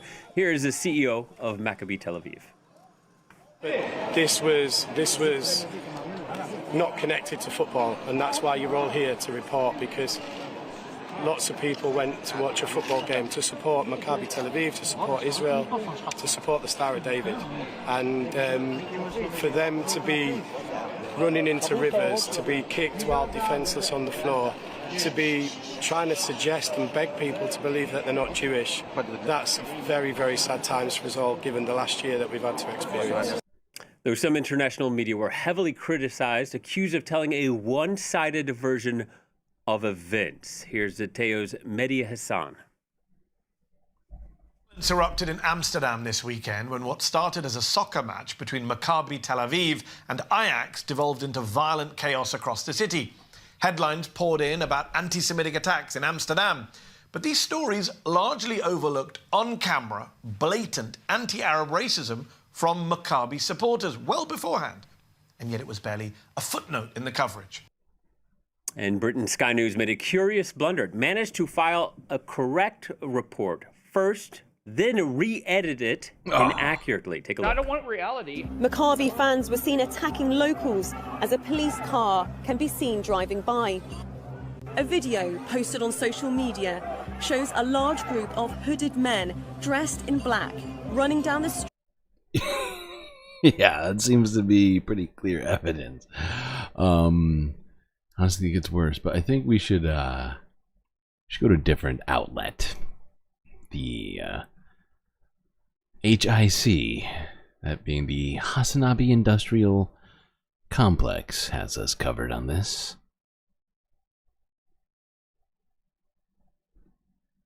Amsterdam has banned demonstrations through the weekend after what authorities are calling an anti-Semitic attack on Israeli soccer fans. And to see again Jews who have to run away, innocent people who got nothing to do, did nothing bad to those who harmed them.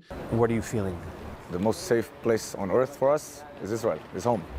Videos on social media showed riot police intervening in clashes, with some attackers shouting anti-Israeli slurs. But some footage also showed Israeli supporters chanting anti-Arab slogans before Thursday's evening match. So if you're saying something anti-Israeli, that's a slur. If you're saying something that's anti-Arab, that's a slogan.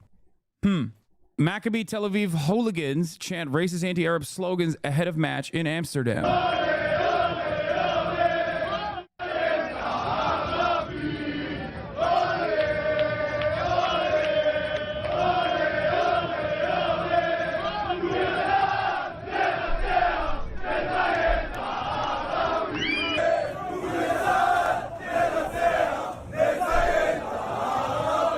Let the Israeli army win.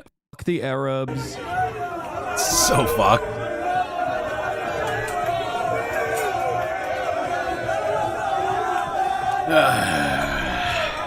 And then every other outlet, of course, in the Western world, I think, didn't necessarily cover that aspect of it at all, like, or what events that triggered this back and forth clash, and instead specifically said that this was a racially charged anti-Semitic pogrom that was conducted. Violent attacks in Amsterdam tied to anti-Semitism from the New York Times. Reporting on the racist Maccabi Tel Aviv fans is exactly what you expect. The New York Times just basically published an Israeli press release not mentioning once that the Israeli mob was chanting about killing Arabs and mocking slaughtered Palestinian children. I think originally the way that this story unfolds is that there is a match between Ajax Amsterdam and Maccabi Tel Aviv. At the beginning of the match, there's a 1-minute silence observed for those who died in the floods in Spain. The Israeli hooligans refused to pay respect and tried to break the silence by behaving shamefully and inappropriately. Is like what Ajax? Okay, sorry. And then the chants that you heard were repeated all around. It bugged me that I couldn't find the video of the entire genocidal song, but then came Maccabi Tel Aviv fans. They arrived at Ben Gurion Airport fleeing from the fake pogrom and started singing the entire song.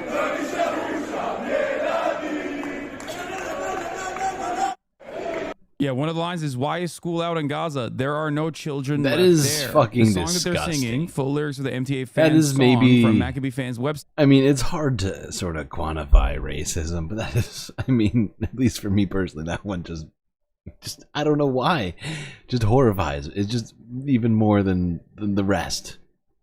I don't know why. I couldn't tell you. It just does.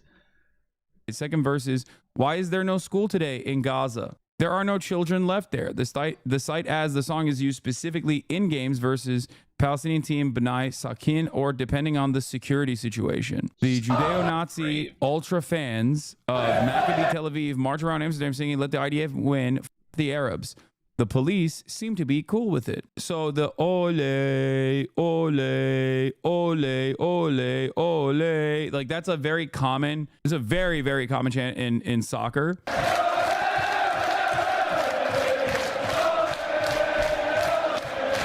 It's international. Everyone has their own version of it. It seems like the Israeli Maccabi one is insanely fucking racist. So how do we get here? Was this just like unrestricted anti-Semitism overflowing, filled to the brim? In order to continue framing the anti-racist counterattacks on the Israeli football fans as anti-Semitic, any news organization will have to explicitly ignore or spin the video evidence that clearly shows that they were racist and a violent mob. Video has emerged of the crowd swearing and chanting anti-Arab slogans in Amsterdam amid a violent incident in which Israeli football fans were targeted, including but not limited to tearing down Palestinian flags. Overall, the point is they ripped down Palestinian flags. They were chanting anti-Palestinian, anti-Arab shit, being incredibly racist, as, for the record, most football fans are. Just so you understand, this is not exclusive to the Israeli football fandom. Like Italian players will throw bananas at their own black players, all right? Ultras across the board, hooligans across the board, make up a massive amount of neo-Nazi paramilitaries even. Azov Battalion, which originally started as a neo-Nazi brigade, is comprised originally almost entirely of football fans from Ukraine that were neo-Nazis themselves. Football hooligans across the board have incredibly bad politics, with some exceptions, right? You'll see like some Irish or some Scottish ultras that are like Marxist Leninists or whatever, but like usually it's very commonplace. Here it is. Football silence over Argentina's racist chanting is deafening and damning. You got SS Lazio in Italy. They love to get drunk. They love to get belligerent. They love to get racist. And then they love to fight. This guy says, "I went to Amsterdam recently and left in one piece because I respected the locals and I didn't chant about killing children." Then this guy responds, "Locals. Local in Amsterdam means tourists. Dutch people are like 5% of the people you encounter." Seems to me like it's a bunch of rowdy, incredibly racist fans of footy behaving in the way that they normally do. Now, of course, it's unacceptable. And at first I thought this was like, again, somewhat of an anti-Semitic canard when people were like, "Dude, Mossad was with those guys." When someone in my chat said, Mossad was amongst them. I was like, shut the f Yeah, we up. talked Come about on, this dude. a few And then days it ago, turns how that out was true. It's true. Yeah. Just in case, Mossad agents joined Maccabi Tel Aviv football club trip to Amsterdam from the Jerusalem Post. In the first year of the revamped format, the yellow and blue currently sit in 34th place out of 36 teams in the Europa League with 3 losses from 3 games. I don't think most hooligans laughing about children. No, what? They absolutely would. What are you talking about? Do not act like the fans of like Maccabi Tel Aviv football club are uniquely racist. The only difference in this circumstance is that like they are upholding current existing genocide. Guys, I'm Turkish. I'm Turkish is how he starts that off. Okay, we can't just watch Hassan for the rest of the night. Let's keep this going. Or can we watch Hassan for the rest? I don't know. Am I in charge of the? Who's in charge? Me, you say? Oh. I guess we can watch a little more Hassan.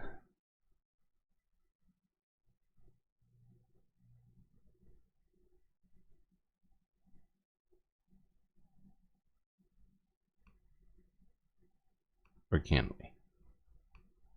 I don't know if we can actually.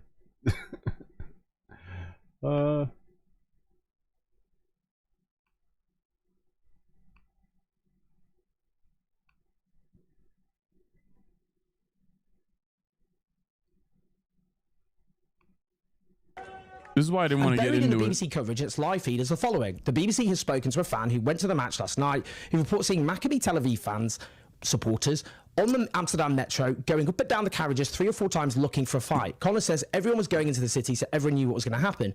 He adds he's shocked by the betrayal of the incident in the media, adding that the attacks were completely provoked and Palestinian flags were torn down the night before. It then adds in italics as a disclaimer below it, though. As a reminder, authorities in the Netherlands have condemned anti-Semitic attacks on Israeli fans, with Amsterdam's mayor reporting Israeli supporters were actively sought out for violence across the city. Look, anti-Semitism is real. It's a danger. It's rising. It has to be confronted. The constant attempt to dilute its meaning is beyond irresponsible. If Russian football hooligans had chanted their way through a minute's silence for the dead victims of a country which had taken some sort of stance against the invasion of Ukraine by chanting in support of the mass murder of Ukrainian children, if they had rampaged through a city ripping down Ukrainian flags, if they were chanting death to Ukrainians, if they violently attacked residents of that city, if they then suffered violence, how would the media frame it? You know the answer to that question. Yeah, straight up. I spoke with Jews in Amsterdam. Were Jews attacked in the streets? Yes, but those Jews were also violent hooligans, one told me. This is from Forward magazine, dude. And then another article. How bad is anti-Semitism in Europe? Amsterdam pogrom following rising hostility. How the Amsterdam pogrom is and isn't like Europe in the 1930s. Anti-Semitic hit and run squads. Amsterdam temporarily bans demonstrations after Israeli soccer fans attacked by street mobs. It is a perfect story for Americans who also don't know how football hooligans operate, right? Yeah. Yeah, the ones who are just hoping to see this sort of stuff in a very sick sort of like, what do you call it? Like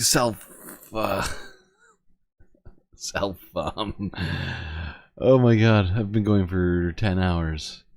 A reinforcing sort of, you get what I'm saying. God damn it. I'm losing my sanity, people. Losing my goddamn sanity.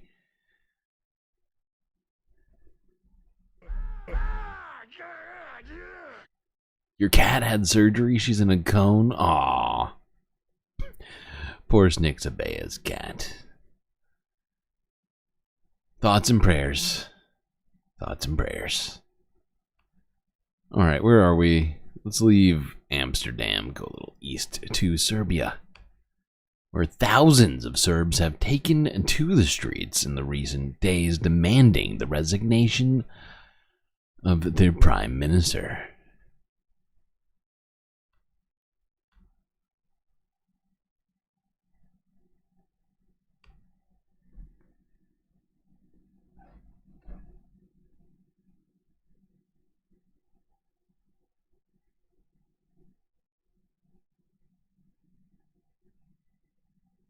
Damn. They weren't kidding about thousands. That's a lot of people out there. Ne znam šta da očekujem. Ja lično sam na prvom mestu ovdje da pokažem počast i saosećanje sa građanima. I don't know what to expect. Firstly, I'm here to show my respect and condolences to the families of those killed and all other residents. Secondly, I can't stand that incompetent and unskilled people take on serious jobs, including leading a state. That is a very serious job that I am technically skilled. I don't understand how it is caused. Thirdly, I hate that arrogance and impertinence are taking over all pores of this society. On the other hand, I demand peaceful and democratic change of power. Elections are our only way to change something. I hope the Serbian people will not allow this to happen once again. Ovdje sam da izrazim solidarnost. Okay. Seems like a bunch of Baltic region states kind of dealing with some crazy stuff, and or former Soviet states. Where are we? Serbia. All right, let's go here real quick. Wait, why is this one? This shouldn't be here. This should be down here. Move down here. All right. Now, yes, let's go here to a State Department meeting. Oh my God, what just happened to my list? Oh, holy shit. Don't do that. There we go. Let's go to here, Pentagon official being pressed on Trump's apparent plan to create a buffer zone in Ukraine.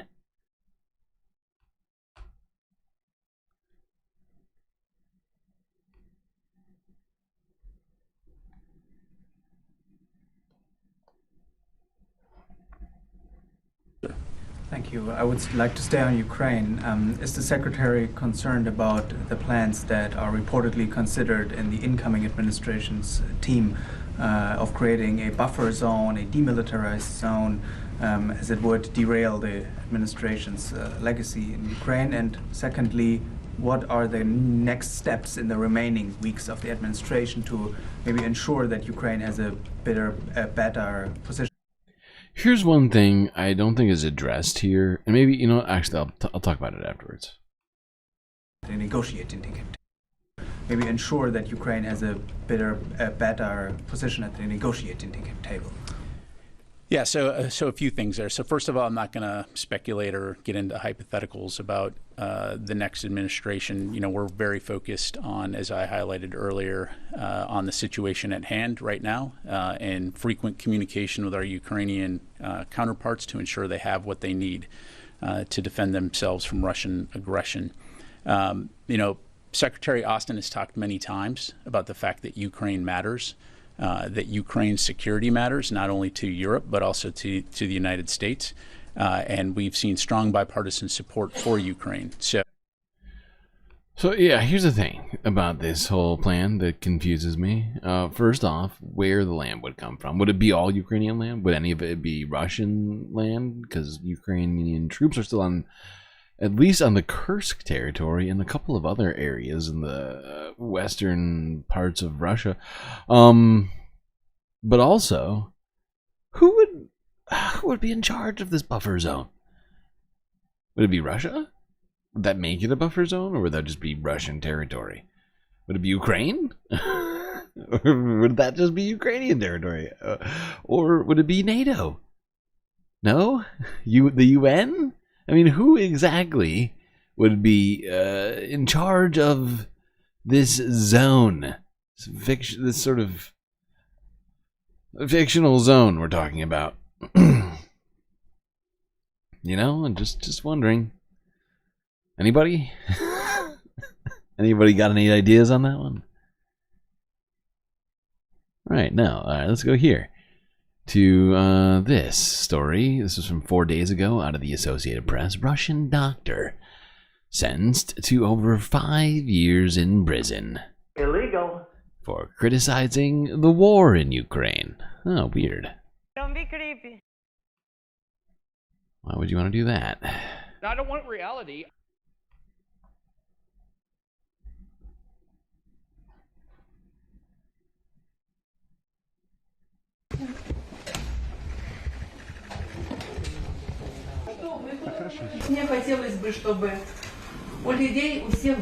I would like people, everyone, to be happy, to have happy families. But unfortunately, as they say, there is no heaven on earth. The world is not perfect. I wish it was, because people have so many problems in life. So many different illnesses that need to be fought. New methods of treatment needed to be found.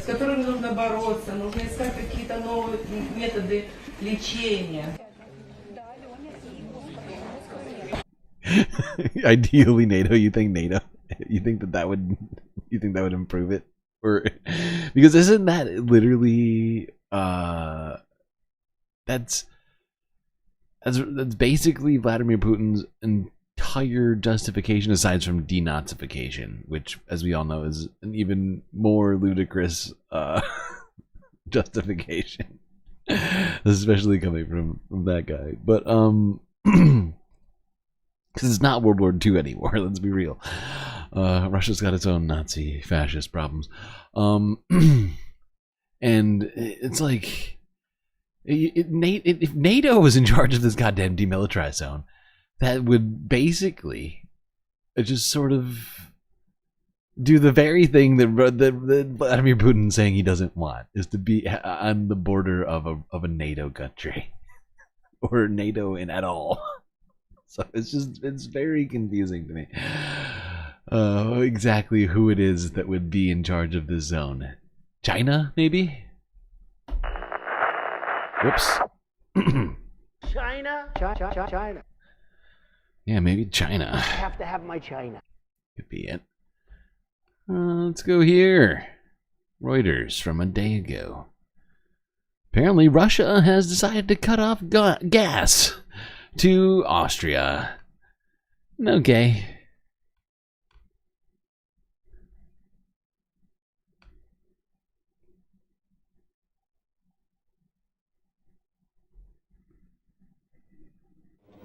Russia halted gas deliveries to Austria on Saturday, hours after Vienna said Moscow had given notice it would cut off flows. But Russian state-owned gas giant Gazprom continued to pump steady volumes to Europe via Ukraine. Wir lassen uns von niemandem erpressen. Austrian Chancellor Karl Nehammer said on Friday Austria was prepared. We will not let ourselves be blackmailed by anyone, he said, not even Russian President Vladimir Putin. Moscow's gas flows to Europe are soon to end. One of the last main routes, a Soviet-era pipeline via Ukraine, is due to shut down at the end of this year. Supply to Austria was through a transit agreement that Ukraine had with Gazprom, a deal that Ukraine said it decided not to extend, aiming to deprive Russia of profits that Ukraine says helped to finance the war against it. Austrian energy company OMV said it had been preparing for the eventual cut-off of Russian gas and can serve its customers by...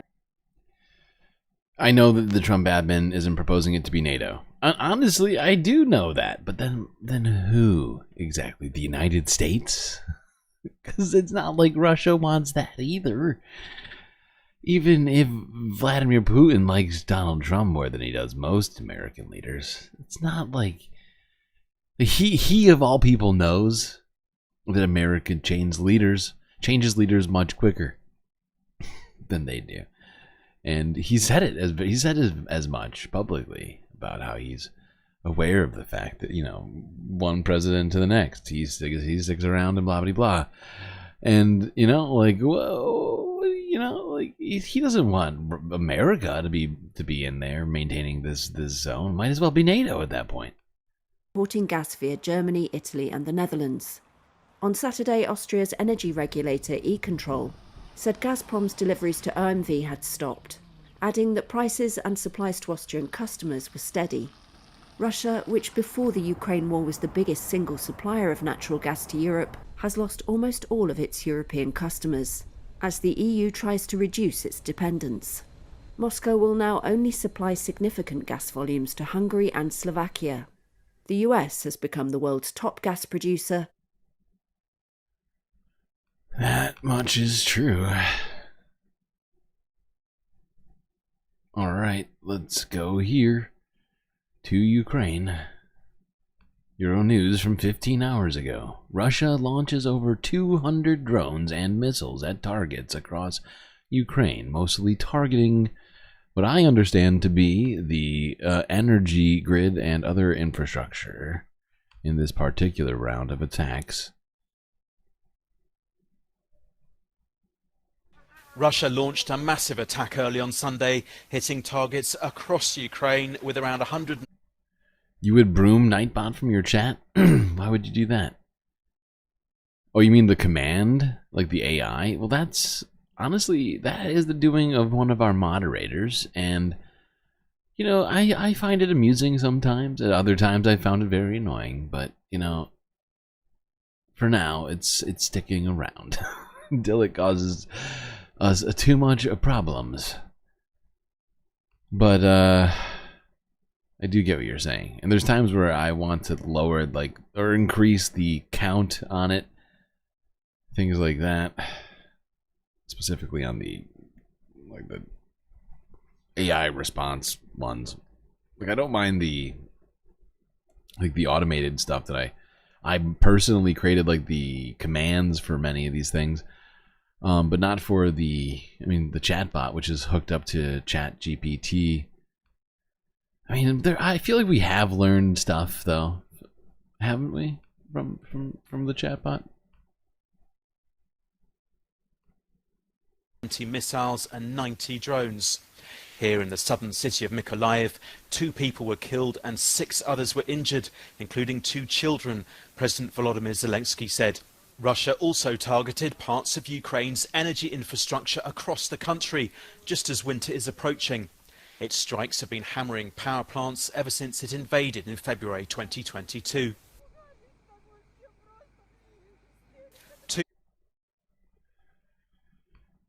Yeesh. Okay, we're going to stick with this topic, but we're going to go to this breaking news, which happened literally during the stream. That's how long we've been going. This is from 8 hours ago, CNN. Joe Biden authorizes Ukraine to use long-range U.S. weapons in Russia. I haven't even seen this yet. It literally, like, I just saw I saw the breaking news while we were streaming and added it to the list. Gotta keep you all updated. The latest happenings galactically. President Joe Biden reversing a long-standing U.S. policy involving the war in Ukraine. Biden now going to allow Ukrainian forces to use long-range U.S. weapons inside of Russia for the very first time. CNN's Kevin Liptak is traveling with the president in Brazil. Kevin, what more are you learning? Yeah, this is a major change in American policy, and it comes at a critical point in the war in Ukraine as Russian forces mass in the city and around the city of Kursk as they prepare for an offensive there, and as North Korea has sent thousands of its troops to fight alongside Russia in that conflict. President Biden making this decision to allow Ukraine to fire the American ATACMS missiles inside Russia for the first time. And this had been the subject of a long-running debate inside the American government about the wisdom of allowing Ukraine this new capability. There were officials who were concerned about the risk of escalation in this war. That's something that President Biden has been concerned about throughout the conflict. You also heard officials worry about the stockpiles of ATACMS. These are not resources in endless supply. At the end of the day, the addition of the North Korean troops to this conflict certainly has created a new sense of concern in Washington about where this war could be headed. It's a subject of conversation that President Biden has had throughout his trip this week in South America. He discussed it earlier in Lima, Peru, with the leaders of Japan and South Korea. He also discussed it yesterday with the Chinese President Xi Jinping, trying to apply pressure on Beijing, to apply pressure on its largest, or on North Korea, which is China's largest trading partner, to try and convince Kim Jong-un that this was a mistake. It's like a terrible game of telephone. Put his own troops at risk. But now this decision, I think, certainly for America. Would you tell China to tell North Korea to tell Russia that they don't get weapons anymore, please?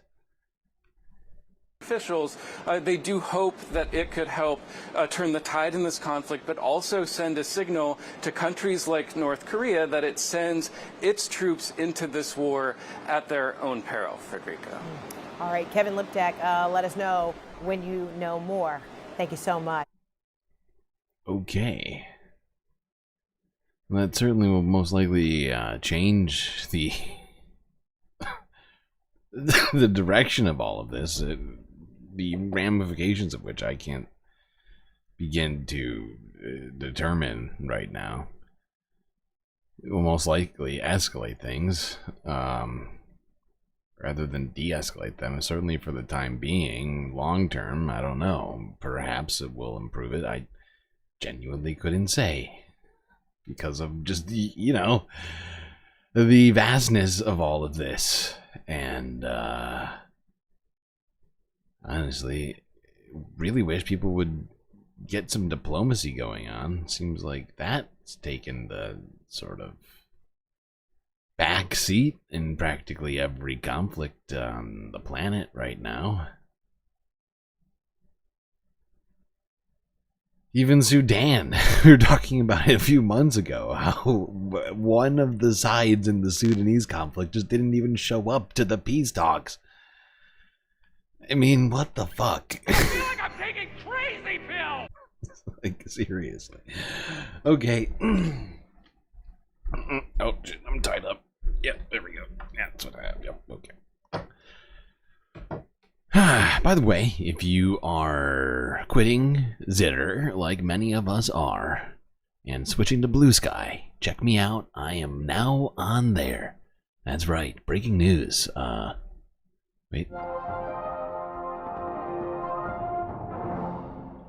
At GalacticStreamLord.bluesky. Wait, hold on. I'm just gonna make sure I get this right. At GalacticStreamLord.bsky.social.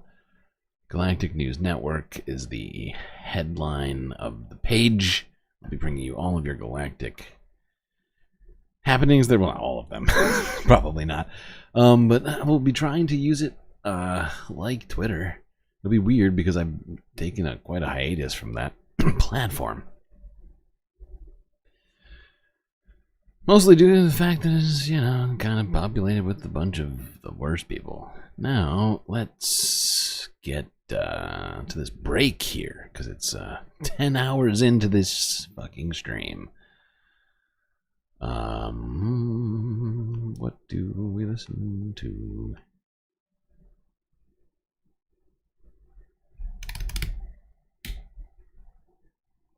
This is getting wild. I can't believe how far I've made it on this stream. Let's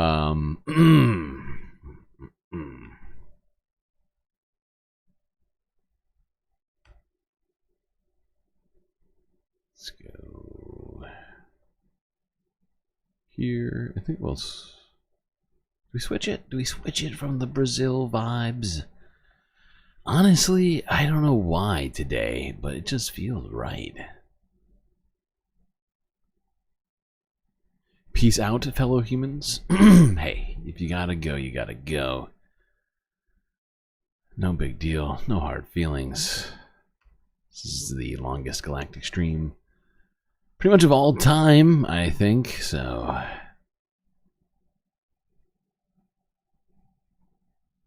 How have I lost my music? This is what happens when I take on this song. See, the thing is, I took off a bunch of the music off of my soundboard because it was slowing down my computer. Because it was like auto-loading it in the background. There was no way to stop it. There we go. I did it. I did it, folks. I found it.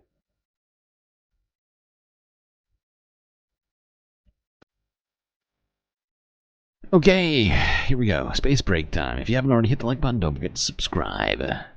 Once you've done those two things, do consider contributing to the Galactic News Network, as we are funded by viewers like you and only. Don't have any super sweet, what do you call it? I can't even think of the word because I don't have any. Product. My God. My marketing lingo is completely eluding me right now. We don't have any promotionals, don't have any sponsors, don't have any Jeff Bezoses or Koch brothers funding us. Just people like you. You got all sorts of options now these days. You got YouTube monetized. That's right. You got Twitch monetized. That's right. We got Cash App. We got PayPal. And we got my favorite, Patreon, where you can get access to a super sweet cornucopia of space benefits. Like getting an avatar here at the pool with me. Okay. Well, do consider it because only have 2 weeks left until the end of a current promotion we got going on where your first month, that's right, count it, 30 days, half off that already low price of $3, bringing it to a total of around $1.50 US to become a Galactic patron. Are you not entertained? So do consider it if you got that extra couple dollars. Or just go follow, because now on Patreon they allow you to gift subscriptions. So if you're following, you might get gifted a subscription and get benefits, fringe benefits unseen. By the rest of the Earth. Alright, now, enjoy this intermission.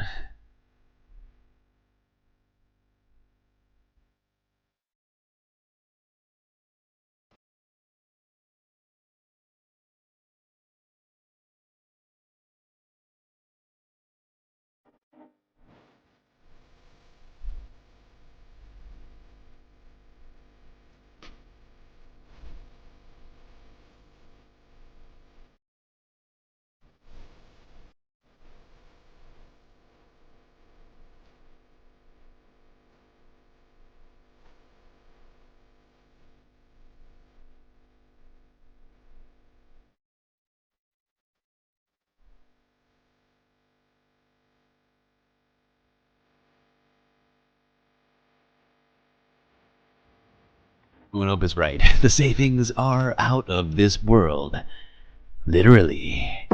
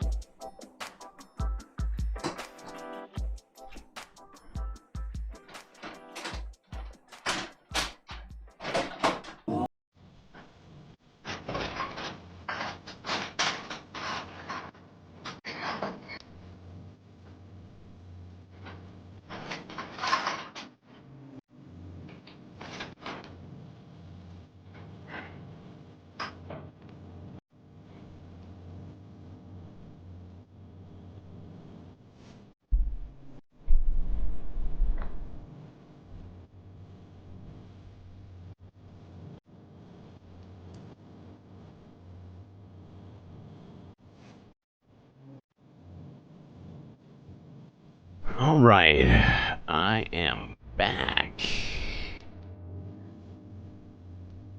You know, that means, chat, time for you to get back to those seats so you don't miss any of the galactic content.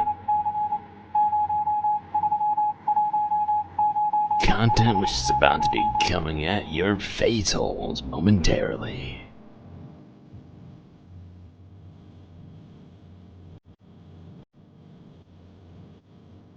Started 10 hours ago. Sunday is an early stream. It is today. It is today when full full metal jacket on this stream.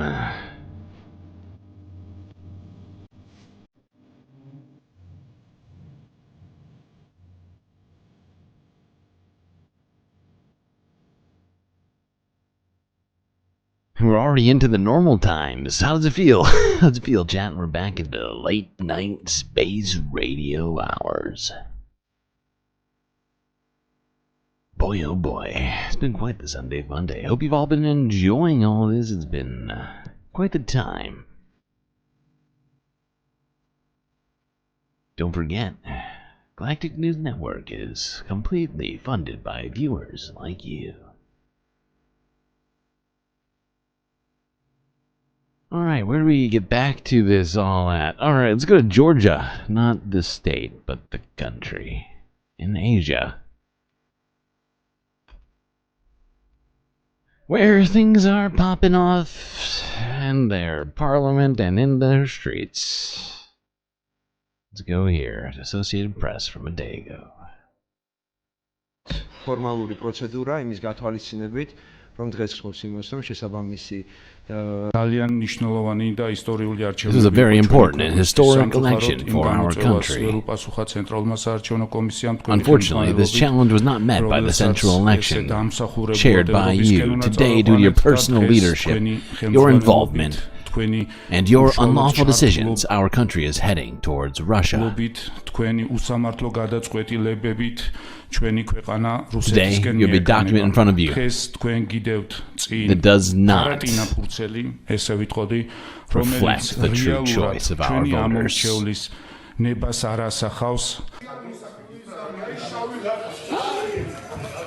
Damn. Get paint in the face, dog.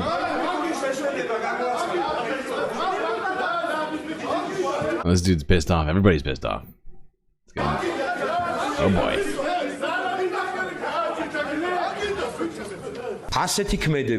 With such actions, with such pressure, bullying, and personal insults, it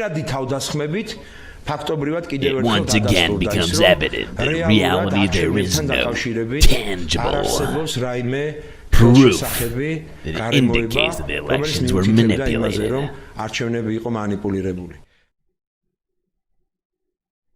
Hey, thanks for the super sticker, Mono. That lemon's giving me a look right now.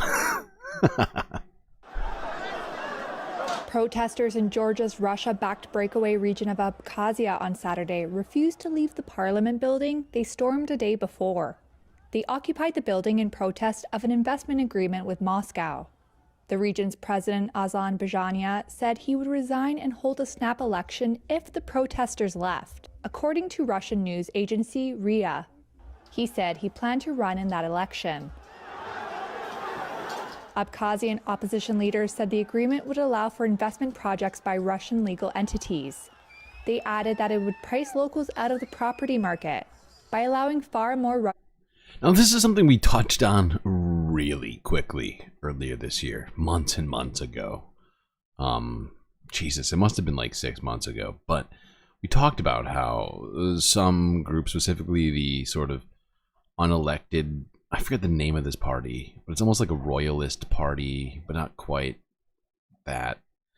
But there's a certain group of people in Georgia are attempting to profit from Russian oligarchs trying to park their money in non-Russia places for different reasons. They see that as being, well, beneficial to them, but unfortunately not so beneficial to everyone in the country. Money to flow in. Protesters used a truck to smash through the metal gates surrounding the capital's parliament. Video from the scene then showed people climbing through windows after prying off metal bars and chanting in the corridors. Moscow said on Friday it was following the, quote, crisis situation with concern and urged Russian citizens to avoid travel to Abkhazia. All right, let's go here. One last video here, I think, in Georgia. Yeah. We got some stuff to do in China.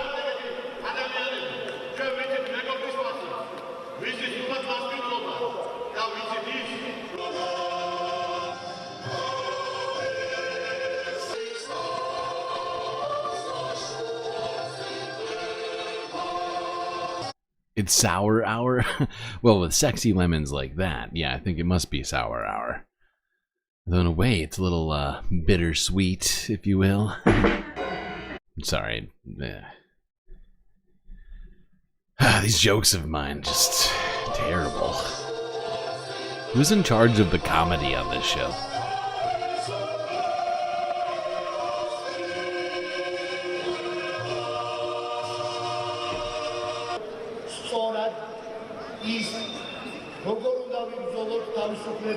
All those who want to steal your election, for all those who want to steal your votes, who want to steal your freedom, we can repeat famous words of Ukrainian soldiers. Ruski военный корабль.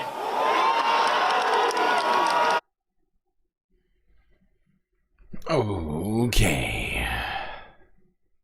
Let's moving it along. Let's moving it along. That's what you get from me 11 hours into the stream. Complete disregard of verb conjugation. It's just really all the English language. What did he how did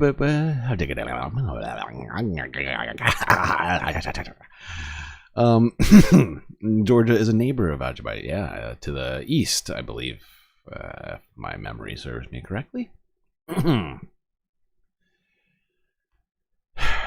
Now to China, where a bunch of shit's going down. First, let's talk airplanes, because China had its biggest air show ever in Zhuhai, featuring all new fighter jets and helicopters.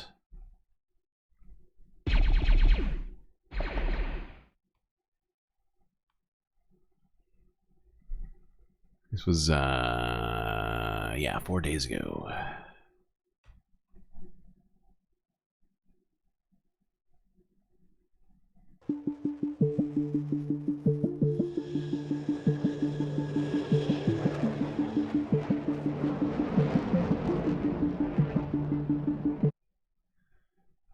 Another one. Thank you, Megastar. Oh my god, I am loving these stickers. I don't know who's in charge of stickers over there, but they have a certain eye for things. These are great. What? So, does this lemon have like a mini lime they're just friends? Is that what it is? Because that appears to be another mini lime with a super lemon. A super lemon super sticker. I'm getting lemon-cepted. It's a citrusception. Now we have a lemon lime flavored duo over here. Some sort of maybe it's a mariachi band. What do you suppose they're playing right now, Sasha? Thank you for the super chat, by the way. There seems to be just an endless supply of these things. I just keep seeing new ones.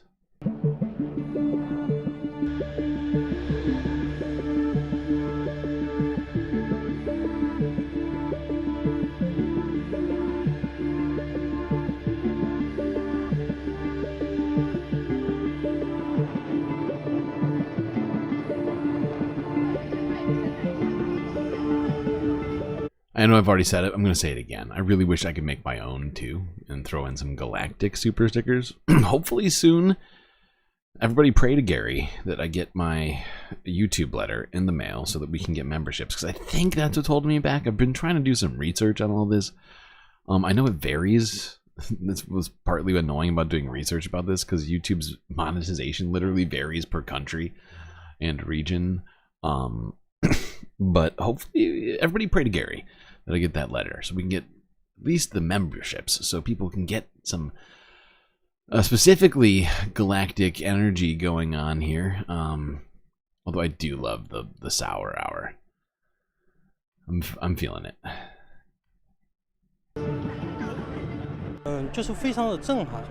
It is very shocking. And another thing is that the development of aviation in these 2 years has gone beyond my understanding. In addition to aircraft for military use, I looked at low-altitude drones. There are many product innovations, including application scenarios that I had not thought of before.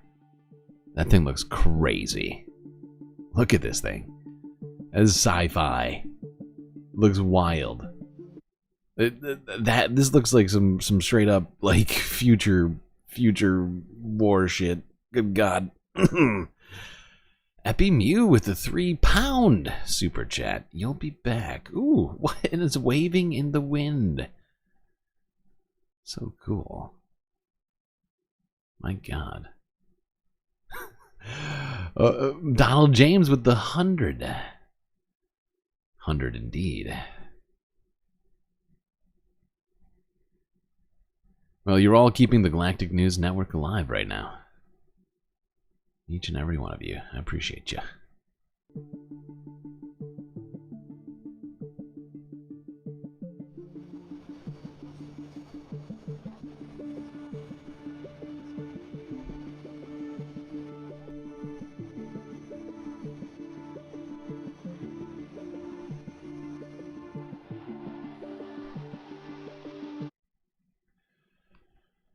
So yeah, looks like China is staying on the cutting edge of technology in many places, including military advancements.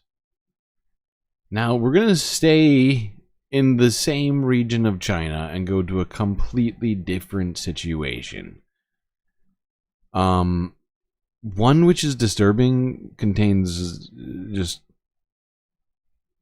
I mean, the details of this are pretty fucking wild. Death toll from this event we're about to look at is in dozens. Nearly 36 people died from the latest count that I have on this tragedy. This also happened in Zhuhai, China.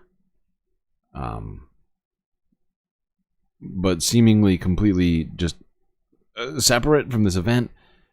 On the same exact day, if I'm not mistaken, of this air show, a man attacked people walking on the street in a van. Apparently just decided to start driving over people. Just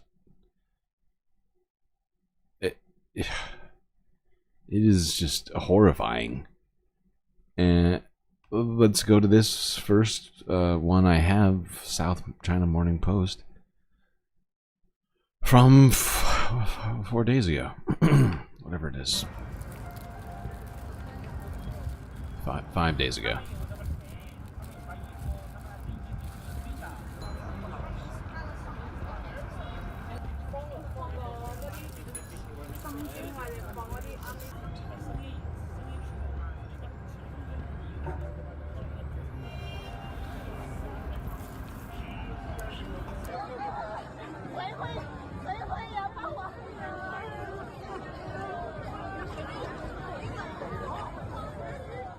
Apparently, the group of people were exercising. Actually, I didn't actually catch that detail because it was in these little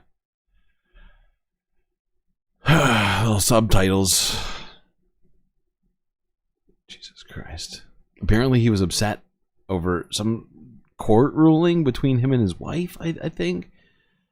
It's not entirely clear what the fuck happened here.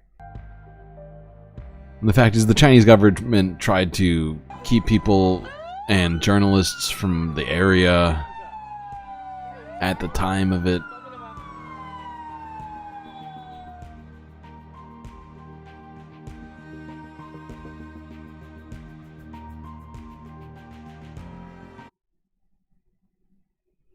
Ah, boy. Let's go to this next one. Same story, BBC covering it, so I don't have to read. Because my voice is, well, maybe not shockingly, getting a little tired. After 10.5 hours of talking. In a car ramming in southern China. A car broke through a barrier and ploughed into people exercising outside a sports centre in Zhohai in Guangdong province. At least 43 people were injured. The driver was arrested at the scene. Well, our China correspondent Stephen McDonnell tried to report from the scene, but local people appear to have been organised to keep journalists away. People in China are in shock following events which unfolded in front of this stadium. Now, the complex is now closed off, but normally you can go in there and exercise. There are running tracks and the like, and you have groups of community dancing and this type of thing. But then a man in his 60s drove in there and ran down people. According to the police, dozens of them have now died, and dozens more, many more have been injured. The death toll may even increase.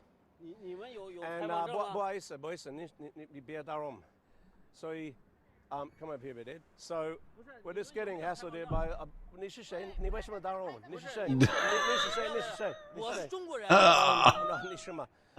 we're obviously getting hassled here by these people. So we'll just walk over here a little bit. Jesus, this dude is like, oh my, he's the party to try and stop this type of thing happening. No, Baljima. Xi Jinping has called on Jesus Christ, the looks this guy is giving right now. Community disputes to prevent this type of thing happening in the first place. Buddy, and chill out. What is he going to say after all? It's a really inexplicable event. According to the police, this official, the official reason they're giving is that this man was upset about his dispute with his wife after the division of his property following his divorce. And for some reason, this has led him to drive into this complex and kill people. He also harmed himself.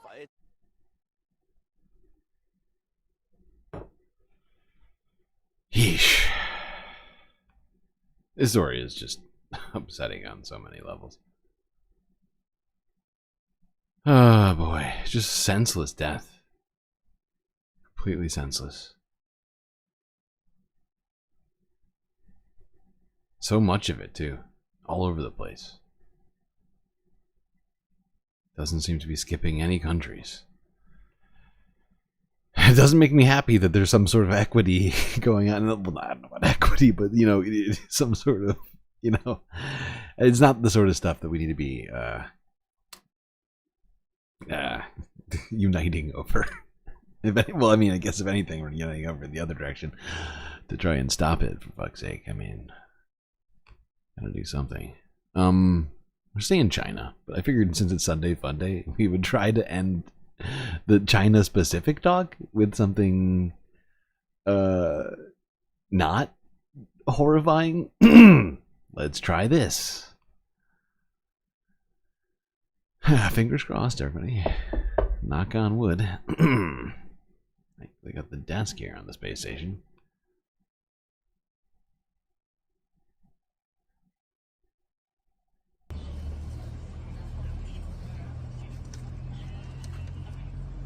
Oh wait, sorry.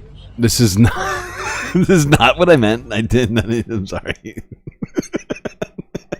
Sorry, that was not intended to be a joke. This is the one I meant. Take two. In secret corners of China's cities, techno beats pulsate.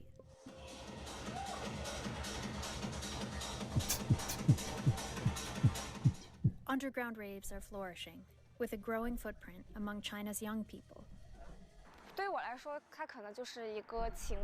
For me, it's a way to release my emotions. Coming here, raving and dancing, listening to music, I feel very happy. The daily pressure of studying disappears instantly after listening to music. Ha ha ha. Attendees say these gatherings, called Yedi or wild dances, offer a rare space where they can not only have fun freely, but show their resistance to China's rigid societal expectations. Space for culture and creativity has been shrinking in China as authorities have ramped up censorship of concerts, shows, and other cultural events. Promotions for raves are cryptic, and locations sometimes aren't revealed until an hour before the show. By day, Xinglong reviews corporate contracts. By night, he DJs and organizes raves. After meeting basic needs, such as a place to live, transportation, we will have more needs, spiritual needs, and electronic music is a kind of spiritual need. Music brings pleasure to people. This kind of culture will gradually emerge among the new generation.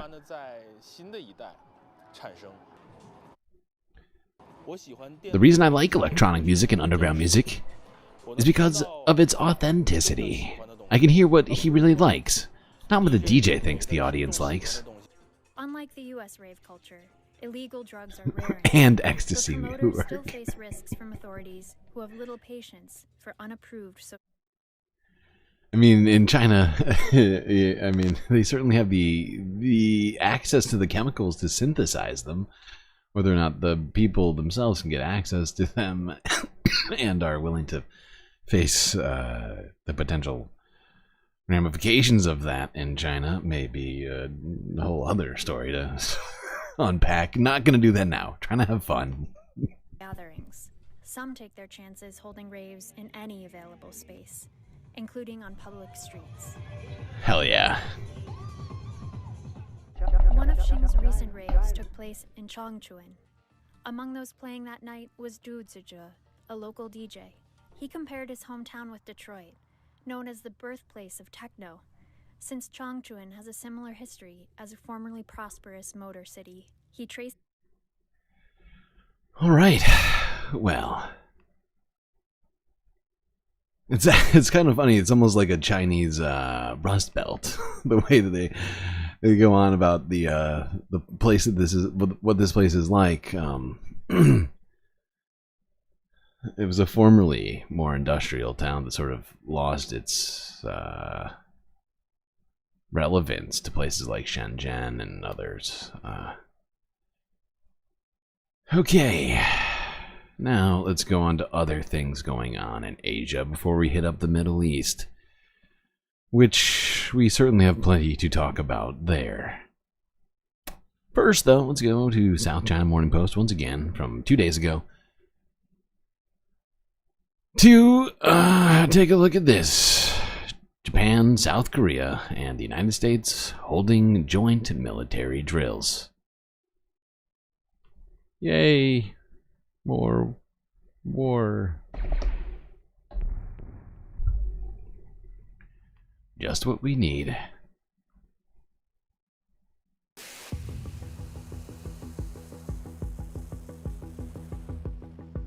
The US, Japan, and South Korea have held joint naval exercises.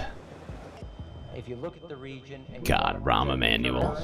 You want to ensure the security of America's interests, it's better to have allies, because remember, in this area and region, we have a lot of allies, and China does not. I have to have my China. The drill off South Korea's Jeju Island followed a North Korean missile test in October. This exercise reflects our commitment to deter and respond to the threat caused by North Korea, as it recently launched an intercontinental ballistic missile which hinders the peace and stability of the Korean Peninsula and the broader Pacific region. Japan and South Korea agreed to a three-way security pact with the US in 2023.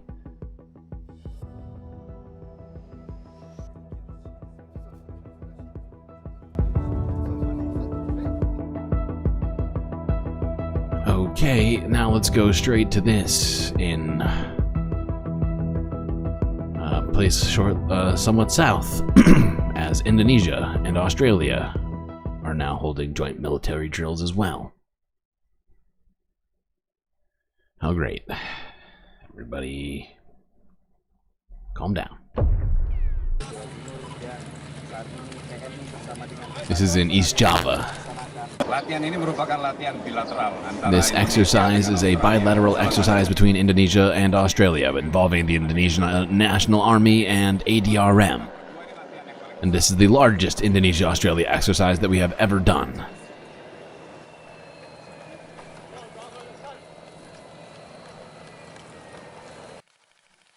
The vibes right now on Earth are not great, not going to lie. Being in space has never felt better.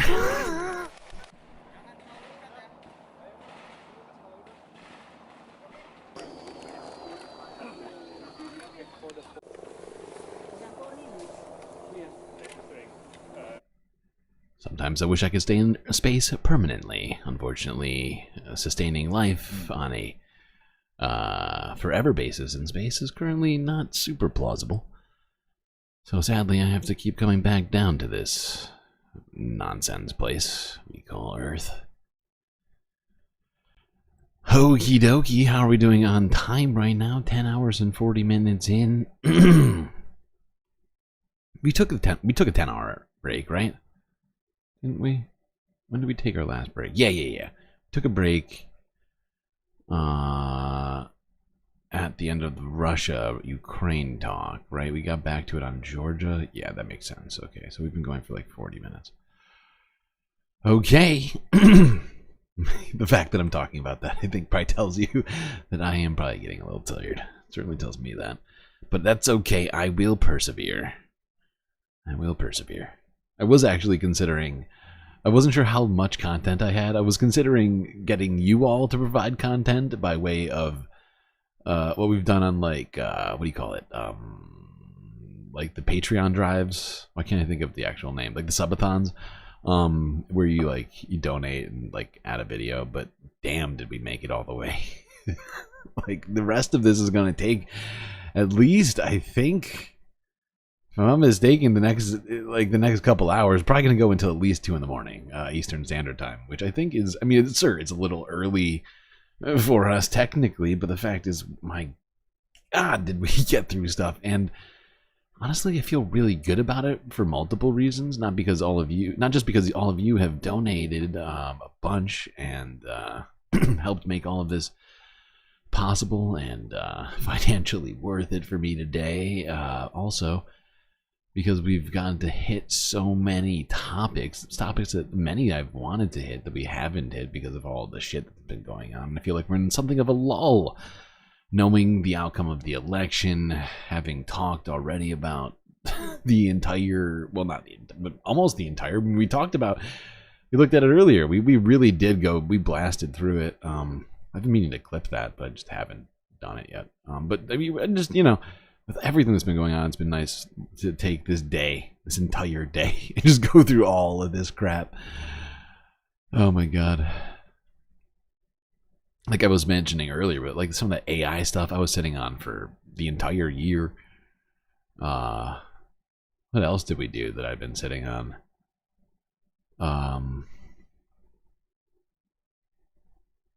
Well, a bunch of just current-ish stories that I've been wanting to do more than anything after the AI stuff we've been doing now, because of the election, right? Like all this global and environmental news. And it just seems like stuff keeps getting worse while we aren't watching. And it makes me... oh, God. Makes me feel things. Things I don't like. All right. Few more stories left in Asia. No, just one. This is a great one to end it on, actually. Let's go here to New Zealand's Parliament from 2 days ago. This is how I feel someday. Some days here I feel like this. I feel like many here perhaps do as well. Maybe not for the same reasons, but 40 if 6 votes opposed.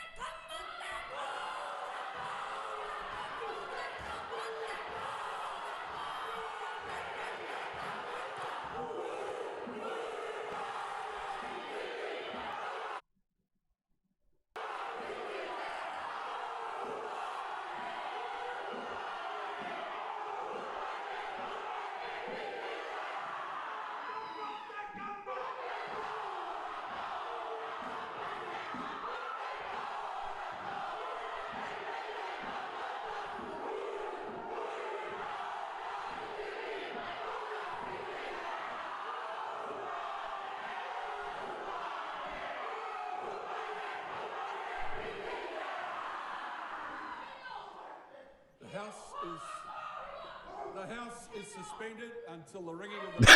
The House is suspended? Yeah. Suspend the House. Whatever. is to be cleared.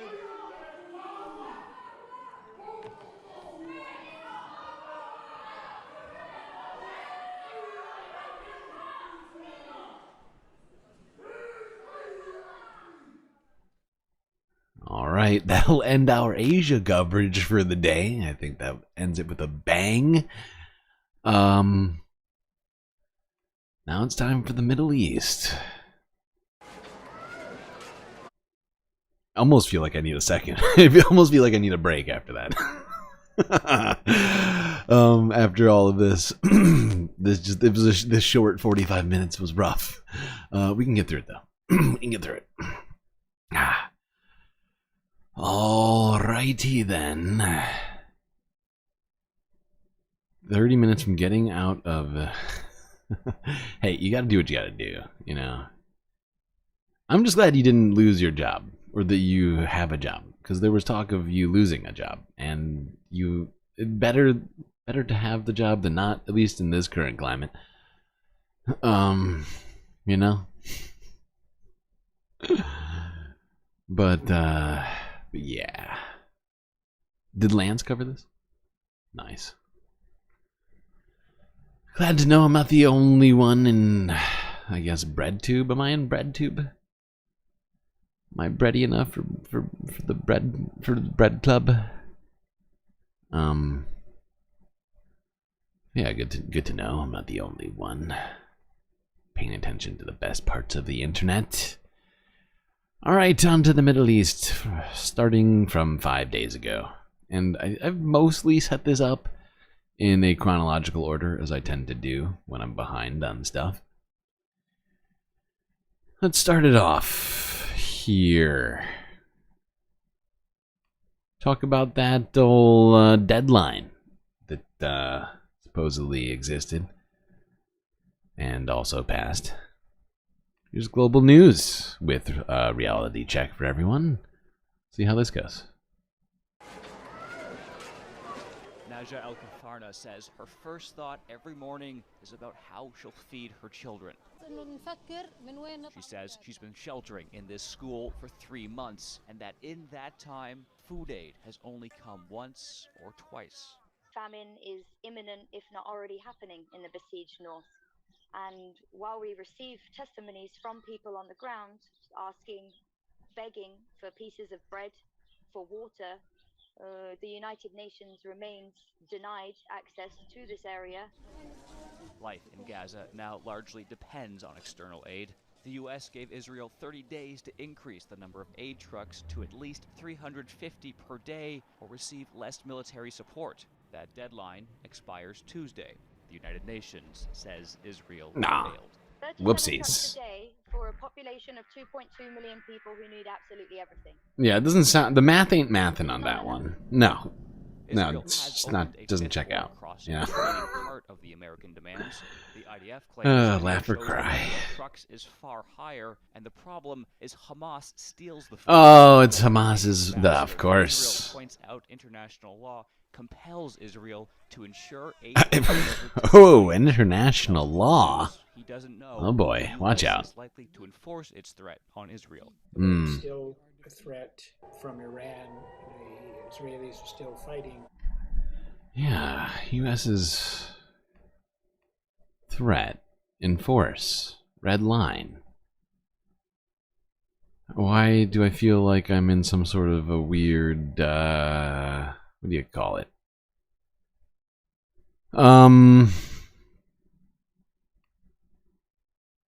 trying to think of the word for this one. Echo chamber is the wrong one. It's like the Matrix again, like a deja vu type of deal, where it's like I feel like I've seen this, heard this sometime before in the past. Let's see if Vedant Patel has anything for us on this.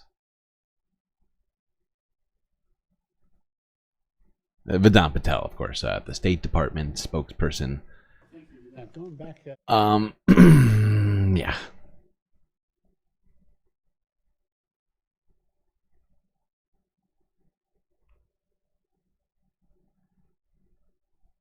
What I No, we're starting at the beginning. Our hope is that with those changes, we can see that number achieved. Before you move to Lebanon, can I just ask you, why did you bother to put in 350 trucks a day?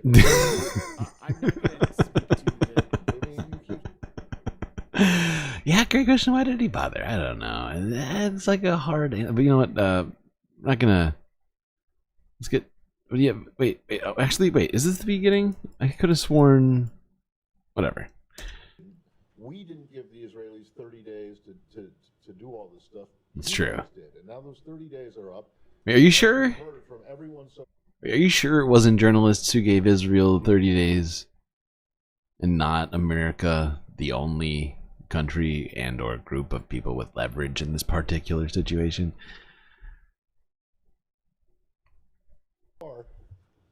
And these aid groups that came out last night, they haven't met them. Oh. And all of a sudden you say that the metrics that you put out don't matter. I had never said that they don't matter. What I Really? said- That's what's happening right now. Like you put out, it's not a rabbit. Or well, I think this is a cut ahead. I think Jantaka. Specific tit for tat on like truck numbers. Well, then why did you let them in the letter? I don't know if anybody's seen. I assume many people here have seen Jantaka's clips, but they usually start these press conferences off with what they think as being the most sort of clippable moments. Although I think I know an even better moment later that comes, but whatever. Teach their own. On like truck numbers. You can't hear the video. Oh no! I just realized the video volume's all the way down here. How long has it been like that?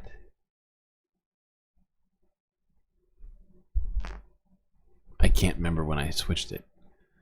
Thank you for mentioning that, Mona. Thank you. Should be fixed now. Feel real bad. I think it's been only for a few videos like that, right? But the metrics. that is my bad. Here we go. I don't have anything off the top, so Matt, you can dive right into questions. Yeah, okay, so I think we all saw the readout of the Secretary's meeting with Minister Dermer yesterday, which didn't really say a whole lot. So I'm just wondering if you can expand on whether you guys think that, or whether you have made an assessment that Israel is meeting the criteria that was set out in the letter. Sure. So I'm sorry that you found it unsatisfactory, but No, I didn't say it was unsatisfactory. I just said it didn't say a whole lot. It didn't say anything. Let me make a couple of points. So over the past 30 days, Israel has taken a number of steps to address the measures laid out. Like what? In the letter that Secretaries Blinken and Austin sent Step one. Earlier in October. We continue to Step be one. in discussion with our partners in Israel about these steps that they've taken, which they took as a result of U.S. intervention, as well as additional steps that we feel that still need to be taken. Ultimately, Matt, the U.S. continues to be the largest provider of humanitarian assistance to the Palestinian people, and we're going to continue to do everything we can to surge humanitarian assistance to people in Gaza. And ultimately, the view continues to be that the only long-term solution to alleviating the suffering of Palestinians in Gaza gonna get to is it. bringing this war to an end, and we're going to continue to work to achieve that. The Secretary raised all this with Minister Dermer yesterday. Well, that's Okay, the end but of it. Okay, never mind. Don't believe I heard an answer to my question. No, you didn't. No. Look, Matt. Are they have they met? You guys yourself set this 30-day deadline. Today is the deadline. Did they meet? Did they meet it, or did they not? So I think first, when it comes to assessing the humanitarian situation in Gaza and the region writ large, I think it's important to remember that we have constant evaluations ongoing and constant assessments ongoing about the circumstances. And Evaluations first, let me and just say, assessments. Specifically, before I answer your question, that we've seen some steps being taken over the past 30 days. Specifically, Step one. We have seen the reopening of the Erez crossing. We have seen a new crossing at Kisufi. What does that even mean? If it's open, then why isn't more aid getting through? It's weird. But hey, at least there's step one. I mean, I'm not sure that I agree step one done anything at all, considering the number of trucks, according to all the aid organizations on the ground, seems to have been, insufficient.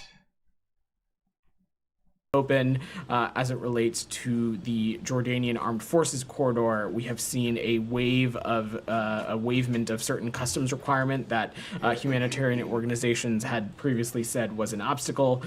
We've also seen some additional delivery routes open within Gaza, including Bani Suhaila inside Road, of Gaza, you say? Expanding the use of the Israeli fence road, as well as the road the Israelis built on top of the destroyed Palestinian roads. Dude, this is not going good, Don. I know I'm not, privy to all the State Department details, and I'm not your boss. I'm not Joe Biden. I'm not Joe Biden. I'm not Tony Blinken. But, geez, it just doesn't feel like this is going good. Repairing the coastal road. We've also seen some deliveries resume and restored in the north, first to Gaza City, and in this most recent week to areas surrounding Jabalia. We've also seen the expansion of the Musavi humanitarian zone, and we have seen the institution of periodic operational pauses. This is all to say, Matt, we at this time have not made an assessment that back to the assessments. That the Israelis are in violation of U.S. law. But most importantly, we are going to continue to watch how these steps that they've taken, how they are being implemented, how that they can be continued to be expanded on. And through that, we're going to continue to assess on the expansion their compliance with U.S. law. We've seen some progress being made. We would like to see some more changes happen. We believe that had it not been for U.S. intervention, these changes may not have ever taken place. But most importantly, we want to see continued progress. Yes, and that's what we're continued progress. Right, so essentially, at this there rate, isn't going to be any with this rate of progress. Consequence for. Hold on, Matt. I'm sorry, pal. You're great, but at this rate of progress. With it being at 10, they basically have not increased it at all. I mean, so fractionally, we'll give them 1%. I think that's being generous increase, since they had asked for the return to normal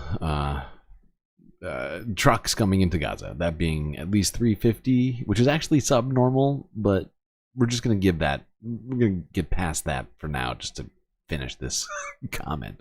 Point is at that rate, what did I say? What were we giving them? 1%. So they went up 1% in that 30 days. So every 30 days it increases by 1%. Hold on.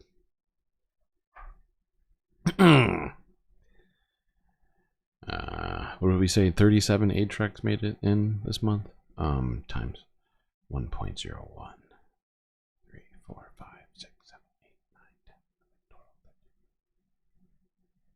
Please hold.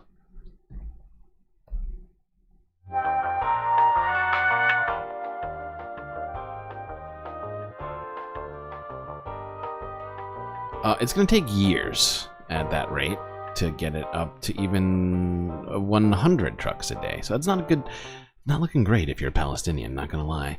And yes, it was 500 pre-war. Sure, yeah, I mean, 350 was the U.S. stated goal, the one that Israel didn't even meet, that was clearly, as you're claiming, rightfully, factually, lower than the pre-war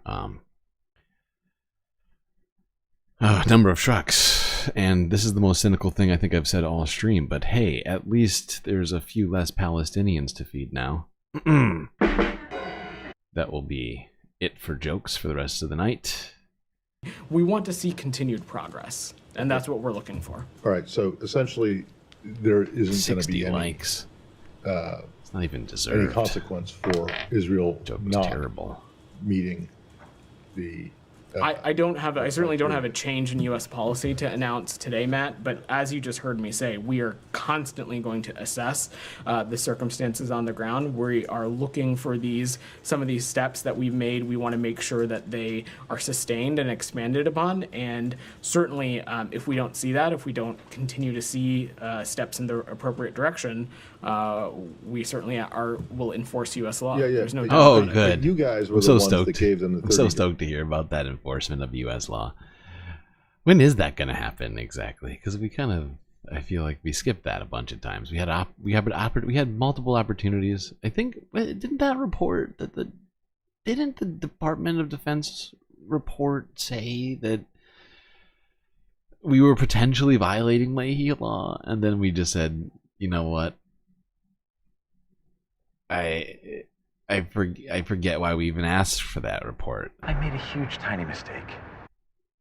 Deadline. It's hard to see your answers today, such as they are, as anything other than kind of giving them a pass for not meeting the Certainly, criteria that were Matt, laid out in the letter. I would not view it as giving them a pass because one, no one is up here, certainly I'm not, saying that the situation in Gaza or the humanitarian circumstances are rosy. It is a very dire circumstance, and what we need to see is these steps acted on. We need to see them implemented, and the ultimate hope is that through these steps, some conditions have been created in which we can see things like additional aid, additional food trucks. When will we see measures being taken that ultimately will be beneficial to the Palestinian people in Gaza? That's what we aim to see. When will that happen? And as you've heard me say, and as you've heard Matt and the Secretary say.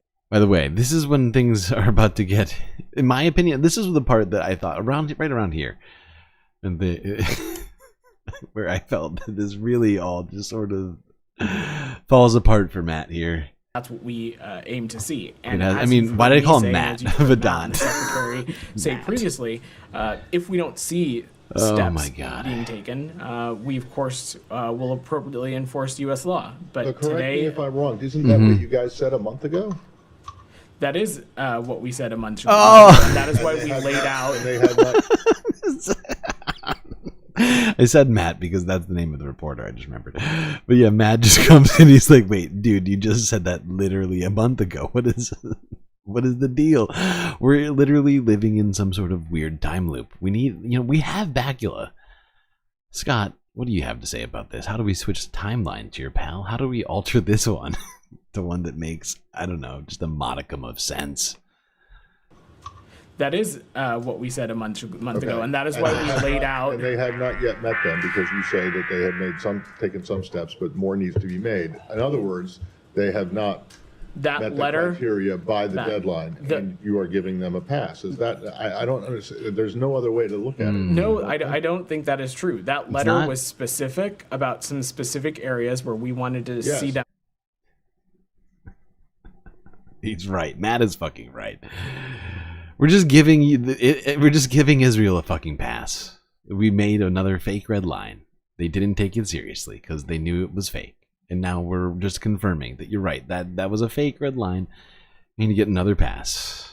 Take some additional steps. Keep up the good work. We have seen some of those steps being taken. Yes, yes. It didn't say some. It said all, right?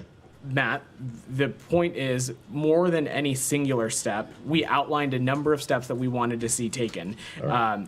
What matters most is not just a specific action or a specific item, but the totality of the progress that we see. You sent the letter in the first place, but I'll let others have a crack at it. The point is, Matt, that we want to see the totality of the humanitarian situation improve, and we think some of these steps will allow the conditions for that to continue to progress.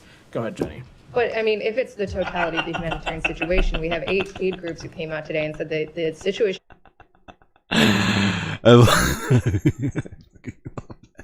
She's like, go ahead, Jenny. And Jenny just immediately returns to the exact same conversation Vedant was hoping to not continue. Oh, it's perfect. Oh, it really is. All right, let's see how Jenny does. allow the conditions for that to continue to progress. Go ahead, Jenny.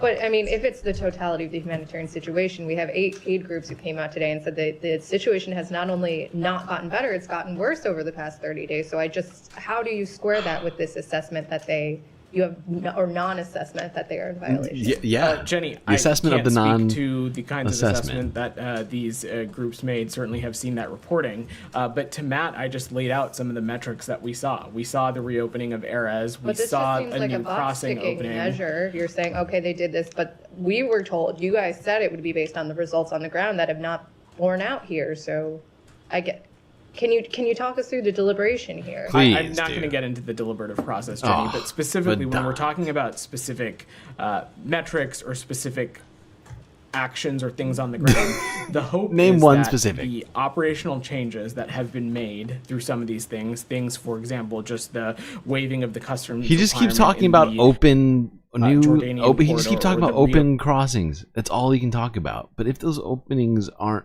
actually open and nothing's getting through them, then that's really the least important part of all of this, isn't it? You know? Doesn't matter if it's open if nothing's getting through it. There's clearly something wrong here, Vedant, and definitely shouldn't be using any of this as some sort of claim to success. Of certain crossings, the additional internal routes that we've seen open up. The hope and the desire is that things like that will make it possible for an additional increase in humanitarian aid and truck. The possibilities are endless when you when you literally believe anything. I mean, for fuck's sake, Vedant. I know I'm on a spaceship, but this isn't the Star Wars universe right now.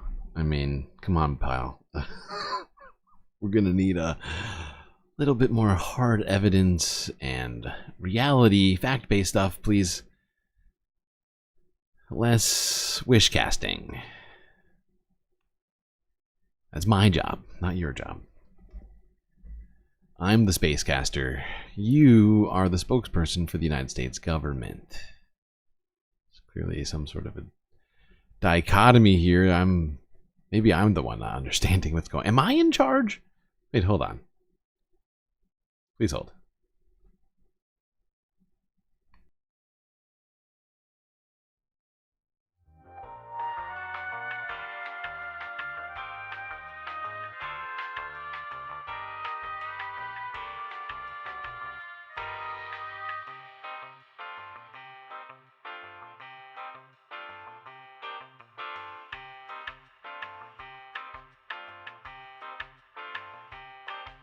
No, looks like I'm not a spokesperson for the United States government. I'm just some guy in a spaceship talking to people on YouTube and other platforms right now. So that's weird. Okay. I just wanted to make sure that I wasn't... Maybe we had switched timelines and I was going to be able to dictate Middle East policy with my billions of dollars. But nope, bank account still is where it's at.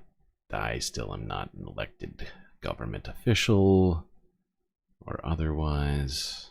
It's all not sort of tilted in not my favor. Let's go here now to the AP from literally the day before this blunderous meeting that we just watched. Or was this the same day? Might have been the same day. But this is a discussion of the banning of UNRWA in Israel.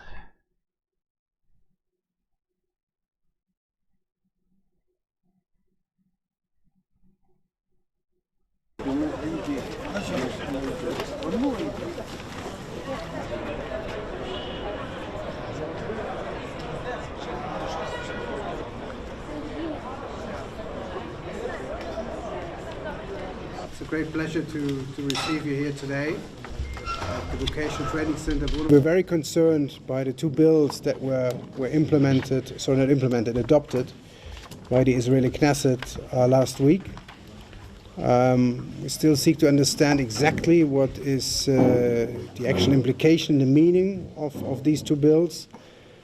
But from what we can see, it would appear that the impact on UNRWA's ability to continue to deliver its services in the West Bank, in East Jerusalem, and the Gaza Strip would be severely curtailed, if not made impossible.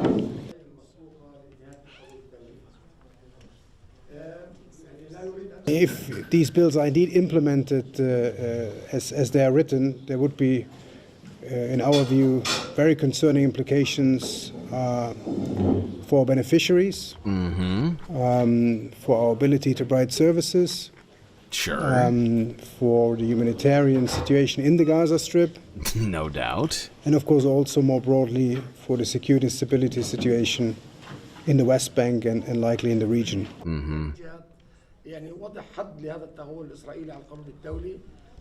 We provide services to more than 800,000 Palestinian refugees in the West Bank, East Jerusalem. We have more than 96 schools operating in the West Bank, East Jerusalem. 96. With more than 47,000 students. We provide primary healthcare services to more than 500,000 patients through 43 health centers. We provide at the moment think about the can you hear just the cost of this decision made by Israel's parliament, supposed only democracy in the Middle East, which is banning a UN aid organization servicing 96 schools, 50,000 children in the West Bank. I mean, it's just hundreds of thousands of people on healthcare services and all these other stuff. I mean, it's insane that anybody can continue to claim that this democracy is anything but really just a fucking fascist regime bent on just destruction and human suffering. To roughly 200,000 poor Palestinians for various instruments, including social protection payments, cash assistance, food aid, including in areas that have seen military escalation recently in the northern West Bank. Okay, I'll see. I have to fucking look at it. Boy, I am fading fast here. Perhaps not shocking. Let's go here to the United Nations themselves, their YouTube channel.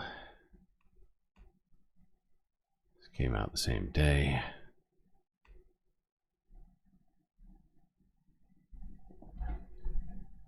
The aid entering the Gaza Strip is at its lowest level in months. There's approximately 1.7 million people in October. That is 80% of the population who did not receive their monthly food rations.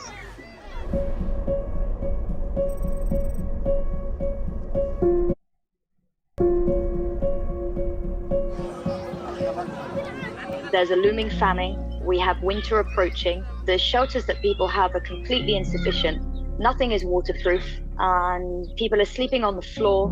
We are extremely concerned when the rains come to the Gaza Strip. What will happen to 500,000 people who are in areas of flooding? No one from UNRWA has been able to access the besieged north. I can't even imagine. I didn't even consider this. Rain? Excessive rain in Gaza? Can you imagine? I mean, we've talked about the open air garbage dumps and sewage that is, I mean, was adjacent and is now sort of already intermingled with the tent camps, refugee camps. You've seen the images, it's fucking horrifying, toxic sludge. And then imagine all of that suddenly being sort of washed together by rain and into people's, well, homes is a stretch, but tents, rubbles. Over a month, we received testimonies from people on the ground asking, begging for pieces of bread, for water. We've also had pleas and testimonies from the doctors in the hospitals in the north. These hospitals have been bombed. They have run out of blood supplies. They have run out of medicine. There are bodies in the streets. Our call for Hamas as well as the Israeli forces, is a ceasefire. It is unacceptable that the war continues and that civilians keep suffering. Okay. What do we got next? I think we gotta go to Lebanon now. Oh, no, first... What I think I found particularly disturbing... we're going to go to UK's parliament. Yeah, UK's parliament.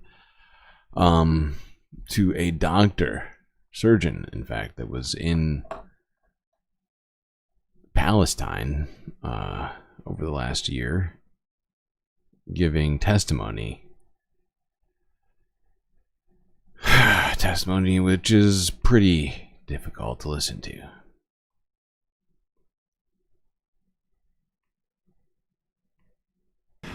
What I think I found particularly disturbing was that a bomb would drop maybe on a crowded, tented area, and then the drones would come down and... Please take your time. We're incredibly grateful. We'd like to start the very first session of the International Development Select Committee. It is a new committee that we've got here for this new Parliament, and it is my great honour that our very first witness is Professor Nazim Mahmoud, who is a Professor of Transplant Surgery. But Nazim, you're here in front of us because you have recently returned from Gaza and doing some work in the hospitals over there. We really appreciate you coming and speaking to us today. It's very difficult to get first-hand testimony, obviously, about what's going on in Gaza at the moment. So thank you for coming and sort of sharing your experiences. I wonder if you could sort of properly introduce yourself and what you were actually doing out there and when you came back. Yes, so I'm no longer a Professor of Transplant Surgery. I retired from the NHS a couple of years ago. And I've spent my time doing work overseas. So I had a month in Gaza, mid-August to mid-September, working in Nasser Hospital with medical aid for Palestinians. And I'm happy to tell you about my experiences there. Please, tell us, so when did you go? Why did you go? Why did I go? Because I thought I had the skill set that could help. I did, when I was sitting in the convoy, going in across the border, I did have second thoughts, but it was too late then to get out of the convoy. And I think when we crossed the border, the first thing was really a complete sense of shock. What did you see? What did you smell? You see a landscape that looks as though it reminded me of Hiroshima and Nagasaki. Devastation, buildings reduced to rubble for miles around, as far as you can see. Nothing growing, no people, a few looters here and there, but nothing. You drive through that for about 20 minutes, and then you get to the central part of southern Gaza, which was the designated the green zone. I can't bring myself to call it the safe zone or humanitarian zone because it was neither. That green zone houses about 1.3 million people. What sort of area is that? It's probably about the size of the City of London. You can walk across it fairly easily if it was safe to do so. And a large part of it comprises of tents. And when I say tents, some of those are proper tents. Many of them are just pieces of carpet and plastic stuck onto sticks. And these are in the middle of the road, side of the road, every possible space. There's no running water, no sanitation, no electricity, obviously. And people are having to roll those up and move on at very, very short notice. Time and time again, most people have moved 6 or 7 times. What does it sound, smell? Well, the sound is mainly of 2 things. One is drones, so there's constant drones. And the drones existed before October last year. It's been a feature of Palestinian life for some time. But now the drones inspire fear, I think, and they inspire fear in me. And when I used to debate about sleeping outside on the stairs or inside in this very crowded hot room, part of that decision was whether the drones had the ability to pick me off when I was on the stairs. Identify you? Sorry? Identify you? No, shoot me. So that's what they do. Those drones are surveillance drones, but they are also drones that shoot people regularly. And I can tell you more about some of the people I've operated on who experience that. So you have this constant whine, which is very psychologically very affecting because it represents danger and it's constantly there. And the other sound that you hear are bombs, which were going off every hour or two throughout the month that I was there. And we spent the whole month in the hospital. We deemed it not safe to travel. And we were aware that there was a curfew, so we wanted to be in the hospital if casualties arrived at night. We did have a guest house. We didn't want to stay there, partly because of the travel, but also because one of the MAP guest houses had been bombed in January of this year. I think we can all kind of have a sense of what this man went through. These people here watching the stream, I think, because everybody here's sort of been along for the sort of the ride, if you will. Sort of horrifying way to say that.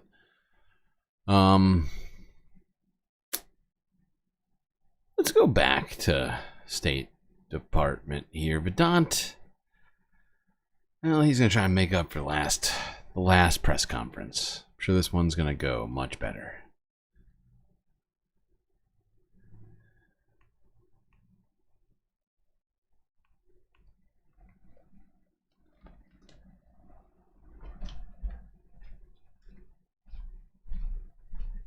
As it relates to the UN Commission, I've seen some of that reporting, and we've seen some language coming out of that indicative of their belief that some of the actions could be constituted as, and this is their phrasing, genocide. That is something we would unequivocally disagree with. Again, we think that that kind of phrasing and those kinds of accusations are certainly unfounded. You're saying that all accusations against Israel are unfounded?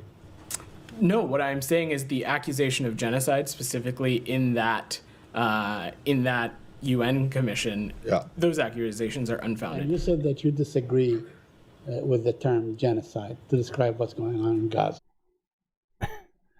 So yeah, that's what the conversation's going to be for the next 25 minutes. Vedant Patel, State Department official, spokesperson, is going to attempt to defend the statement Israel is not committing genocide. I don't want reality. Put your drum up. Okay, pal. Let's see how this goes. I mean, you guys have done that time and again. Now we know that there are 44,000 dead as of now, at least what the Ministry of Health says from Gaza. The Lancet group says maybe 186,000. There are 10,000. The Lancet said that 3 months, 4 months ago. Do you have a definition for what genocide is? Good afternoon, everybody. Okay, here we go. I don't have anything off the top, Matt, so if you want to kick us off. Nothing off the top. Please, thank you. Before we get into what I'm sure will be Middle East related things, I just want to check on the state of transition. Has there been any contact between the Secretary and nominee Senator Rubio? There has. Okay, we're actually going to skip this tiny piece of it, get to the Middle East. Would want him to see the course. Ksenia, I'm just going to jump in right there and just echo what you've heard the Secretary, the President, Matt, and others say. There is one President at a time. There's one Secretary of State. Okay. Get back to news of the day. Yeah, I just want to. I wanted to ask you about the latest after our exchanges on, I guess it was Tuesday, about the aid situation and this new UN Commission report that is very harshly critical of Israel. One, since Tuesday, have you seen anything that would make you think that they are now more in compliance with the criteria that were laid out in the letter? And number two, what do you think of this UN Commission's? Let me get to the second part of your question first. As it relates to the UN Commission, I've seen some of that reporting, and we've seen some language coming out of Cheyenne twist there, or like their belief that it's actually more like God damn it, Kill Bill. Who's the director of Kill Bill? My brain just broke. Oh my God, Tarantino. Do a little Tarantino action here, but that's okay. Start second one first. We've seen some language coming out of that indicative of their belief that some of the actions could be constituted as, this is their phrasing, genocide. That is something we would unequivocally disagree with. Again, we think that that kind of phrasing and those kinds of accusations are certainly unfounded. This is not founded. Really, Vedant. I'd love for you to expound on how that's the case. Relates to the humanitarian situation.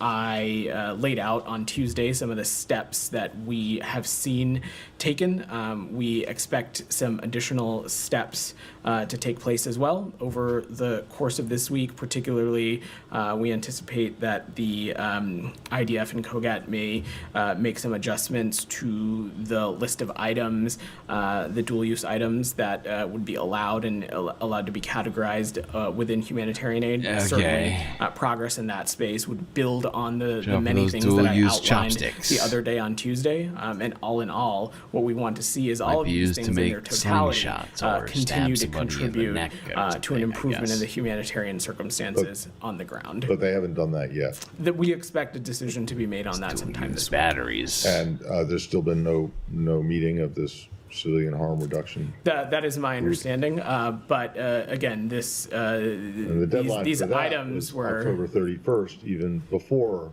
the last the deadline on Tuesday. Certainly, our hope and our expectation is such an engagement happens as soon as possible. But ultimately, Matt, look, we talked a little bit about this the other day. We want to make hopes and expectations are basically the State Department's version of thoughts and prayers. But ultimately, Matt, look, we talked a little bit about this the other day. We want to make sure that these kinds of efforts are sustained over an extended period of time. You and I and many others have had a fairly extensive back and forth on Tuesday about the contents of the original letter that Secretaries Blinken and Austin sent in October, but also the results that we're seeing on the ground. Oh my God, that from Matt there was just amazing. I don't know why the timing of it just broke me. Extensive back and forth on Tuesday about the contents of the original letter that Secretaries Blinken and Austin sent in October, but also the results that we're seeing on the ground. Obviously, colleagues in the humanitarian space had some perspectives and points of view on this. And I say all this to say that at the end of the day, we welcome criticism of the United States record.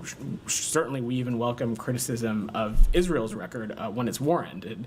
But certainly, it ultimately, at the end of the day, needs to be grounded in facts. And the facts are is that on many of the items that were outlined in this letter that was sent by the secretaries, we have seen progress and steps in the appropriate direction. What we need to see now is these kinds of events sustained over a significant period of time. And our hope is that through the significant progress steps that we've seen. What period of time? The next 2 months until the Biden administration leaves office? That the operational space has been created to see an additional inflow of trucks, see an additional inflow of humanitarian aid. With our eyes? That all in all, contributing will hopefully help address the dire humanitarian crisis in Gaza. All right. Well, yeah, I mean, you keep using the word hope and the words hope and expectation. It's just, at this point, it kind of sounds like, thoughts and prayers. Seriously? Okay, I forgot. I knew I heard that somewhere. Are you saying that all accusations against Israel are unfounded?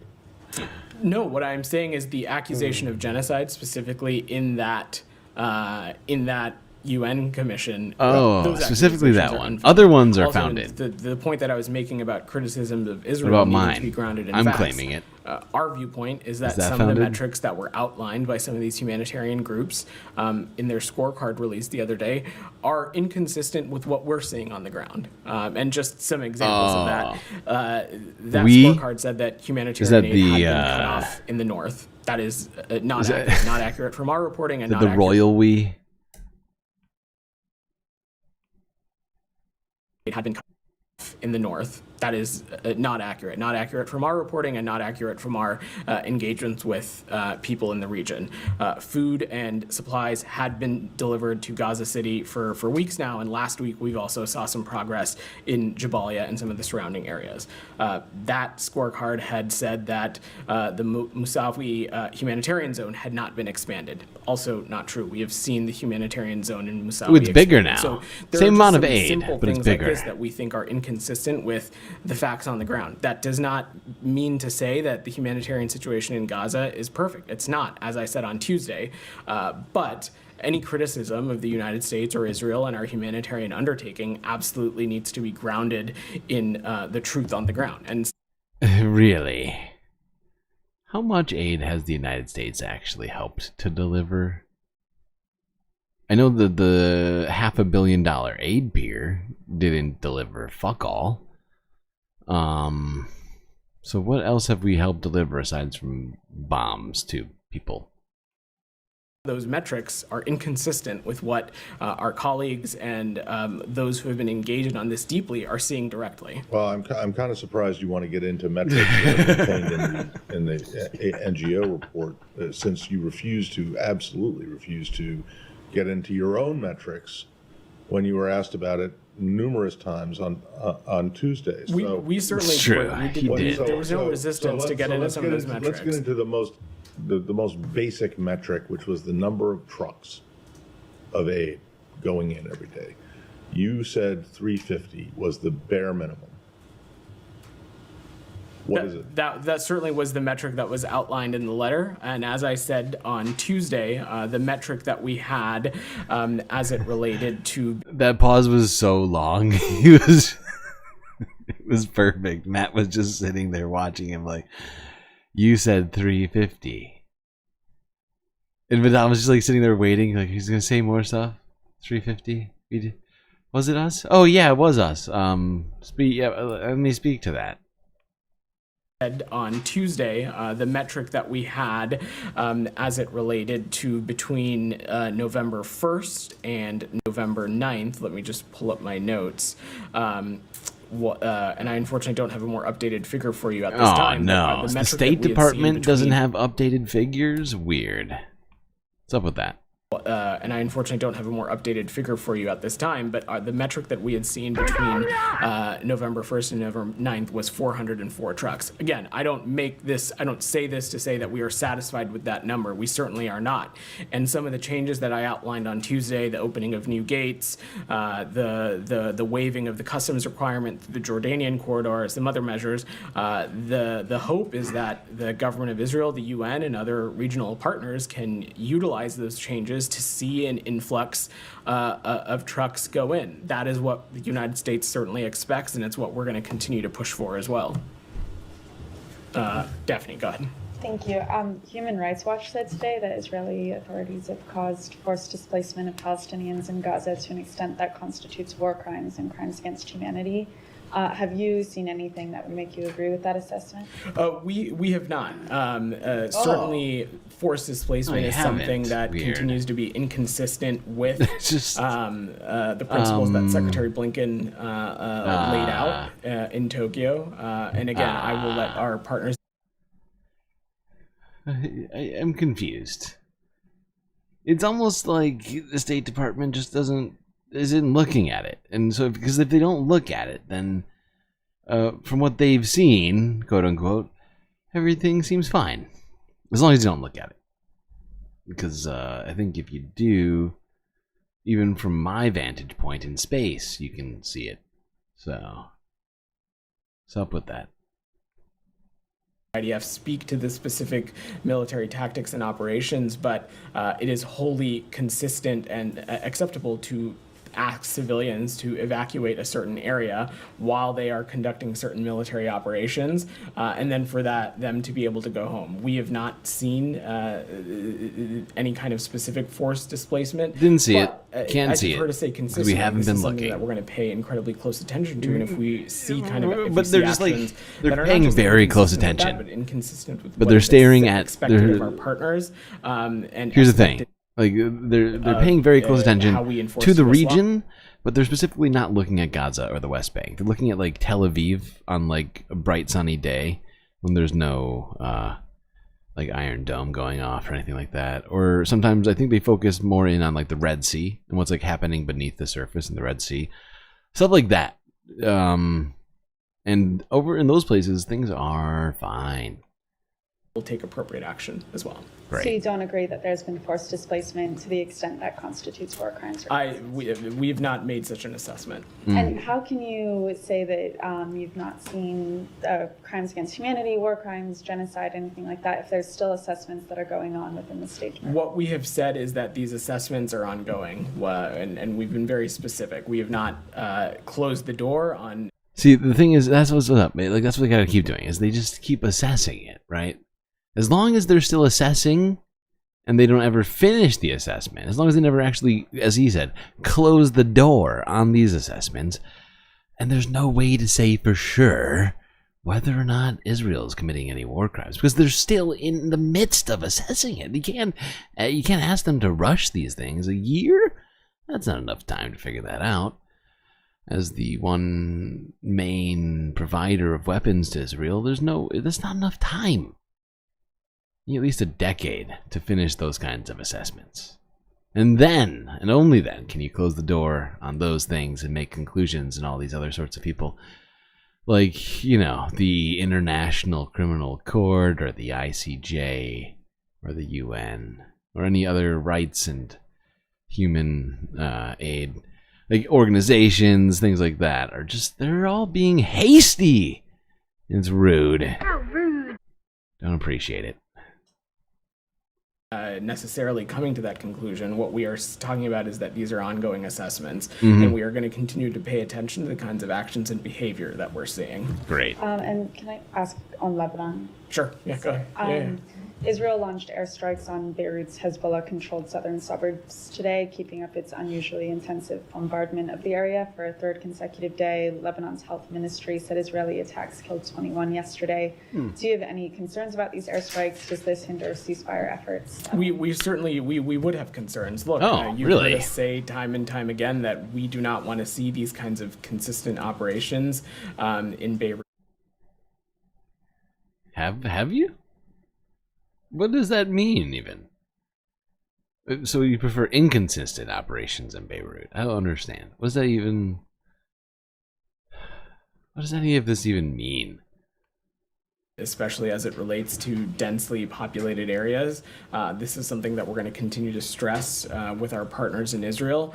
Ultimately here, Daphne, why we have been pressing so aggressively for a diplomatic resolution is because we want to see the conditions created that allow for civilians on both sides of the blue line to be able to... You know, the fact we is, also want to see 17... like, we've hit peak stupid with these press conferences because, as we know, this whole line has been garbage from pretty much day one. And now, more than ever, the Biden administration has zero leverage on this particular situation. They certainly did at one point have a ton of leverage and squandered it. Not even squandered it. Like, threw it out, like, in our faces and said, we don't need that. For a year plus, and now that Democrats are on their way out, people like Vedant are just kind of here to repeat the dumbest of the things that we've heard and maybe double down on them on the way out here to make sure everybody knows how great of a job they did. Because they won't have an opportunity to remind us of all that over the next 4 years. UN Security Council 1701 effectively implemented, which would require Hezbollah to disarm and withdraw to north of the Litani River. Certainly, we have not seen that yet. And just on that, a senior Lebanese official signaled that Hezbollah is ready to pull its forces away from the Lebanon-Israel border in any ceasefire, while rejecting Israel's demand for freedom to act against Hezbollah in Lebanon in the future. What do you make of this? How much of a sticking point is it at this point? And how can you resolve it? I'm certainly not going to get into the specifics of the negotiations, Daphne, but consistent with 17. You're going to miss these press conferences. Oh, they're going to only get worse. Who do we have again now? Kathleen? I forget this woman's name. And Stephen Chung? Oh my god, the press conferences are about to get just shockingly worse. So don't get ahead of yourself here. I mean, these are gonna actually I take it back. Maybe you actually might miss these press conferences in the future, because it's gonna somehow it's gonna get worse than this. You're gonna look back on these and think fondly of the time when things made more sense. I feel like I'm taking crazy pills. One, of course, is that Israel is also required to withdraw to a certain point as well. But beyond that, let's not lose sight of the fact or forget that Hezbollah is a terrorist group, a terrorist actor, and certainly we would need to see some significant progress in the implementation of 1701 as part of this. Go ahead, Sean. The Human Rights Watch report. In addition to, or as part of this, they're pointing out that the large parts of Gaza are now completely uninhabitable because of the Israeli military campaigns.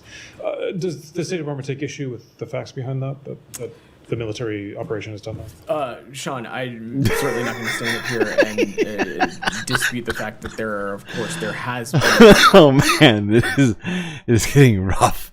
The fact is that I think the reporters can feel it too. It's this sort of blood in the water. Like, they just know the Vedant has been given orders to walk the plank, essentially.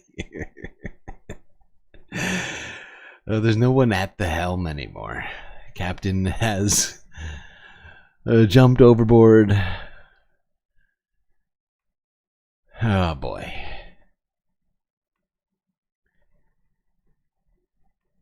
Damage done to civilian infrastructure.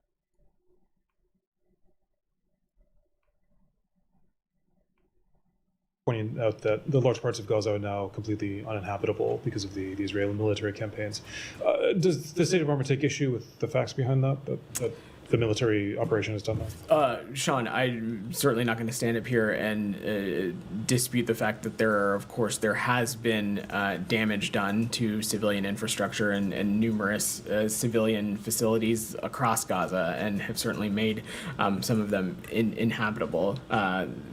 Ultimately, though, that is why one of the things that Secretary Blinken and others have been so deeply engaged on is finding an end to this conflict and ultimately pivoting to a conversation that is related to what happens the day after. And at the crux of that is day after what steps are we going to undertake to make sure that Gaza can rebuild, that it is no longer...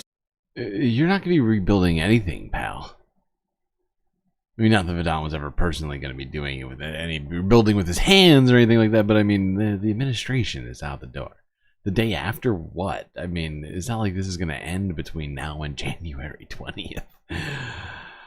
Oh boy, it's just just a bunch of wish casting happening here by Vedant, while I guess reporters do the same in a different way, wish casting for a better administration and maybe some answers that make modicum of sense. Just a teeny little snippet. Dash. Board for terrorism against the Israeli people, that it is no longer under the control of Hamas. All of those things we think are vital. And the I mean, you mentioned that there was, of course, damage done. The State Department acknowledges that to civilian infrastructure. How is that distinct from what Human Rights Watch is talking about? Their conclusion being that this amounts to crimes against humanity and, in their view, ethnic cleansing.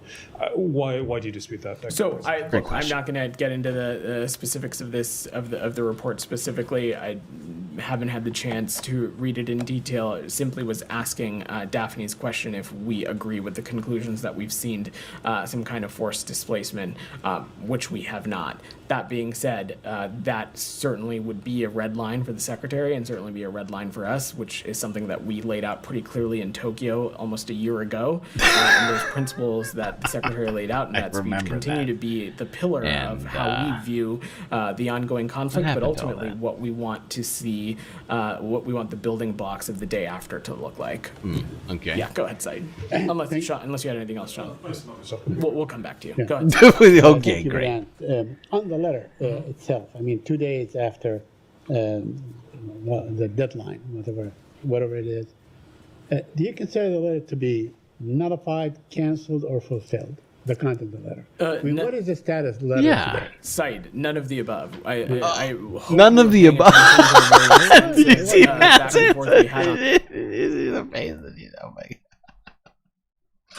That's how I feel too. It broke him. It broke me too. He gave him all the possible options, and Don came back with, you know what? When faced with all possible options, I take none of the above. I got boxes full of Pepe. Oh man, that's great. That's great. That's true politics for you. This guy's going places. I hope you were paying attention to the very extensive. I'm sorry. They gotta get the exact moment where it breaks, Matt. The deadline, whatever it is. Do you consider the letter to be nullified, canceled, or fulfilled? The content of the letter.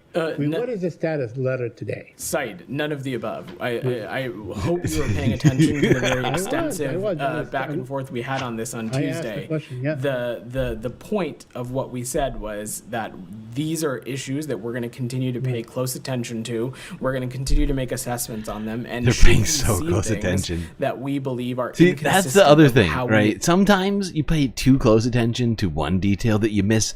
You miss the forest, right? For the particular trees that you're looking at, right? Sometimes you zoomed in too close to notice the genocide happening right behind you, right?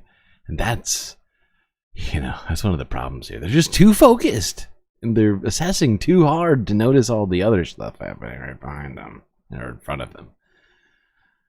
On our dollar. A major partner like Israel to conduct itself will appropriately raise those things and will appropriately enforce and take action as it relates to U.S. law. Our intense focus and our close looking and our assessments of the humanitarian situation in Gaza did not start when the Secretary sent that letter. Ooh, when did it start? End after that 30-day period. This is something that we have been intensely focused on certainly in the context of this conflict since October 7th, but even more broadly, the humanitarian situation in Gaza is something that, of course, the United States has been deeply engaged on for many time before that. I'm not asking a humanitarian question. I'm asking a technical question. The letter had a time limit. I mean, it had very specific things. That part of it, is that nullified? Is that over? Is that canceled? Is that shelved? What is it? The 30-day period, is it extended? Said, the letter was designed to inject a strong sense of urgency and produce... It's just that it was fake. It was just intended to inject urgency into a situation that didn't have any urgency to begin with. I mean, what in the fuck? What in the actual fuck is he talking about? How much more urgency? And did there? I mean, like, the fact is like,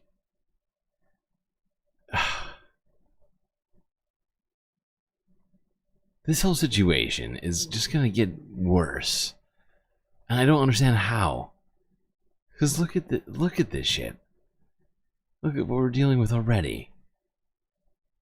But now we're gonna be told while we watch Kushner Tower getting put up on the coast of the Red Sea that it's not actually, it doesn't exist. That's going to be the next iteration of all this, I guess. But boy, it genuinely, when listening to this, doesn't feel like politics can get much worse than this. Or diplomacy, the letter or was designed whatever to you want to inject call a it. strong sense of Whatever you want to call urgency and this. produce action, and we believe it has done that.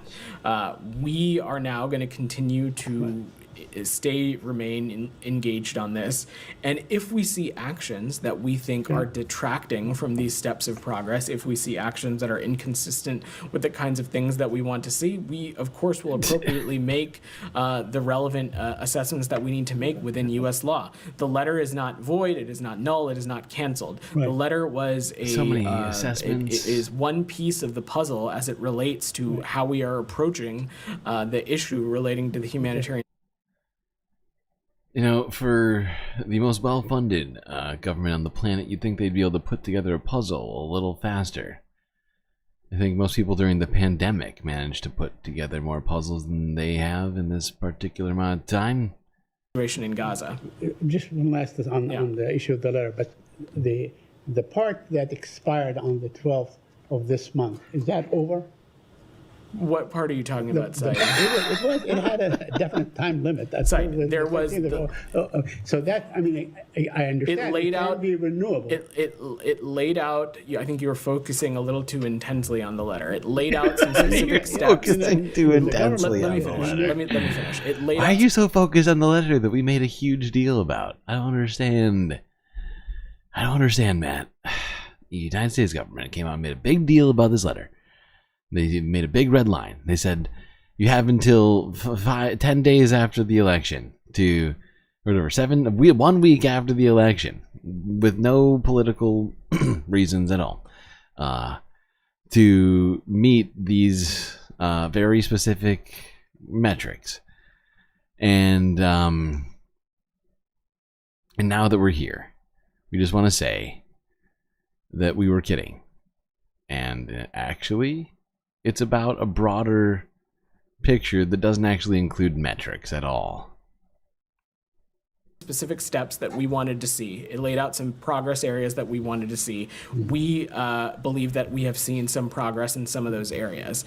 We're going to continue to assess and see what happens, and if we see so much assessing, detraction, so much or assessing and seeing as it relates to that progress, we'll take appropriate action. It's as simple as that. Okay, so let me ask you about the number of trucks. You said 404 trucks entered since between November 1 and November 9. That is like 44 trucks a day. That's way below. And in talking to Matt, I will echo what I said again. That number is incredibly and deeply unsatisfactory, and it is inconsistent Why'd with you say it like the it was goals that good? we've set out. But with the changes that have been made, the operational changes, some additional border crossings, some routes that have been opened up and repaired within Gaza, some changes that have been made to the Jordanian corridor, the work that is ongoing with our partners in Egypt and our partners in Israel relating to throughput and capacity issues at Kerem Shalom. Capacity issues? Oh my God, that's so disingenuous. Capacity issues, Jesus Christ, pal. As if somehow there's just so many trucks getting through at once. It's slowing. It's like a bottleneck. You see, it's a lack of capacity. Oh. That makes sense, since it's at less than 10% of the pre-war usual trucks. This all checks out. Our goal and our hope is that we will be able to reach that number, and that's what we're going to continue to press for. And you said that you disagree with the term genocide to describe what's going on in Gaza. I mean, you guys have done that time and again now. We know that there are 44,000 dead as of now, at least what the Ministry of Health says from Gaza. The Lancet group says maybe 186,000. There are 10,000 under the rubble presumed dead and so on. Do you have a definition for what genocide is? Can you tell me what is the definition of the government of the United States of America in describing genocide? Thanks Thanks, Jeff, for the question. That's a great question, Matt. Thank you for asking what should be a very simple question. I am sure Vedant is going to have a very good answer for this. Like, I don't know, just a textbook definition. Can you tell me what is the definition of the government of the United States of America in describing genocide? Said, I'm not a lawyer, so I'm not going to offer a legal definition for you. What I can say, and what I'll reiterate again, is school that training the is allegations not of genocide we continue helping to you right now. Believe are unfounded. Come on, pal. You can do better than this. Genocide we continue to